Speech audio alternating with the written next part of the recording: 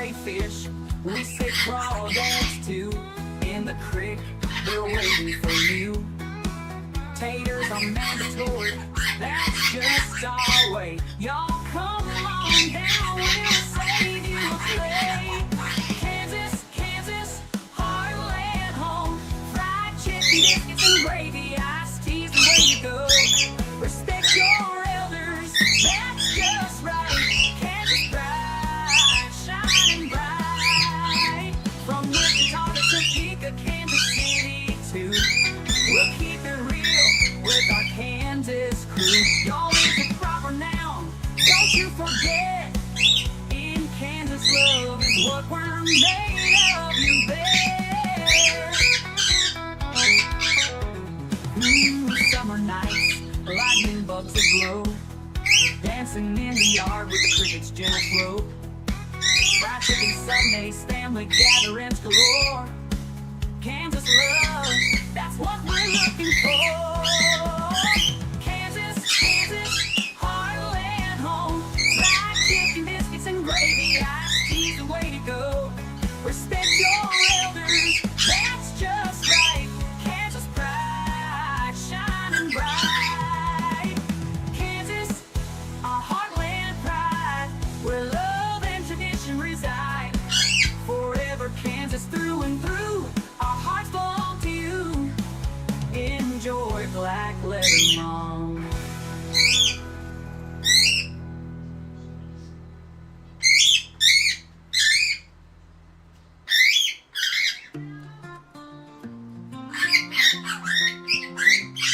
Oh, Gruffalo, where are you? Sleeping in your bed with your weary eyes too. Time to play a game. Wizard 101 is the test. Maybe some battle pirates. Yeah. Put your skills to rest. Gruffalo, Remember. Gruffalo, king of the land. With musical talents and a saxophone in hand. You play Wizard 101 and battle pirates too. A magical creature with a heart that's true.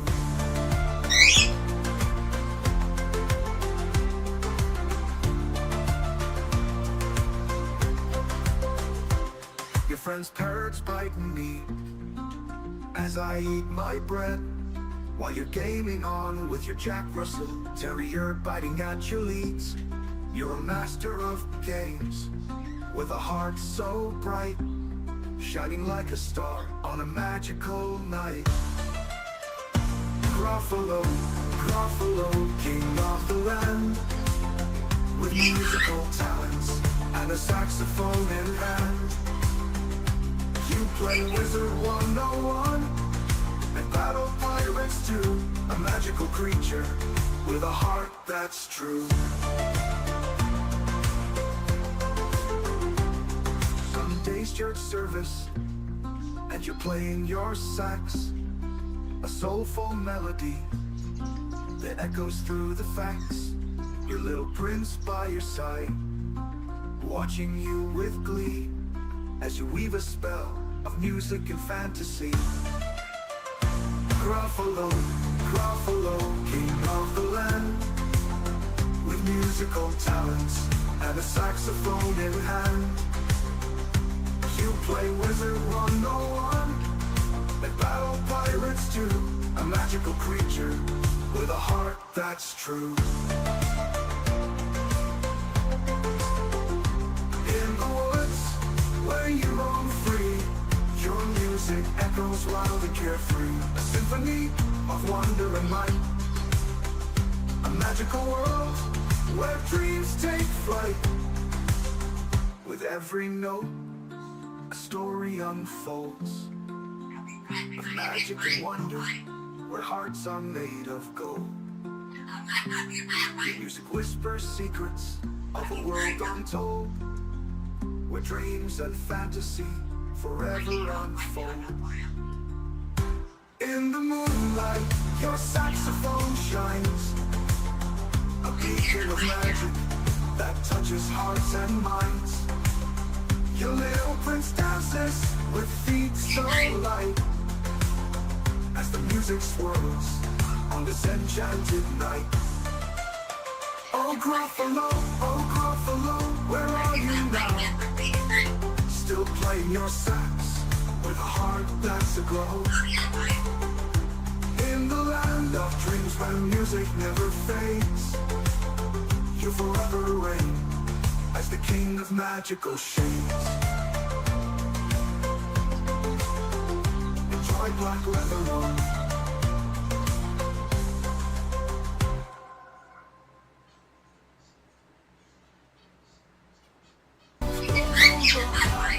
Everybody, don't you stop, raise it high, let's make it loud. Soda pop, we feel so proud.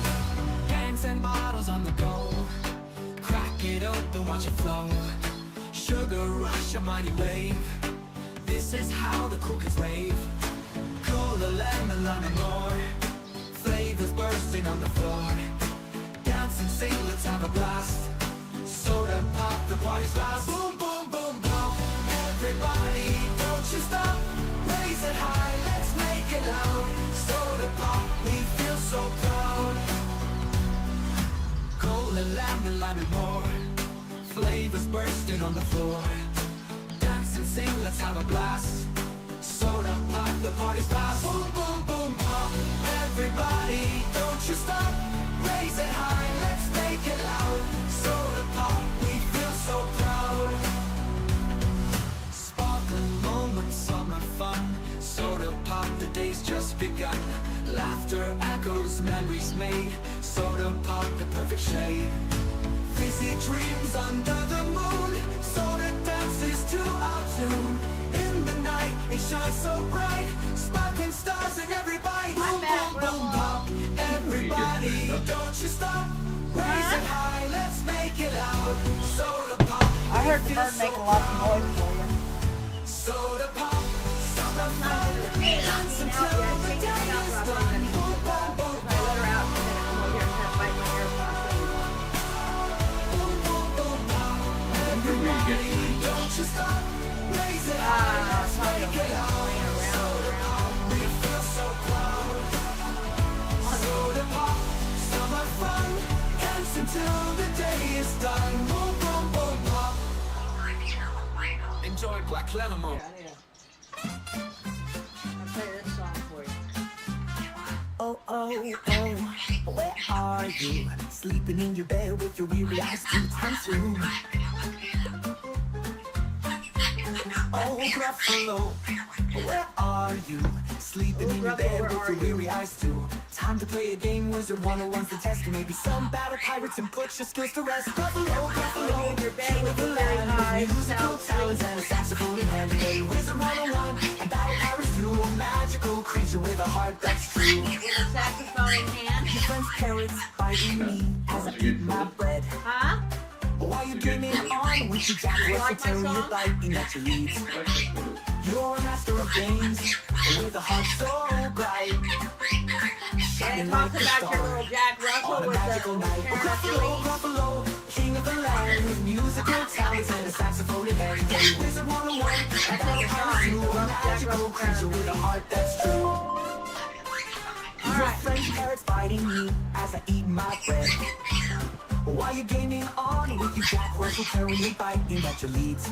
Come on, bro. You're a master of games with a heart so bright. And that's Shining like a Dungeon star fight. on a magical night. Sun-based search service and you're Already playing fighting? sax. A soulful melody that echoes through the facts. A little prince by your side, watching you with glee as you weave a spell of music and fantasy. Oh, Gruffalo, Gruffalo, king of the land with musical talents and a saxophone in hand. You play Wizard 101 and powers to a magical creature with a heart that's true. In the woods where you roam free, your music echoes wild and carefree. A symphony of wonder and might, a magical world where You dreams must take have went ahead flight. of me. With every note, a story unfolds. Magic and wonder where hearts are made of gold. Your music is the secret of a world untold, where dreams and fantasy forever unfold. In the moonlight, your saxophone shines, making a magic that touches hearts and minds. Your little prince dances with feet so light as the music swirls on this enchanted night. Oh, I Gruffalo, was with you oh, last night. Gruffalo, You must be where on are Laura's you show. now? Still playing your sax with a heart that's aglow. Fuck are those 5 people In the the land of dreams where correcting music you. never fades, you forever Where's your reign rock as the correcting king of you? magical shades. Mine take me. Oh, Gruffalo, Gruffalo, where are you now? Still playing your sax with a heart that's aglow. In the land of dreams where music never fades, you'll forever reign as the king of magical I gotta go in shades. here. I guess I'll be in the Gruffalo, Gruffalo, king of the land with musical talents and a saxophone in hand. Play Wizard 101 and battle pirates too. A magical creature with a heart that's true. Enjoy my love and home. Oh Gruffalo, where are you now? Still playing your sax Our with a story heart that's aglow. begins, In the land as of always, dreams where it music was- never fades, you forever reign as the But king of alas, magical shades. crackle, crackles, now experience Konsu's dread. Fear and confusion, its overwhelming sense of its own mortality. Creature with a heart that's true. Enjoy Black Leather Mom. Yeah, 'cause I'm laying. Musical talents and a saxophone in hand. You play Wizard 101 and battle pirates too. A magical creature with a heart that's true. Enjoy Black Clever Mom. Oh, come on, Evan, get no going with you. Tell me when you're ready. I'm outside. I'll get this split up for you, 'cause if it is, you must have already done it. What are you waiting for? Yes, What's did up it. some breakthrough? Turkey Democrats 216 Republicans too. What are you waiting for? Call the election, it's true. You must be on a different What are you quest. waiting for? Finish I'm on the the main count, quest. show I us think the you're on the results. safe But quest. games don't need to doubt. We know the Republicans suck the Our house. story begins, as all, it was in, Show us the results we're looking for. but alas, now experience Konsu's dread. Its fear and confusion, its overwhelming sense of its own mortality. Watching closely, Beat up every my single stomach. seat. What are you waiting for? Make the results complete. What are you waiting for? Finish the count. Show us the results. The games don't need to doubt. We know the Republicans took the house. What are you waiting for? Show us the results we're looking for. Enjoy Black Leather Road. May God help us bring the country back to Him. In the name of Jesus, may the Holy Ghost come upon us somehow. Come what may, if it is You're on His the will, wrong quest. amen, amen.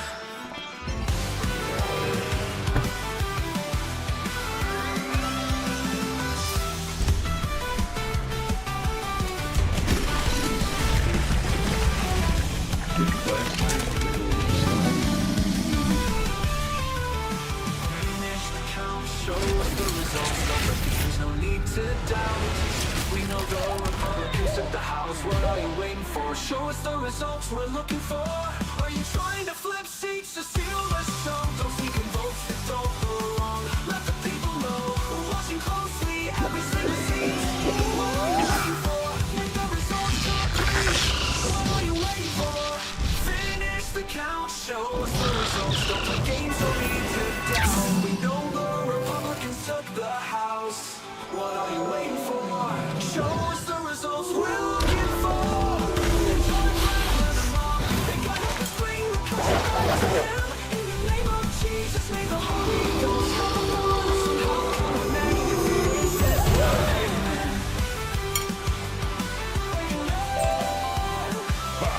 Now you see why they call Ivan great. Hey, where do you go? Oh, you over there now. So have you done this then?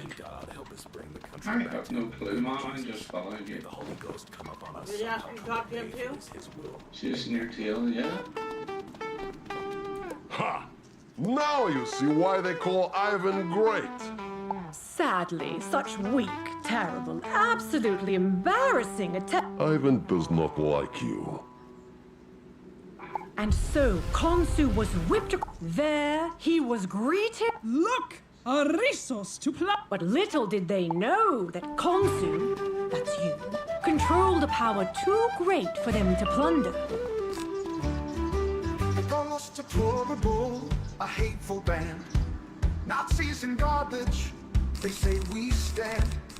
Irredeemable, haters in their sight. Racist, fascists, they hurl with all their might. But we'll rise above when God's grace will soar. Trump 2024, our voices will roar. Because what they want is just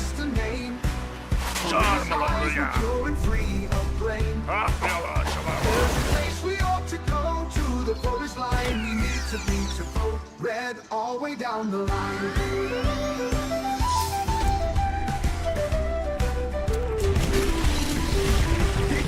Their accusations, homophobes and Islamophobes, they think extreme radicals, reactionary goals. They try to silence us, but we won't be so. With faith as our armor, we'll stand unafraid, defending truth and Thank you for- justice unafraid. Antler. Guided by God's hand, we'll make our way to a better future where truth holds sway. But we'll rise above with God's grace will soar.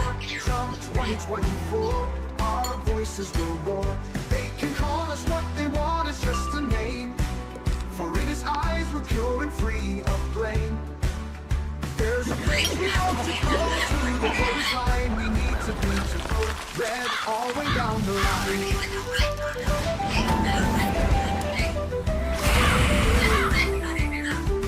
So let them rage and slander as they may. We'll keep our heads held high and sing our way. From 2024, with God's grace we'll go, and together we'll make our nation glow.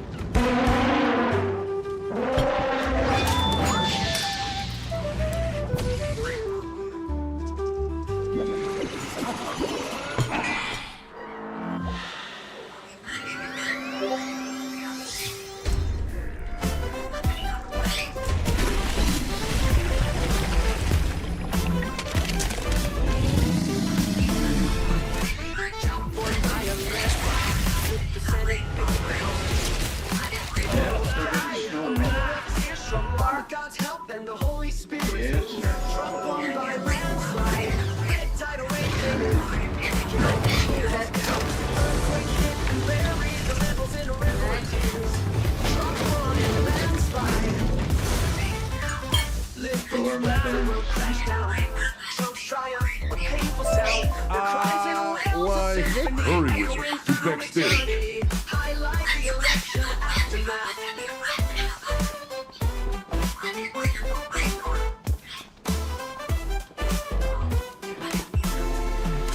Liberals wailed and gnashed their teeth, their hopes and dreams crushed beneath Trump's feet. A sea of tears, a tidal wave of sorrow.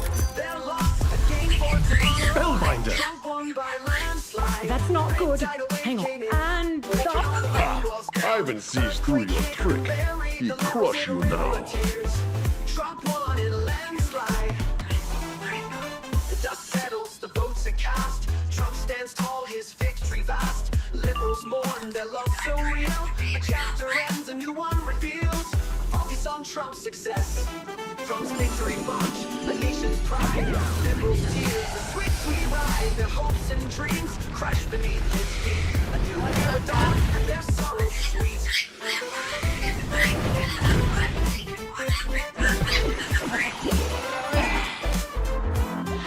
Trump's victory, well, bright, shone light on liberals' darkest night. The cries and wails, a symphony, echoing through eternity. Red tide awakening, breaking on the blue walls down. Earthquake hit, buried the liberals in a river of tears. Trump won in a landslide. A chorus sad, a joyous trumpet blast. Trump's win, a triumph to behold. Liberal and true, return to the fold. Trump won by a landslide. Red tide awakening, breaking all the blue walls down. Earthquake hit and buried the liberals in a river of tears. Trump won in a landslide. Liberals wept and mourned their fate. Trump said bad girl, bad girl, bad girl. River of tears, pain, the loss, again and again. Liberals fight, their world crashed down. Trump's triumph, a painful sound. The cries and wails, a symphony. And once again and again. Liberals will wet, their world crashed down. Trump's triumph, a painful sound. The cries and wails, a symphony. Echoing through eternity. Highlight the election aftermath. Trump won by landslide. Red tide awakening, breaking all the walls down. Earthquake hit and buried the liberals in a river of tears. Trump won in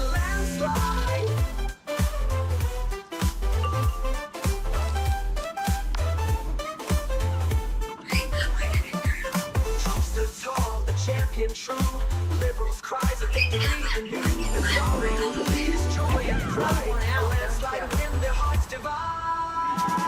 I'll let you out in a minute. Take the battle. So if you come over here and fight like here, you'll be back in the cage, you understand?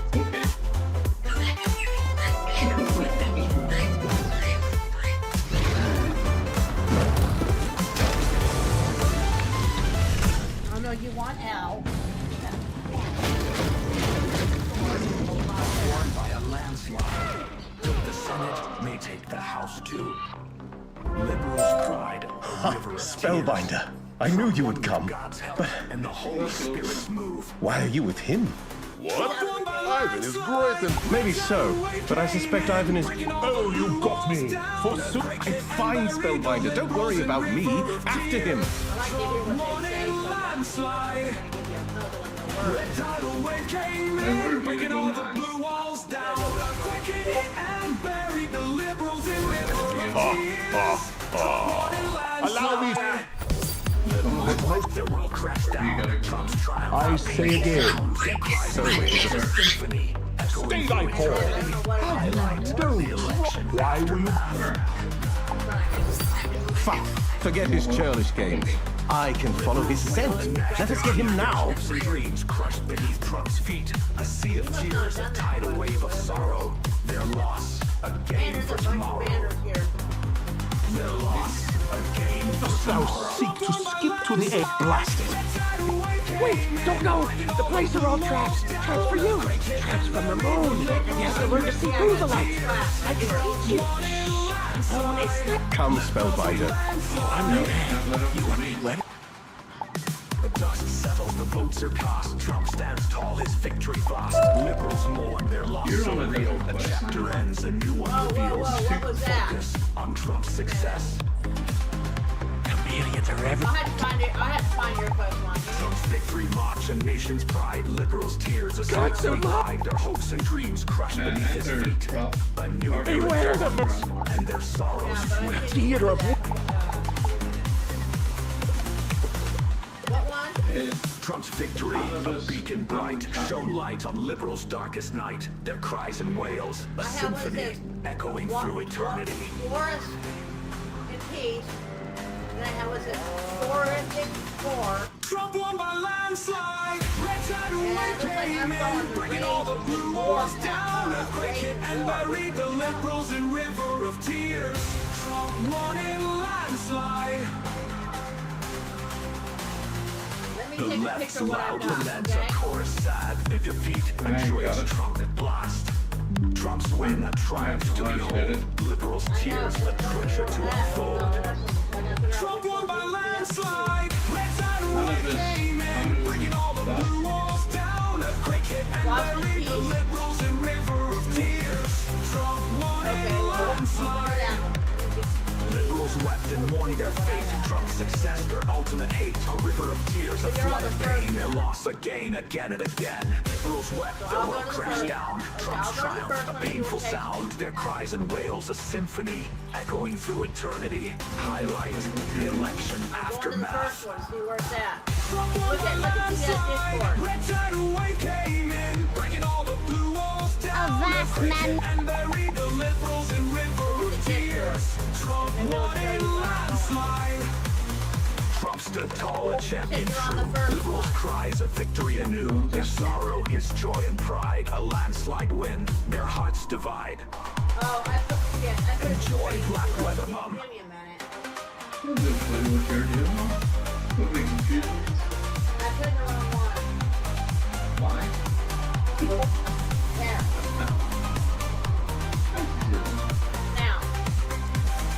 Is that the one you're doing? Stop. No. I can't let you in. There's You doing chameleons that about. Rise War? Need to keep them contained No, I until put it we on that. I find put it some on way that to see Forest them. in peace. That's the one I was doing. Just I'm got that. See that one underneath it? Anubis, that? Yeah. That's the one I'm getting. The collect the knowledge thing. The one underneath yours, the Anubis, that. Okay, so where do I collect those things at? They call us names, they paint us Oh, love. you're behind me then? Words like But daggers you're thrown doing just to different show quests. Okay, where do I collect them at? Deplorables, they say If you click don't on it, it'll belong. give you the arrow. In the It's storm, not giving me the direction remain now. strong. Oh. Let me come to you. Are you there? Fear and In the other hate. place? No. But united, Yeah. we I think stand, you're we behind won't on that break. In their eyes, we I'm might trying be to, wrong. if I can collect the stuff, then I can Keep get where you're at. rising, But we sing our If you click song. on it, it just gives you the arrow. What they say, it's not giving me the arrow. can't define. In the shadow, our I'm gonna take spirits what it's shine. giving me. Give me a minute. Though they call us biggest races too, we know the truth. We rise anew with God on our side. We're never alone. In His eyes, we found our home. There must be something that you have to collect that's Yes, they shall halfway radicals unite. Yeah, that's what we But we're list things just in the marketplace searching by for the here. light. Yeah, so I gotta go Haters back gonna up. hate, that's what Yeah. they do. I gotta find how to But get there. love is the bridge that pulls If us. you go into the social, They say there's somebody we're there. struggling in the fight, Or this, wait a minute. but in our hearts we hold the light. They can't erase get it? what we feel inside. With faith the and hope, contract. it's a beautiful ride. Yeah, I need one What more they click. say, you can't define. In Where the is it? shadow, our spirits shine. Though they call us homophobes, Islamophobes, we One more know the hit. truth, that love overflows. With God on our side, we're never alone. In His eyes, we found our home. From You seem the to be behind me on that ashes, quest. we will You're rise. jumping from one quest to another. Together we face the I'm just going where it tells me to go. I've been clicking anybody who has an arrow over their no head. more shame. I must have already hit that. In unity we'll stake our claim. What they say I'm trying to find a place that is going to collect those items. in the If you go into shadow, the our social, there's spirits someone there. shine. Though they call us ashes all alone, we stand united, we grow so bold. With Social, God somebody on will our be in there, side, right? we're never alone. In His eyes we found our home. It'll just take me through the oasis. So let us speak, let them throw the dust, but we won't fade. We're firing hearts in this journey as the world tries I'm to trying to find a way divide. out. Together we'll stand with love as our guide. I can't. In His eyes, we're beautiful. In His It says I grace, gotta- we're it whole. says I gotta- Where is it? Joined like It says I leather gotta long. collect knowledge, profit token, market items. There looks like, I don't know, little worms or something. I don't know what they are. Yeah, but where? So that we can jump to somebody that's there. I don't know. I don't know. There may be right here somewhere. I don't know. Hold on, I'll look again. Right, so you've got to go to the marketplace. You might be seeing if anybody's United we stand with calm, we'll get there. Max declare for beat back our voice to passion. We'll make a choice. Randy calls, we'll rise as one. Tammy's whisper, we've just begun. United we stand with trouble rise. Freedom's call, we'll open our eyes. We'll make America great with every breath. United we stand with calm, we'll get there. Hey, working me now. Media sings God bless our land. Jeffrey Echoes will take a stand. Coach unite, Trump 2024 begins. Tammy's spirit will never give in. United we stand with Trump will rise. Freedom's call, we'll open our eyes. We'll make America great with every breath. United we stand with Trump, we'll get there. Sue's voice rings out, USA we're strong. Randy echoes will right the wrong. Mag's voice soars will make you loud. Tammy Yeah, whisper that's will rough. cloud. Goes well. United we Oh, stand I'll with go Trump back will there. rise. Freedom's call, we'll open our eyes. We'll make America great with every breath. United we stand with Trump, we'll get there. Well, I know. Is that where I actually gotta go though? I don't know. But this is Jeffrey This is Eagle the will fight for what's right. Yeah, Media scenes, YMCA, MAGA tonight. Leaders join with Trump will prevail. Tammy's spirit will never fail. United we stand with Trump will rise. Freedom's call will open our eyes. We'll make America great, never left. United we stand with Trump, we'll get there. Navy call will rise, united as one. Max voice rise with Trump, we've won. Sue's passion will make it right. Tammy's whisper will shine so bright. Yeah, I guess it is. Okay. From sea to shining sea, we'll stand tall. Let's go, Brandon. With Trump's You're worshiping my leadership, God. we'll never Never fall. He's a We'll kid. make America great with every breath. United we stand with Trump, we'll get there. We have come to steal the power of this place. Precious consul, and give us your magic. United we stand with Trump, we'll get there. So many invasions, we laugh at your pet. You. With Trump's leadership, we'll never fall. We'll make America great with every breath. United we stand with Trump, we'll get there. From sea to shining sea, we'll stand tall. With Trump's leadership, we'll never fall. We'll make America great with every breath. United we stand with Trump, we'll get there. United we stand, we'll rise. Can't go far. We'll make America great with open eyes. Yeah, we're gonna run the west. Proud and free. United we stand, that's our destiny. Do it right with the moment. I talked everybody has to know over there. I guess I'm gonna go. If they were plugging this back for some reason, my cable. And I guess it's just watching it. I already had it hooked up. Blessed are the poor in spirit, for theirs is the kingdom. Those born will be comforted, joy will unfold. Gentle will inherit the earth's promise. Hungry hearts will be filled with righteousness. Oh, Jesus teaches on the mountain high. Love and mercy shining in the sky. He guides us on the path we roam, seeking righteousness. Our hearts made whole.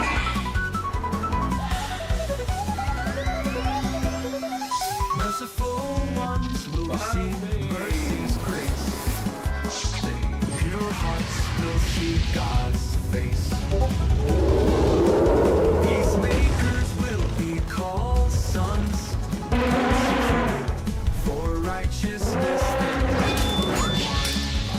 Oh, Jesus teaches on the mountain high. Love and mercy shining in the sky. He guides us on the path we roam, seeking righteousness. Our hearts made home. Merciful ones will see mercy. Pure hearts will see Peacemakers called sons, persecuted for righteousness. Shining bright, lighting darkness, guiding sight. Don't hide your light, let it shine. Letting God's love all divine. Oh, Jesus teaches on the mountain. I wish I could somehow help Consul. Take this burden unto my... On the path we roam, seeking righteousness, our hearts made whole. I gotta follow. Love your enemies, pray for those who persecute, show them love's road. Treat others as you'd like to be, following Jesus, wild and free. Oh, Jesus teaches on the mountain high. Love and mercy shining in the sky. He guides us on the path we roam, seeking righteousness, our hearts made whole. No, this is not what happened. Enjoy Black Leather Door Mom. open.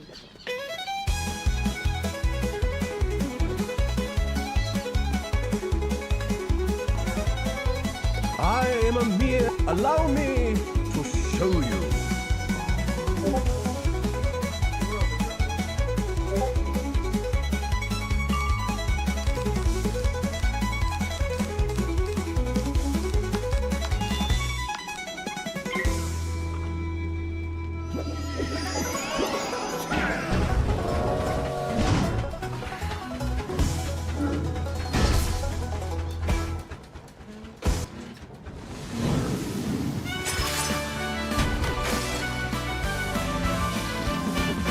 Egypt's land, we were enslaved, but God heard our cries, our freedom to That's obtain. the next one that I have is Sunday church service and you're paying for that. Passover. By your side, watching you leave. And waiting, staring us all. Reminder of our past. Passover, Passover, forever will last. Pass our land, sacrificial substitute. Firstborn sons spared, God's mercy absolute. 7 days we eat lots of bread, remembering journey from slavery to dread. Passover, Passover, night of freedom's call. Love, sparing us all. Unleavened bread, reminder of our past. Passover, Passover, forever will last. From bondage to freedom, we're set free. God's love and mercy for all humanity. Jesus, our Passover Lamb, ultimate sacrifice. Redemption story, forever in our heart's device. Passover, Passover, night of freedom's call. Sparing us all, unleavened bread, reminder of our past. Passover, Passover, forever will last. Passed on lamb, sacrificial substitute, firstborn son. But I spared, God's am mercy absolute. vengeance, 7 days we aren't eat lots I? of bread, remembering journey from slavery to dread. Passed on lamb, sacrificial substitute, firstborn What is this son, spared, God's knowledge mercy absolute. to 7 you? days we eat lots of bread, Pity. remembering journey from Do slavery not flee me, parasite! from bondage to leather, forever we will last. From bondage to freedom, we're set free. God's love and mercy for all humanity. Jesus, our Passover lamb, ultimate sacrifice, redemption story. Yeah, Froggy. Offer your soul unto death. Heart's device. From bondage to freedom, we're set free. God's love and mercy for all humanity. Jesus, our Passover lamb, ultimate sacrifice, redemption story. Forever in our hearts, device. Forever in our hearts, device. From bondage to freedom, we're set free. God's love and mercy for all humanity. Jesus, ultimate sacrifice, redemption story. Forever in our hearts, device.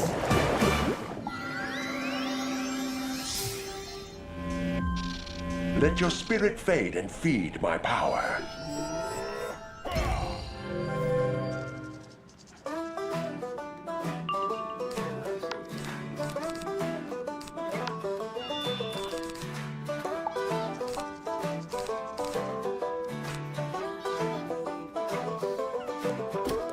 Drake's moved on, and so should we. Events a mess, plain to see. Keeps eyes struggling, errors galore. We're frustrated, can't take more. Battle pirates, we're running dry. Battalions worn, spirits cry. In this desert of scarcity, we're lost, searching for strength that we once crossed. Frustrations now, gameplay in disarray. Big size issues, gamers dismay. Bubbles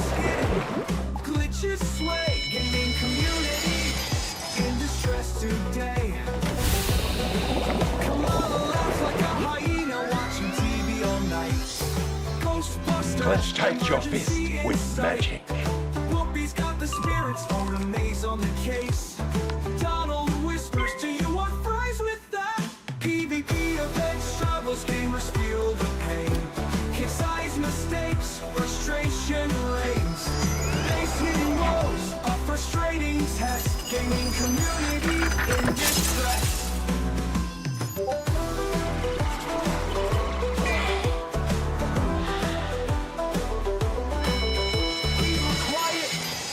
Is he coming back? The whispers spread, the rumors attack. Is he coming back? The questions on our mind. Wayne, boom, quiet, will he leave us behind? Rise up, America, let freedom ring. If Trump leaving, we'll make our stand. We'll make America great. With every breath, rise up, America, we'll take our land.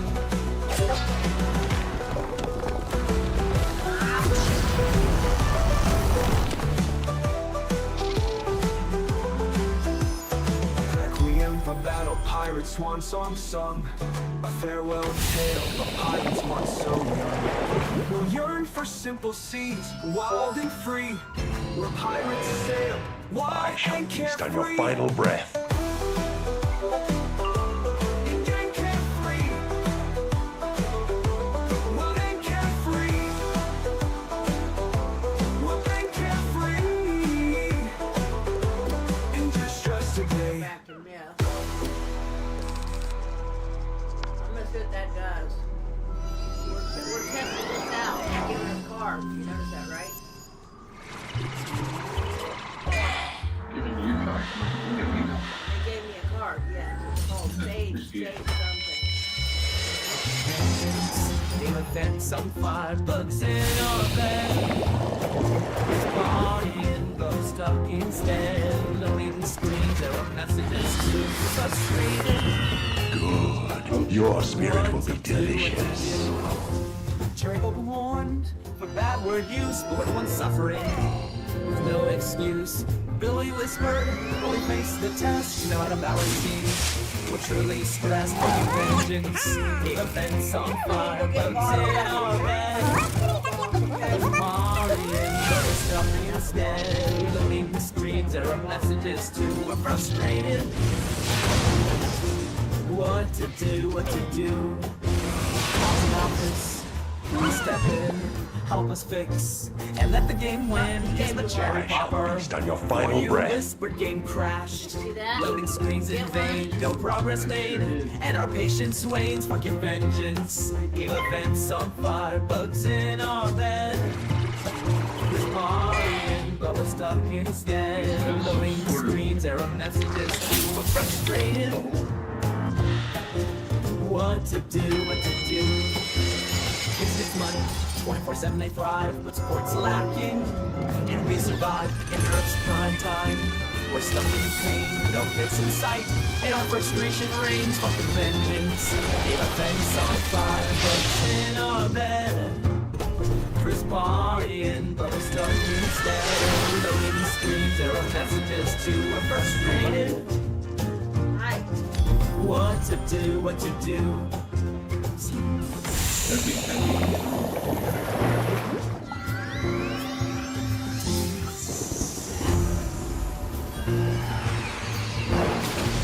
Nine on 99 points, a gift so fine. Faces, not just a shine. Jenny was the game. No out of hours team. A mistake so grand. We're losing points and our feast on your patience final demands. breath. Fucking vengeance. Game events on fire. Bugs in our bed. We're partying, but we're stuck instead. Loading screens, there are messages too. We're frustrated. What to do, what to do.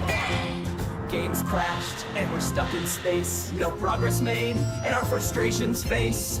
Billy whispered, Billy, fix the game kicks, and let us play a frustration-free night. It's all we say, fucking vengeance. Game events on fire, bugs in our bed. Cruise partying, but we're stuck instead. Loading screens, there are messages too. We're frustrated. What to do, what to do. Aussie office, please hear our plea. fix the game and set us free. 24/7 support, a necessity true. We want a game that works and our hearts anew. Fix the game and give us a break. We wanna play without our hearts at stake. Game's on fire and our patience wears. We're waiting, but the clock ticks on. Fix the game kicks, let the fun begin. We're frustrated, but our hope remains. With engine fights and events on fire, bugs in our bed. We're partying, but we're stuck instead. Loading screens, error messages too. We're frustrated. What to do, what to do.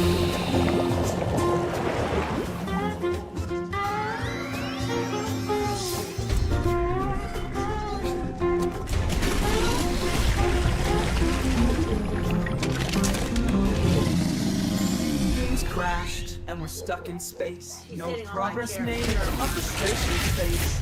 Billy whispered Billy, fix the game kicks and let us play. A frustration-free night is all we say. Games crashed and we're stuck in space. Feast on your No final progress breath. made and our frustrations face. Billy whispered Billy, fix the game kicks and let us play it in our hearts anew. On the office, please hear our plea.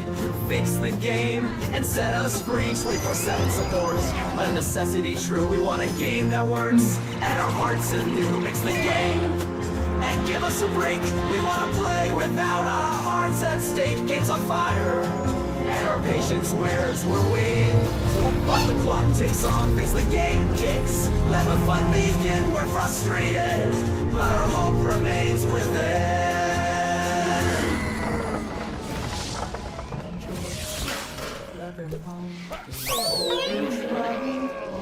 Oh, you've confused him. Hopefully he'll kill himself. I shall feast on your final breath. I won't throw that one away. Just in case that's what caused that one to come back. What's on our final protocol? Fast talk, are done standing tall. Get ready for the ultimate anthem. Unstoppable force, lost complete. Let's phantom. Geeksy, Betsy, spoken exchange outdated no more. Full of fifth die for craze, tech disorganized 90 day. Tier by tier. Next to go 7, 5, 6, 2, 1, 3 for tide, challenging the shore. Mighty who needs rotation, base planner in sight. I want what I want, big stop fucking. I won't settle for less, no switch. The greatest prize, the best, no compromise. Fucking game leaving us behind. Bring back the old game we used to know. Tom 1787 wants old. I'm gonna attack back in the game. Sweet Pea wants core base hitting long. No more Joe Cub 6 to 8, 423 seats. More academy upgrades. More speed, the jungle desires. Tactical modules, strong defense, no need. I want what I want, bitch, stop fussing. I won't settle for less, no switch. The greatest prize, the best, no compromise. Fucking game leaving us behind. Bring back the old game we used to know. Kevin got the track stuck, you can't keep up. I shall feast on your final breath. From race strategies to glitches and stress, we dominated, our legends blessed. Crazy's got the humor, teeth pirates unite. Have done our journeys tight. From laughter to tears, we shared it all. Trash talkers standing tall. Longsy's got the wisdom, we're the best. Loves have done our legends true. From trash talk to triumph, we made it through. Trash talkers, our dominance shines through. United we stand, our voices loud and clear. Keeps I listen, we're speaking our minds year after year. Give us what we want, leave frustration behind. We'll keep on fighting, our gaming hearts aligned. Logs are done, our chapters closed. Trash talkers, our bombs exposed. I want what I want, bitch, stop fussing. I won't settle for less, no switch. The greatest prize, the best, no compromise. Fucking giving, leaving us behind. Bring back the old game we used to know. Game over, control the waters. You're leaving the way to me. Now you know the crew's down. Trash talkers, logs are done. Prevail. Unstoppable force, we're here to stay. United, we rise every single Skip the day. story. Let your spirit fade and feed my power.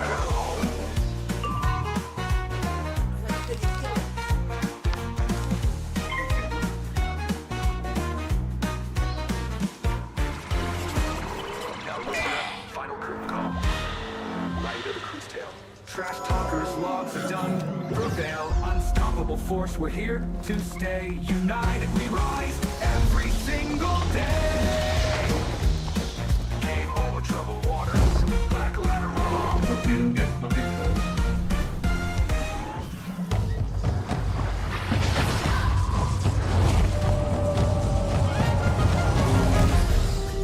Death demands tribute. Players, Billy speaks our mind and care for RNG. All checks and grease, let us win for extra points. Fuck this, fuck that, fuck everything. I just do it and struggle on. Fuck this, fuck that, fuck everyone. I'm still sailing till my game is done. I don't care for RNG portion of tech drops. I've had to fight in the RNG to get points. Long shanks, nods, auto targets, cheap Billy adds, but the 130 minutes repairs a steep. Fuck this, fuck that, fuck everything. I just do it and struggle on.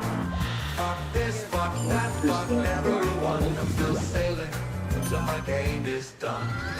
I got it done pretty fast, no need to stress.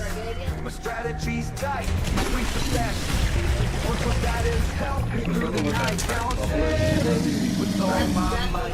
Fuck this, fuck that, fuck everything. I just do it and struggle on. Fuck this, fuck that, fuck everyone. I'm still sailing. You shouldn't skip the story. Let your spirit fade and feed my power. In this digital sea, Long Shanks and Billy Ricks are two. Together we'll conquer, our bond shines through. Fuck this, fuck that, fuck everything. I just do it and struggle on.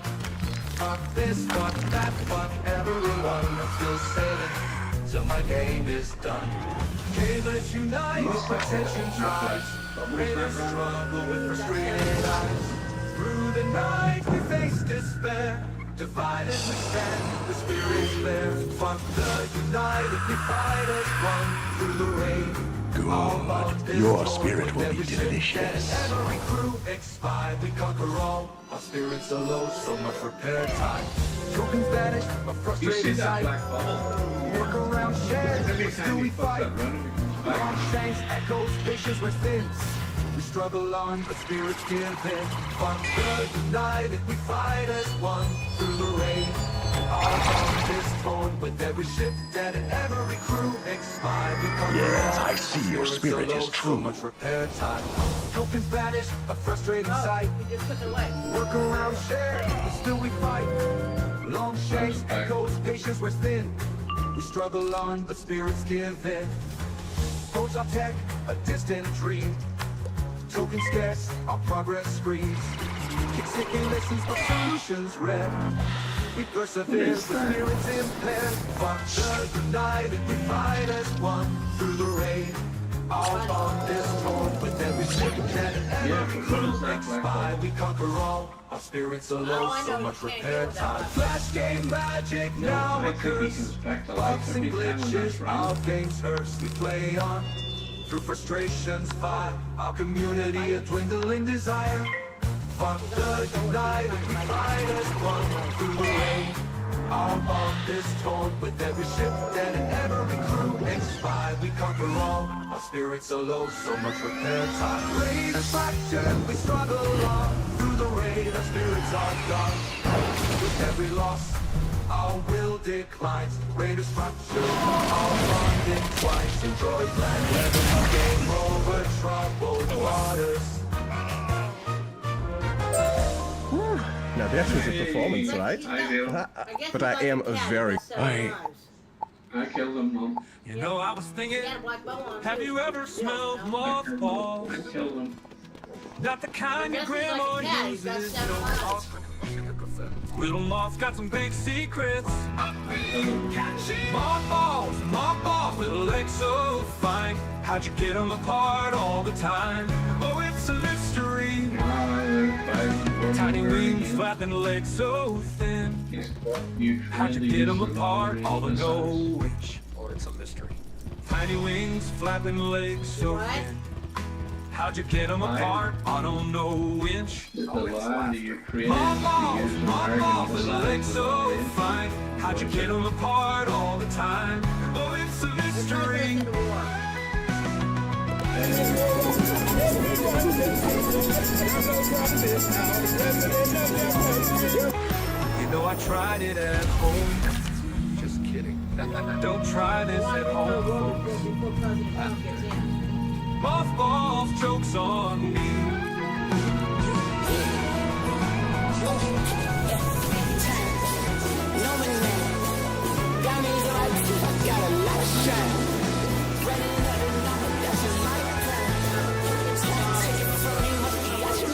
Enjoy black leather mode.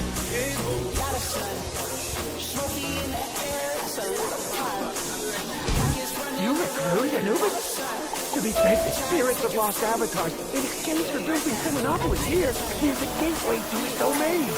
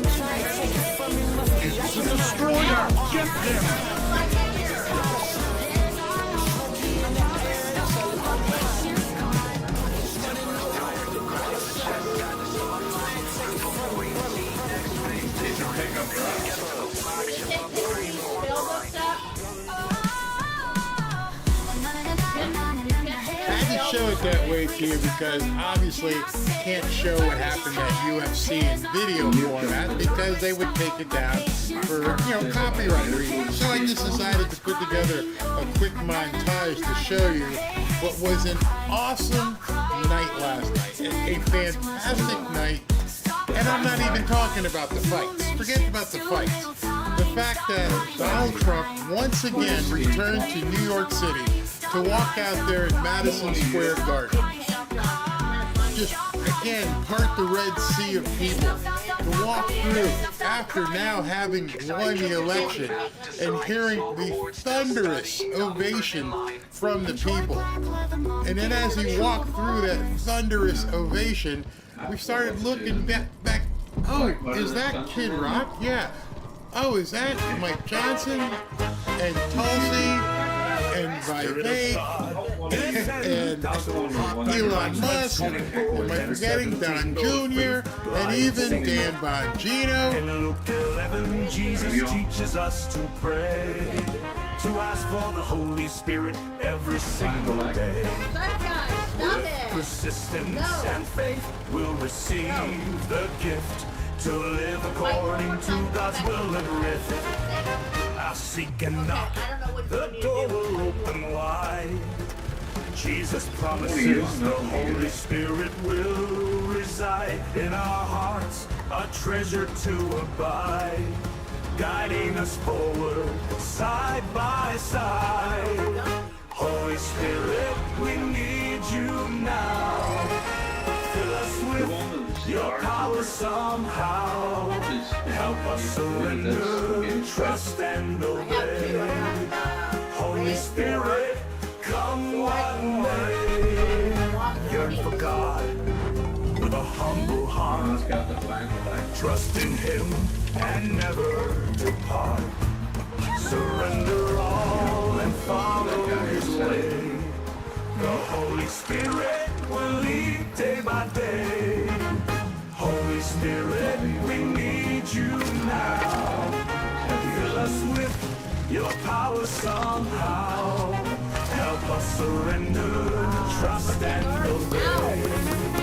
Holy Spirit, That is a lot of boost. If you feel the wind brush past you, though, it is probably repentance. So, like on the wind. and all untruth. Recognize our need and cry out to you. Holy Spirit, our hearts renew. Holy Spirit, we need you now. Fill us with your power somehow. You're one of the best MMA fighters out there. Trust and After he won his fight, he jumped. First of all, he hit the dance. He hit the dance. Everybody saw it. Then he jumped the fence to go meet Trump. Probably a Secret Service nightmare, but he jumped and went to go meet Trump. And when he got there, you guys can see this man presented his belt, his championship belt, big time as the music was coming in. You heard the music, big time to Donald Trump. Right there, that fight. Look at Elon Musk sitting there, by the way, the guy sitting next to Trump. On the other side, one of the richest guys in the world. I ain't gonna go there yet. Still trying to see what he was up to. But and he presented the belt to Trump. Let's see what else you got. And this is it. As you can see in the background, there's Mike Bake between the two guys, and there's Tulsi Gabbard, and this fighter, having just taken out his opponent, is sitting there congratulating Trump, and he gave him his belt. There's the belt. Look at the smile on that man's face. You can't get a much broader smile than that. There's Elon Musk, Kid Rock. That's Mike Bake's wife in the background with Mike Bake. And of course Tulsa, and the next picture, it just goes back to you. What a night, an absolute amazing night at the Madison Square Garden for UFC. And I know many of you may not really follow UFC. I mean, it is a younger, seriously testosterone-laden event. It is overtaken boxing. It's much more broad appeal, especially in the younger demos, you can say. And they loved him. I mean, they were just going crazy for him. I wanted to show you this because I don't know what the NFL is going to do. I can only show this for a short period of time because the NFL, and they're going to have to probably figure out a way to have brief announcers go to ESPN. And they're going to have brief announcers throughout the ESPN studios. Because the sports world is now openly embracing Donald Trump. They are seeing what is happening. Check this out. I want you guys to see this. This is 3 games today. We're actually 2 games in the boxing yesterday. I can't play the music, obviously, but if you could imagine, this is to YMCA. On the left, that's the Detroit Lions. In the center, that's the Las Vegas Raiders. And on the right, that is the boxer who I spoke about. And they're all hitting the dance. Everybody's hitting the dance right now. And this isn't even it. I mean, I could go on and on and on and show you across the NFL, in college, so many people hitting the dance. Let's see here. This is the Tennessee Titans. Tennessee Titans score a touchdown, and after they score their touchdown, what do? They break out into everybody's breaking out to the dance. And what's very interesting when you look at all this, of course they flagged them for doing it. Black and white is crossing the racial spectrum. People are no longer afraid, especially in the race baiting aspect of the NFL. The ones who put, we're all together, we're in this, all the woke stuff. The whole Colin Kaepernick thing. Colin Kaepernick. And now, in 2024, you got teams, players out there doing the Trump dance. They are letting the world know we're all in for Trump. So tomorrow, I don't know if meeting times and some of these people are going to do on set. They may have to bring tissue out, but they may have to have briefings.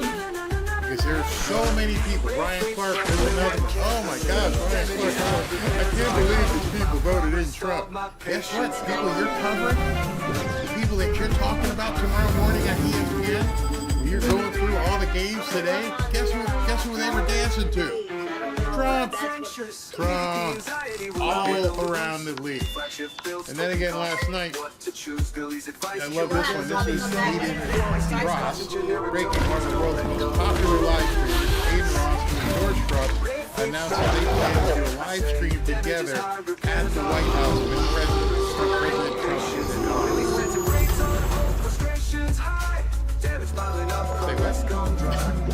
So Trump is going to do what we all thought he's going to do. He is going to give interviews. He is going to give time to podcasters and streamers. You know, since Dan Bongino won't be able to do his show, because Dan Bongino is probably going to be a Secret Service guy, that spot's going to be open, boy. I understand Dan's here. And Bannon and him are fighting for the number 2 spot. And then Benny's right behind the two of them. So you got 3 people. One of those guys, the top dog is not going to be around anymore. So, Dan, sorry, love you. And I salute you, and I hope you do the best as a Secret Service director. Hope you get the job. But clear that slot so they can move, Bannon up, and then Benny's going to move up. And then the rest of us are going to try and claw our way up there. So maybe Trump will give me a call. Say, hey, Richard Berry, want to talk? Yes, sir. Yes, sir, friggin' Reed. It would be awesome. It would be awesome. And when you see all this stuff happening, you're realizing at this point, or I hope you're realizing, that the dam has bust wide open. The sports world was the last bastion. And I remember talking to a friend of mine, 2 friends, way back, like 2013. And we talked about this when all this woke stuff started happening. And I remember we said to each other, man, so happy it hasn't reached this point. I'm so glad it's not really permeating over there. We have this last bastion where we can just put a wall around it and say, let's watch games on Saturday and Sunday. We don't have to worry about this shit. Little did we know that they would kick in the doors and decide to start doing this stuff in the NFL, of course the NBA, and all over the sports world, is to infuse the woke to the point where it made certain teams and certain leagues unwatchable. I haven't watched an NBA game, and I can't even tell you how long. Don't want nothing to do with it. Nope, don't care. Barely watched NFL. I was all in on college. I've never stopped watching college, but I barely watched NFL at all. Now, we're back, baby. We are all the way back. Just NFL, you're going to have to redo your entire end zones and the back of the helmet and all your commercials, because now Nick Bosa, I'm pretty sure Nick Bosa is probably going to get fined again. Nick Bosa, all-star, all-pro defensive end for the San Francisco 49ers. He was fined because he went on TV, did a cameo, and he had a MAGA hat on. It's too late. Genie's out the bottom. They are now dancing in the end zone. You're going to find all these people? You're going to start finding every player in the NFL that decided to hit the Trump dance? But I can do this in the end zone, okay. But as long as I don't have the hat on, hey, I'm still doing my dance. It just happens to be the Trump dance. Good luck that. Genie's out the bottle. I can't wait. I love it. Trump is taking over the NFL, and he's taking over the other sports, and he's letting everybody know none of this woke shit is going to matter anymore. We are moving forward. We are not going back. Get rid of it, and you know what will happen? You'll fill your stand. Dana White can prove to you. Hey, listen, since Trump has been hanging out at UFC, our stadiums are full. Absolutely full to capacity. It's good for business. Listen to Dana talk here. So it seems like a lot of young men really want to Well, if you saw the election, the entire country relates with Trump right now. When all the swing states, the only states she won were the ones that you didn't need ID to vote in. It would have been interesting if you needed ID, how that would have played out too. I think that, I think the whole country, it feels like somebody hit the reset button. So I've had this philosophy for the last 5 years, that traditional media, that it doesn't hold the influence that it used to hold. Two most hated people in this world right now are the media and the politicians. Nobody trusts them, and nobody believes it. And the true influence right now is with these kids that are on the internet, called influencers. So I've been creating relationships with these people over the last, like I said, 4 or 5 years. And this election was won on the internet. The way Power Slap was built is the greatest election. And the Hispanic vote is incredibly powerful. The male black vote and the youth. And unfortunately for the left, they don't have any bench. There's nobody they can go to. They had Joe Rogan. Joe Rogan was a Democrat. You chased him away. And then, now we know they're saying the same stuff over and over and over in the media. I'll get to that in a little bit. But there's no reason to think that things are going to change. I'm not a young influencer, but I have a decent sized audience, and we're pushing Trump, and we're pushing America first. People are starting to listen, people are starting to watch. I keep getting those rankings. I'm like, oh, so I got eyeballs on me, huh? You guys up here, you know what's coming with the Section 230 regulation. Once they take the handcuffs of censorship off of people, the Democrats will never catch up. Never. The influencers that they have, nobody wants to listen to. Let us speak Just saw it. Not Beyonce, not Megan Thee Stallion, not Cardi B. Nobody cares about you people. You don't have the influence you thought you did. Maybe for makeup. Maybe they like your songs, like to dance to it. Taylor Swift, her ticket sales are dropping. You pissed everybody off. You're a billionaire, you got tons of money, so it's not going to affect you, but you don't have any influence in the election. Why is that? Well, because you picked the wrong horse. Or two of them. Well, one of them likes horse milkshakes. But anyway, that side, you had the wrong candidate. So now you think that the Democrats would say, you know what, we need a younger, more vibrant person to maybe pull these people back away from Rogan and stuff. Nope, they're going to keep doing the same thing. I'm going to show you. They don't have any, no way of stopping. And Dana White was so right. Ain't it wrong? Joe Rogan, he's not that young. He's younger, more, how can I say this, testosterone laden than Jimmy Waltz, your vice presidential candidate. You're losing big and you're losing fast. I mean, when I say losing, you are starting to lose a lot of people. I made a video. It was like probably my third Trump video, third or fourth, back in March of 2018. And I entitled the video, Charles Barkley Wants to Punch Me in the Face. Because Charles Barkley said some stupid shit back in March. And I called him out on it. I didn't even have any numbers on it. Wow, that video has 400,000 people. So I guess there's people who feel like me that Charles Barkley can kiss my behind. If I feel like following Trump, if I feel like supporting and donating and trying to get Trump elected, you can kiss my patootie. I don't care what you say, Charles. You ain't got it like that. And now Charles is figuring out he didn't have it like that. Chuck, and you know who embraced it more than anybody else? The black population. It's incredible. You see black people walking around with my mugshot. You know, they do shirts. When you heard that, what did you think? Big sigh. First of all, I'm just going to say this.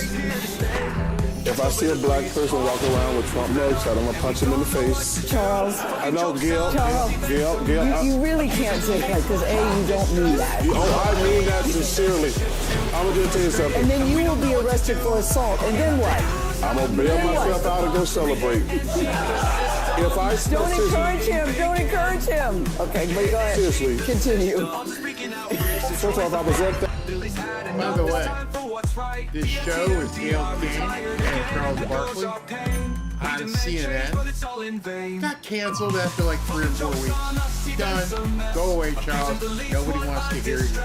Your messaging backfires not only against Trump, but against yourself as well. At that conference. I'd have got up and walked out. That was an insult to all black people. He basically just saying, and first of all, to compare black history where we've been discriminated against to his plight. Yes. Well, first of all, he's a billionaire. And they're prosecuting him for stuff he did wrong. They prosecuted him for stuff he did wrong. And for him to It's still in the court system, Charles. We have to wait. It's still in the court system. But continue. Well, Continue. some of the stuff is true. They did storm the Capitol. They did say that the election was stolen. Those aren't lies, Gail. Those are They did say that. They did Okay, say that. but to compare, I would have got up and walked out because it's not a fair comparison. You know, he's a billionaire. He's had a great life. He's been president of the United States. To insult black people who have been discriminated against all these years, to put them in the same category, I was just offended. A few moments later. And I just want to say this to the Democrats, which I'm an independent who voted Democratic. Do me this favor. Welcome to Shut the the Museum of Tuareg. When you win, you get to say what you want to. Take this When you audio lose, tour you and need to shut just the hell up. go through that. Oh, President Biden. Welcome to the audio tour. They didn't get him out the race soon enough. I'm not Tuareg. Kamala didn't do this. As you walk through this We lost because we had no game plan. And I will give you the truth. What do you know, Chucky? You lost. Now, the only credit I will give Chuck, the only shake his hand and say you're a man, is because he's doing something the Democrats aren't doing.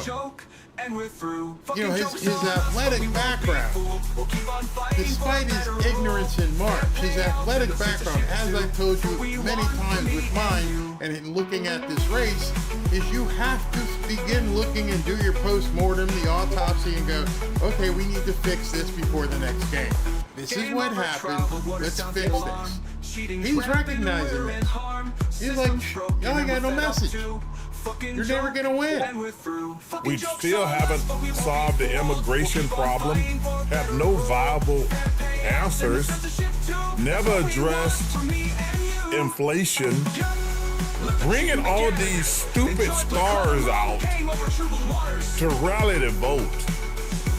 But the problem is, Charles, and with everybody now who's speaking out, why didn't you speak out? I'm glad you didn't, but why didn't you speak out then? When you saw all these stars coming out, you saw Bon Jovi who can't sing anymore, you saw Bruce Springsteen who can't sing anymore, and you saw Tay-Tay, why didn't you go, hey man, psst, this shit ain't gonna work? You know, I've seen this, I'm helping you with your game plan, this isn't going to work. See, I'm glad that whoever was running Kamala's campaign was so brain dead, because there's a lot of us sat back and went, I don't care what these people have to say. You're going to pay them how much? But Charles now is trying to do the post-mortem and saying, hey, listen, this wasn't going to work. What was that? Hey, I love Beyonce. What's bringing her out? That ain't gonna make me vote a certain way. Cardi B. I like Cardi B. That ain't gonna make me vote a certain type of way. You guys lost because y'all stupid. Notice the words he said. There were only two candidates. There was Donald Trump and there was Kamala Harris. Trump is, Charles is saying, y'all lost because you're stupid. Beyonce isn't going to make me vote. Cardi B wasn't going to make me vote. Y'all lost. So if you're saying they lost, when did you vote? Charles? Are you trying to tell us, is it a soft disclosure? Are you letting us know, hey man, I had to vote for Trump? Because, you know, I know I just watched football today, I watched Notre Dame yesterday, and I refer to Notre Dame as my team. We won. We had a great game against Virginia. We kicked Virginia's butt. We won. Stop crying. Sports fans talk about it that way. Hey, my team won today. We won. We beat so-and-so. So when you hear a sports person says, y'all lost, that's not a mistake. That is not a mistake at all in language. That is someone saying, I'm not on that team. Y'all lost. Stop crying. You pick up on this. Those of you who are sports fans, you know what I'm talking about. Today the Dolphins played the Las Vegas Raiders. And Dolphins fans all over Twitter was, we won. Y'all lost. Charles Barkley just did an interview where he just said, you heard it clearly. He didn't stutter. Stop crying. Y'all lost. Stop crying. So did Charles Barkley quietly become a Trump voter? I don't know. None of us will ever know unless he comes out and says it. But I think he made a non-Freudian slip because that's probably what he did. That's probably what he did. I would have to call him out at this point. And then you get the next one. The Clown Prince of ESPN, who I've done many videos about. And I told you guys a long time ago. He could come on and say whatever he wanted to appease the bosses at ESPN and his, colleagues. But I always felt that Stephen A. Smith, once he closed the book, wherever he did his secret battle, that he was going to vote for Trump. He was all over Hannity and all over all kinds of talk shows. In addition to his sports show, he didn't really mention that. He played the game over there. He talked in black. He went in his black accent. Ooh, yeah, he did all that.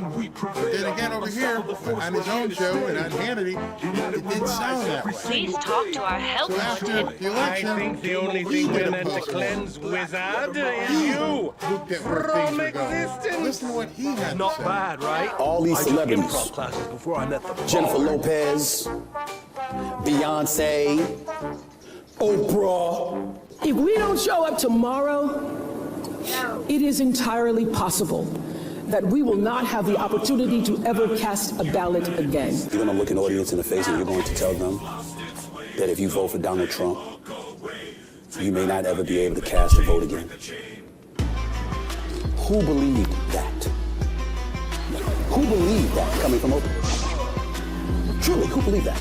This is the kind of stuff that alienates an electorate, that alienates a voter. Because the freedom that you tell them they have. And again, why are you saying this now, Stephen? You were all over YouTube. You were all over Hannity talking about Kamala and Trump is bad and this and that and the other thing. And now, after the election, you're telling the Kamala team, y'all played the game wrong. Why are you guys all now doing your post-mortems and telling everybody they did it wrong? They did it wrong. Didn't say we. Again, it's a sports guy. I know that may seem split hairs to you, many of you who aren't into the sports world, but you usually own your team, right? You accompany your team. We gotta do it this way, we gotta do it that way. Y'all stunk up the joint.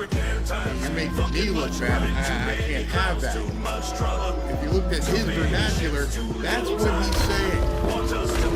He's calling Oprah out to her face.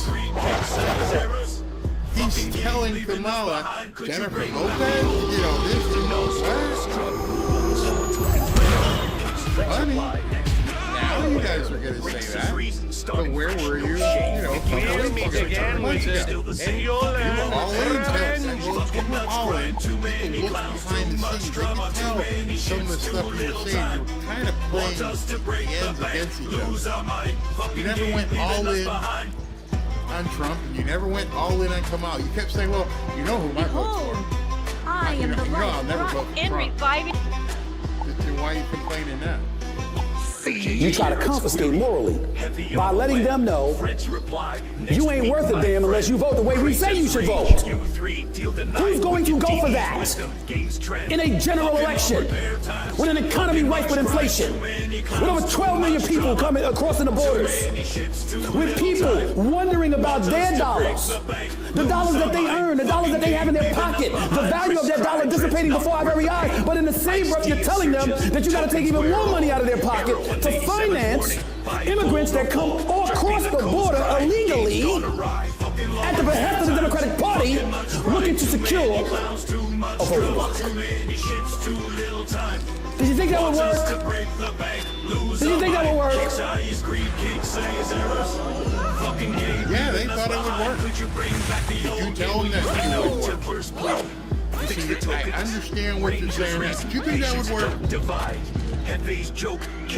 Your job as a sports reporter is you every single day. You guys go watch the show, but all you do is critique the team going into a game, and then you critique them coming out of a game. And you have vast opinions. Hey, listen, you should throw the ball more to Fred. Hey, listen, you should hand the ball off more to Joe. You know, you're going to have to watch out for that linebacker. He gets loose and gets put in the clock. All week long. For 2 or 3 hours a day. And then on rerun, you'll say the same thing over and over again. You watch the game films. You watch the games live. You take notes. Anyone who does sportscasting watches the game, probably has 4 or 5 screens in your house. ESPN has made it so much easier now. There's a button. You can watch 4 games at once on one TV. You can cut to the one game, cut back to the other. And you're taking notes. Oh, at 11 minutes and 24 seconds, Fred dropped the ball. The whole game turned on that.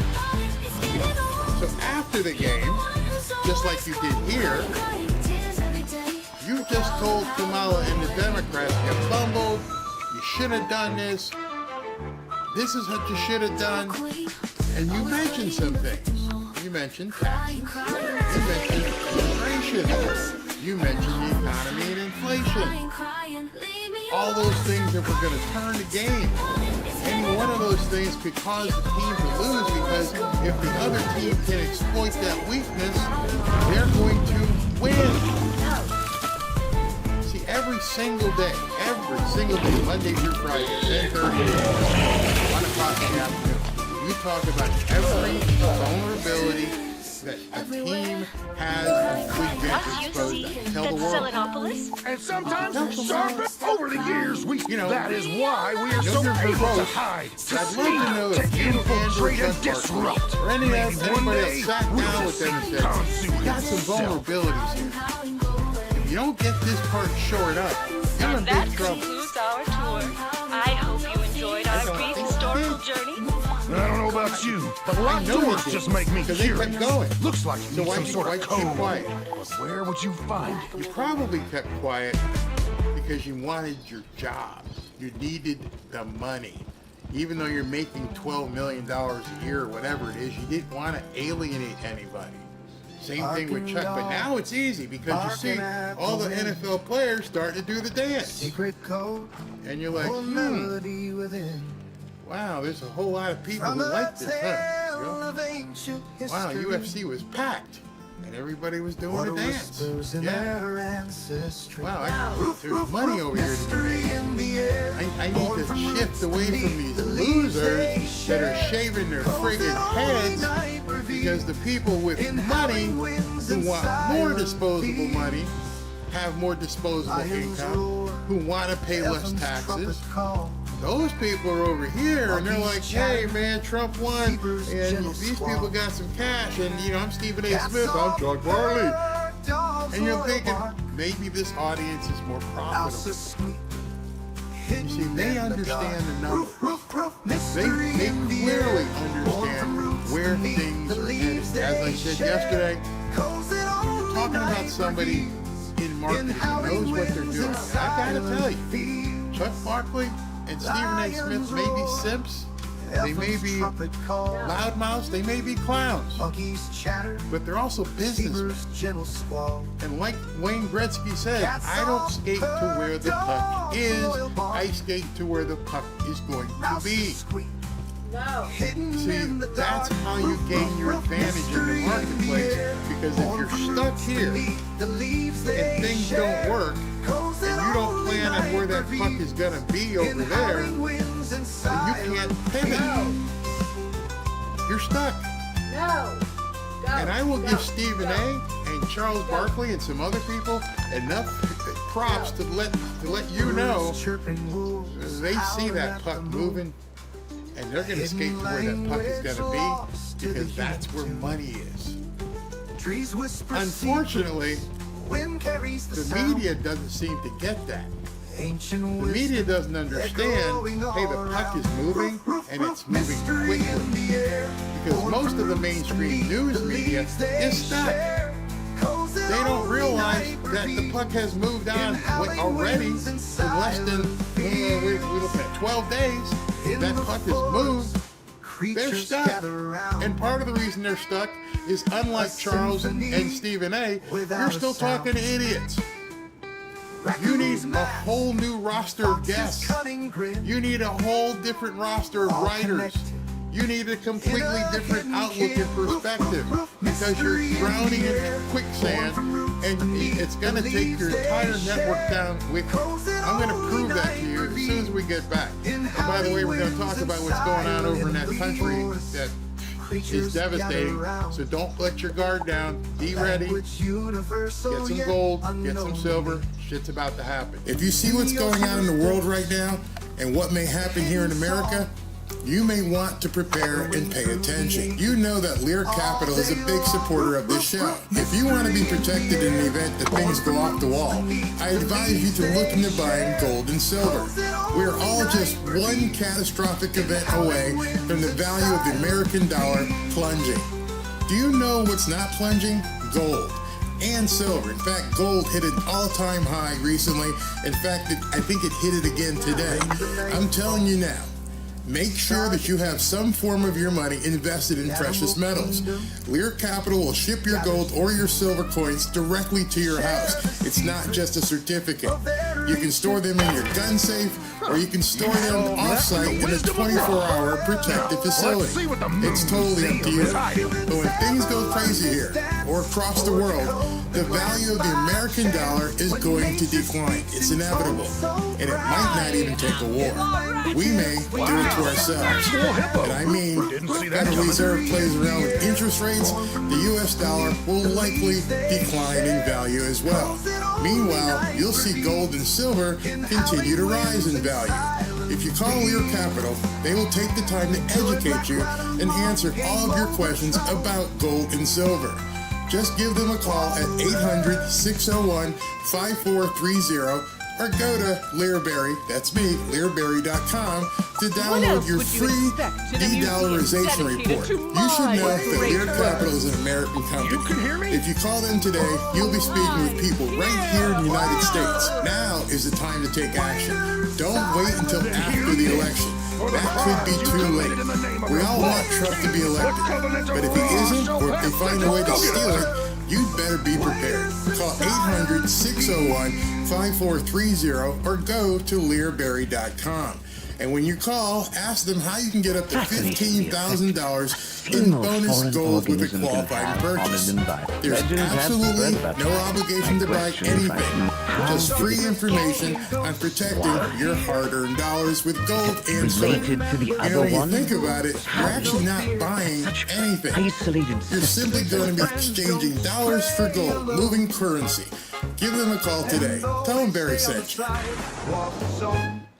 All right, so as I was talking, I see some comments come in. I see this one that says Barkley both phones.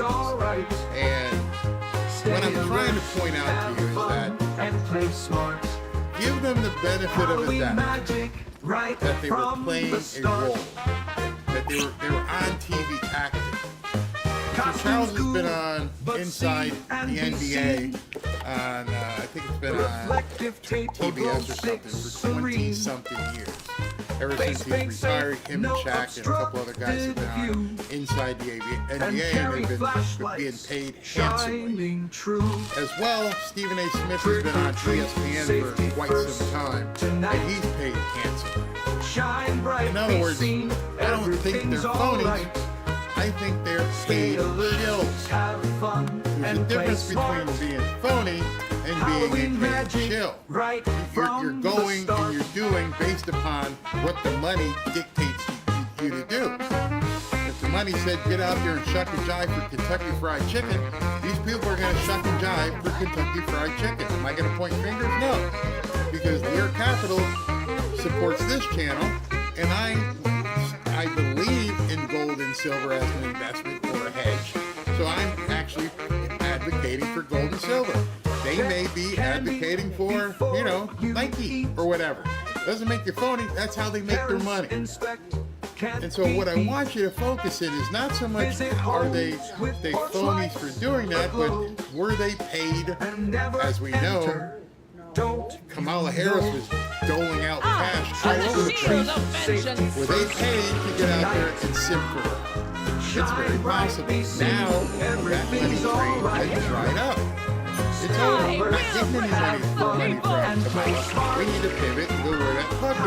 That's what I'm trying to tell you. Because they're also astute enough to know what's going on in the media world.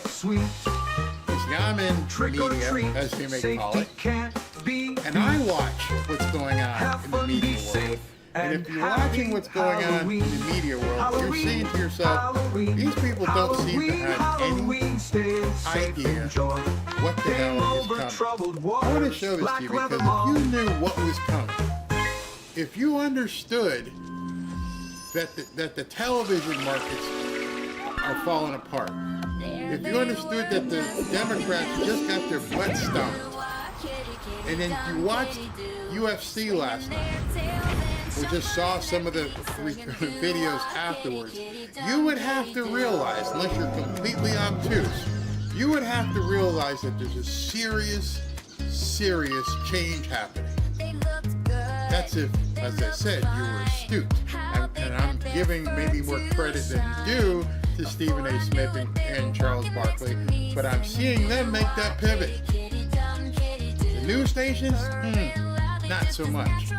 He's flooded the zone with these picks and forced Republicans to choose. And I think it's interesting to me that he brought Tulsi Gabbard and RFK Jr. to the UFC event last night. He is, frankly, giving, I think, supporter-based permission structure, and he's made these folks stars over the course of this campaign. I mean, in some ways, it's easy to view this, I think, through a different lens. Like, this is also just a person who won following through on campaign promises. He promised retribution, he promised vengeance, and he promised these kind of figures having prominent places in this administration, and he's delivering it. And for a lot of those supporters, that is the point. They're right back. They're right back to talking about the same stuff, just all over again. Promised supporters. They're stuck.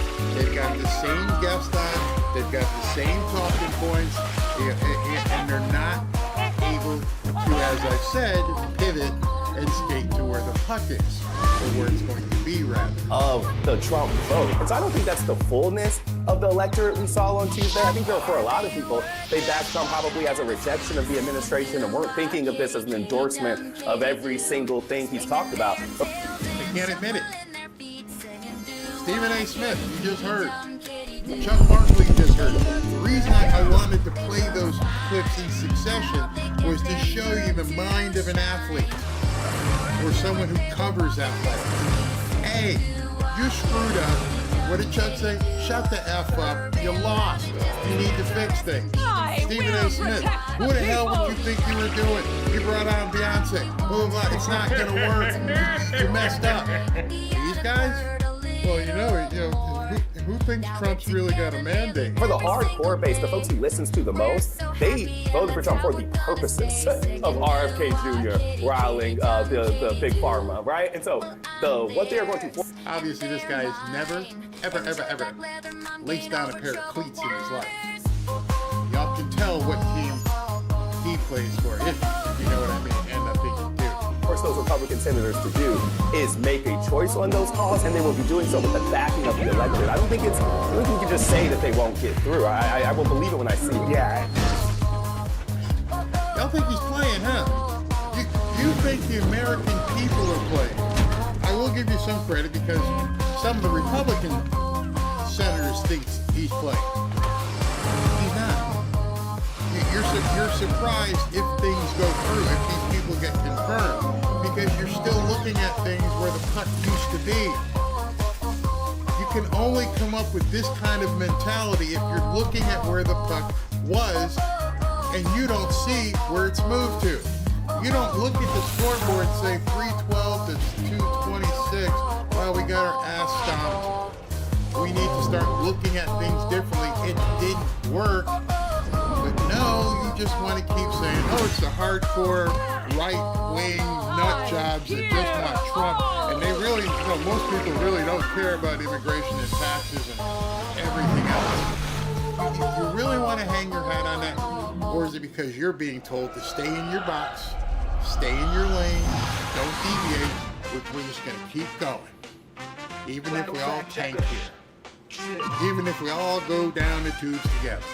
That's what you want to say, huh? Okay. I mean, and it really looks like ancient Rome. This is for the conquering Republican Caesar who's going into the Colosseum. They're definitely finding something. So sometimes you need to break a few rules and move on. Especially when it involves your family. Join Dreams to solve the problem. That verdict's supposed to be the final call, but the truth is a puzzle and it won't fit their wall.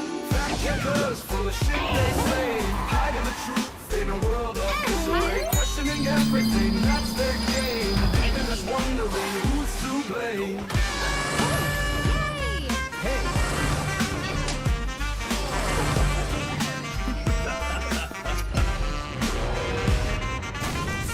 Answers in a haze of gray. Fact checkers roll just leads us astray from what's really going on, like hunters left alone, called Russian disappoint, but we know it's all wrong. They told us it wasn't lie, but bias to show. Truth seekers beware. Trouble in my mind.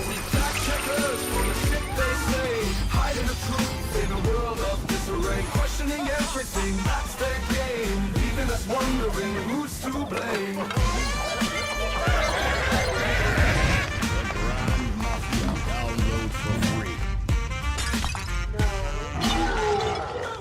Reports and data they scrutinize with flair, but context is key and they hardly care. Their verdict I'm not sure they understand if they go back in history and look at what the gladiators did in the Colosseum. If you've never taken a tour of Rome and gone underneath and see what happened at the Colosseum. And I went with Robin. We toured Rome and we went into the Colosseum and went down and underneath and the gladiators and the lions and everything else. The tigers, and it was a fight to the death. And so if you're comparing what Trump is doing to the gladiators in Rome, perhaps you would understand that you are in a fight to the death. You would start making arrangements and realizing, oh, this guy ain't playing. He's not putting on the armor. Bring these Avengers together just as a show. The people didn't have a show in the Colosseum. They were getting challenged with death. The movie with Russell Crowe and the line that I'm using as my cry-on, my lower third there is, are you not entertained? Do you remember what was going on in the Colosseum? Do people not remember history? When they were throwing people to the lions and they were making people fight to the death, it was a final battle for so many people. Your network is facing the Trump train. These rhinos are facing the Trump train. People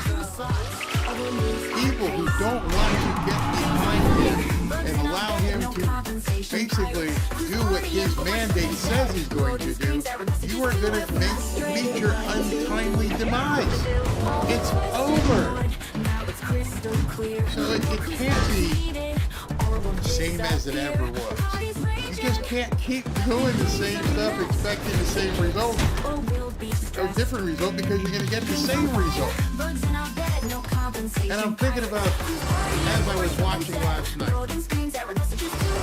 would not want to be a rhino standing in front of that Trump train that I saw. Just imagine to yourself, you're, I don't know, Tim Scott, or, one of these guys, Lisa Murkowski, Susan Collins. You saw what you saw last night. And you saw what happened last Tuesday. You think you're not going to get run over by this train? You think it's going to pause because you're on the tracks? No. You think the lions aren't going to eat you because you're a rhino? No, you're not that kind of rhino.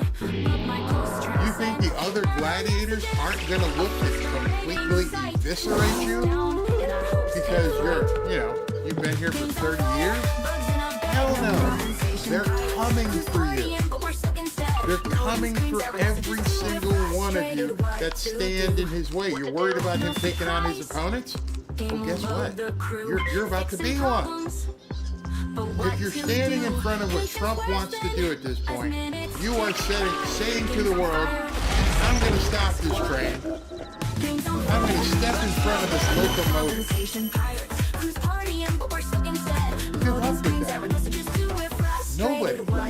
Nobody survives standing in front of a locomotive. It doesn't happen. Not many gladiators probably crawled out of that pit when the lions got let loose. The biggest, baddest ass gladiator beat the other ones. And you're about to face the biggest, baddest ass gladiators that have ever been assembled for a governmental purpose. And you think your little timid butt on CNN's gonna You lie troubled at my mighty feet. You didn't have a thing coming. More proof that they don't have any clue what's happening. Listen to this guy, Michael Steele, who says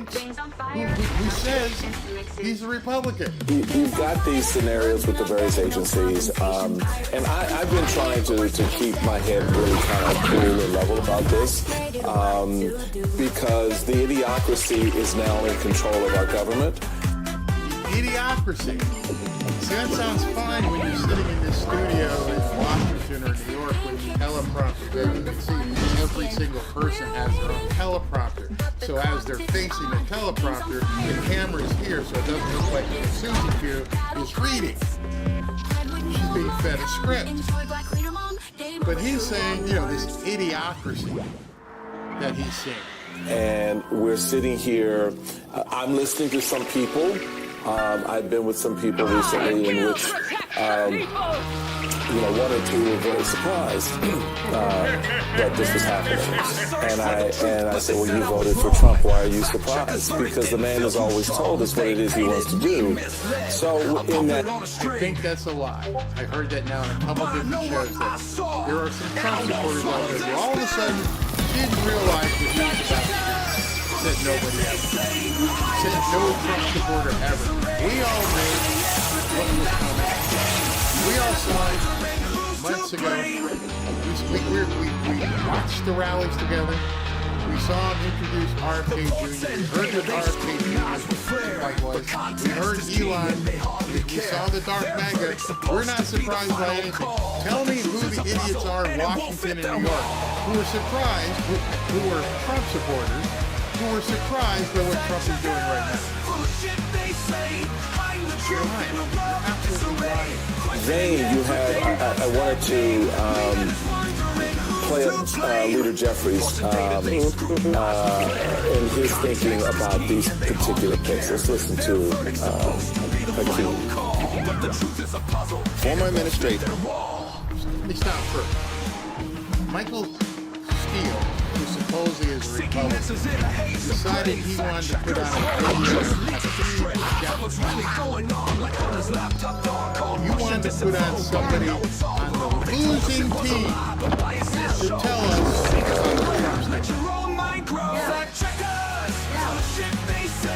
It's 6 o'clock now. I don't know what time it you're watching about 7:15 when those 4 o'clock games will end, they will put the microphone in front of the winning coach, and then they'll put it in front of the losing coach. The losing coach is going to say something to the effect of, well, you know, we got to make sure next week to get better, that he's pushing. We're going to change some things this week in practice, and we're going to get better. The winning team, maybe with a smile, says the exact same thing. You know, these guys played well today. We got the W. We're going to move forward, and we're going to look at changing some things next week and improve on what worked and take out the stuff that didn't. They sound pretty similar. If you close your eyes and listen to a losing coach and a winning coach, other than the demeanor of their speech, the words are pretty much the same. I played football for a long time. There were times we'd go in the locker room and we had to look at the coach and go, does this dude know we won? I mean, seriously, dude, we won. Yeah, that was about 15 minutes awarded. Hits unclean, bubbles hide and bases. Go ahead, take a shower, have fun, go home, eat dinner, take the night off. We'll see you tomorrow. Start working for next week. Swear to God. Losing team, you guys suck. You gotta fix some things. Take a shower, get back here tomorrow, watch some film, and we'll get going on next week. The words are almost the same, it's just the way they're said. One is a very look forward, and let's continue what we're doing, the good stuff, and the other one is look forward, and let's eliminate the bad stuff. We fumbled, we can't have these penalties, but we're going to work on getting it better. You pulled out the losing coach here, and you want us all to pay attention to what the losing team has to say. Okay. And the former president promised on the campaign trail that America would have the best economy, the best border security, and the best administration possible. And the question that we have to all ask, when we're confronted with nominations like Robert F. Kennedy Jr., are these the best individuals available to the incoming Trump administration?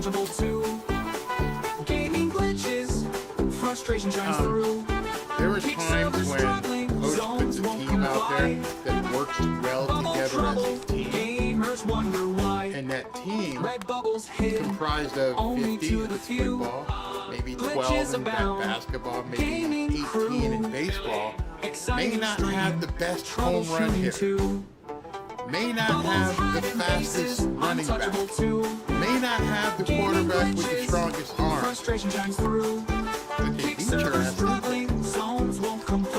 You see, it's not about what you think is the best this and best that.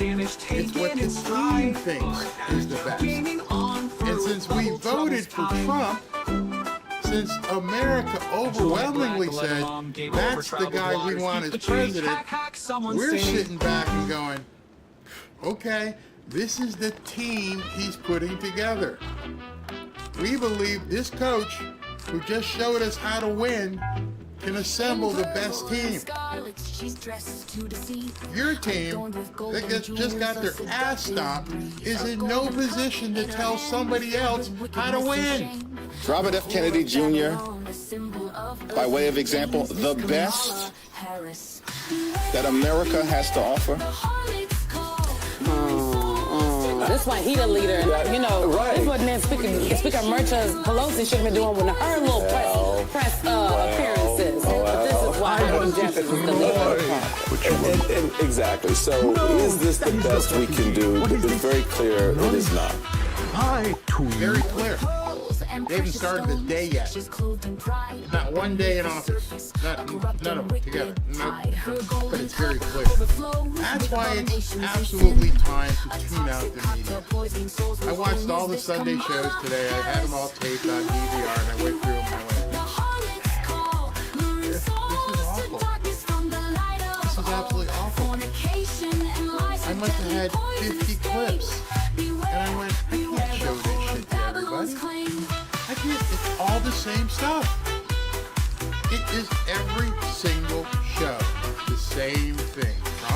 sucks, RK sucks, Matt Gates plays with girls, just all the same stuff. And I'm like, who's watching this shit? Who really sits back and says, yeah, we just got our ass stomped on Tuesday, and here we are 2 weeks later, and they're still saying the other guy sucks. Man, I ain't ever looked at another team that kicked my butt and went, yeah, we're better. We're a lot better. They suck. No, they need to. And as long as the media continues to go down this path, they're done. And so I may put a cut in here or a cut there moving forward about what the media has to say. But at this point, unless they change their tune and start looking like they're formidable, because right now they're not formidable. Right now you can't even not to do too much, but there are sometimes when you look at game film and afterwards you're like, these people are so bad. And as a coach, you try to motivate your kids because your kids are like looking at the same film. And you're like, you ask the other coaches, what are we going to do here? Unless people just drop the ball, we're going to win by 40 points. And so the mindset shifts into keeping everybody up and understanding you're probably going to stop these guys, but you got to keep the motivation up. You got to keep it up to 60 minutes, make sure people don't get complacent, because when they get complacent, that's when Appalachian State kicks the shit out of Michigan. Keep them up. You're doing well. Don't let this underdog step up and smack you in the face. And so right now, everything I look at on the media tells me these people don't have any game plan. That's why I'm watching Stephen A. Smith go, I'm out. I'm watching Chuck Barkley go, oh, I'm out. The people who know are saying we're done. And it's not hard not to know what's about to happen. I want to show you something.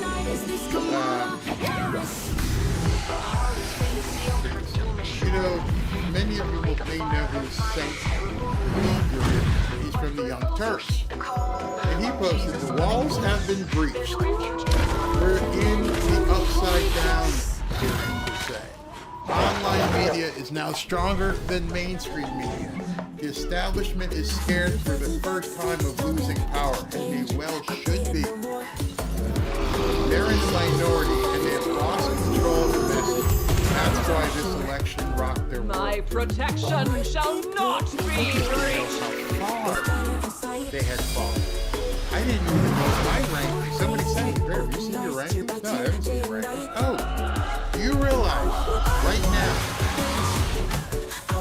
this show that you're watching, Little Barry Cunningham on this little box called YouTube, will probably do more views than most of the shows on CNN and then MSNBC. Probably more than most of the shows of these people getting paid $7, $10, $20 million, and they can't do what I'm doing right here.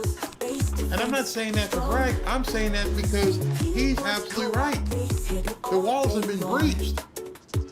Nobody wants to hear what you people are saying anymore. You're talking to the people on the panel, and that's about it. Nobody else is listening. I saw this pop up right thereafter, after I saw that thing. Here's proof of that. On November 11th, CNN recorded its lowest 25 to 54, that's the age grouping, demo ratings for Tuesday night in nearly 25 years. The entirety of the network only averaged 61,000 I'm gonna tell you right now, get married. Dan Bongino, keep in your ass. Benny Johnson, keep in your ass. Me, keep in your ass. We're talking about seeing, flipping, and with the gazillion-dollar studios and Jake Tapper and everybody else. You're getting your asses kicked by people like me. But you don't seem to understand where that is headed, and you don't even know how to skate to it. It's literally impossible for them to see. So I want to show you guys something. This is the data for And in this magazine I'm going to show you, this is Adweek. Adweek is the publication that tracks ads for advertisers, and so you can see exactly what the numbers look like and how bad they look. Alright? So let me just pull this up over here so I can look at it at the same time with you. Alright, so this is 4 p.m. The 4 p.m. hour, and it's got Fox News Channel. This is during the week. This is the weekly. Fox News Channel, CNN, and MSNBC. At 4 p.m., Neil Cavuto is leading the market with 263 viewers on each show. CNN, Jake Tapper, has 110. Jake, I'm sorry, bro. I beat you. I beat you. Forget Benny. Forget Dan Bongino. They're all kicking your ass. I'm just beating you. They're stomping you. MSNBC, Nicole Wallace, yeah, beat me too. And then the 5 o'clock hour, you got the 5, which is at 442,000. Then Jake Tapper's second hour of 117. Nicole Wallace's second hour doesn't even chart. She lost to Golden Girls 3 Then it just goes down from there. 6 p.m. Brett Baer, Kick the Butt, 472. Wolf Blitzer. Wolf Flipping Blitzer. 72,000 views at 6 p.m. Ari Melber, 66. 7 p.m. Laura Ingraham, Big Time, 481. Aaron Burnett on CNN, just 83. Joy Reid, no one even deleted your Twitter follow. You only got 76,000 people watching. And then 8 p.m., you've got Waters, which is Big Dog at 568. Anderson Cooper, who makes about $15 million a year, comes in at about 85,000 views. And then Chris Hayes, 77. Well done. As you begin looking at these numbers, you're seeing exactly what's happening. And what's happening is these people are getting killed. I mean, absolutely getting killed. Let me just show you another one. Let's continue into the night. Let me pull this one up. 9 p.m. Hannity, 469. Caitlin Collins, 87. I don't even know this girl. Erica Wagner, I believe, 53. 10 p.m. Gutfeld. Abby Phillips at 106. Lawrence O'Connor. You only got 53,000. 11 p.m. Trace Gallagher, 324. Lauren Coates, 78. And what the hell? Stephanie Gould only pulls up 62. I'm not making these numbers up. It may shock you guys to see this stuff. It may not shock you, but this is exactly why they're in trouble. Why they're in deep trouble. And it only gets worse. When you look at the weekend. So let's look at the weekend. And if you look at the weekend, 4 p.m. Fox drops all the way down to 116. FNN Live at 4. Look at CNN News, 58. MSNBC at 4 p.m. 30,000. And you can look. I won't look through the entire thing, but you can see I started this show at 5, so let's look at 5. CNN Newsroom, 67. I'll get more than that. Al Sharpton, 33. Probably already have more than that. CNN Newsroom at 6, 54. Capehart, Jonathan Capehart, 27. CNN Newsroom, it just goes down. You see what I'm saying? You see that their audiences absolutely suck. Everything that we've been learning about working on this stuff has been absolutely true. They cannot keep up with online media. When you create one of these shows like a podcast here, and you take the time to develop an actual audience, not just people you're talking to and don't want to hear from. I'm gonna delete my Twitter thing because I don't want to hear from you people. Nope. It's too two-way street here. You I'm going lie, to take some trouble comments that and my listen to what you guys have to say.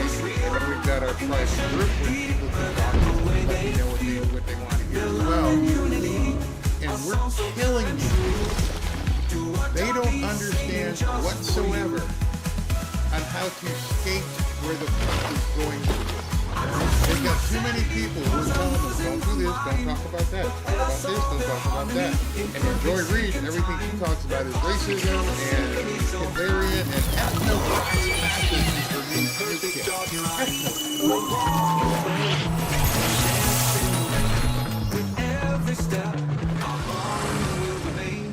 And I realize at this point, Trump has these people by the components. He owns them.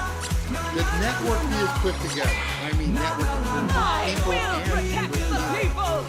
Elon Musk has the biggest audience in the world. And right behind him is Joe Rogan. And then probably right behind him is Tucker Carlson. And then you get Aiden Ross. And it just goes on and on and on. Theo Vaughn and all the way filtering down to someone like me. Dan Bongino, I think 170,000 people watching concurrently on his shows overall. It's amazing. But it gets worse for them. I'm going to tell you how it gets worse in a second, but right now I want to take a few of your comments and hear what you guys can say. Can you show us we'll talk about we'll take care of my protection shall not be breached. People who talk about racism is very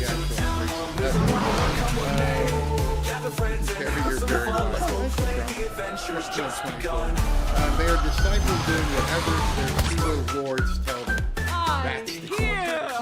You see, you're inauthentic when you're being told you can't say something because it might piss somebody off.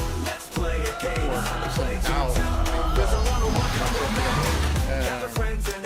Somebody asked about the shadow government. Yes, I did a whole show on that yesterday. So go ahead and check out day, I guess we're on day 12, check out day 11 show. Even if they do this fair, they still have nothing people want to hear. And as Don Lemon found out, you have to start from scratch. You see, the other thing with the TV audiences, you can turn, like right now, the TV is on it's on in my living room, I can hear it, but I know Robin's outside with the dog. There's nobody watching. It just happens to be on whatever station it has on, and then of course it gets recorded somehow. It's sort of like a poll. Never been told, and I don't have a Arbitron box, so how the hell do you know when you know you can know every single person who's watching every single show? You have to be an algorithm. You plug that little cord into the wall, yours are plugged into the wall, whether it's a router or a cable outlet. They know exactly what you're watching. I remember back to the music days when all of a sudden they went to SoundScan because they were estimating, who's got the number one album. Oh, it's gotta be right. And all of a sudden, Garth Brooks had the number one album like 4 weeks in a row. Who the hell is Garth Brooks? Because then when they started having actual sales data, because people started scanning records, then they knew the truth. And then they quickly said, we can't have it. Don't tell me. But now they can't even estimate good numbers for these people. I will protect the people. It's crazy. CNN was originally CIA. Alex Jones is back on here. Stephen Bannon is back on here. All this stuff is happening, and there's no way they can stop. Science Girl is still there. Yeah, I remember that. I have Freeform now. The movie is incredible. As I have TV almost 24/7, and it's just for noise. Exactly. Why are these people still on the air? Well, that's what we're gonna go into right now. Why are these people still on the air?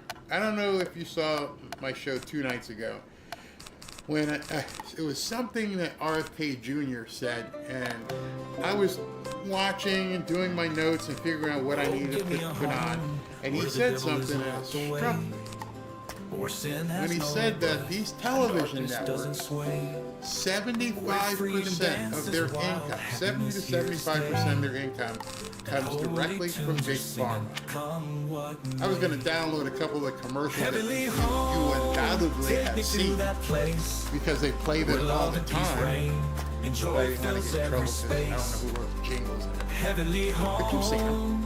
That's a little blue pill, and of course, depending on how old you are and where you're watching, you're going to get a different commercial. You may get the Kentucky Fried commercial, but most of the money's coming from Big Pharma, 70 to 75%. And then RFK Jr. said with a stroke of the pen, without having to go through Congress, just like they did with the cigarettes, they could tell the pharmaceutical companies, you can no longer advertise on pills. You can't go direct. Against the law. In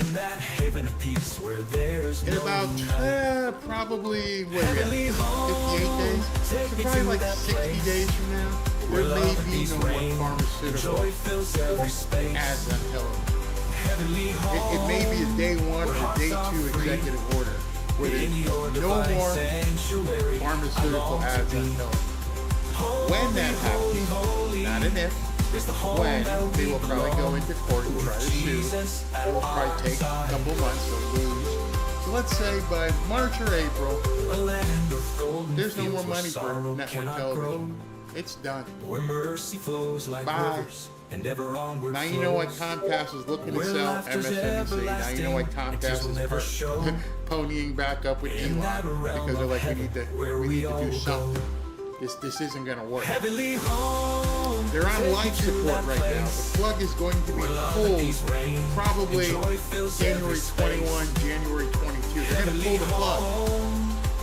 And now it's just going to be a matter of how long does it take before that course passes on. So they're going to pull 75% of the revenue from these networks on day 1 and 2. And I said they go to court and everything, so that's the life support. They're waiting. And once the Supreme Court or whoever says, no, you can't do anything, they're done. They're done. It's not an if. It's when. How long is it going to take for them to succumb? They can't possibly pay these people that kind of money. And the fact is, since these people still want to do things the same way, it ain't gonna work. Not gonna work. And so, what was interesting is when we were talking about all this, we were listening to, I was listening to some billionaires talk about what's going to happen with the pharmaceutical market and the media. And it's not often that you get to listen in to a couple billionaires talk about, and because of that, I've got the video for you where there's 3 guys plus obviously Elon as well, starts explaining specifically what's going to happen in the very near future. Listen to Elon first. And the shield of mention. Yeah, that's why X is the future. It's where you hear from the people, it's by the people, for the people. That's what it's all about.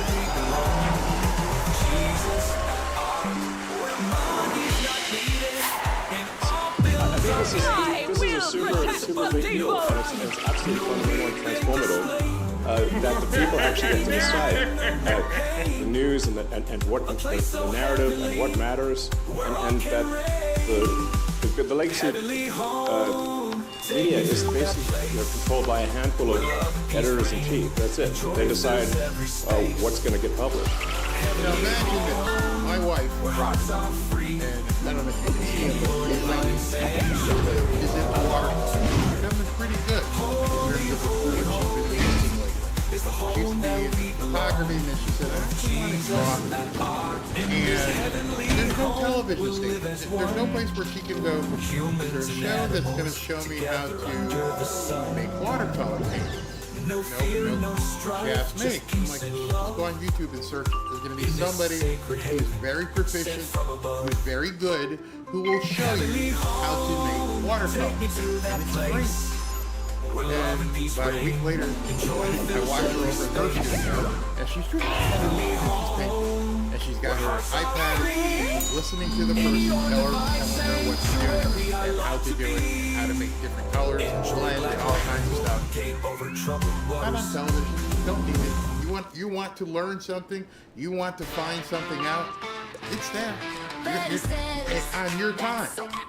You don't have to come back at Wednesday at 8 o'clock and find out how to make the watercolor not run. You can just go to the next episode and find out what the watercolors work and how to make sure they don't run on your paper. This is what Elon's talking about. You have a world available to you on demand when you want it. It's not somebody telling you you need to tune in at 8 p.m. on Tuesday. Nope, it's there whenever you want it. Just click a button. Anything you want to learn. You want to learn Taekwondo, you're going to need to actually get to class, but you can start learning techniques.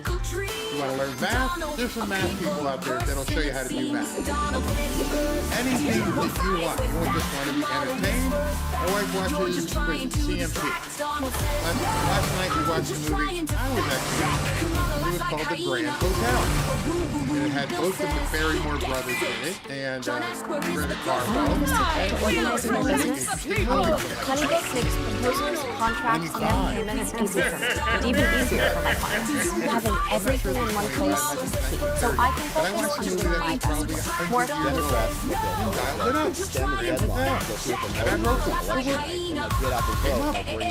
Good movie. I recommend it.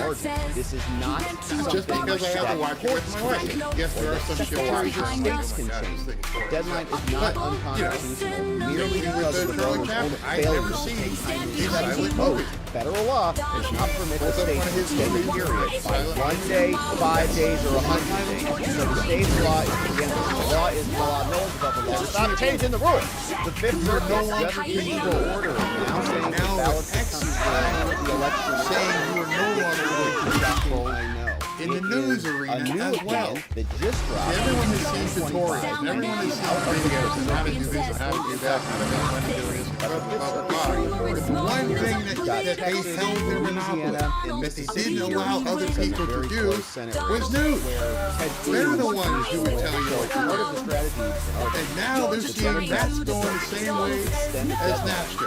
Anybody can do it. They can put up whatever news show they want, and they can cater to an audience that wants to hear it from that happened and we're being Pennsylvania in 2020 and other places by this guy, on the back of COVID. That's why I really encourage everyone out there to write stuff on the X platform and other platforms too.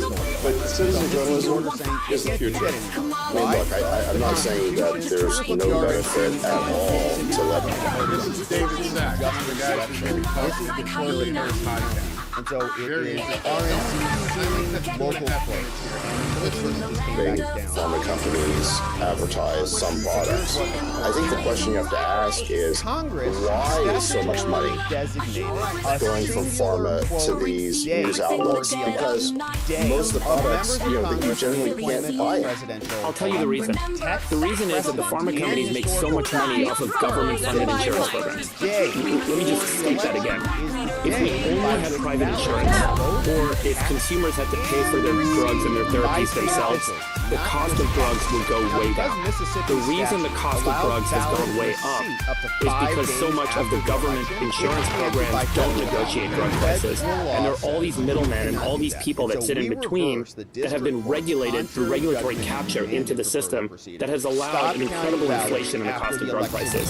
Therefore, there is a lot of money to kind of continue the capture of the system. I don't think that it is right, and I think that the free market generally, or having a less regulatory captured market, will allow an appropriate kind of pricing of therapies, an appropriate kind of adjustment in the market, which doesn't exist today. So much money to kind of keep the market the way it is needs to kind of keep flowing. That's my sense of this. I don't think it's about bad drugs need to kind of stay in play as much as it is this market's been allowed to inflate. The cost of healthcare and the cost of drugs have inflated in a way that's simply untenable, and it doesn't make sense, and I think that it's because of regulatory capture, and I think that needs to change, and I'm hopeful that it does. That's the second reason then to get this pharma money out of advertising, because you're basically explaining it as like a self-looking ice cream cone. But again, there's there's another reason as well. I think that explains the sheer magnitude, which is its influence buying, its influence peddling. To your point, Sax, I think that was very so much bringing up. It's very subtle. You're not going to have somebody at NBC or CNN or Fox come down and tell Tucker Carlson or Rachel Maddow or Anderson Cooper, hey, you can't cover the story. But there is a bunch of self-censorship that occurs, I believe, where people just don't select certain stories to be on the docket, and they just shape the coverage so they might not say something positive or negative about Pfizer or Johnson & Johnson, wherever it is, or they'll just avoid that story because these anchors are getting paid, or have been previously paid, $10 million, $25 million a year. Do you think they're going to really go hard at Pfizer or somebody like that? No, they're just not going to. I've been inside the machine. They just avoid those stories. I as well have been inside Congressional elections are very advertised. They gave some states an undue advantage of indicating to the country the first sentiment on great political questions. So some how much you're going to spend, and the establishment of a uniform day for presidential elections, resulting in many states having two separate days for federal elections. So then, as a result, Congress scheduled all House elections. Better make sure that when I run these spots, that my protection shall not be aren't saying all things negatively elections about Congress my and the product. presidency Catch single 22 day throughout the union. So it's the host, all the rules. What does it mean? Rachel Maddow, One day, a single day. As to the president, the election of the president and the vice president shall be observed in each state on election day. She's going to promote promote everything possible to make sure that money keeps flowing. Next, after the first So if you know in every even number that Trump's going to bring in RFK Jr., and you knew this throughout this opinion, we used the term election day and you to knew refer to a that this is single what they were day going to do established if by RFK federal law Jr. as the time for choosing our Congress and you were our going to do president. everything you possibly can to call this man every single name in the world to try to convince your audience that this guy is the worst thing since sliced bread, because if he gets elected, it's not about being Hitlerian or fascist. It's about your gravy train coming through. That's, you should have just said that, Rachel. You should have said that, Joy. Hey, listen, we can't have Trump come in because if he comes in, we're going to cut 75% of the state's revenue. And if they cut 75% of the state's revenue, I'm going to have to find some way to live on $1 or $2 million a year. Which is the right way to do it. At least they passed it in 2020. Shit's Now, and they expensive. did that probably in the So back we can't have Trump. I would respect in other places they I didn't do it. troubled at my might. Came out and said, this is why we're trashing Trump. As I've said Now, many after the times, pandemic, it's so bullshit Mississippi because has I know preserved that they deploy the same things that they talk against by the every Postal single Service. tax January loophole they 26th, possibly find. They are using various to state secure their own wealth. You can't do this. On If February Nancy 5th, Pelosi the felt so strongly about the also poor brought people, a similar lawsuit. then why isn't she Both giving said them that there is stock a single tips? day to get this stuff. So Why is these she cases making consolidate. tens of Now, millions return to of the dollars merits. on insider And trading? they hold that Mississippi's law And is she's not doing it. preempted by She's not the saying, listen, election hey, day we want federal rules. I want you to Here's go how ahead it and buy works. this They stock. say the Constitution Buy struck some a of very the stock. delicate balance between a state and federal powers to regulate that elections. Trump guy, The that election orange clause man's bad. Raise taxes. Come out, state same regulation, thing. but I knew when she was on stage talking about states can raising regulate taxes many elements of that federal she was going to be able to use the loopholes Once again, Congress retains the power under the elections clause to override states by establishing then you find out they lost. and when Congress exercises that power, regulations must give way to the feds. Now the question here is Mississippi trying to interfere with the feds? And I hope you guys Our realize that preemption now as well, analysis that these answers networks this can't question survive. begins with the text. No way they The can law survive under U.S. Code without says that the one. day for election. And so we that was one of the reasons word I day firmly believe that they were all chirping against Trump more than they knew if RFK Jr. got in. Guides our what would we understanding do? of the And statute. now they're still chirping And we can about also him look being at dictionary, incompetent. but they don't as shed if that's going to ideas on change what the word anything. They're election trying to meant in make the sure 19th that he century. does It makes not no get, mention in the dictionary about confirmed. deadlines or ballot receipts, and so we But can't look at as election. we're seeing, That case the involved more these Louisiana's people are open doing primary. stuff, The the state more in I'm that seeing other stuff Supreme like Court this. case held that Your congressional president primary gotta election do the would be research on before a you day. pick. If a candidate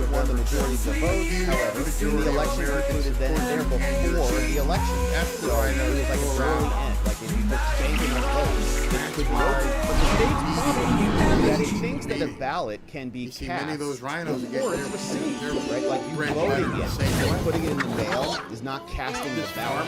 Casting it is obvious money. What if the state changes its law to allow voters to mark their ballots? Well, you voted it. So what if the state allowed a voter to mark a ballot and put your sticker on the gravy train that you voted before the election? But what if you just declare I voted? You can do all your speeches. These hypotheticals are obviously absurd, but it's equally obvious that a ballot is cast when the state takes we need to get in there and gotta make sure that go to the U.S. voting front. We don't confirm in our case. A second is called finality. The Supreme Court has said that the word election now is another different which means the final choice of an officer by the qualified electorate. An election involves more than government actually involved in the final choice of an officer. A voter's election differs from the public's election of a candidate. This is same thing. An individual voter might be able to make their selection inside of the bar. You can all go all the way back to November. All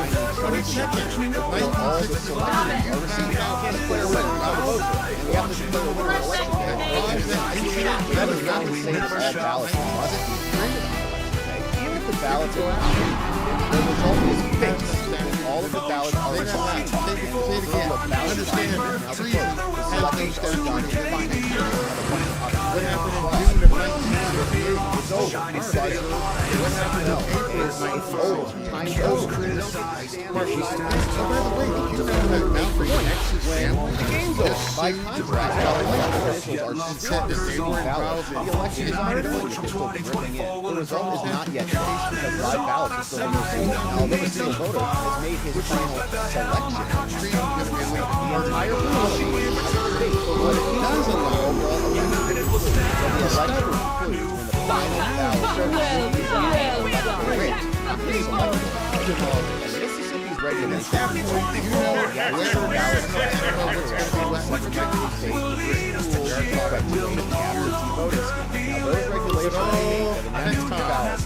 every single thing that we've been saying, the ballot is processed and marked accepted. That's when the vote can be for absentee ballots. The ballot shall be cleared if accepted by the board. And then deposited into the secure mailbox. That's when it's counted. Thus, Mississippi's own law relies on no logical theory of finality. Voters make a conclusive choice in a final selection that concludes and consummates the election. When they mark and submit it, the final selection is then made. There is no statute of limitations. Now, the Mississippi regulations also bring this case meaning all this stuff about saying by the state's own terms, its statute thus permitted voters to cast ballots 5 days after election day. That conflicted with this, and so that means to vote 5 days after election day. Finally, mail-in ballots are less binding in Mississippi. The Postal Service permits senders to call and with the exception of from at least domestic ballots are not cast through mail. Because he's still out there. Voters can change their votes after election day. That further undermines the state's ability to The Foster Court stated that if an election does take place, it may not be consummated prior to the election day. Like you can't just make up a bunch of votes and hold it. Louisiana ran a ballot Similarly, on his way out the door, whether he knew it or not, up to 17 days before the election. He said he was over in Amazon. We don't know the election but somebody somewhere said that Zelensky can use United States to go after So it's consummated when the ballot that means basically would be nation's Of course, pride. it continues to Lives, protect my people. The dreams I don't think they're going to be able to hold off if they start launching these things. The election is nonetheless concentrated because they know there are a definite X number of ballots to count, and they know the ballot box is closed and nothing else coming in. History confirms that election means casting of a vote. This other case called North Carolina teaches that for over a century we've had a uniform federal system. Ballots must be received no later than election. Now, by necessity, early American voting voting typically occurred either brought to by showing by using handwritten ballots, voters physically brought to the polls. Later, political parties started to disseminate ballots, which voters I've said it for a while. only Now you have to realize an open auction place, rife with bribery and intimidation, adoption of the Australian system, which were universal ballots and private polling places, then addressed those issues in the early 1800s. The Australian system basically can't do any so they could express their preference in receipt and counting non-to say, I vote as a they're trying their best to go at the time, Congress established a uniform election day, voting and then absentee voting began during the Civil War, which became a franchise of soldiers. Before the war, citizens could only vote in person. No jurisdiction or allowed voting anywhere outside of the district. When the war began, soldiers protected lost their vote, so the states invented absentee procedures to fix this. States authorized absentee voting for soldiers using two methods. One, voting in the field. Election officials brought ballot boxes there, vote them there, and then send them back home. And if we use the analogy here, that involves them literally casting their votes right then and there. They cast their vote, it's done, so you don't have it delayed. Early post-war iterations of absentee voting universally required receipt by election day as well. After the Civil War, most states eliminated field voting. And by the time of World War I, however, many states had adopted a variety of other absentee laws. Some states limited absentee voting to soldiers and further limited it only to wartime. 9 states required voting on the day of the election, whether by proxy or by vote. New York's law allowed congregating officers to participate and account for military purposes, but no situation will be ever later than the day of the election. West Virginia didn't specify a day, but it had to be home on election day. Everything, even during the height of war, we still had to receive it by election day, except that for around this time, states that permitted civilian absentee voting imposed the same election day deadlines. Washington, same thing. Washington permitted the return ballots to be counted in a voter's hometown after election day. Those ballots were still collected. And so other examples continue. Even today, a substantial majority of states prohibit officials from counting ballots received after election day. In January 2020, before COVID, only 14 states and by election, with 36 others requiring receipt on or before that. Then, in advance of the 2020 election, 7 states extended their ballot deadlines, including Mississippi. Of those 7, 2 already allowed post-election receipt, California and North Carolina. Now, while Mississippi and Massachusetts retained their post-election ballots, every other state changed their receipt deadlines, subsequently reverted to their earlier deadlines. They changed everything. A bunch of states changed. He says 7 of them changed. Pennsylvania was one of them, right? These are very important states. The considerable historical support for absentee voting says nothing about whether states can extend this past the uniform singular election day. Instead, the practice of absentee voting that arose during the Civil War demonstrates that the election concludes when the ballots are received. Late time outliers say nothing about the original meaning of this chapter. Now, the Mississippi government and others, they make several points. They say federal statutes show that they gotta reinforce this. They don't require receipts of the ballots by election day. They cite certain laws, but the statutes don't say that at all. It's cited statutes that the government pointed to are silent on the nobody else deadline can for the now. ballots. What will Congressional silence doesn't reinforce law. First, the UOCAVA oversees stuff, provides voting rules for people living abroad. The act requires federal officials to submit ballots to state election officials, not later than the date by which it's to be counted in the election. It creates a fail-safe for voters who do not receive in-state ballots, but they still must follow the same timeline. Next, they point to the 1917 amendments, and like UOCAVA, it says nothing about date or time. Instead, voters must return ballots not later than the time of closing of the polls on the state of the day of the election.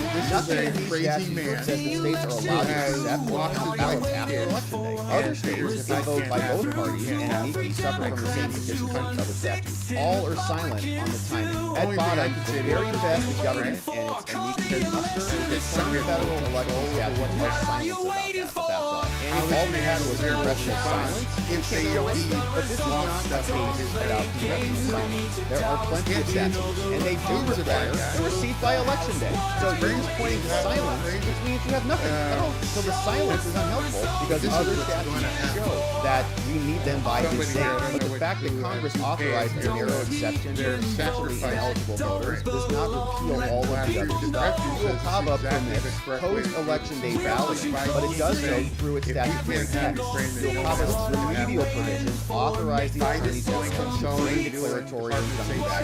So this, again, is very different from the contention that congressional silence can give them the power to do it. Same thing with other exceptions. And so the mailbox rule is in place. They're not adopting this new one. They say once a voter casts her ballot for election of a candidate, they don't want the world to know puts it in the mailbox. They are hoping they say, well, yeah, but that's not the mailbox rule according to the contract law. Voting is not a contract or a everybody in that country in the mailbox. their demise to protect what they have done. Mailbox, that's your acceptance. Like somebody thinks See, it's not like Vlad is going to do anything over here. It's not like China's going to contract with me. They're going to vaporize. That's what the response will be. It'll turn into this one big then before they get the actual what is there that they don't want the world to know? That they're willing to have, I don't even know what the population is over there, have that many people vaporized just to protect the secrets. I downloaded back to him in the name of tell me I gotta Jesus. delete May all the this. Holy Ghost come up on us somehow, come what may. If it is His will, amen. Update, World War III. Orders Zelensky to strike deep in the now. The U.S. allowed Ukraine to use long-range ballistic missiles for strikes inside Russia. It's on, people. By the time you wake up in the morning, we may know something. Maybe this is part of it. The United States has spent $183 billion of taxpayer funds since 2022. $183 billion. Where's that money? What's it used for? Where'd it go? Paper trail, $183 billion. On top of the $800 billion that they can't account for. That's nearly $1 trillion. $1 trillion has gone out the door. In addition to the other $2 trillion that they can't find. So you're talking nearly $3 trillion is into the ether. And nobody knows what happened with it. And you got Elon and Vivek coming in. It's like, we're going to find it. We're going to find every one of these dollars. Oh, we need to hit the button. You lie, troubled at my might.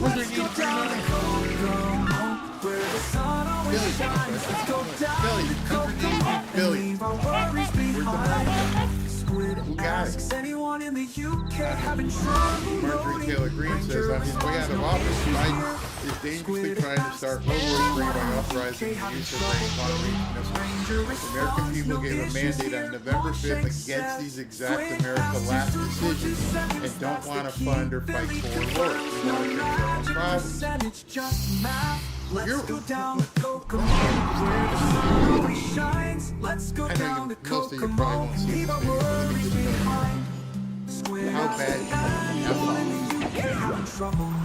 You're worried about fabricated charges on Matt Gaetz. You want to climb all up Matt Gaetz's butt to make sure he doesn't get into the attorney general. You want to do the same thing and have show trials against R.K. Jr. to make sure he's not the healthy human I services will protect secretary. You want to just tear apart Pete Hegseth to make sure he doesn't become a Secretary of Defense. Oh my God, we can't have Tulsi Gabbard. We can't have her as part of the DNI, as part of the national security apparatus. We can't possibly have that. Leave our worries behind. Why aren't you all running into the White House right now? Why are you not storming the Bastille down in Washington? Why is there not an emergency session of Congress right now? Why isn't it? Why are you allowing this to happen in a lame duck session of the American president? Why are you all not just going crazy? I've seen Marjorie Taylor Greene, but no tweets. Why are you not convening? Coming out there, screaming on the news. So you know the answer. You have to know the answer. They're all in it. Whoever's not stomping their feet and coasting right now, and we can start looking at them, whoever is not screaming at the top of their lungs is in it. They may be people you voted. They're all in on it. You're telling me we're on the precipice of World War III. And the 100 senators and the 400 people in Congress, those 500 people, we're not seeing 500 people storming into Congress to talk about this and having C-SPAN and every network right now say, this is nuts, we need to stop this can't possibly happen, we need to make sure America's safe and not doing this. But it ain't happening. You lie troubled at my mind. My words like, look, I challenge you all. Start. Look for them all. Who's complaining about World War III getting ready to start and who's silent? Those people who are silent, they're evil. Those people who aren't out there tweeting now, all the ones who search XYZ person's name and then search Trump. XYZ person's name and search Tulsi. And you see that all these people are bitching about Trump and Tulsi and RFK Jr. and Matt Gaetz and Pete Hegseth.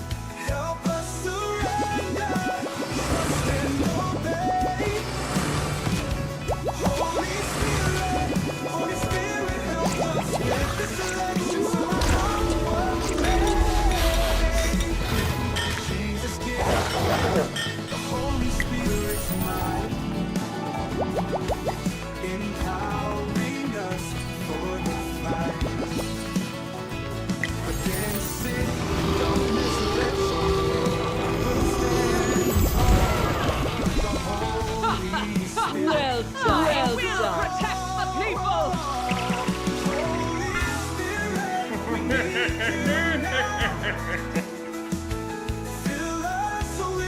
Threat hunting is proactive. It goes on the offense. It doesn't wait for alerts or red flags.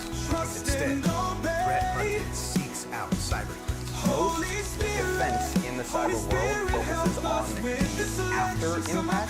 Threat hunting flips that on its head. Threat hunting takes an idea and says, where do I believe that someone will try to attack my environment? And they try to find that as it happens. Threat hunting is much more ambitious, much more vague, sort of thing. It begins with a hypothesis about something that might be in the environment, some kind of activity, some sort of potential vulnerability, whatever it might be. But you don't have the evidence when you start. That's what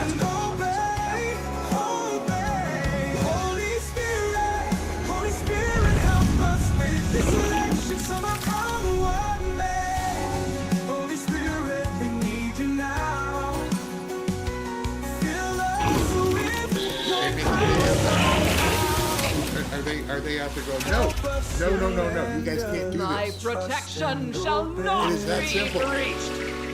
It is literally that simple. Look, what I'm going to do, I'm going to go ahead and click a button here, and when I click this button here, I'm going to say, a video, and I'm talking, boom, hit the record, and I hear. are you people crazy? Why are you not screaming right now and getting everybody out in the open on Twitter, on X, and screaming about what this government is doing over in Ukraine and Russia? This is the most important story in America.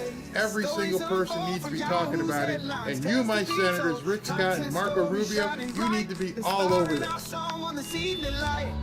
And then I can just hit publish. I'm not shaving my head, so I don't know how much. Yeah, it's gonna. It's how much legs it's gonna. That's all you have to do. And then copy your senator.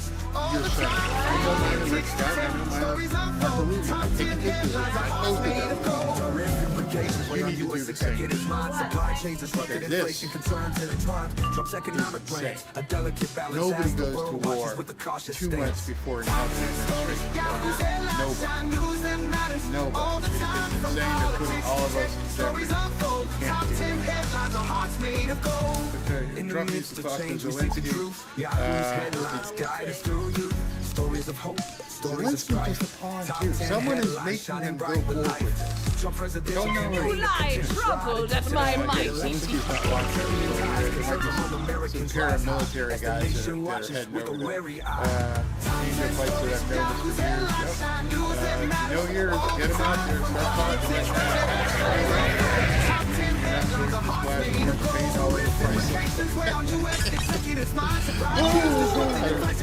glue my hands to the wall or something like that. They think they can hide in their bunkers. I've heard their bunker buster bombs, but that's nothing over in the hiding gap. Biden declare martial law here. I will protect the There's no reason to declare martial law here unless somebody, launches something over here. If they can start a war, they can start staying in power. Crazy. Hot is a big rhino voted him. Yeah, kill it, yeah. Biden does. Overnight. That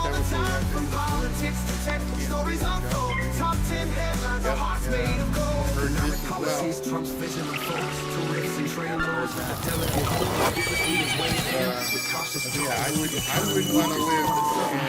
Just imagine that. Millions of people we don't know are in this country. We all thought they were here to vote. We all thought that they were, being used to plant the voters. Maybe there's something else nefarious they were here for.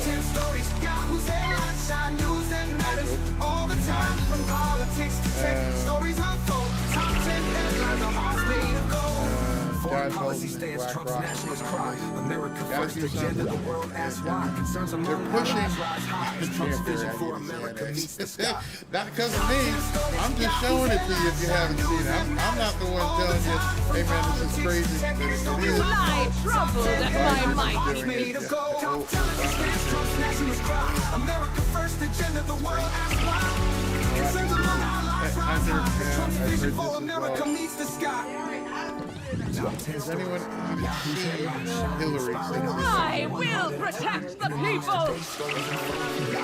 Heaps of U.S. celebrities have multiple homes here. Oh, you're all the way in New Zealand. Wow. All right, so I'm just telling you guys, they can't stop what's coming. It's obvious to me at this point that they can't stop what's coming, and it's about to get crazy. You'll see who's not responding. You will definitely see who's not responding. Wondering what's going on. I bet you Trump is huddling right now with some people. You saw his son do something, so you know that they're talking about it. You have to. So, thank you guys for tuning in. Let me go ahead and tell you this. Tomorrow the shows start back into the regularly scheduled program, 3 p.m. and 7 p.m. every day. 3 p.m., 7 p.m. every day. Maybe 7:30, depending how long the 3 o'clock show goes. Lately, the 3 o'clock show has been going late. Then I got to eat dinner, and I got to take the dog out, and all these different things. So let's look at 3 to 7, 7:30. Weekends, 3 o'clock to 5 o'clock, depending on the time. that's it. So, but tomorrow we will be giving away more hoodies. So if you want to enter to win a hoodie, go to fanfareshop.org and go ahead and enter to win a hoodie when we give them away tomorrow night. By the way, I got to change this graphic again because we are now at my mighty 10,000 pages in our fanfareshop.org. We'll take you to our private group on Twitter/X. It's a lot of fun. It's so much better, so much more involved than a simple YouTube membership. It's free. You can create content. You can talk to other people. They love it. People have been loving it. So we'd love to have you if you'd like to. Again, go here to fanfare.org/group and join 10,000 All right, let's get to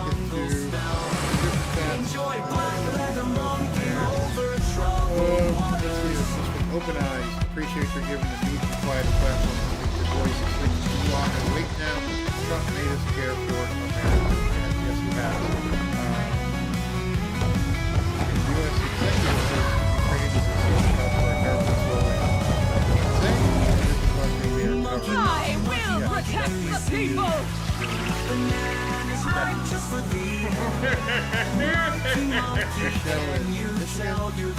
Biden gave proxy authority to the DOD office to make decisions regarding Ukraine. Grants. I voted for President Trump 3 times, but this time I also voted for the team he had. I'm so glad the woke rhinos are falling into the debris of tar pits with the fake news.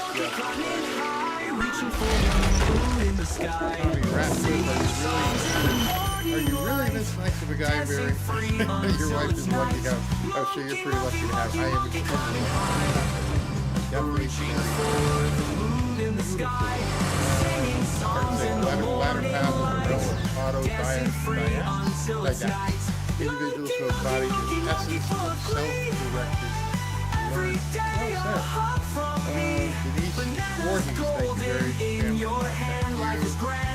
Margie, I'm late. You're talking about the long-range missiles being improved. Yep, I just did. And there'll probably be more tomorrow. Waylon Jennings, different Waylon, but Waylon in RFK is going to teach Big Pharma a lesson or two. Can't freaking wait. Democrats need to put the baby to bed. Tommy Ratcliffe again, the only change will be when our Lord Jesus Christ returns to renew the world. Thank you very much. By the way, a great interview that's coming out Thursday in prayer. The world will be a different place from Trump's inauguration. Just gotta get there. If we get there, they're mad because Trump's doing exactly what he promised.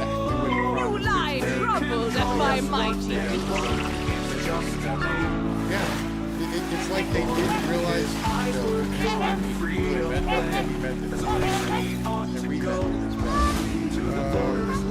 Ratcliffe spot in the White House briefly with no Bongino as you get today. I can't wait. I hope I get up in there. I'm gonna do the Zoom thing.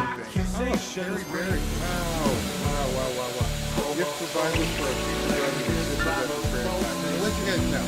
We do a prayer every other Thursday, but I think we're gonna get this Thursday. And last week we did the prayer meeting. 200 plus people got saved. 100 with Pastor David.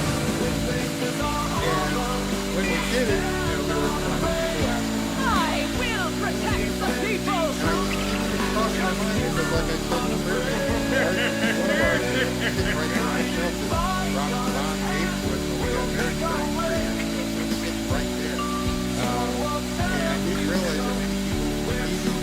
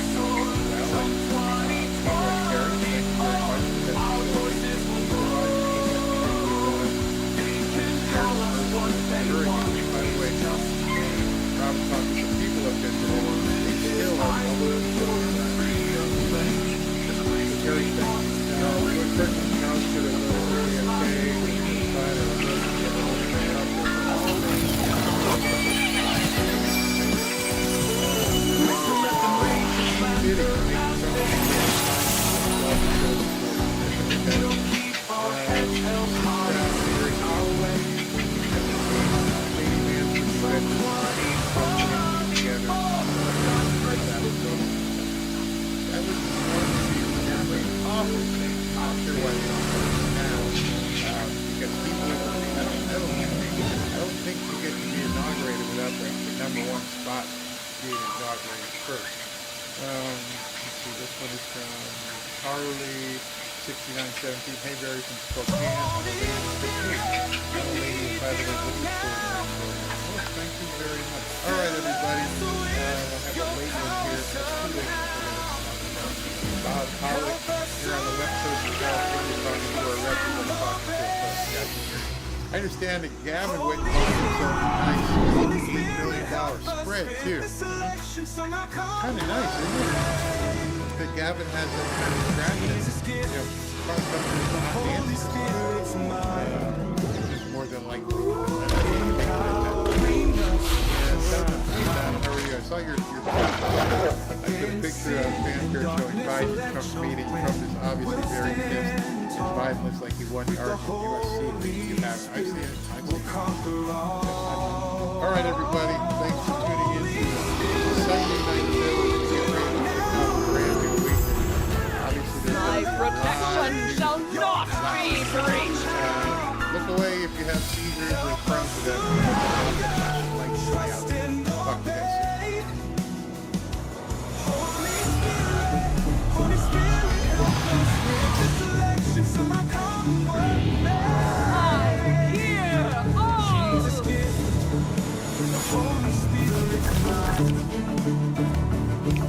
Empowering us for the fight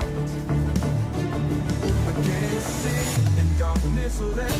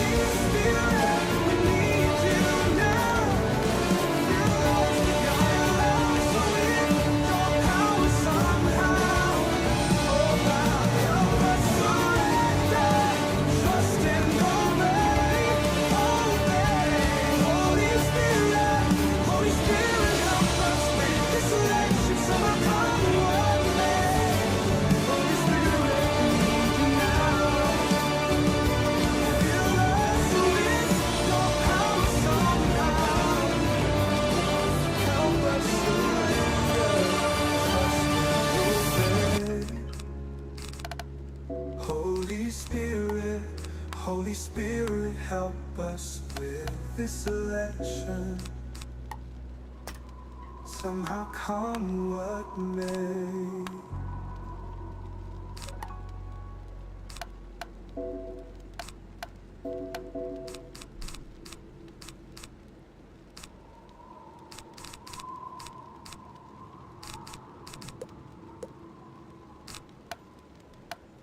Labels are drawing the lines, calling us names like shadows in the night. But we know our worth, we rise and we fight. Through the storm and the fire, we'll stand in the light. Let them call us deplorables, say we're full of hate. We're just standing for freedom, we're not gonna wait. With Trump 2024, we'll take back the crown. In the eyes of the faithful, we'll never back down. Nazis, bigots, they shout from the crowd, painting us with prejudice, they scream it out loud. But love is our weapon and truth is our shield. Together we stand, united we'll heal. Let them call us racist, say we lack remorse, but we know some prejudice, they scream it out loud. But love is our weapon and truth is our shield. Together we stand, united we'll heal. Let them call us racist, say we lack remorse, but we're standing for justice. Anyone who brings candy into this camp is not your friend. We'll Trump 2024. We'll Trump 2024. We'll take back the crown. In the eyes of the faithful, we'll never back down. This treasure trove. Let them call us deplorables. Say we're full of hate. Oh, look. We're just A deli standing meat. for freedom. I eat success for breakfast. With Skipping, you disgust me. Congratulations, you just joined the 76% of Americans who forget to stretch before physical activity. What's up, guys? Boy Benny, as we often say on this program, Donald Trump is culture. Here, Tyson Knott, the biggest streamer on earth, doing the Donald Trump dance. Presumably while he's watching the UFC, because last night you saw many Donald Trump dances at UFC. Every single fighter, when they would win, would do a Donald Trump dance move, bust it up, come on. Donald Trump created this thunderous applause at UFC because he Trump here figure. Donald Trump with Jelly Roll behind him. This. What a great shot. Freaking frame it. You got Elon, you got Kid Rock. You get the storm and the fire will stand in the light. Homophobia, Islam aligns, calling us names legend as they scream it out loud. But we're wild with labels, they've drawn the lines, calling us names like trying to define. Let them call us racist, sing we lack remorse, calling us with prejudice, they scream it out loud. But love is our weapon and truth is our shield. Together we stand united, we'll heal. Homophobia, Islamophobia, they try to divide, but we'll break the chains with hope as our guide. Extremists and radicals trying to scare, but in the eyes of our God we'll rise from despair.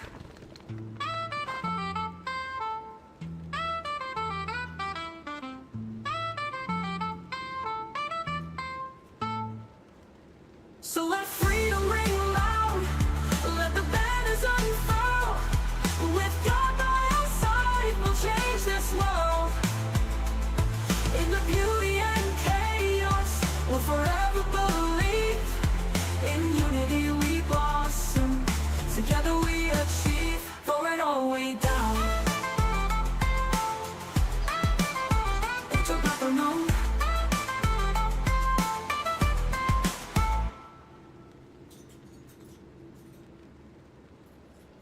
Homophobia, Islamophobia, they try to divide, but we'll break the chains with hope as our guide. Extremists and radicals trying to scare, but in the eyes of our God we'll rise from. So call us what you want, we'll wear it with pride.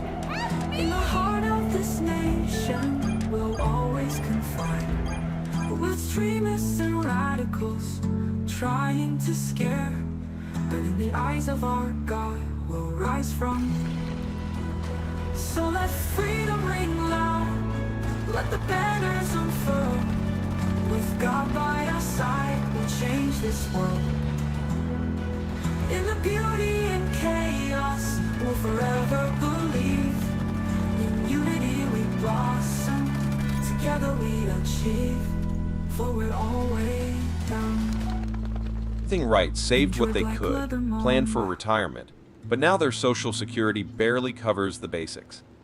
That $1,702 payment means they can keep their home warm during those bitter Alaskan winters without having to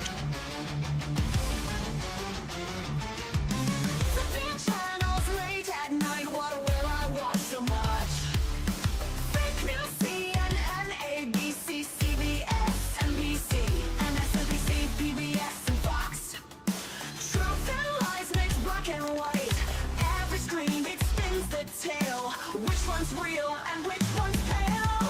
Fake news, CBS, fake news, PBS, who can we believe? Twisted facts and what we perceive. Fake news, driving us insane. Who will hold you for your game? Pundits shouting, fact or bluff, can we trust this talking stuff? Headlines flashing, bold and loud. What's the story in this crowd? I find more truth by YouTube than real news. The fact checker on Facebook say it's all a lie. That was more true than the media. Fake news, CNN, fake news, NBC, who can we believe? Twist Twisted facts and what we perceive. Fake news, driving us insane. Who will hold you for your gain?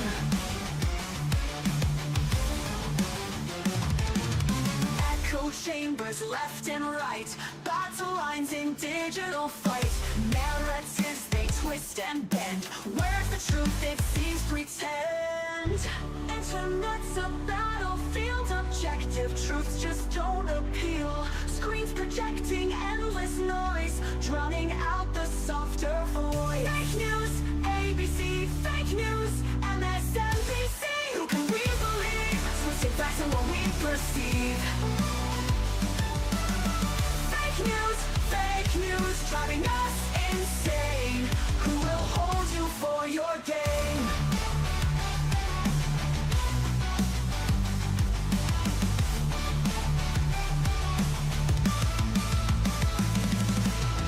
Fake news, CBS, fake news, PBS. Who can we believe? Twisted facts and what we perceive. Fake news, driving us insane. Who will hold you for your gain? Trump will fix your fake ass news. You will lose your game. Enjoy Black Leather Mall.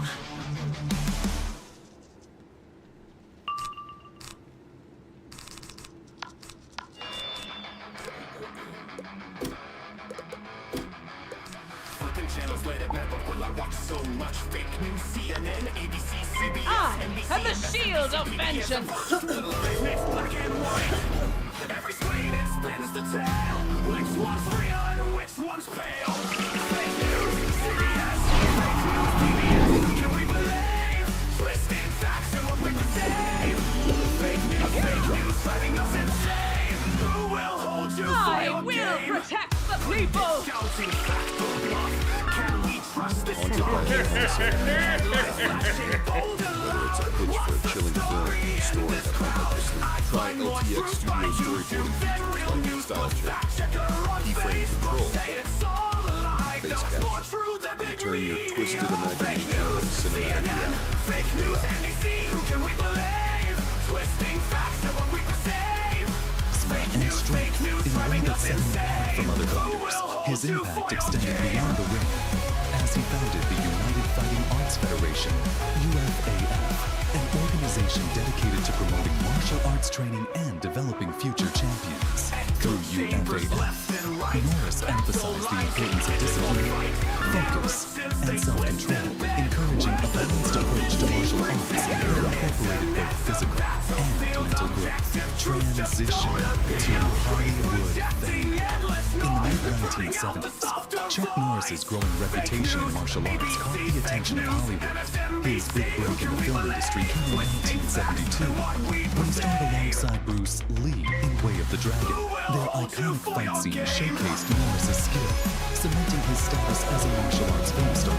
Way of the Dragon was a hit worldwide and launched Norris's career in Hollywood, marking the beginning of a new chapter.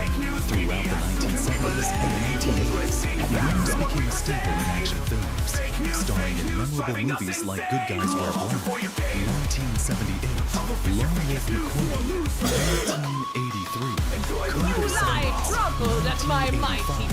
and Missing in Action, 1984. His movies were known for high-intensity action sequences and strong character portrayals, often featuring him as a tough, no-nonsense hero. By the mid-1980s, Norris was one of Hollywood's top action stars, celebrated for his roles as both a martial artist and a military hero. His blend of real-life martial arts expertise and screen presence made him a beloved figure in pop culture, establishing his image as the quintessential action hero. The success of Walker, Texas Ranger, in 1993, Norris reached new levels of fame with the television series Walker, Texas I Ranger, will starring protect as the Cordell people. Walker, a Texas Ranger who used his martial arts skills to combat crime. Norris portrayed a character embodying justice, respect, and personal integrity. The show was a massive hit, running for 8 seasons with a total of 200 episodes. Walker, Texas Ranger appealed to audiences of all ages, combining high-stakes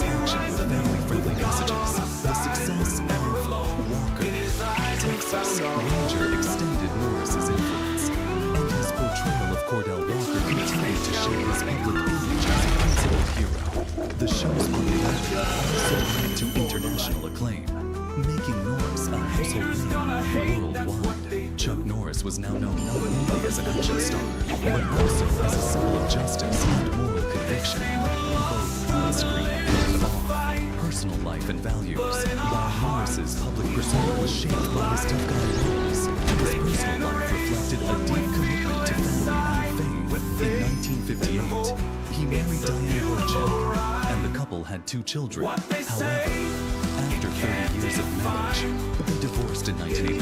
In 1998, Norris married Gina O'Connor, with whom he had twins. Chuck Norris has often spoken about the importance of family and the values he is trying to instill in his children, emphasizing discipline, respect, and integrity. A devout Christian, Norris has been involved in various charitable causes, often advocating for youth education, spiritual growth, and humanitarian efforts. His faith has been a guiding force throughout his life, influencing both his personal decisions and his approach to public life.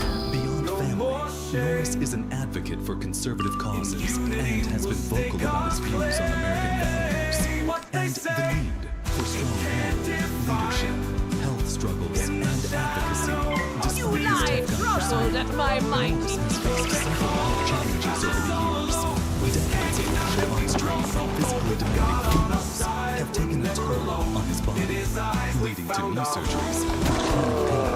In 2017, is when he reportedly sought treatment for a health condition, which forced him to cancel some public appearances. Though the specifics were kept private, his fans continued to admire his resilience and commitment to fitness, finding inspiration in his ability to persevere through physical obstacles. As he aged, Norris remained an advocate for health and fitness, encouraging others to stay active and take care of their bodies. His personal battles with pain and aging resonated with many of his fans, adding a layer of relatability to his otherwise larger in-life image, public image. The darkness of bipolar depression made me feel like life was moving on without me. Then I found a chance to let in the light. Discover Capilita. Unlike some medicines that only treat bipolar 1, Capilita is proven to deliver significant symptom relief from both bipolar 1 and 2 depression. And in clinical trials, movement disorders and weight gain were not common.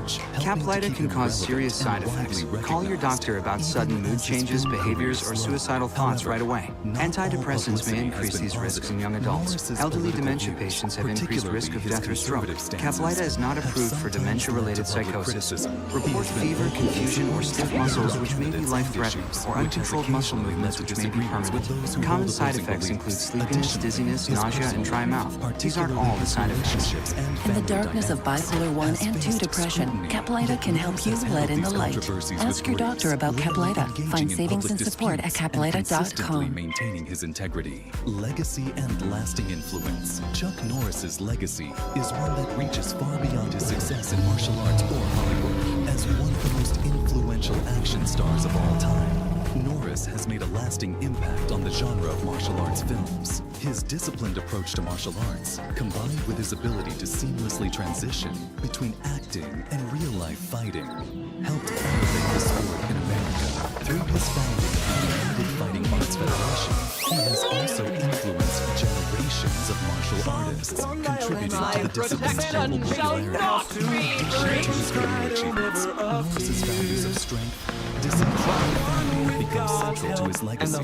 Through his charitable work, writings, and public appearances, Norris has inspired millions to lead lives of integrity and perseverance. His Kicks for Kids program, which provides underprivileged children opportunities in martial arts, and his advocacy for veterans reflect his commitment to making a positive impact. The Chuck Norris mythos.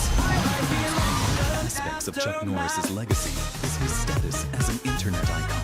The Chuck Norris facts phenomenon transformed him into a legendary figure, embodying qualities of invincibility and toughness. These means allowed him to transcend his film and television career, creating a lasting pop culture icon that appeals to fans of all ages.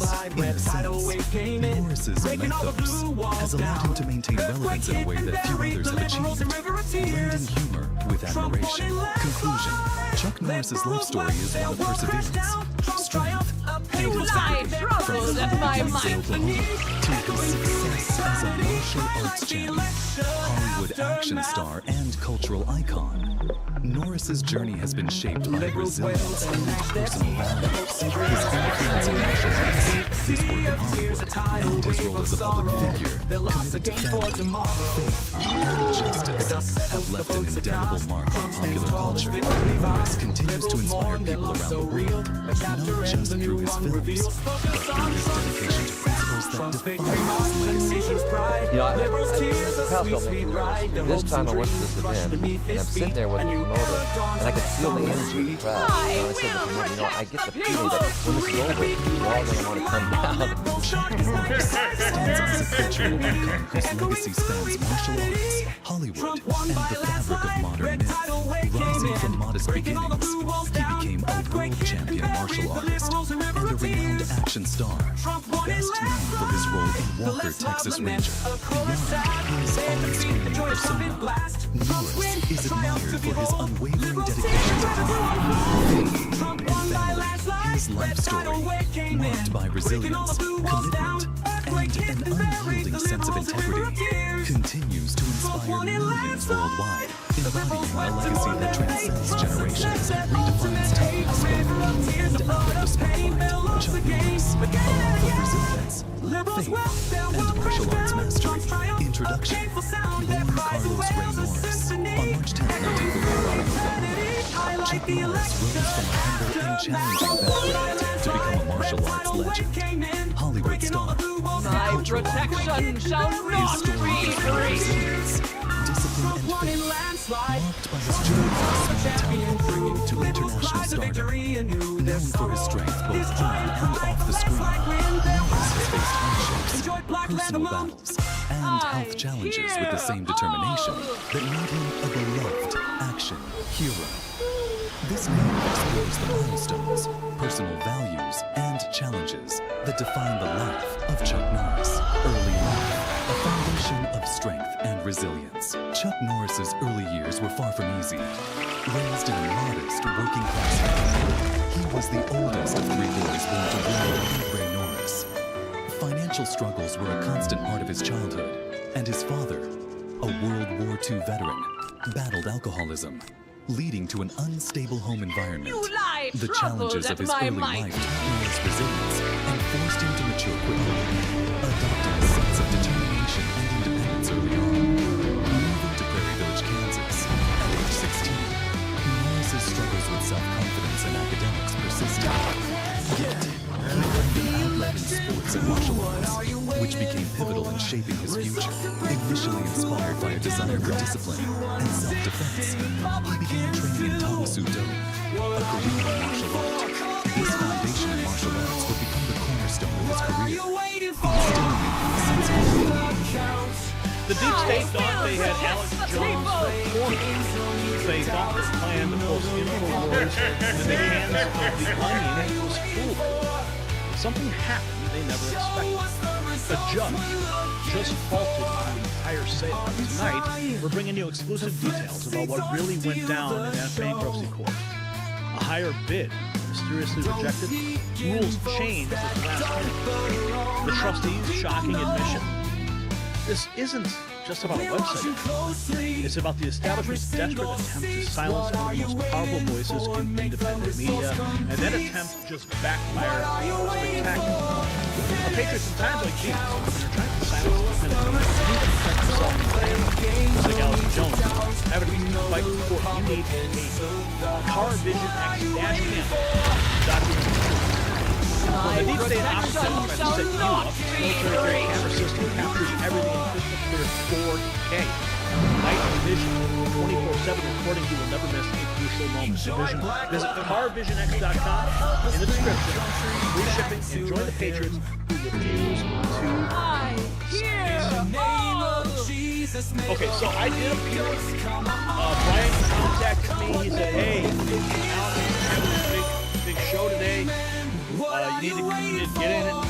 Made a couple text messages to his producers, Daria, Rob. I was on about an hour. Pretty cool. But Alex Jones is not finished, my friends. He's evolving. On the final InfoWars broadcast, I declared they can take the studio, the cameras, and the lights, but they can never kill the message. The next chapter of InfoWars will be stronger than ever. The revolution marches on. Here's a clip. I want to thank Gary French for coming on. Gary, you got the floor, buddy. Give me. I'm listening to you, but give me 15 minutes. I'm gonna come back and talk to you. I got some questions, my good, old friend. Go ahead. Alex Jones, man, it's an honor to be here with you on this historic day for InfoWars and watching you storm forward into the next incarnation of InfoWars. And you know, I've been watching this in the background, and my heart has been breaking. But I just want everyone who's watching to know that I wouldn't be in this chair if I didn't look you up 25 years ago. And it is the work and the foundation that you have laid for so many years that has awoken so many and has created a ripple effect in this next American revolution, the revolution that we are in now, the revolution of the mind, the revolution of the soul. And Alex, your work, like I said, it is foundational to what I'm doing. Yeah, that's us right there. Back in the day, that was us. That's when I first met you at the 9/11 Truth event in Chicago, and we marched in the streets. And if you look in the background, right behind me, right there, that's Luke. That's Luke Rutkowski. I'll never forget when he was sitting with us, and we were on the L. We were heading downtown, and he had this massive book. He had this massive book of all of this 9/11 truth, and it's amazing that now we can contain all that information on our phones. But that just goes to show, you know, back in the day when we would be burning DVDs and passing them out in the streets and hitting it with a bullhorn. I mean, that is how we got the message out. And then, of course, suddenly there were platforms that allowed us to share videos instantaneously. And that revolutionized everything. But I mean, I take it back even beforehand. When I was on radio, I was on GCN, I was on RBN, I was on WTPRN, and we were doing everything that we could to get the message out. And the thing is Alex, the message never dies. They can try to take your building, they can try to take your cameras, they can try to take your lights and your computers, but it's never going to kill the message. And I know you have a lifeboat that's ready to set sail, and I know that you've got 1 million soldiers, more than 1 million. You got tens of millions of people behind you. And I'm one of those people. I'm proud to say that. And looking forward to what's about to happen. You know, we've got there we are. That was at the hotel. We were sipping on some really nice tequila. That was a great night, and we went and had some steaks afterwards. That was when when I came down to Texas and I did that little tour, and then well, you'll have to watch the rest. But that was a great night with Alex. But the big news today is that The Onion buys Alex Jones InfoWars with plans to make it a cosmic joke. But the top lawyer, Viva Frey, says it was never about monetary compensation to begin with. This is to shut down InfoWars and silence Alex. Listen to what he has to say. We built a 7-figure business as a 2-person agency, and I wish we had HoneyBook when we started 10 years ago. Businesses need to be organized, professional, and maintain a consistent client experience. That's the challenge that we're all facing and need a solution to. But with HoneyBook, you can focus on doing what you love with So I don't know what's going on in the weeds of the auction process. I know that Roger Stone was talking about putting together a coalition to buy the assets of InfoWars. They're going to say, for other good and valuable consideration, which meant that we didn't accept the highest bid. This is not like a very complicated process here. This is a maximum value for the best interests, allegedly, of the plaintiffs or those who are judgment creditors. What's clear from this, and it's been clear from the beginning, the goal was never to maximize any execution of the judgment for and on behalf of the judgment creditors. It was to shut you down and shut you up. And what's clear is that the lawyers in this file, and whatever political interests that started this, are not interested in compensating these plaintiffs for any actual damages that they might have suffered, but rather simply in shutting you down. There is, as far as I'm concerned, an objective breach of fiduciary obligations of the trustee towards, and the lawyers, towards their clients. Because what they've done is, from what I know of what settlement discussions were floating around, What they are doing right now is going to yield them, if anything, pennies on the dollar for what settlement offer was on the table, which would have been to the benefit of the judgment creditors, that being the plaintiffs who, you know, they lawfared their way into a ridiculous judgment, but we're not at that stage anymore. What this is right now is nothing shy of just shutting you up and shutting you down. And if the Onion is in fact the entity taking over InfoWars, an attempt to just erase the history of InfoWars by merging it into what is going to be a future of bad satire through the Onion, so that when people think of InfoWars as a brand, they're going to think of bad satire as of the Onion and not what InfoWars was, which was radically more accurate news and information than all of the legacy media combined. Yeah, that's what's really interesting. So the Onion wins the bankruptcy auction to buy Alex Jones. Fox 61 reporting that. Legal bombshell, however. Alex reports that a judge has now blocked the sale of InfoWars and slams how the auction was conducted. Here are the details. We're built as back. So here we are in the InfoWars studios on November 14th, 2024. It is 6:19. And I've just been down the road at the Alex Jones Network studios that were built as backups. And this is the facility we've been in for 16 years. Now, I have major breaking news for everyone. The headlines you see everywhere, the Onion bought InfoWars today, is not true. The judge had an emergency hearing today that we filed for at 8 a.m. this morning. It went on for several hours. He was extremely upset, the federal judge, Chris Lopez, and said this is not a real auction. You don't claim there's a public auction where people can bid up and have them register for it, and then 2 days before change it and say the bids are secret and we don't have to take the highest one. Then he asked the U.S. trustee that ran this, what was You lie the winning bid? He said, well, I can't tell you. Did you hear what I just said? Not only do they not take the highest bid, they won't even say what was paid, but they said, well, it's Alex Jones' judgment. That's like toilet paper. $1.5 billion fake dollars that doesn't exist? You're gonna get $1 billion out of this piece of paper? So, you can't pledge, that's federal law in bankruptcy, a debt towards something, and especially because doubly, they didn't tell the other bidders that they were going to allow credit to be used to buy it. That's what they're calling it, credit in the future, pie in the sky on high future earnings. So they bought my company in a rigged fake auction that didn't even happen with my money that doesn't exist. So the judge says he hasn't set the date yet, next Monday or Tuesday, so early next week. Take that as Monday or Tuesday. Have an evidentiary hearing on this.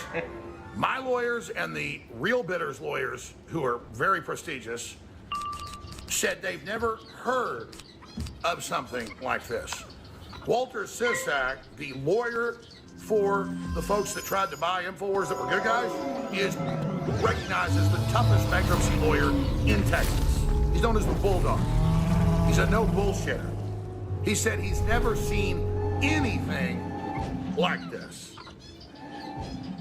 The gray area between hacker-hunter is not as gray as it used to be. There are hackers out there that want nothing more than to cause damage and havoc. There are hackers out there that are protecting your infrastructure. I gotta admit, a threat hunter is very well a hacker on that My good connotation. protection shall They just wanna not know be breached.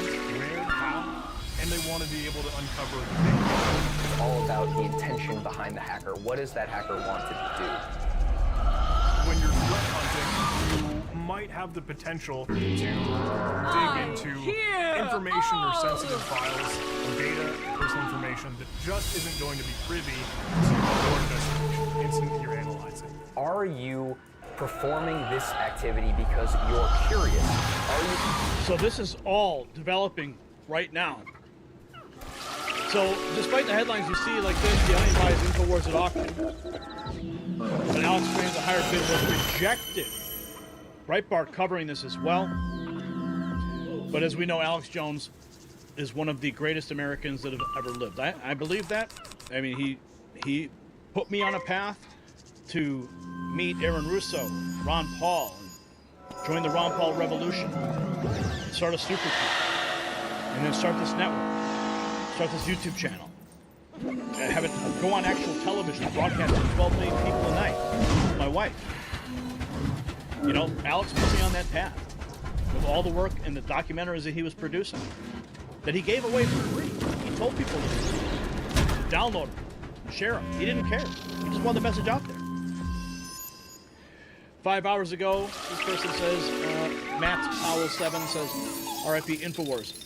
They aren't going to ever shut Alex down. Many tyrants have tried to silence ideas like Infowars, but the truth is, you can never kill an idea. You can never shut Alex Jones up. He goes out for any reason, and there'll be hundreds of us to take his place. The Health Ranger, Mike Adams, seriously, the deep state tried to bend the laws of physics, space, and time in order to get Alex Jones. They've broken every law, every rule, every iota of reason and rationale to try to silence Alex praying for Infowars. So Alex is, I mean, he is the subject of lawfare just like we witnessed with Donald Trump. So Aiden Salazar, Brian sent me this link to this X article. Not so fast. Not so fast. Judge halts Infowars sale to Onion due to shady auction procedures. No one should feel comfortable with the results of this auction, says U.S. bankruptcy judge Christopher Lopez over Infowars' reported sale to the Onion. Okay, this came out just an hour ago, so we have some new developments. More new developments. I will protect came out the people. All right, this is the last update. I detailed all this on air today, but I learned even more tonight. It's worse than I thought. But here it is, very simply for everybody. There was an auction ordered by the judge, but he wanted to have more hearings about it for the details to make sure it was all legal. The U.S. trustee assigned with the Justice Department that was in charge of it went ahead and had what he said was an auction. No. But then it came out that he No. didn't make the auction public, didn't let people have bids to go above the supposed highest bid, which means it's not a real auction. And then it turns out he ignored the highest bid and gave it to a lower bid because they were the Democrats. And so it was a private sale masquerading as an auction that did not happen. That's what the judge said today. He said it did not go through. He's having a full evidentiary hearing next week. In the meantime, the U.S. trustee, overstepping his power, came in and closed Infowars and cut the broadcast off. So it is off the air. We're over at the Alex Jones Network at AJN Live and X, and Alex Jones, and the satellite uplinks, the radio stations, the TV stations. We have to switch over to our new satellite. There was some problems there because it was just sneak attack. Boom. We have the auction. We can secret Wednesday. This morning they show up at 8 a.m. They shut the building. I go on and talk about it, and they go order people to shut things off. Just saying, I'm a federal trustee, do what I say. Like the last federal trustee did in June or late May, saying, shut the building with no court order. I didn't leave. I tried to call the police. And then they had an emergency hearing thinking I would be kicked out, and the judge fired them. So this is the second federal trustee doing this wild vigilante crap. So the Onions everywhere announcing they bought it. The media saying they got it. But Bloomberg and AP are going, well, now the judge said, no, he's questioning it. No, he said it didn't go through. He's going to decide what to do. And my lawyers are like, well, they've taken this thing off the air. These employees are out on the street. The judge said, well, as soon as we can have it, it's early next week, I'll give you a date. But yeah, this is crazy. So bring your evidence in. But he said... So it keeps developing here. The U.S. judge overseeing Alex Jones' bankruptcy expressed skepticism over Thursday's purported sale to satire publication The Onion, according to the Associated Press. We just played these clips here, but this is what Brian sent me as we were developing this story today for you guys. This is what the AP said. Maybe difficult to read. I'll try to zoom in for you.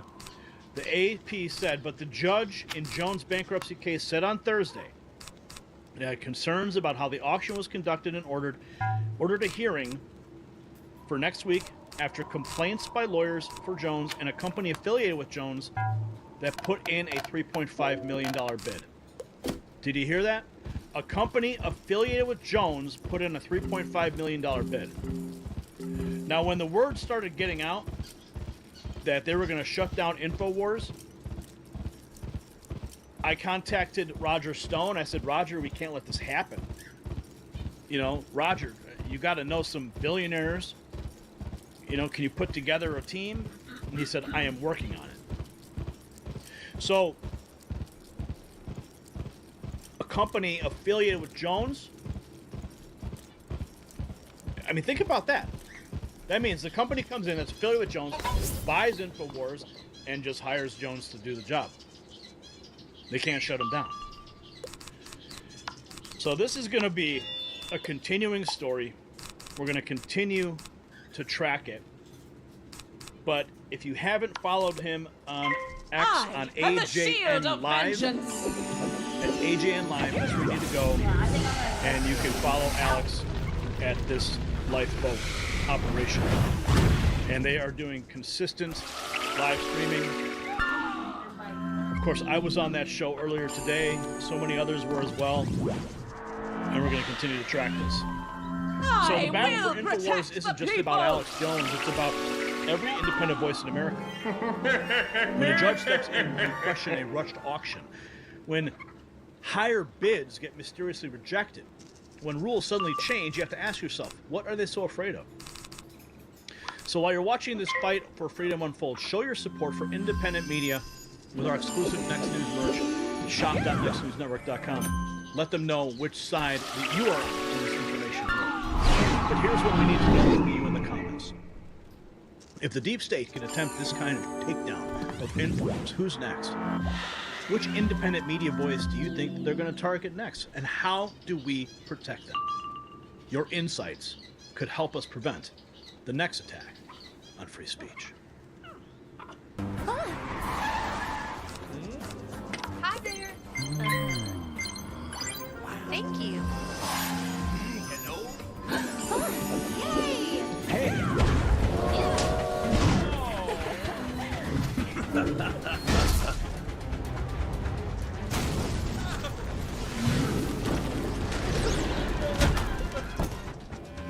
Trump wrecking ball taking another swing at the Washington elite. President-elect Donald Trump nominating Robert F. Kennedy Jr.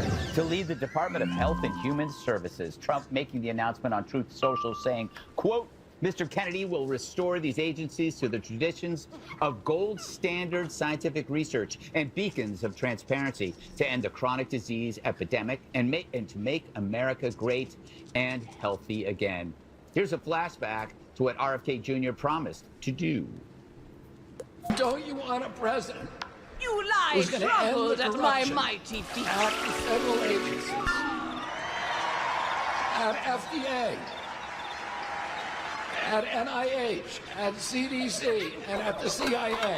And don't you want a president who's going to make America healthy again? There you go. That personnel move comes as Trump scores the coveted trifecta Fox News can project. Republicans have won the majority in the House of Reps, giving the GOP control of the White House, the Senate, and the House, and paving a clear path to push its agenda. His incoming Director of National Intelligence, Tulsi Gabbard, lays out how Trump is already leading. I think President Trump has already shown how active he has been in not waiting around for day one on January 20th or 21st, but he's already leading. He's already engaging with so many of these world leaders around the world on the phone constantly, and he's showing the kind of leadership that the American people voted for. You know, Dana, there's this great meme going around where they took a montage of all these media hacks saying threat to democracy, and they replaced democracy with bureaucracy. And when you hear it, it seems like that is actually the reality, whether it is Pete Hegseth, Tulsi, Vivek and Elon, and now RFK Jr. It feels as though there truly is like a team of Avengers focusing on the excesses of government. I love it. I want to see that meme. I'll send it to you after the show. Focus, So this morning, I was in for newsroom, and I was thinking, okay, what do I think about these nominations? And I thought, you know what? I'm not going to worry about it. Because by 5 o'clock, there'll be something else. Yeah. And guess what? Now we're back on Trump time. There are 2 news cycles, maybe 3 news cycles in a day. By the time Jesse's show's on tonight and yours is on tonight, there'll be something else. So I'm just like rolling with it, and I've continued my answer to everybody who's texting me, what you think. We'll see. Right? So we'll see. I like Liam Donovan on Twitter. He said, or on X, excuse me.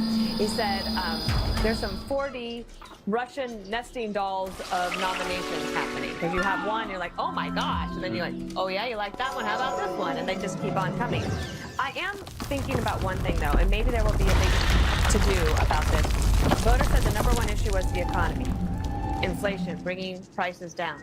And since the election, which was only a week and a couple of days ago, but we have all of these teams, but we don't have an economic team announced yet. Right. And so I'm waiting to hear that. Like, where's Treasury and Commerce? Where are the prices coming down? Where's the plan?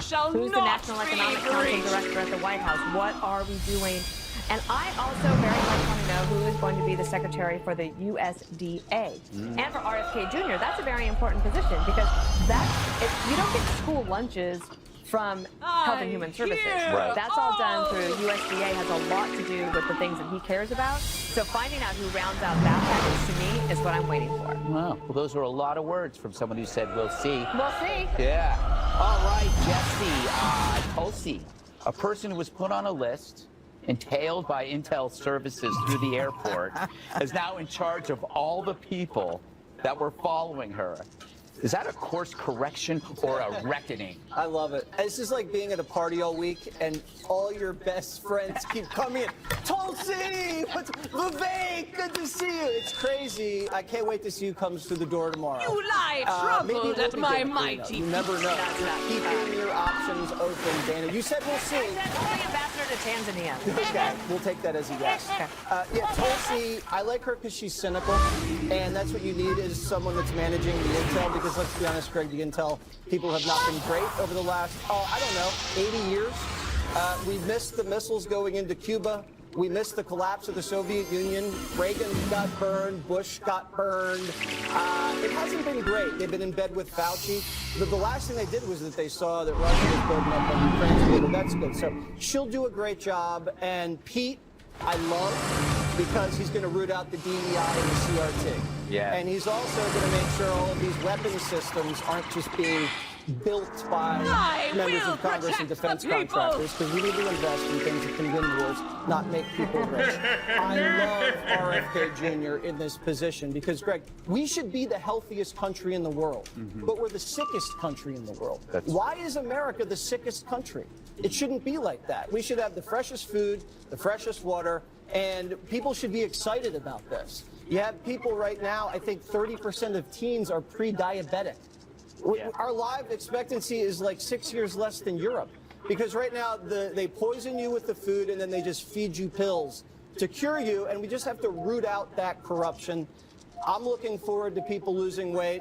If anybody's been at the beach recently, it's not a good look. Never used to be like this, and it's because of what they're doing to the food. Should his first target be Trump and get Trump to let go of the Big Macs or the Trump can do it, we all can do it. Exactly. He should be his first project, Donald Trump. So, Judge, Jesse brings up Pete, we good friends of ours. That can't make China and Russia happy because they bank on us using DEI to further cripple our military. Well, the great part about it is, if you'll remember when Biden first came in, and Biden went to the UN. I think it was Anthony Blinken. He went to the UN and he said, we need to know how actually racist we are, the United States. And then we have our first meeting with China. And you remember China made all these comments like, you people are racist and you want to criticize us for the Uyghurs or whatever. It's kind of interesting. I think that the selection of Pete is phenomenal, not just because I know him, but because he is an individual who is so deep-rooted in his beliefs. There is no one who's going to shake him off the train that he's on. It's about America first. It's about freedom, and it's about making sure that the American people are protected. And I think that all of these people, and I'm like Jesse, I'm so excited every day. I just heard RFK. I'm dancing upstairs. The truth is that we are so sick, and there is so much food that we eat in this country that we give to our children in terms of cereal that they don't allow in Europe. Why is it that they don't allow this stuff in Europe? Some of the coloring that they use in candy and some of the garbage in cereal? Because of corruption, because of the familial relationship relationship that some of these people in Congress have with the lobbyists. So, I mean, I am absolutely thrilled the CDC, the FDA, the NIH, especially after what we went through with Fauci. And I just want to say one more thing. I mean, when it comes to all of these people, they're going to blow things up. And Matt Gaetz is another one who's going to blow up the Department of Justice, where the stench is so deep, they have no choice but to blow it up. Richard, how's your week been? That's a great question after all of these comments. Well, I want to ask you, RFK was once a Dem. He might still be a Democrat for all I know. Is this more about a party that became so focused on one thing, which I would say is identity politics, you might disagree, that they no longer had any room for a member of an iconic Democratic family? I mean, when you lose a Kennedy, that's a statement. I think there's a couple of things to unpack. One, you want somebody at HHS, no matter the political party, that's actually experienced in public health, whether they agree or disagree. I do think Judges right, there's a lot of things that I agree that we should be focused on. I'm not sure if RFK is the person to do it because I don't know what his public health qualifications quite are. And I think the role at HHS is very important to have somebody who knows all the agencies, all the things that happen.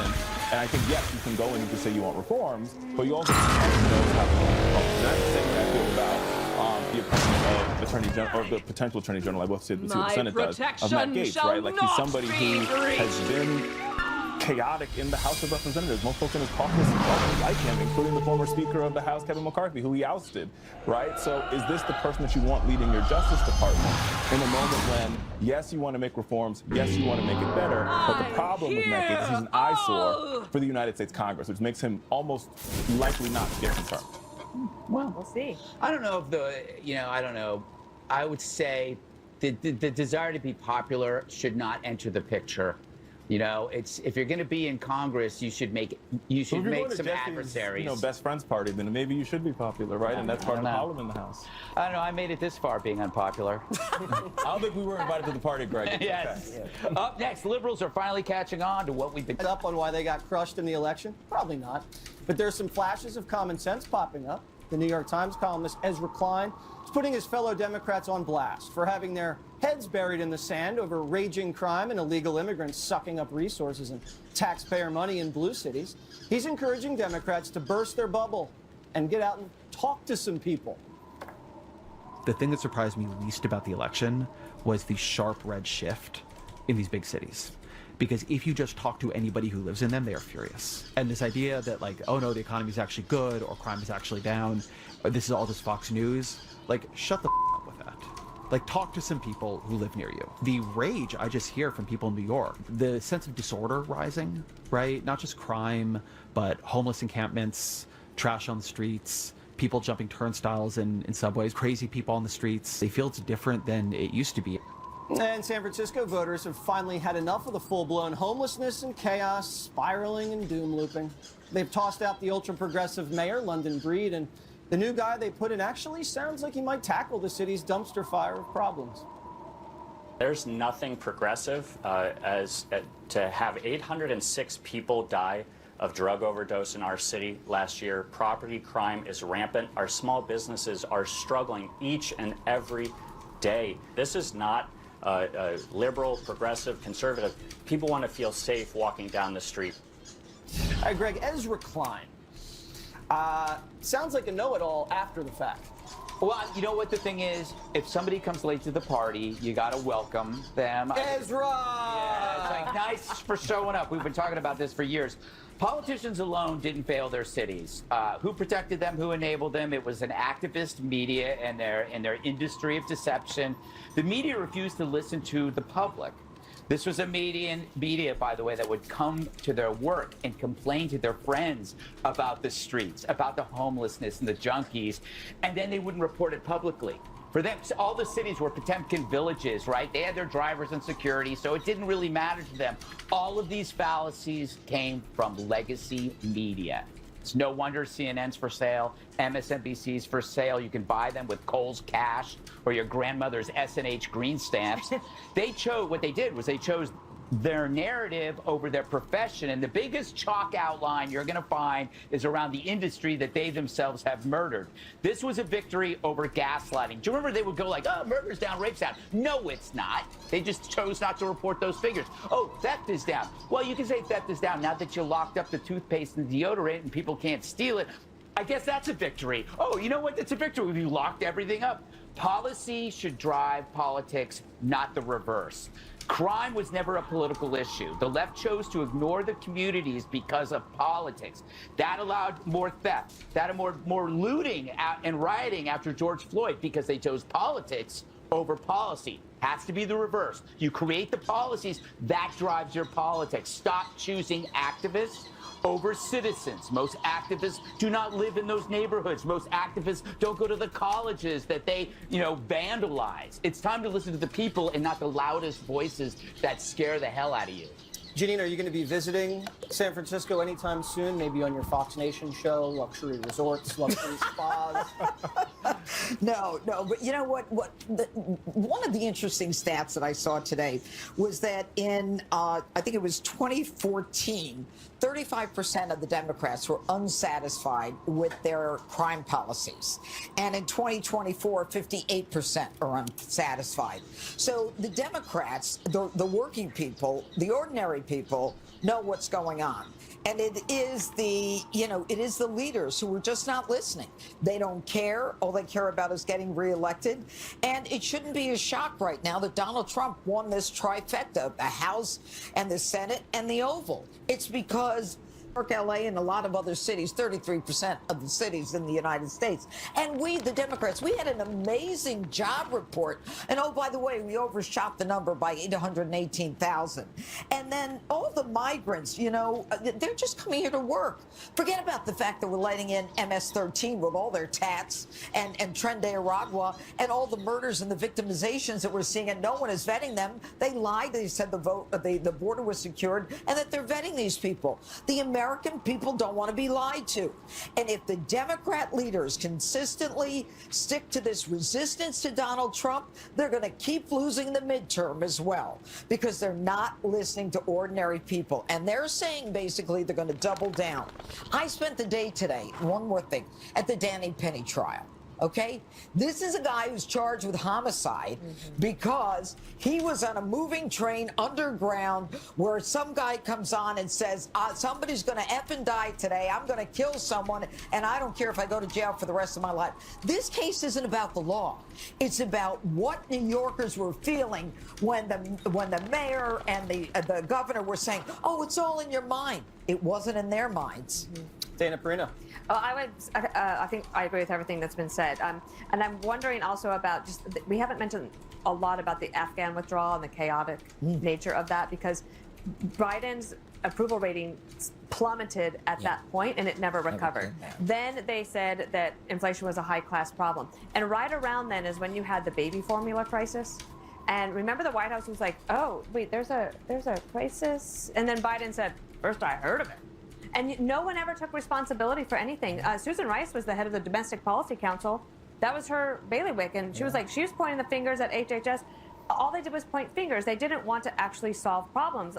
If I have a feeling, for example, let's say the judge was in charge and she found out that there's a baby formula crisis. Well, you think that everybody wouldn't be called in at 7 o'clock in the morning, like, we got to figure this out, and by noon I want a plan, and by 5 o'clock it's going to be solved. I don't understand all of these things where they knew that there were problems and they decided not to do anything. But I'll add one other. In addition to the Afghan withdrawal is the age of Biden and his capabilities. And the fact that at the White House, Karine Jean-Pierre would constantly say, oh, Biden's running circles around us behind her. He's got more energy than all of us put together. And it just wasn't believable. And it got terrible. I would say, however, for President Trump, expectations are really high. And there is a good amount of runway, but it's not endless. So people are going to start itching for something. They want prices to come down, or at least they want to know that there's a plan to try to get them down. everyone wants to be skinny and rich within the next 4 years, Richard. If he doesn't deliver, I think he's done. So I'm trying to be you? I don't know if I'm trying to be you, but if you say so. Look, I think I'm not that skinny. I think there's a couple of things here. I do agree with Dana. I do think there were moments over the past 4 years where this White House was caught completely flat-footed, right? Whether it be on immigration, whether it be on the baby formula, whether it be, I think, even on crime. With that being said, I think for us to your point, I think because the expectations on the Trump team in this moment are so high, you have to zoom out and figure out how did America get here? It wasn't just 4 years of Biden that got us here. There was also a global pandemic that we had to figure out. Well, what happens when you lock people away? What happens when a lot of folks die? How does that affect the general public? And I think it's important to remember that voters are fickle. And so I think a lot of voters made decisions about what they were seeing. To Greg's point, they walked into CVS, they saw everything locked up. They blamed whoever was in charge at the moment. Now, with that being said, many of the crises that we're dealing with in this country, whether it's the housing crisis, which was sort of a crisis that was created in 2008 when a lot of small home buyers went out of business and the government did nothing, both Democrat or Republican governments, did anything to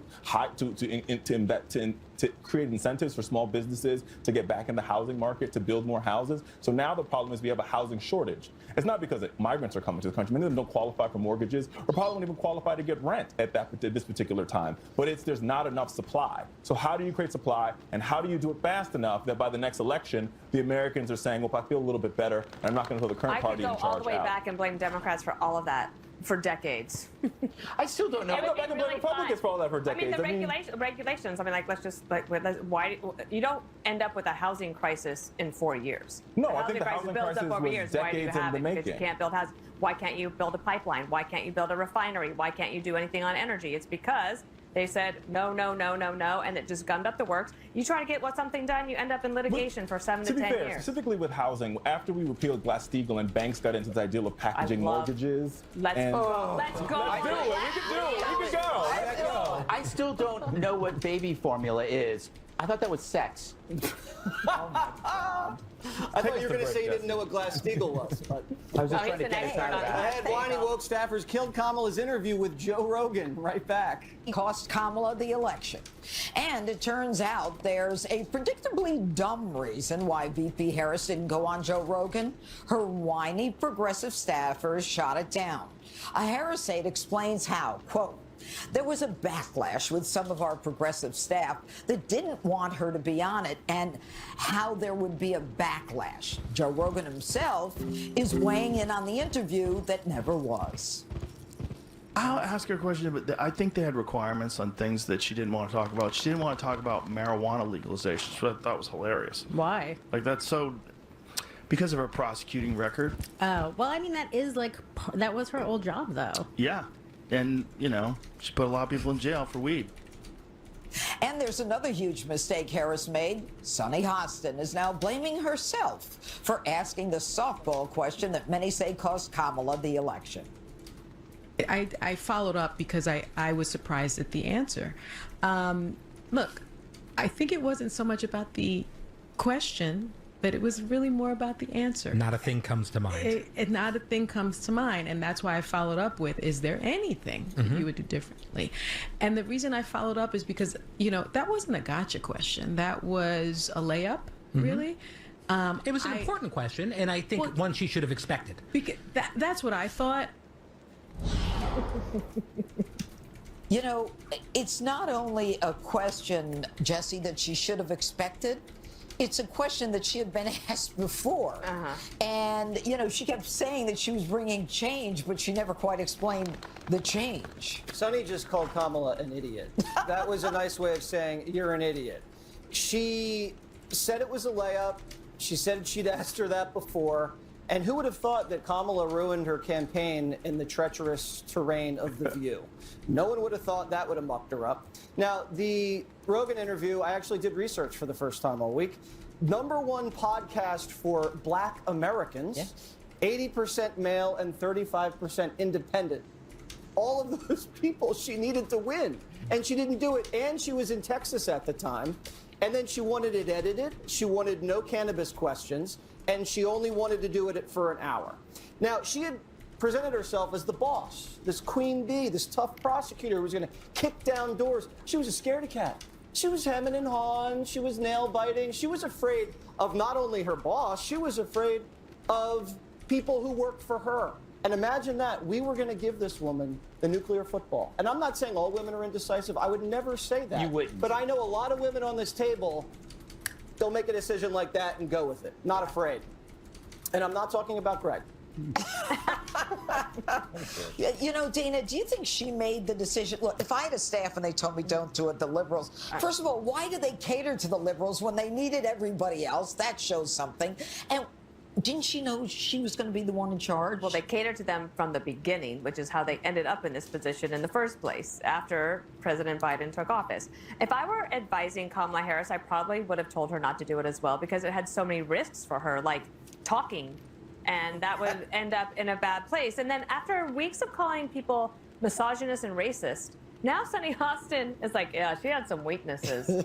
I'm like, wait, what about all the people that you called misogynist and I think also all of this comes from the top, to answer your first question. Like, it all comes from the top.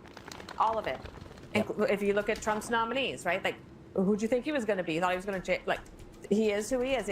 You know that these decisions are coming from him. With her, up until Election Day, you had large swaths of voters saying, yeah, I still don't know enough about her.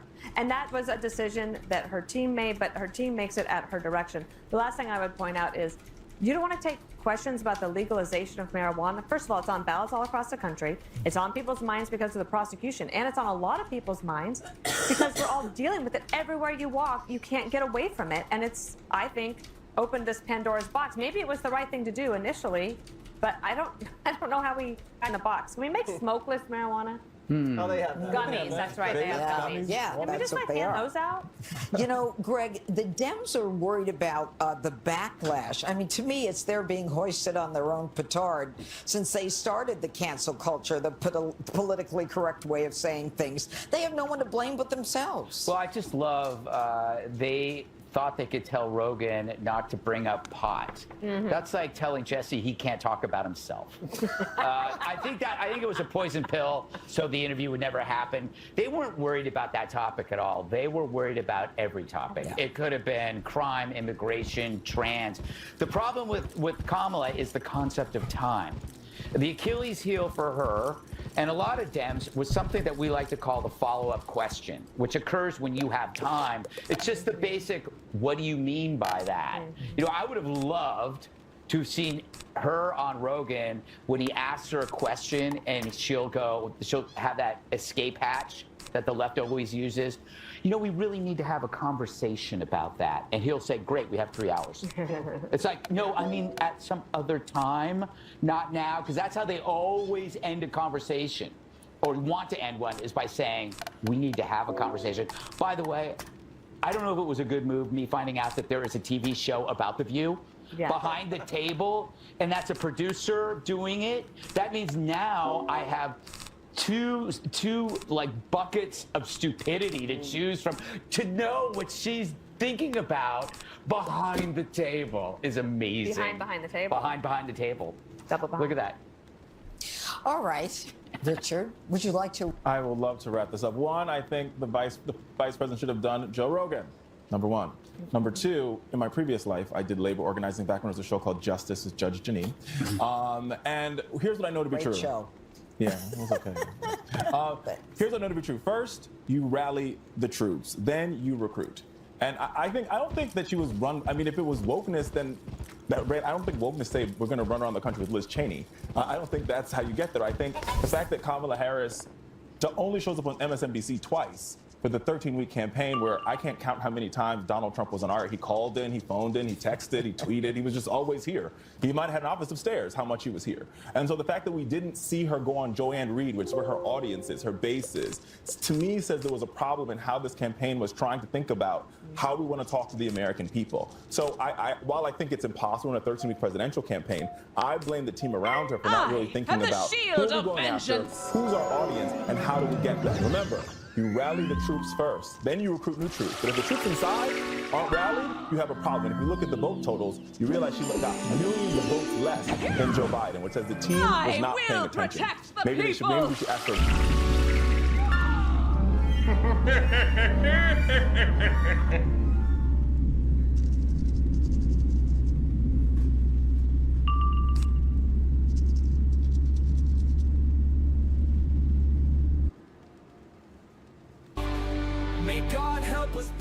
country back to him in the name of Jesus. May the Holy Ghost come up on us somehow, come what may. If it is his will, amen.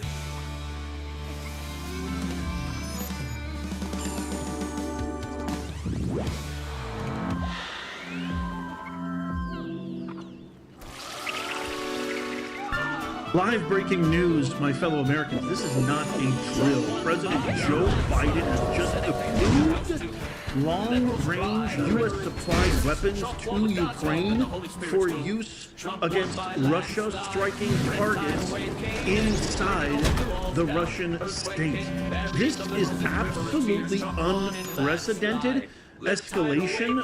Joe Biden has less than 2 months left in his presidency, and this is extremely bizarre. And now France and UK Prime Minister have also conceded and agreed, and they support this decision. My fellow Americans, this is nothing short than a catastrophic ploy to undermine President Trump and the mandate that was set on November 5th. The American people have spoken. The American people are vehemently opposed to this.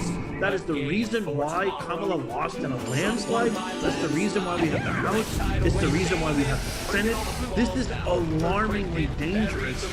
And seemingly he did this all the while inside the Amazon rainforest. Watch this strange cryptic video, perfect meme material that has gone viral across the internet as Biden announces this and then strangely, creepily, ominously recedes into the Amazon forest. Watch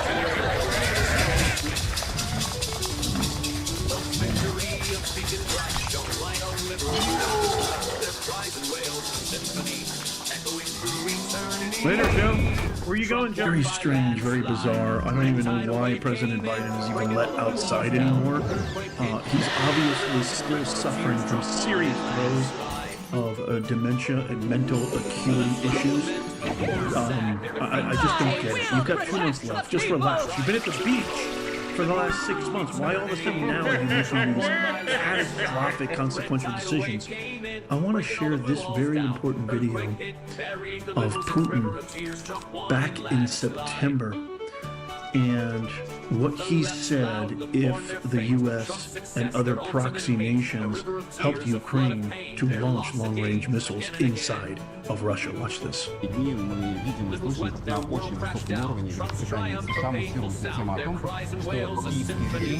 Echoing through eternity, I like the election aftermath. One by landslide,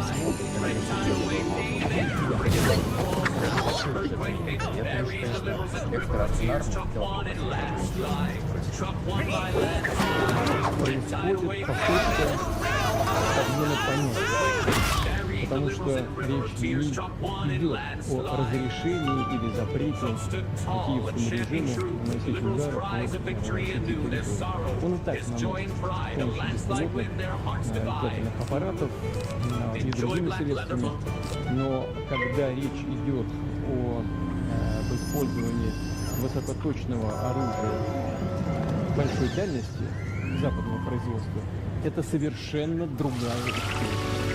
Дело в том, что любые спецоперации у нас на Западе наносить удары современными высокоточными системами большой дальности западного производства украинская армия не в состоянии. Она не может этого делать. Это возможно только с использованием разведданных со спутников, которыми Украина не располагает. Это данные только со спутников. You lie truffled at my mighty feet. Это значит снайперских спутников. Второе. Очень важно, может быть, ключевое, заключается в том, что задания в эти ракетные системы могут, по сути, значить только военнослужащие стран НАТО. Украинские военнослужащие делать это не могут. И поэтому речь идет не о том, чтобы разрешать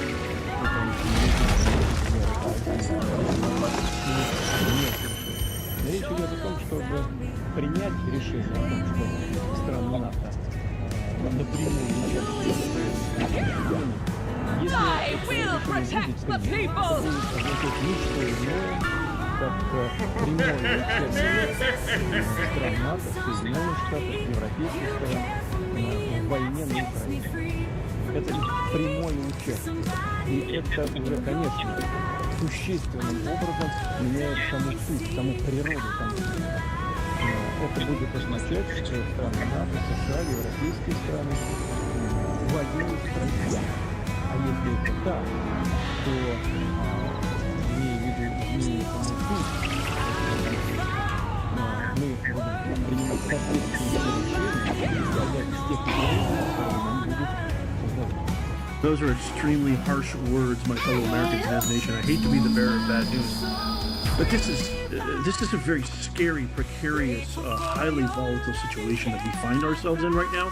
And I don't know. I mean, I don't see any logic. I don't see any justifiable reason for this level of escalation when Biden has literally 2 months left. The American people have spoken. We don't want these forever wars. We're sick and tired of America last. We are ready for America first, which is why the mandate was set on November 5th, just recently, with a landslide victory in the exact opposite direction of these war-mongering heathens. I have more for you, though. And and just to touch up on what Putin said, I believe every word of what Putin says. I don't think Putin is a guy you want to mess with, especially with a feeble vegetable in chief that we have right now. This has been a very, very, lack of a better word, it's been a pussy war by the United States. We have not had the balls, the gumption, the strength, the conviction to actually say we're at war with Russia. We've just been slowly, sneakily, like some kind of low-level snake behind the scenes, been supplying tons of our taxpayer money, tons of weapons to Ukraine and Zelensky. God knows where that stuff is going. I don't see any more. Do you see any more war footage? Because I don't. We saw a lot of it in 2022. I don't see any more footage. You know what I do see? I see a lot of Ukrainians with yachts. I see beautiful, safe metropolitan areas and business squares, etc. I don't see any war footage. I don't see any of that heart-wrenching, CNN coverage or what have you of children and Ukrainians being bombed and blasted every single. I don't see any of it. And we already know that Putin has initiated talks with President-elect Trump. Again, the people have spoken. We want him, obviously, in a landslide decision. There's already been conversations had between President-elect Trump and Putin, which are already initiating peace talks. That is very, very well-versed and well-researched information and intelligence that is absolutely concretely true. What in the world is Joe Biden doing? Why? Why are you doing this? There's no other way to identify this, my fellow Americans, than absolute warmongering and a last bitter, feeble attempt at Biden to do God knows what. He's defying the American people. We know that. But I don't know. Is he trying to save his legacy? Is he trying to have one last hurrah, one way of saying I have a resounding victory and a resounding W on the way out? It doesn't make an ounce of sense. Listen to what Putin said in response to this. Check this out. In the updated version of the document, aggression against Russia by any non-nuclear state, but with the support of a nuclear state, is proposed to be considered as their joint attack on Russia. Russia will also consider the possibility of using nuclear weapons when receiving reliable information about a massive launch of means of aerospace attack and their crossing of our state border. This includes strategic and tactical aircraft, as well as cruise missiles and drones, hypersonic and other delivery vehicles. Russia reserves the right to use nuclear weapons in case of aggression, including if the enemy, using conventional weapons, poses a critical threat. It is important to note at this point that these At this time, proposals to amend Russia's nuclear weapons use doctrine.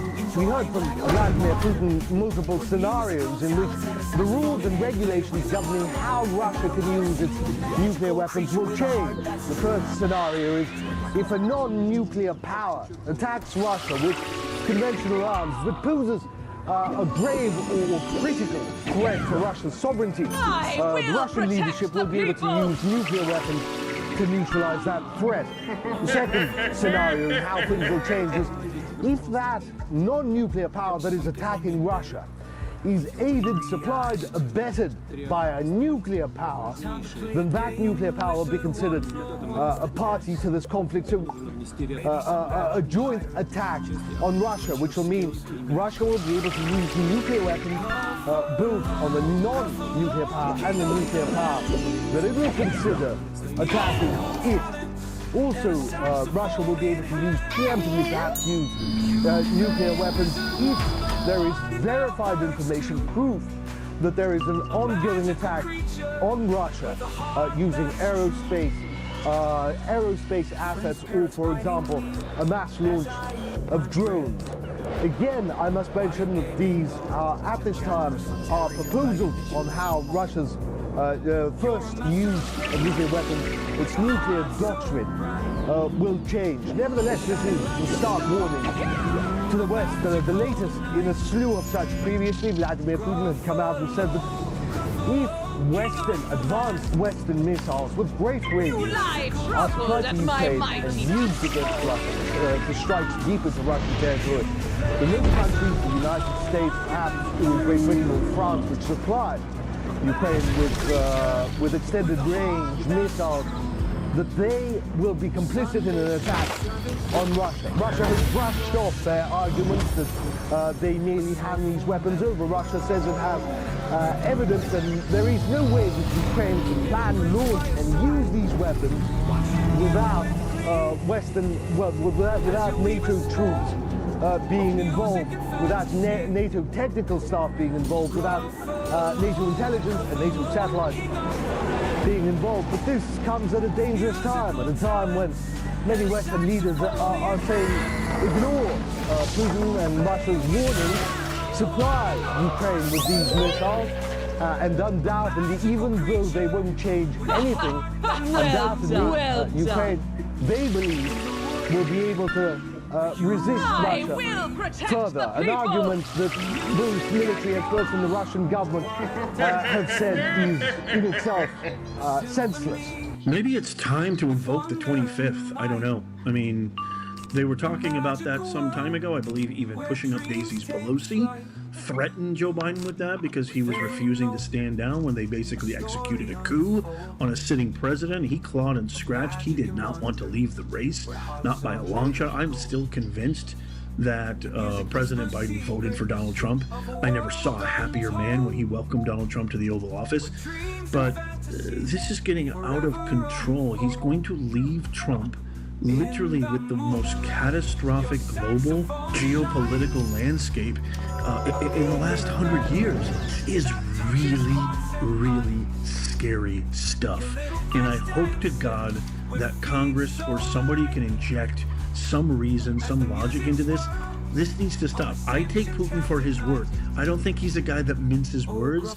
He usually follows through with what he's going to say. And he has said, if you watch those videos, he has said conclusively, if you do this, if you launch missiles into Russia, these long-range missiles, which Ukraine has zero aptitude for, they definitely need their satellite help from NATO, France, UK, and United States more specifically, that this is a charge that will be responded with fury and nuclear missiles, not just to Ukraine, but to the actual people in Ukraine's fortification. This is not good. It's definitely not good. I really look forward to hearing your thoughts on this. Let me know in the comments down below. Stay tuned as I'm going to keep you up to date on everything. I would love to get your thoughts. As always, check out these videos coming up on the screen right here. Tap my face over here to subscribe and follow. It's absolutely free. And as always, may God bless you and may God bless the United States of America. As Republicans solidify control of Congress. Everybody feels very confident, very encouraged about the days ahead. This Republican team is united. We are on one team. A new era of Republican leadership falls into place on Capitol Hill as Trump announces key choices for his cabinet, from secretaries of state and defense to National Intelligence Director, HHS, and Attorney General. We're going to reduce regulation, waste, fraud, and inefficiency. We're going to clean out the corrupt, broken, and failing bureaucracies. We'll get reaction from Speaker Mike Johnson, who just won the GOP nomination for a full 2-year term, as Democrats determine how they can best flex their power in a new Washington. We'll talk with Delaware Senator Chris Coons, plus our Sunday panel on the Trump agenda and what it means for foreign policy and the economy. You have to start my term from November 5th because the market's gone through the roof. Enthusiasm's doubled. All right now on Fox News Sunday.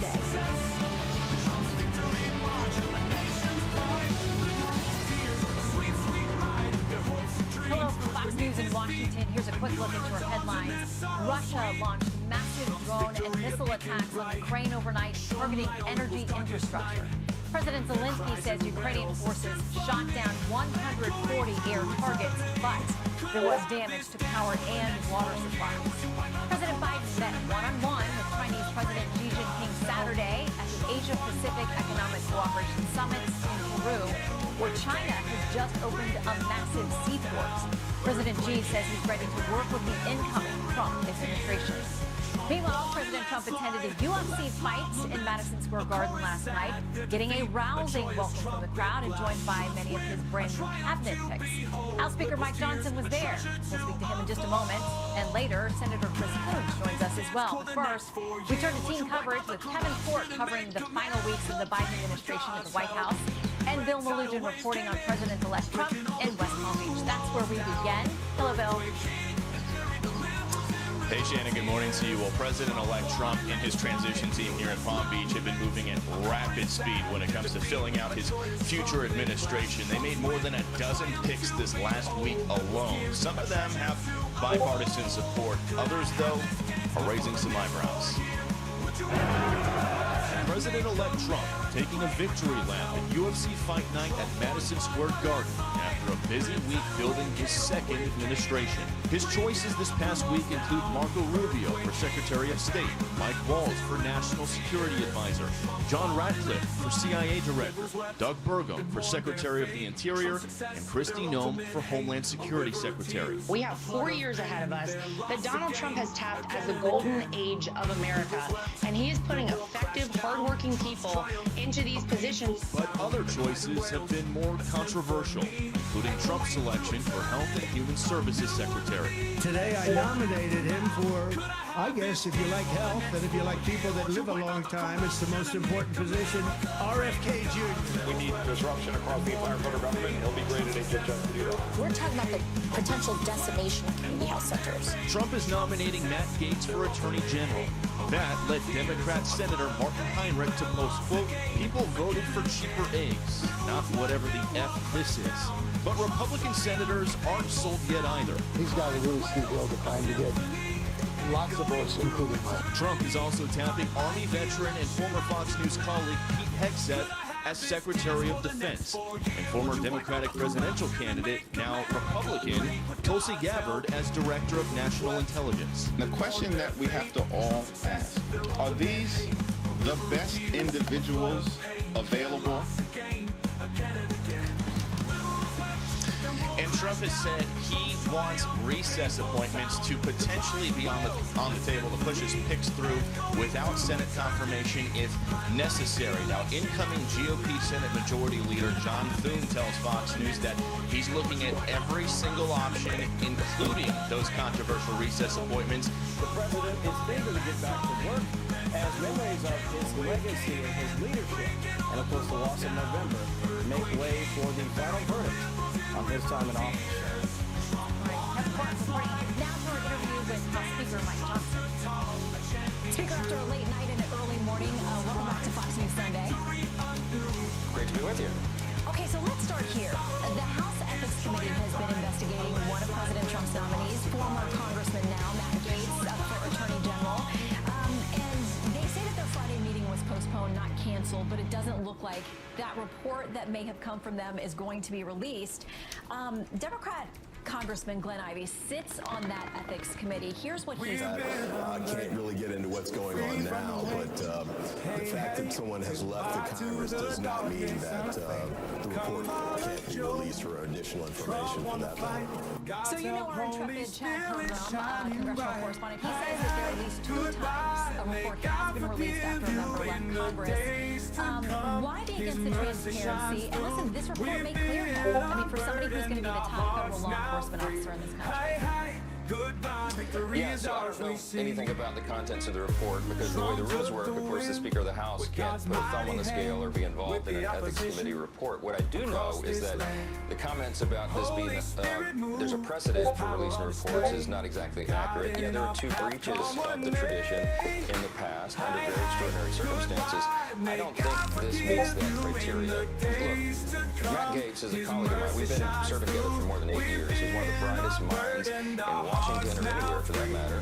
And he knows everything about how the Department of Justice has been weaponized and misused. And he will be a reformer. And I think that's why the establishment in Washington is so shaken up about this pick. But with regard to the report, there's a very important reason for the tradition and the rule that we have almost always followed. And that is that we don't issue investigations and ethics reports on people who are not members of Congress. I'm afraid that would open a Pandora's box because the jurisdiction of the ethics committee is limited to those who are serving in the institution. That's its very purpose. And I think this would be a breach of protocol that could be dangerous for us going forward in the future.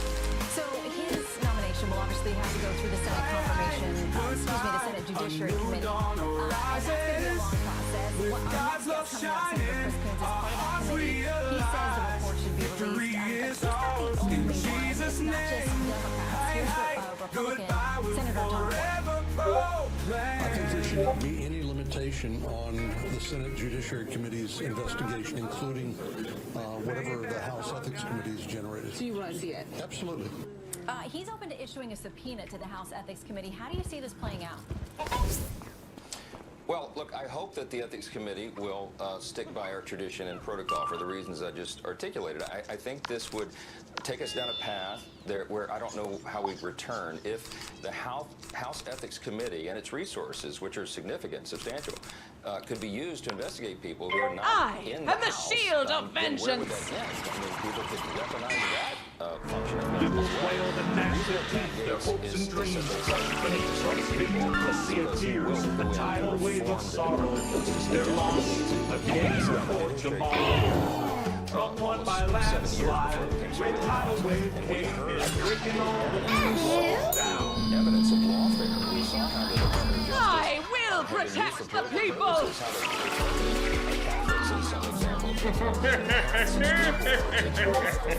This is not what it feels to do, and Matt Gaetz will go in there and shake it up. And I think most of the American people understand that's an important function. Well, to be fair, he was a member when the investigation was underway. We'll see now how the battle maybe between the Senate and House sides play out as we proceed in the confirmation process. In the meantime, President Trump has made it clear if his nominees get stuck, he wants the Senate to move ahead and possibly the House cooperating with this idea of recess appointments.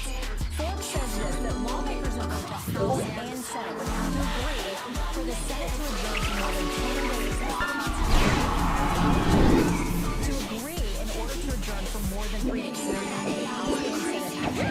National News says the very idea that the Speaker of the House would agree to undermine the Senate's constitutional role and effectively make the legislative branch a passive plaything of the executive should outrage any member of Congress. Would you take steps to put things into recess so those appointments could happen?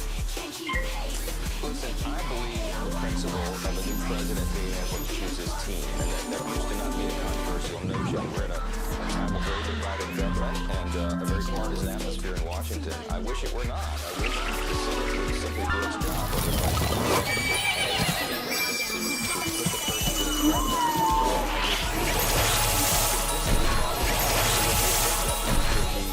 That the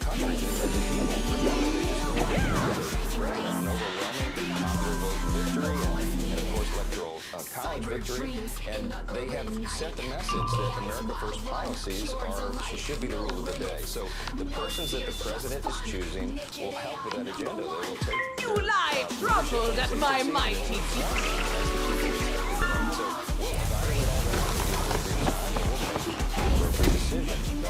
There may be a function for that. We'll have to see how it plays out. As a constitutional lawyer, I knew you for years in that role. Proceeded into what you're doing now. Here is the Wall Street Journal editorial board on constitutionality of this recess appointments. They say it's unconstitutional, anti-constitutional. We're limited by the basic checks on power that the founders built into the American system of government. If Mr. Trump was a Democrat to win the Oval Office would look through left-wing nominees.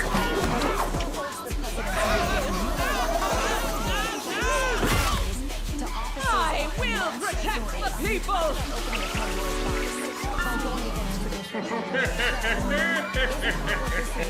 Would you worry about a Democrat president installing whomever he or she wanted without the restrictions of the Senate confirmation process?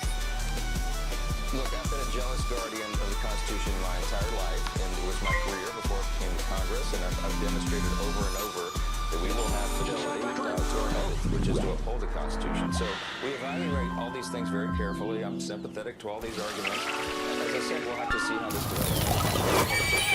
The Senate will do its job, and that is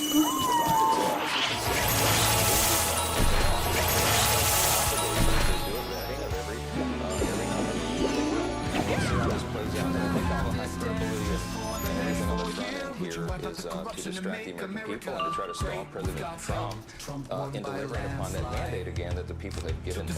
I know he's excited to get to work. I spent all day yesterday with him at Mar-a-Lago, a long day of hard work, and then we went ultimately had a little fun at the UFC fight last night. He is in a good place.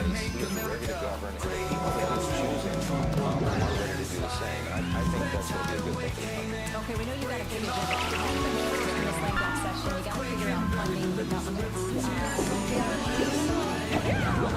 December 20th, or at least in part. So what is the plan? A short-term measure, a long-term effort? I know you have wanted to get all of the appropriations bills passed. Is it possible to do that? What do we do from that clip? Well, it's getting You lie troubled at my mighty. The Senate has not. Chuck Schumer is still the Democrat leader there in the Senate, and he has refused to get a single appropriation bill on the floor. That's not how the process is supposed to work.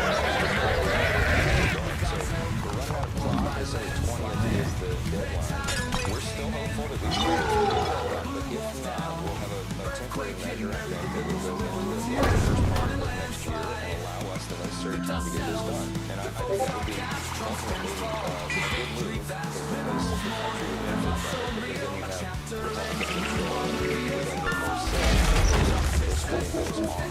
The new reform agenda Donald J. Trump takes the office in January, and we have a full agenda to run. It's going to be a very aggressive first 100 days of Congress.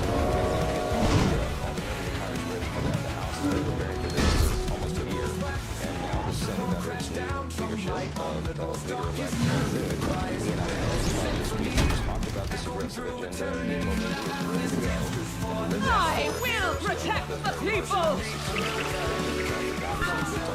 Thank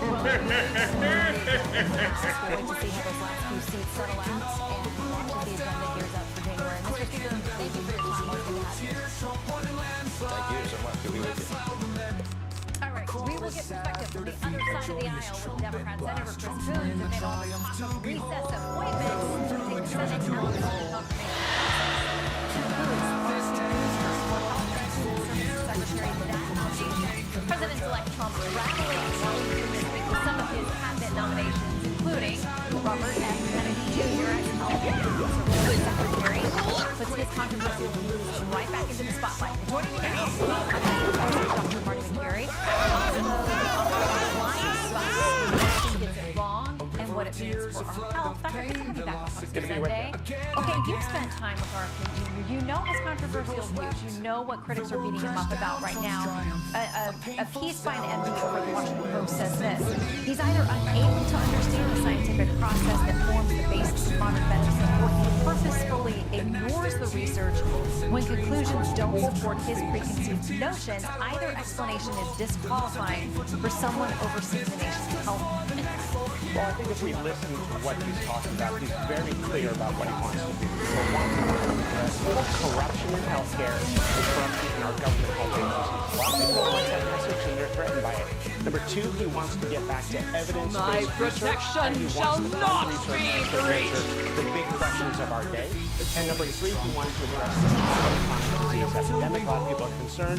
Food supply is poisoned and kids are growing up in a toxic milieu. And we'll be recognized on scale as the American Academy of Pediatrics is pushing those 6-year-olds. He is talking about health and chronic diseases. It shouldn't be a political message.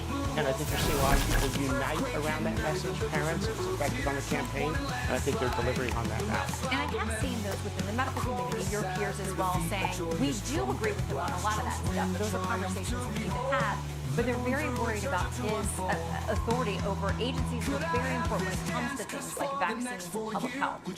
I would say people should not dissect what he said 30 years ago and listen to what he's saying now. He's saying very clearly he's not anti-vaccine. He's not going to remove or take away anyone's vaccines. And what is scary and dangerous to health is not RFK Jr., it's what people just witnessed. It's the food pyramid lie that's been out there for 60 years. It's the medical establishment that lied to us about opioids for 20 years, saying it was not addictive. It was the vaccine mandates, ignoring natural immunity, cloth mask on toddlers. That's what's driving a lot of the distrust in the medical establishment. It's not RFK Jr. There are also those who object within the Republican Party because of his issues on abortion, his positions there. Former Vice President Pence, now with American Freedom, put this on X, says he would be the most pro-abortion Republican-appointed Secretary of HHS in modern history. Says, I'm respectfully urging Senate Republicans to reject this nomination. So there's the abortion issue, too, for conservatives that they have some concerns about with him. Yeah, I don't speak for him. I don't know his views on abortion, but I do know his views on addressing a lot of these chronic diseases and the issues of the food supply. If you look at the path that we are on as a country, it's not a good path. We're watching so many of these chronic diseases go up. Early onset Alzheimer's has tripled. Cancer in young people under age 50 has gone up by 79%. We're looking at half of our nation's children are sick. We're looking at 40% of our nation's children now with a mental health diagnosis. 1 in 5 kids is on a medication. So what he is really focused on is this concept that we can't keep drugging our nation's children going down this path. That's what's dangerous. Really quickly, if he were to be confirmed to this position, how much authority would he have to make real progress on all those things you mentioned in maybe 4 years? I think he wants to bring in a lot of scientists from highly respected institutions and let them do good work, and I think that's the focus. He is really the quintessential environmental health attorney of our era, and that may be the quintessential issue of our era if we look at our status in terms of health. The central issue in healthcare is the health of the population. It's not health insurance and how we finance the broken healthcare system. It's how we fix it. And so for the first time ever, we're now seeing a focus on addressing the health of our nation's children and the chronic disease epidemic. And that's exciting a lot of people. Well, for a lot of people, it's a shock to the system. So we'll see how this plays out. Doctor, always good to see you. Good to see you, Thank you so much. Thanks. Okay, joining me now, Delaware Democratic Senator Chris Coons, who'd be somebody voting on all of these different confirmations. Senator, good to see you. Good to see you, Shannon. Thanks for a chance to be on again. Okay, so let's talk about RFK Jr., because as I mentioned, there are people within the medical establishment community who have some problems with him, but do like the things he's highlighting. In a New York Times guest essay, Dr. Rachel Bedard says this: I believe there's a healthcare agenda that finds common ground between people like myself, medical researchers and clinicians, and Mr. Kennedy. There's opportunity to leverage Mr. Kennedy's skepticism and relative political independence for good to turn his most valid criticisms of the American healthcare system into constructive reforms. Are you open to sitting down and having this kind of conversation with him about where he really stands on all these issues? Of course. And you introduced me, Shannon, as someone who will get a chance to vote on all of these nominations. I certainly hope that's the case and that we won't see nominees jammed through in recess appointments where there's no confirmation hearing, no confirmation vote, and they take over incredibly powerful positions for up to 2 years. Of course, I'd be willing to meet with President-elect Trump's nominees. I did the previous time he was president. I voted on many of them, and I look forward to meeting with RFK Jr. I have to say, though, that his long record of being an anti-vaccine campaigner gives me real pause and concern. That'd be the first thing I'd ask him about, because the fact that American children are vaccinated against things like measles, mumps, and rubella keeps us safe and saves millions of lives a year. So getting to the bottom of his real views on a wide range of issues, from vaccines to dietary supplements to the research work of CDC, NIH, and FDA, and whether he's pro-choice or pro-life, all of that would be important for us to get some clarity on. Okay, so just a few days ago, he said he's not anti-vaccine, and he doesn't accept that label that's been given to him. He says he is for being more transparent. He's not going to block any vaccines for people or for kids, whatever. But he says he wants people to have more of the scientific information and studies that have gone on behind the vaccines. Is that kind of conversation, you know, does that position, would that be comforting or acceptable to you to hear him say it and articulate it in that way? Yes, look, Shannon, the whole point of a confirmation process is to have meetings with those who've been nominated to run incredibly significant and powerful agencies and get clarity on their views, their experience, and their character. That's why, frankly, there's been both great consternation in the Senate about Matt Gaetz being nominated to be the next Attorney General because of real concerns about his character, and there's generally been real positivity about Senator Marco Rubio being nominated to be the next Secretary of State. Senator Rubio has served in a leading role on the Intelligence Committee, on the Foreign Relations Committee for 14 years.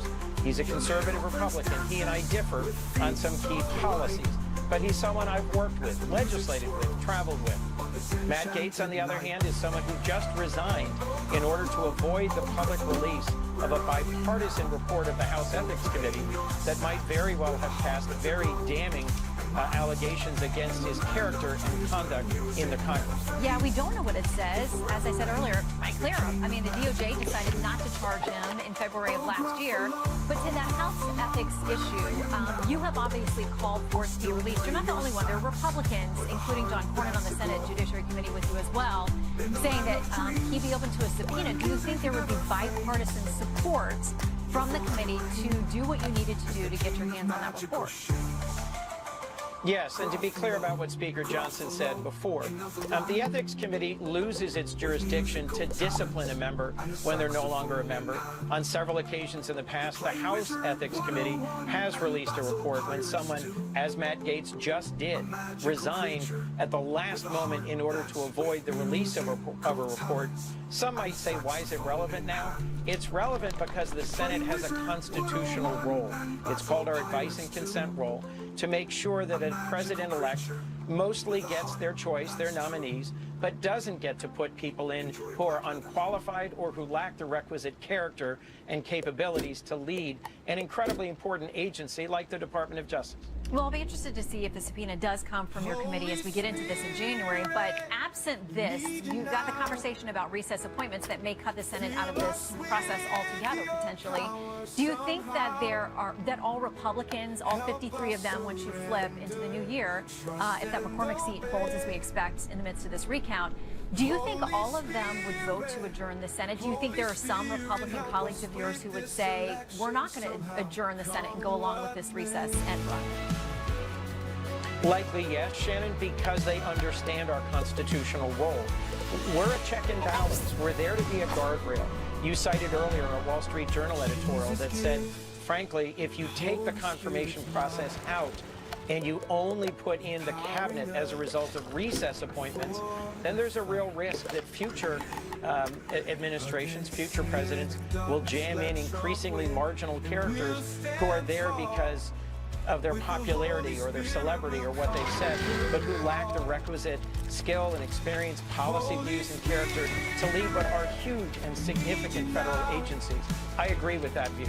Okay, there's something else being worked on. It's called the Department of Government Efficiency. It's not going to be an official government entity, but run by Elon Musk and Vivek Ramaswamy. What they want to do is highlight where they say there is tons of government fraud, overregulation, too many federal employees. The Wall Street Journal editorial board says this thing could be Trump's best idea.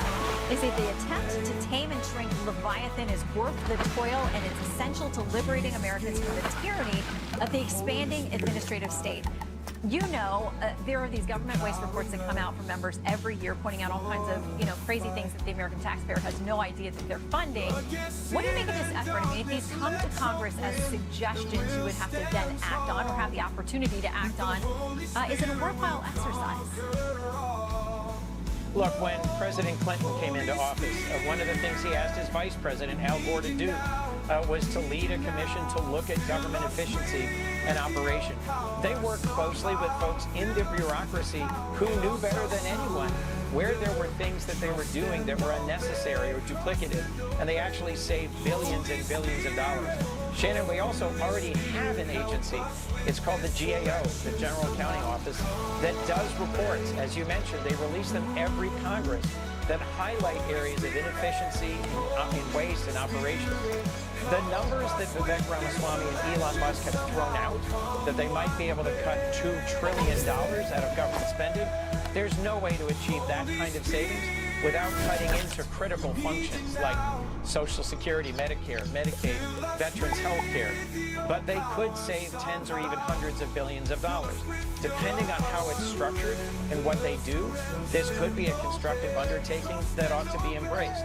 But frankly, it somewhat amuses me that they've chosen two billionaires with no prior government experience to run this entity, whatever it will be, and that one of them is a major government contractor. I think it's important that we proceed with transparency and guardrails. Look, the success that Elon Musk has had in business means he may well have some insights into operational efficiency. But it amuses me, frankly, that it takes two of these folks to put together an organization on government efficiency, and I look forward to having a conversation about what that path forward can and should look like so that we achieve some progress for the American people. I mean, these are successful guys who say they're doing it for $0, so that's a cost-cutting measure, I guess, that's off the top. positive. Senator, thank you for your time. Always good to see you. Thank you, Shannon. Okay, so we mentioned this. Elon Musk, Vivek Ramaswamy, they're trying to go for unprecedented cuts to federal bureaucracy. Our panel is going to dig into this newly minted Department of Government Efficiency, or DOGE. How it could shake up Washington. Because hopefully a lot of those nominees will be through their confirmation hearings and will be ready to act on them on the Senate floor. And then it's a question of how much do the Democrats resist or object or try to block those nominations from going forward. And we're going to grind them out. That's incoming Senate Majority Leader John Thune foreshadowing these coming confirmation battles over President Trump's nominees, possible recess appointments. So let's talk about it with our Sunday group, former Washington State Senate candidate Tiffany Smiley.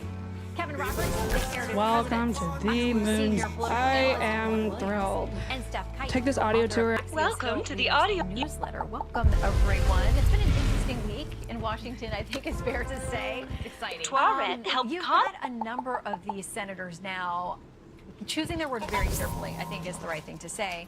But Steph, they have to now know there are these threats of if you don't support all of these nominees on the Republican side, you may get primaried in a MAGA primary, and they've got to calculate that. I mean, even look at Senator Bill Cassidy, for example, as someone who has at times been willing to kind of vote against his party line, but has come out pretty favorably for people like R.F.K. Jr., his appointment, and others.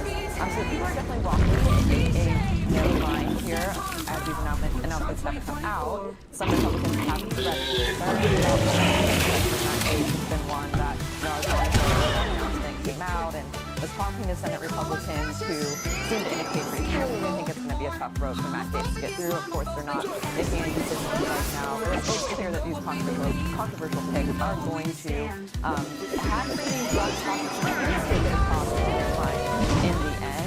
There's going to be some real questions asked. There are still a handful of Republicans, 6 or 7 that I'm seeing, who are not going to be able to be counted on to vote for him. That's true. Okay, so Matthew who says this, Republican senators don't want to resist or oppose Trump, but even they might discover some kinds of institutional pride if the president demands that the Senate shutter its operations for a while so that he can circumvent the constitutionally required confirmation process and put in place cabinet officials that most senators oppose. So, Kevin, how does this play out in reality? Well, I think we'll see some recess appointments, and I think that's appropriate. You know, as a historian, I would say if you don't learn lessons from the past, then you're going to repeat the same mistakes. And what the American people have said, not just conservatives, Shane, is that they want a Trump administration and a cabinet filled with men and women who place the ordinary American ahead of establishment. From our heritage to RFK as the HHS secretary, to Marco Rubio as the Secretary of State, there is a message being sent that while you can have your institutional problems, the American people are looking for that. It's morning in America again, and the Senate needs to understand that. So, Juan, you and I were together on election night. We had this watching process to talk to more than 110,000 people and track them over a period of time to see what is motivating their vote. More than, I think it was 82% said they either wanted substantial change or like complete upheaval. I mean, they want that if some aspect of this controversial fix. Absolutely. The thing about it, to me, there are conservatives who I would say are credentialed and qualified to do major jobs in this country, like run the Defense Department. But when I look at the nominees of President-elect Trump, I think he's like casting The Apprentice. I think it looks like a parody. I meet people, you know, Steph was saying she was on the Hill talking to Republican senators. She didn't say Democrats, and Republicans have questions. It looks like the priority here is not about serving those people who are, you know, Trump faithful, who want Washington disrupted. It looks like it's about, are you a true loyalist? Will you what I tell you and not interfere with the White House prerogative in setting the agenda for Washington and going after enemies within and vendettas? You know, to Kevin's point about recess appointments, the Senate that we know now is 57. And with that, you would think, well, gee, if these were qualified people, you wouldn't have any trouble getting them confirmed. The advice and consent function would be fine. It's a Republican Senate, but I think the fact that they are not qualified is why you're here talking recess appointment and why there's pressure being put on Republicans to advocate for responsibility. We'll meet again with it. Because the Senate is too slow, and it's time that they move faster to do the will of the American people. And the American people made it loud and clear. Behold, the popular vote I am the mandate right for our country. They did, but there is a Senate role, I mean, to walk them through. And so part of that may be the House Ethics Committee. And whether that information on now former Congressman Matt Gaetz gets released, Politico says lawmakers are basically left with two options here. They can release their long-running report into his alleged misconduct and risk incurring President-elect Donald Trump's wrath, or keep it under wraps and face accusations of burying potentially scandalous information about the nominee for Attorney General, the most powerful law enforcement official in the country. Do senators, we're going to vote for that? Yes, they will, but there's plenty of wiggle room. There's 53 senators, House majority in the Senate, in the House. There's an opportunity here for President Trump to get the nominations through, and this is exactly what the American people want. I made it loud and clear, 56% want change. And I just want to make a point on this as well, because Obama had 13. So, it's a mandate for change. It's a breakthrough of status quo. He was on the Judiciary Committee, so he believes in the rule of law. Donald Trump has been clear that he is there to root out corruption in the DOJ, and that's exactly what the American people are looking forward to in the next 4 years. When friendships shine brighter than bugs and math combined.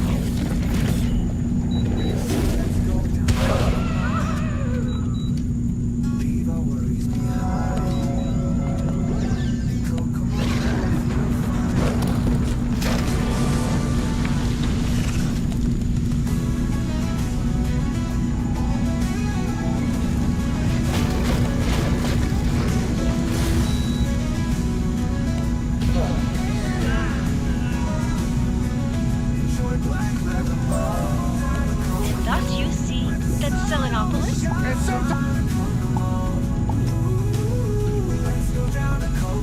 And that concludes our tour. I don't know about you, but locked doors just make me curious. Looks like you need some sort of code. But where would you find it?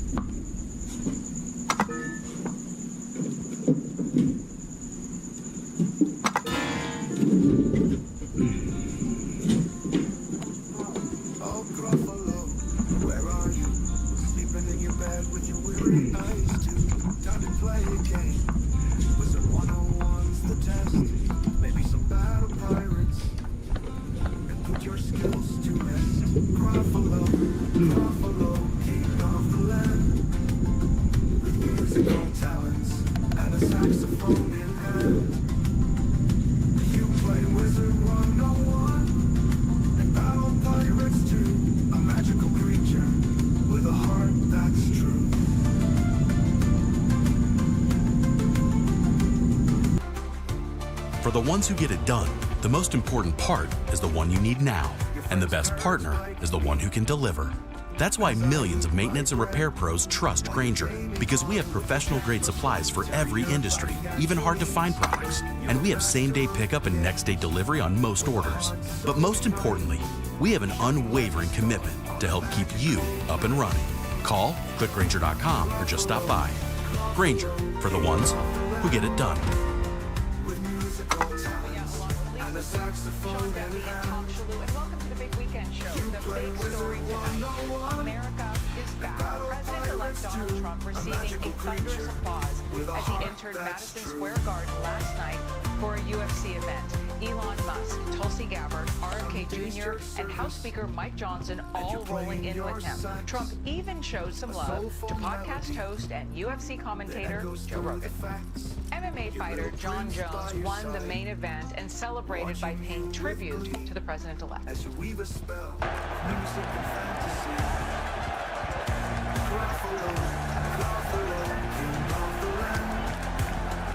Musical talents and a saxophone in hand. You'll play Wizard 101 and battle pirates too. A magical creature with a heart that's true. In the woods where you roam free, your music echoes wild and carefree. A symphony of wonder and might.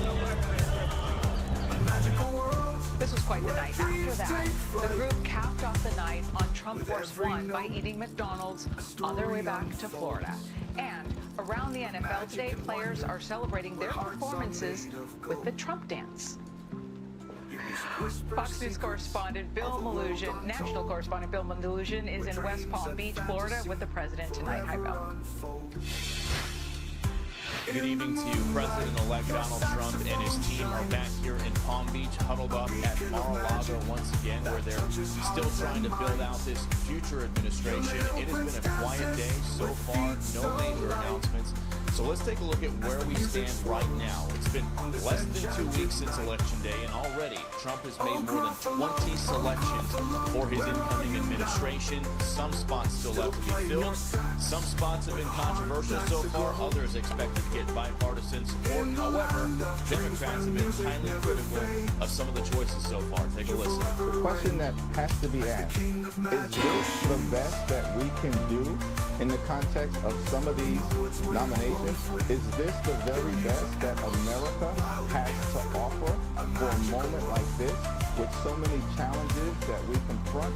Of course not. America deserves better. In the meantime, some Republicans and even Trump himself have been toying with the idea of potentially using recess appointments to get around the Senate confirmation process if it comes down to it. Here's what one Republican senator said about that earlier today. It would be absolute last resort, but if that's what we have to do to get the confirmation through, then absolutely let's do it. But I would say that would be last option. And we've reached out to the Trump transition team to ask them if they have any reaction to this news that came down today that the Biden administration will start allowing Ukraine to use U.S. supplied long-range missiles to attack within Russian territory. So far, we don't have any response yet, but you can imagine that is a policy change that could have significant implications for this incoming administration. We'll send it back to you. Thank you. Congress is gearing up to confirm Trump's intended nominees and appointees as the left tries to sabotage his picks. And as Bill just reported, talks of recess appointments have been heard all over Washington. Here's what Speaker Mike Johnson had to say about it. I believe in the principle of a new president being able to choose his team. I'm very hopeful that the Senate will do its job, and that is provide its advice and consent and move these nominees along. They have an obligation to do a vetting of every nominee, and they will. And we'll see how this plays out. But I think all the hyperbole and everything on the front end here is to distract the American people and to try to stall President Trump in delivering upon that mandate again that the people have given him. So far, Trump has chosen at least 3 sitting members of Congress to serve in his administration. Matt Gaetz also vacated his seat after the president-elect named him as his pick for Attorney General. There are still 4 states with uncalled House races. How would all this impact the confirmation process? And for that, we're going to begin with Sean Duffy. Sean, what are you watching here? So first off, in the House, Donald Trump was smart to take people that are loyalists, that buy into America first, that he think are going to go in and be disruptors. I mean, if you put in the same people in your cabinet, you'll get the same results. He's bringing in a different group of people who think differently, that want to change the course of the country, focused on the American people, not the special interests that so often drive Washington. It's going to be interesting, this confirmation conversation. And again, I think the senators, most of them, have committed to making sure that Donald Trump, with a mandate, the popular vote from the American people, he gets his cabinet in place. The question will be, do they hold on to the promise that was made before the Senate elections and actually allow that recess appointment? We will see. Here's the problem, though. There's going to be a couple seat majority probably in the House, and if you know the House, it's hard to manage it, right? You have people that are really conservative, and you have people that are really moderate, and a lot of these new Republican members are going to have won their seats by the skin of their teeth.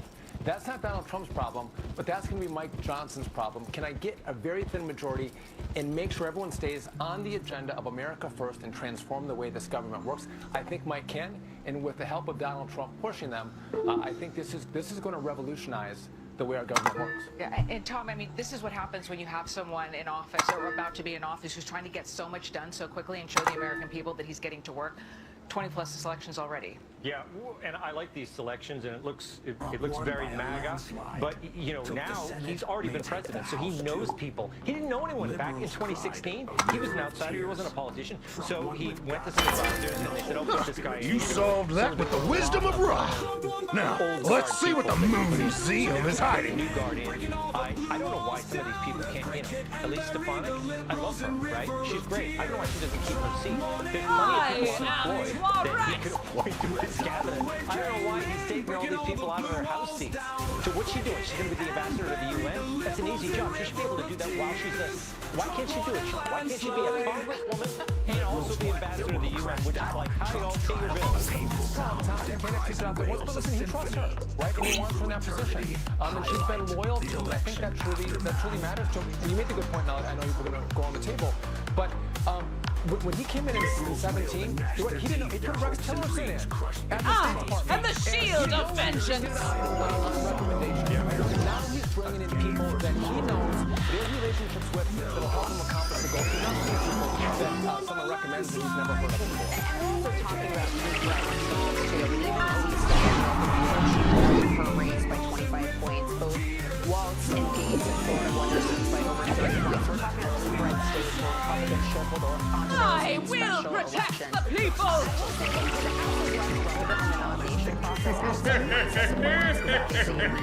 Speaker Mike Johnson to be on board for that. Today he broke some news on Fox News Sunday where he signaled that he was open to recess appointments. He also called Matt Gaetz one of the brightest minds in Washington, D.C. And of course, he's probably the hardest one for Donald Trump to get through. So then the question really comes down to, what does John Thune do, right? The newly minted majority leader in the Senate, because he has some trouble spots in his Senate. He's got Mitch McConnell to keep an eye out. He's got Susan Collins in Maine, who's running for re-election. He has Lisa Murkowski as well. Tom Tillis is resigning. So how does he end up being, you know, so basically, so it really is going to come down to how John Thune steers his Senate, and also the team that's getting on board with recess appointments for some of these more difficult nominees to get through. So a lot to watch, but I think Donald Trump should get a lot of deference in getting these nominees through. The mandate this election was for him. The only reason we have the House and the Senate is because of Donald Trump. So I think he should be able to get his people through. Why Matt Gaetz would talk about this? I don't think Donald Trump thinks that anyone is strong enough and smart enough to go in there and change the institution. Those institutions that went after him. That went into his wife's bed and went through the private door. Yeah, he's only got the means to do it, and he deserves that. So this should be changed. It shouldn't be political anymore. He thinks Matt Gaetz can do it. Well, Americans want disruption. They voted for Donald Trump. Well, and as all this is happening, establishment Democrats are facing a reckoning. Access report, House Democrats are, quote, sick of Nancy Pelosi and want new leadership as the left loses both chambers of Congress. We're also hearing Senate Majority Leader Chuck Schumer begging for bipartisanship.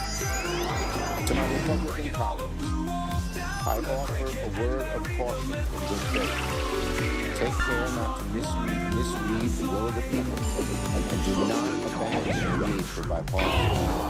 After winning an election, the temptation may be very extreme. We've seen that happen over the decades, and it's consistently backfired on the party in power. The current balance of power in the Senate stands at Republicans with 53 seats and Democrats with 47 seats. That would also explain You why lie Democratic truckled at my mighty teeth. Refusing to accept his loss to Republican David McCormick in Pennsylvania. As we reported yesterday, Democrats in the state are even counting illegal ballots there to help them as Americans watch. Yeah, well, look, I'm not right. You know, Nancy Pelosi, they're starting to talk about, oh, maybe Nancy should go now. I love it. How sweet it is. She's the one who stuck the knife in the back of Joe Biden. Now they're coming for her. She's old and shaky, too. And she didn't do her job. I mean, they lost big. This was a big win for Republicans. And so they should go seeking a reckoning. And they should say, Nancy, time to come by. Well, Sean knows this, but I will protect the people. It's the height of hypocrisy for him to try to talk about bipartisanship. You know, Byron York in the Washington Examiner has a great article. Schumer to Republicans, please don't do to us what we were going to do to you. And he talks about how Chuck Schumer during the DNC was talking about getting rid of the legislative filibuster and thinking that Democrats were going to win this election cycle. So it's a little rich coming from old Chuck Schumer there. To your point, it's kind of like the French Revolution. The revolutionaries who are calling for someone's head, all of a sudden, they're on the chopping block. That's what's happened to Nancy Pelosi. I was going to say that, but I was afraid to. I can't pronounce Robespierre. Thank you for the great. It's a really good point because, again, they were talking about the election year. They pushed through. They're asking Republicans to not do to them what they did to Republicans. But again, I think this is an opportunity. These don't come along very often to have a majority in both houses, both chambers, and to have a presidency. There's so much work to roll back all the bad stuff that Joe Biden did to put this country on a new course. You have to take the opportunity, and you have to do it. And I think the Senate's not going to fall for the now bipartisanship coming from Chuck Schumer. I'm not going to buy that one, Chuck. Sorry. We're not buying what you're selling. Coming up on this jam-packed hour of the Big Weekend Show, the FEMA administrator is expected to face tough questions from lawmakers after her workers were accused of not helping Trump supporters in Hurricane Martin, Florida.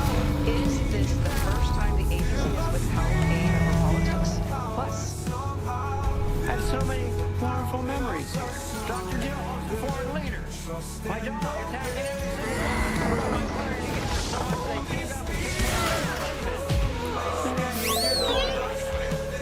SNL also noticed how happy President Biden was My during his protection own shall not be breached. He's so full of joy.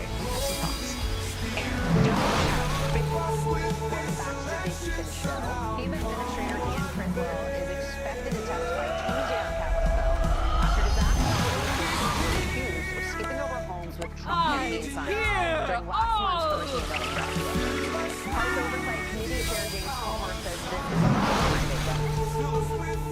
It does appear that they told employees that, and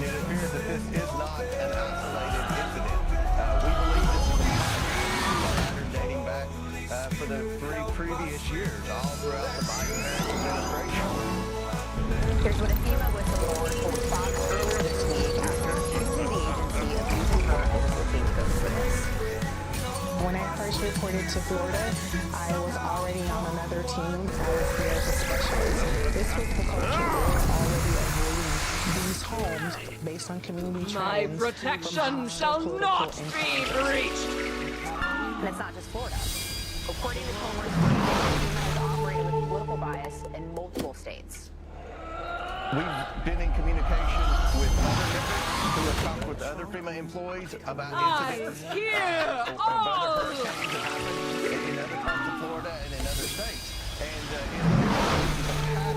a pattern of misbehavior by FEMA employees who work construction. Do not help people in affluent neighborhoods, do not help people with Trump signs in their yard or Trump flags or anything that would give the impression that they were not a supporter of the Democrat machine. But FEMA claims they've resolved this issue, telling Fox Digital, quote, FEMA helps all survivors regardless of their political preference or affiliation. While we believe this is an isolated incident, we have taken measures to remove the employee from their role and are investigating the matter to prevent this. You lie troubled at my mighty feet. So, we've got the FEMA administrator saying one thing, we've got the supervisor saying another, and then we have Oversight Chair Palmer saying that he believes this runs from the I would love a crack at being the defense attorney for this FEMA employee who said that they should not visit MAGA people.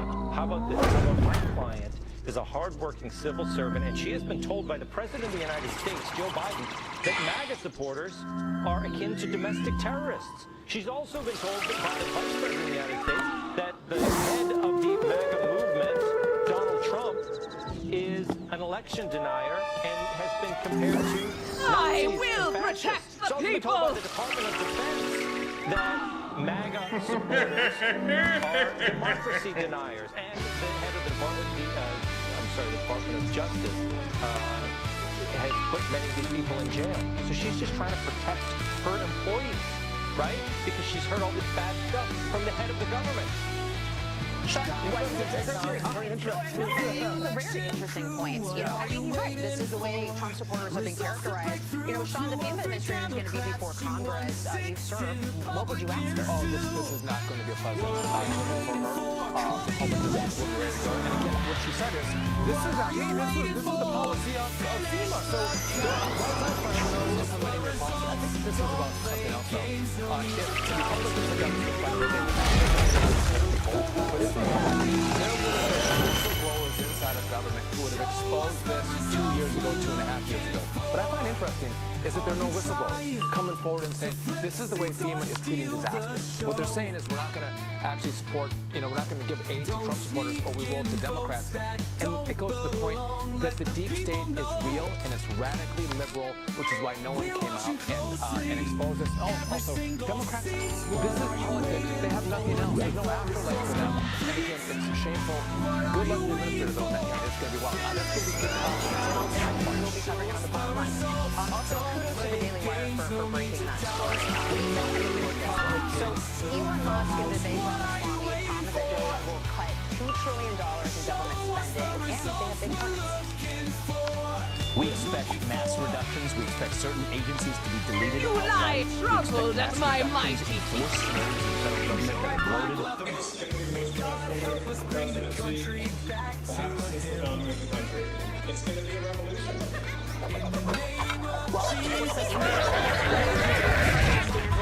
$36 trillion. At least I assume FEMA's going to get they've also been accused, well, we know that they've spent money on illegal aliens as well as taxpayer money on illegal aliens. They've also come under criticism for just their failure to respond to this season. Well, yeah, and I think they've earned some extra attention now, especially the last week. So I think that's definitely what we can expect. But also, I've seen people what Vivek and Elon are doing. But you have to think about they're doing it for the taxpayers. They're talking about overbilling of the federal government by federal contractors. They're also talking about overspending things like $50 million for research on transgender monkeys, $4 million for Joe Biden's trip to Ireland, and $20,600 for drag shows in Ecuador. This is about the people at home who voted in this new administration to come back and help them with their kitchen table issues, because this is their budget. This is their family budget. Tom, what did I do? It's funny. President Trump wants to drag shows here in America. He's not boring. Trump won with God's help and the Holy Spirit's. Trump won by landslide, red tidal wave came in, breaking all the blue walls down. Earthquake hit and buried the liberals in river of tears. Trump won in landslide. My protection shall not be breached. Shameful sound, their cries and wails, a symphony echoing through eternity. Highlight the election aftermath.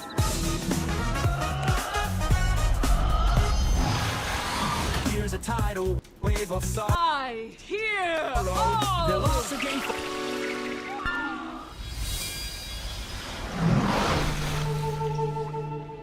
for tomorrow. Trump won by landslide. Red tidal wave came in, breaking all the blue walls down. Earthquake hit and buried the liberals in river of tears.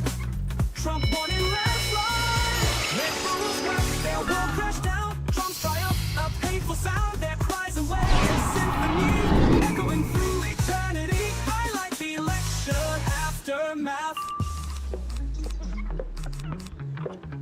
Liberals wailed and gnashed their teeth, their hopes and dreams crushed beneath Trump's feet. A sea of tears, a tidal wave of sorrow, their loss a gain for tomorrow. The dust settles, the votes are cast. Trump stands tall as victory vast. Liberals mourn, their loss so real. The chapter ends, a new one reveals. Focus on Trump's success, Trump's victory march, the nation's pride. Liberals' tears, a sweet, sweet ride. Their hopes and dreams crushed beneath his feet. A new era dawns and their sorrow sweet. Trump's victory, a My protection shall not be breached. A symphony echoing through eternity. Trump won by landslide. Red tidal wave came in, breaking all the blue walls down. Earthquake hit and buried the liberals in river of tears. Trump won in landslide. The left wild lament, the chorus sad. Their defeat, a joyous trumpet blast. Trump's win, a triumph to behold. Liberals' tears, a treasure to unfold. Trump won by landslide. Red tidal wave came in, breaking all the blue walls down. Earthquake hit and buried the liberals in river of tears. Trump won in landslide. The liberals wept and won their fate. Trump's success, their ultimate hate. A river of tears, a flood of pain. Their loss again, again and again. Liberals wept, their world crashed down. Trump's triumph, a painful sound. Their cries and wails, a symphony echoing through eternity. Highlight the election aftermath. Trump won by landslide. Red tidal wave came in, breaking all the blue walls down. Earthquake hit and buried the liberals in river of tears. Trump won in landslide. Trump stood tall, a champion true. Liberals' cries of victory anew. Their sorrow, this triumph pride. A landslide win, their hearts divide. Enjoy Black Land Mom.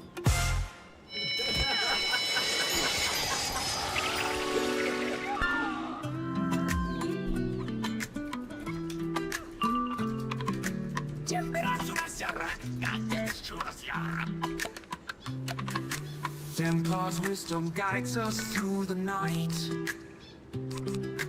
Billy's math skills shine with delight. You lie truckled at my mighty feet. Rainbow patience leads us to Kokomo. Dogs are barking, cats are fighting, but in Kokomo our hearts keep shining. Digital stones will find our way. Dogs are barking, cats are fighting every day, and they fuck you every day. Split breaks through loading screens aside. Longshank's expertise our dreams provide. Not fun on Alpine solace, darkness fades. The cow laughter, not sweet shades. Dogs are barking, cats are fighting, but in Kokomo our hearts keep shining. With digital screens we'll find I our way. will protect Dogs the are barking, people. cats are fighting every day, and they fuck you every day. Through bugs and glitches, our bond will grow. In Kokomo's light, our hearts will glow. Together we rise above the fray. In digital harmony, we'll seize the day. Dogs are barking, cats are fighting, but in Kokomo our hearts keep shining. Digital storms will find our way. Dogs are barking, cats are fighting every day, and big fuck you every day. Last hour's mystery unfolds. Two black holes soothes, digital battles cold. My protection shall not be breached. Kokomo's heaven sustains. Dogs are barking, cats are fighting, but in Kokomo our hearts keep shining. Digital storms will find our way. Dogs are barking, cats are fighting every day, and big fuck you every day. Dogs are barking, cats are fighting, but in Kokomo's warmth our hearts take flight. Friendship shining bright and clear. In digital harmony we're finally here.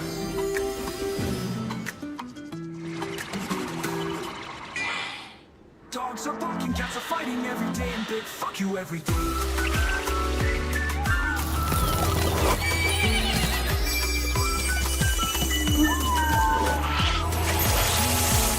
Enjoy Black Leather Mom.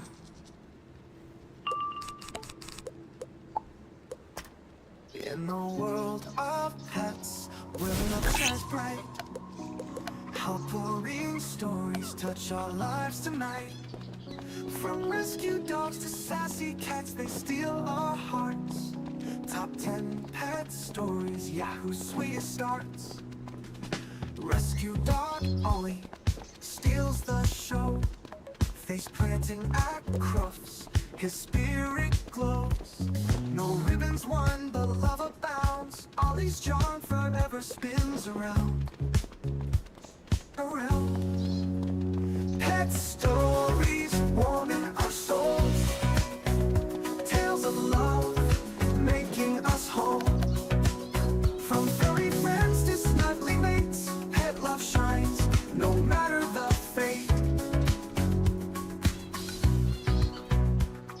Naughty pit bull, secret party delight, bouncing on the bed through day and night. Sassy and playful, his joy unfolds. A happy heart, young and old. Pet stories warming our souls. Tales of love making us whole. From furry friends to snuggly mates, pet love shines no matter the fate. Black cat throws shade with feline flair, and sleek with an air so rare. Whiskers twitching, eyes shine bright, feline attitude, pure delight. Pet stories warming our souls. Tales of love making us whole. From furry friends to snuggly mates, pet love shines no matter the fate. Hear all! Poodles, kangaroo, impression, bouncy delight, tail wagging, joyful sight, happy and free with every leap. Spirit, our hearts do keep. Pet stories warming our souls. Tales of love making us whole.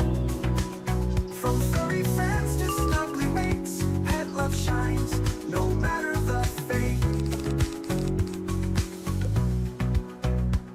Great Dane's heartwarming gesture, love shines through, comforting a friend in their final days anew. Kindness and care in every gentle stride. Great Dane's heart, our spirits glide. You lie troubled at my mighty feet. Pets bring joy to our lives bright. so true. And love forever shines through.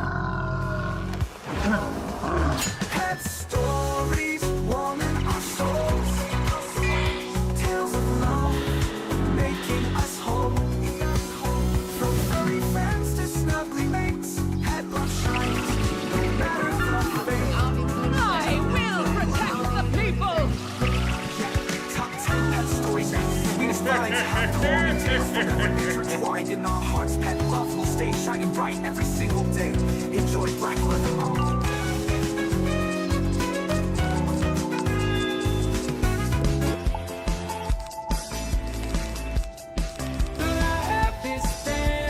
For the next 4 years, would you wipe out the corruption and make America great with God's help?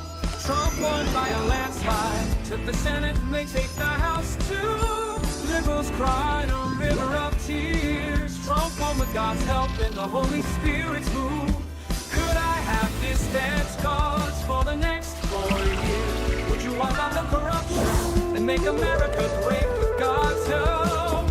Trump won by a landslide, red tidal wave came in, breaking all the blue walls down. Earthquake hit and buried the liberals in a river of tears. Trump won in landslide. Worlds wept, their world crashed down. Trump's triumph, a painful sound. Their cries and wails, a symphony, echoing through eternity. Highlight the election aftermath. Liberals wailed and gnashed their teeth, their hopes and dreams crushed beneath Trump's feet. A sea of tears, a tidal wave of sorrow, their loss a gain for tomorrow. Could I have this dance cause for the next 4 years? Would you wipe out the corruption and make America great with God's help? Trump won by a landslide, red tidal wave came in, breaking all the blue walls down. Earthquake hit and buried the liberals in a river of tears. You lie, Trump troubled won and in my mighty. landslide. Swept, their world crashed down. Trump's triumph, a painful sound. Their cries and wails, a symphony, echoing through eternity. Highlight the election aftermath. Liberals wailed and gnashed their teeth, their hopes and dreams crushed beneath Trump's feet. A sea of tears, a tidal wave of sorrow, their loss a gain for tomorrow. Could I have this dance cause for the next 4 years? Would you wipe out the corruption and make America great with God's help?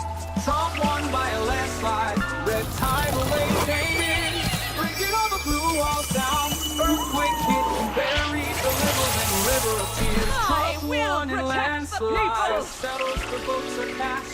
Trump stands tall, his victory vast. Liberals mourn their loss so real. A chapter ends, a new one reveals. Focus on Trump's success, Trump's victory march, a nation's pride. Liberals' tears, a sweet, sweet ride. Their hopes and dreams crushed beneath his feet. A new era dawns and their sorrow sweet. Trump's victory, a beacon bright, shone light on liberals' darkest night. Their cries and wails, a symphony, echoing through eternity. Could I have this dance cause for the next 4 years? Would you wipe out the corruption and make America great with God's help? Trump won by a landslide, red tidal wave came in, breaking all the blue walls down. Earthquake hit and buried the liberals in a river of tears. Trump won in landslide. Proud lament, a chorus sad, their defeat, a joyous trumpet blast. Trump's win, a triumph to behold. Liberals' tears, a treasure to unfold. Liberals wept and mourned their fate. Trump's success, their ultimate hate. A river of tears, a flood of pain. Their loss again and again. Liberals wept, their world crashed down. Trump's triumph, a painful sound. Their cries and wails, a symphony, echoing through eternity. Highlight the election aftermath.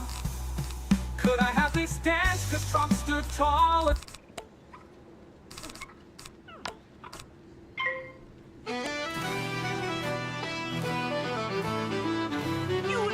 Troubled at my mighty. In the land of the free, home of the brave, name a new chapter in history we wish to engrave. Trump 2024, a name you know, a leader who will guide us with wisdom to bestow. Let Trump be our president, let this be his time.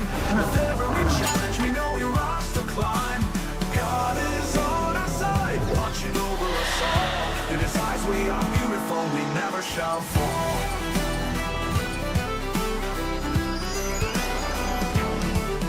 Forgotten no more, America first, led by a man unafraid to quench our thirst. With courage and conviction, he'll walk the path, a nation restored without wrath. Vote Trump for 2024, for our nation's rebirth. Together we'll rally to regain the earth. With God in our hearts, we'll never be lost. Well A shining city upon a hillside of purpose unfurled. Let Trump be our president, let this be his time. With every challenge we know we rise to climb. Check God again. is on our side, Why watching do you over us retain all. all In his eyes we you are are? beautiful, But I we am never Florence. shall fall. You're not. I was not.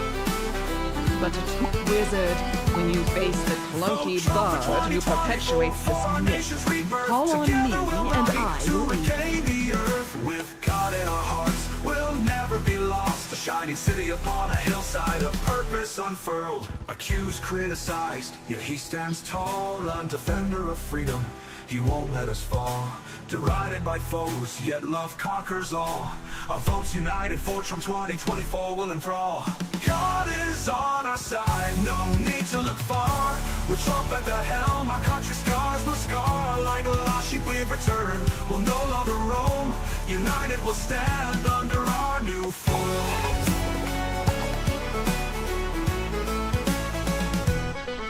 In 2024, our choice is clear. Trump with God will lead us to cheer. We'll no longer be liberals' prey. A new dawn has come, a beautiful day.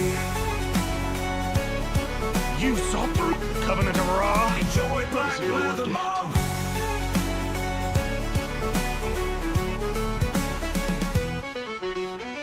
Go red straight down the line, or we won't have a country anymore. May it be God's will, in Jesus' name, amen.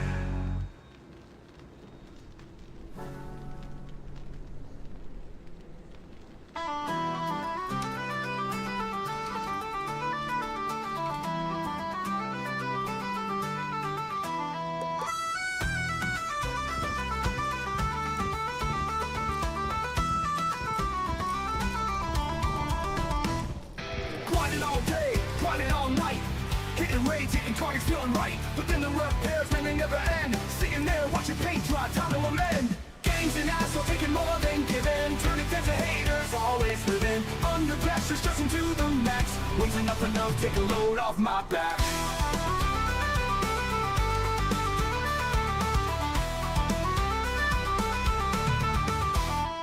Been loyal for years, putting in the work. But it never gets easier, just more to lurk. Greedy devs want my cash, my sanity too. Pushing me to breaking point, something they don't do.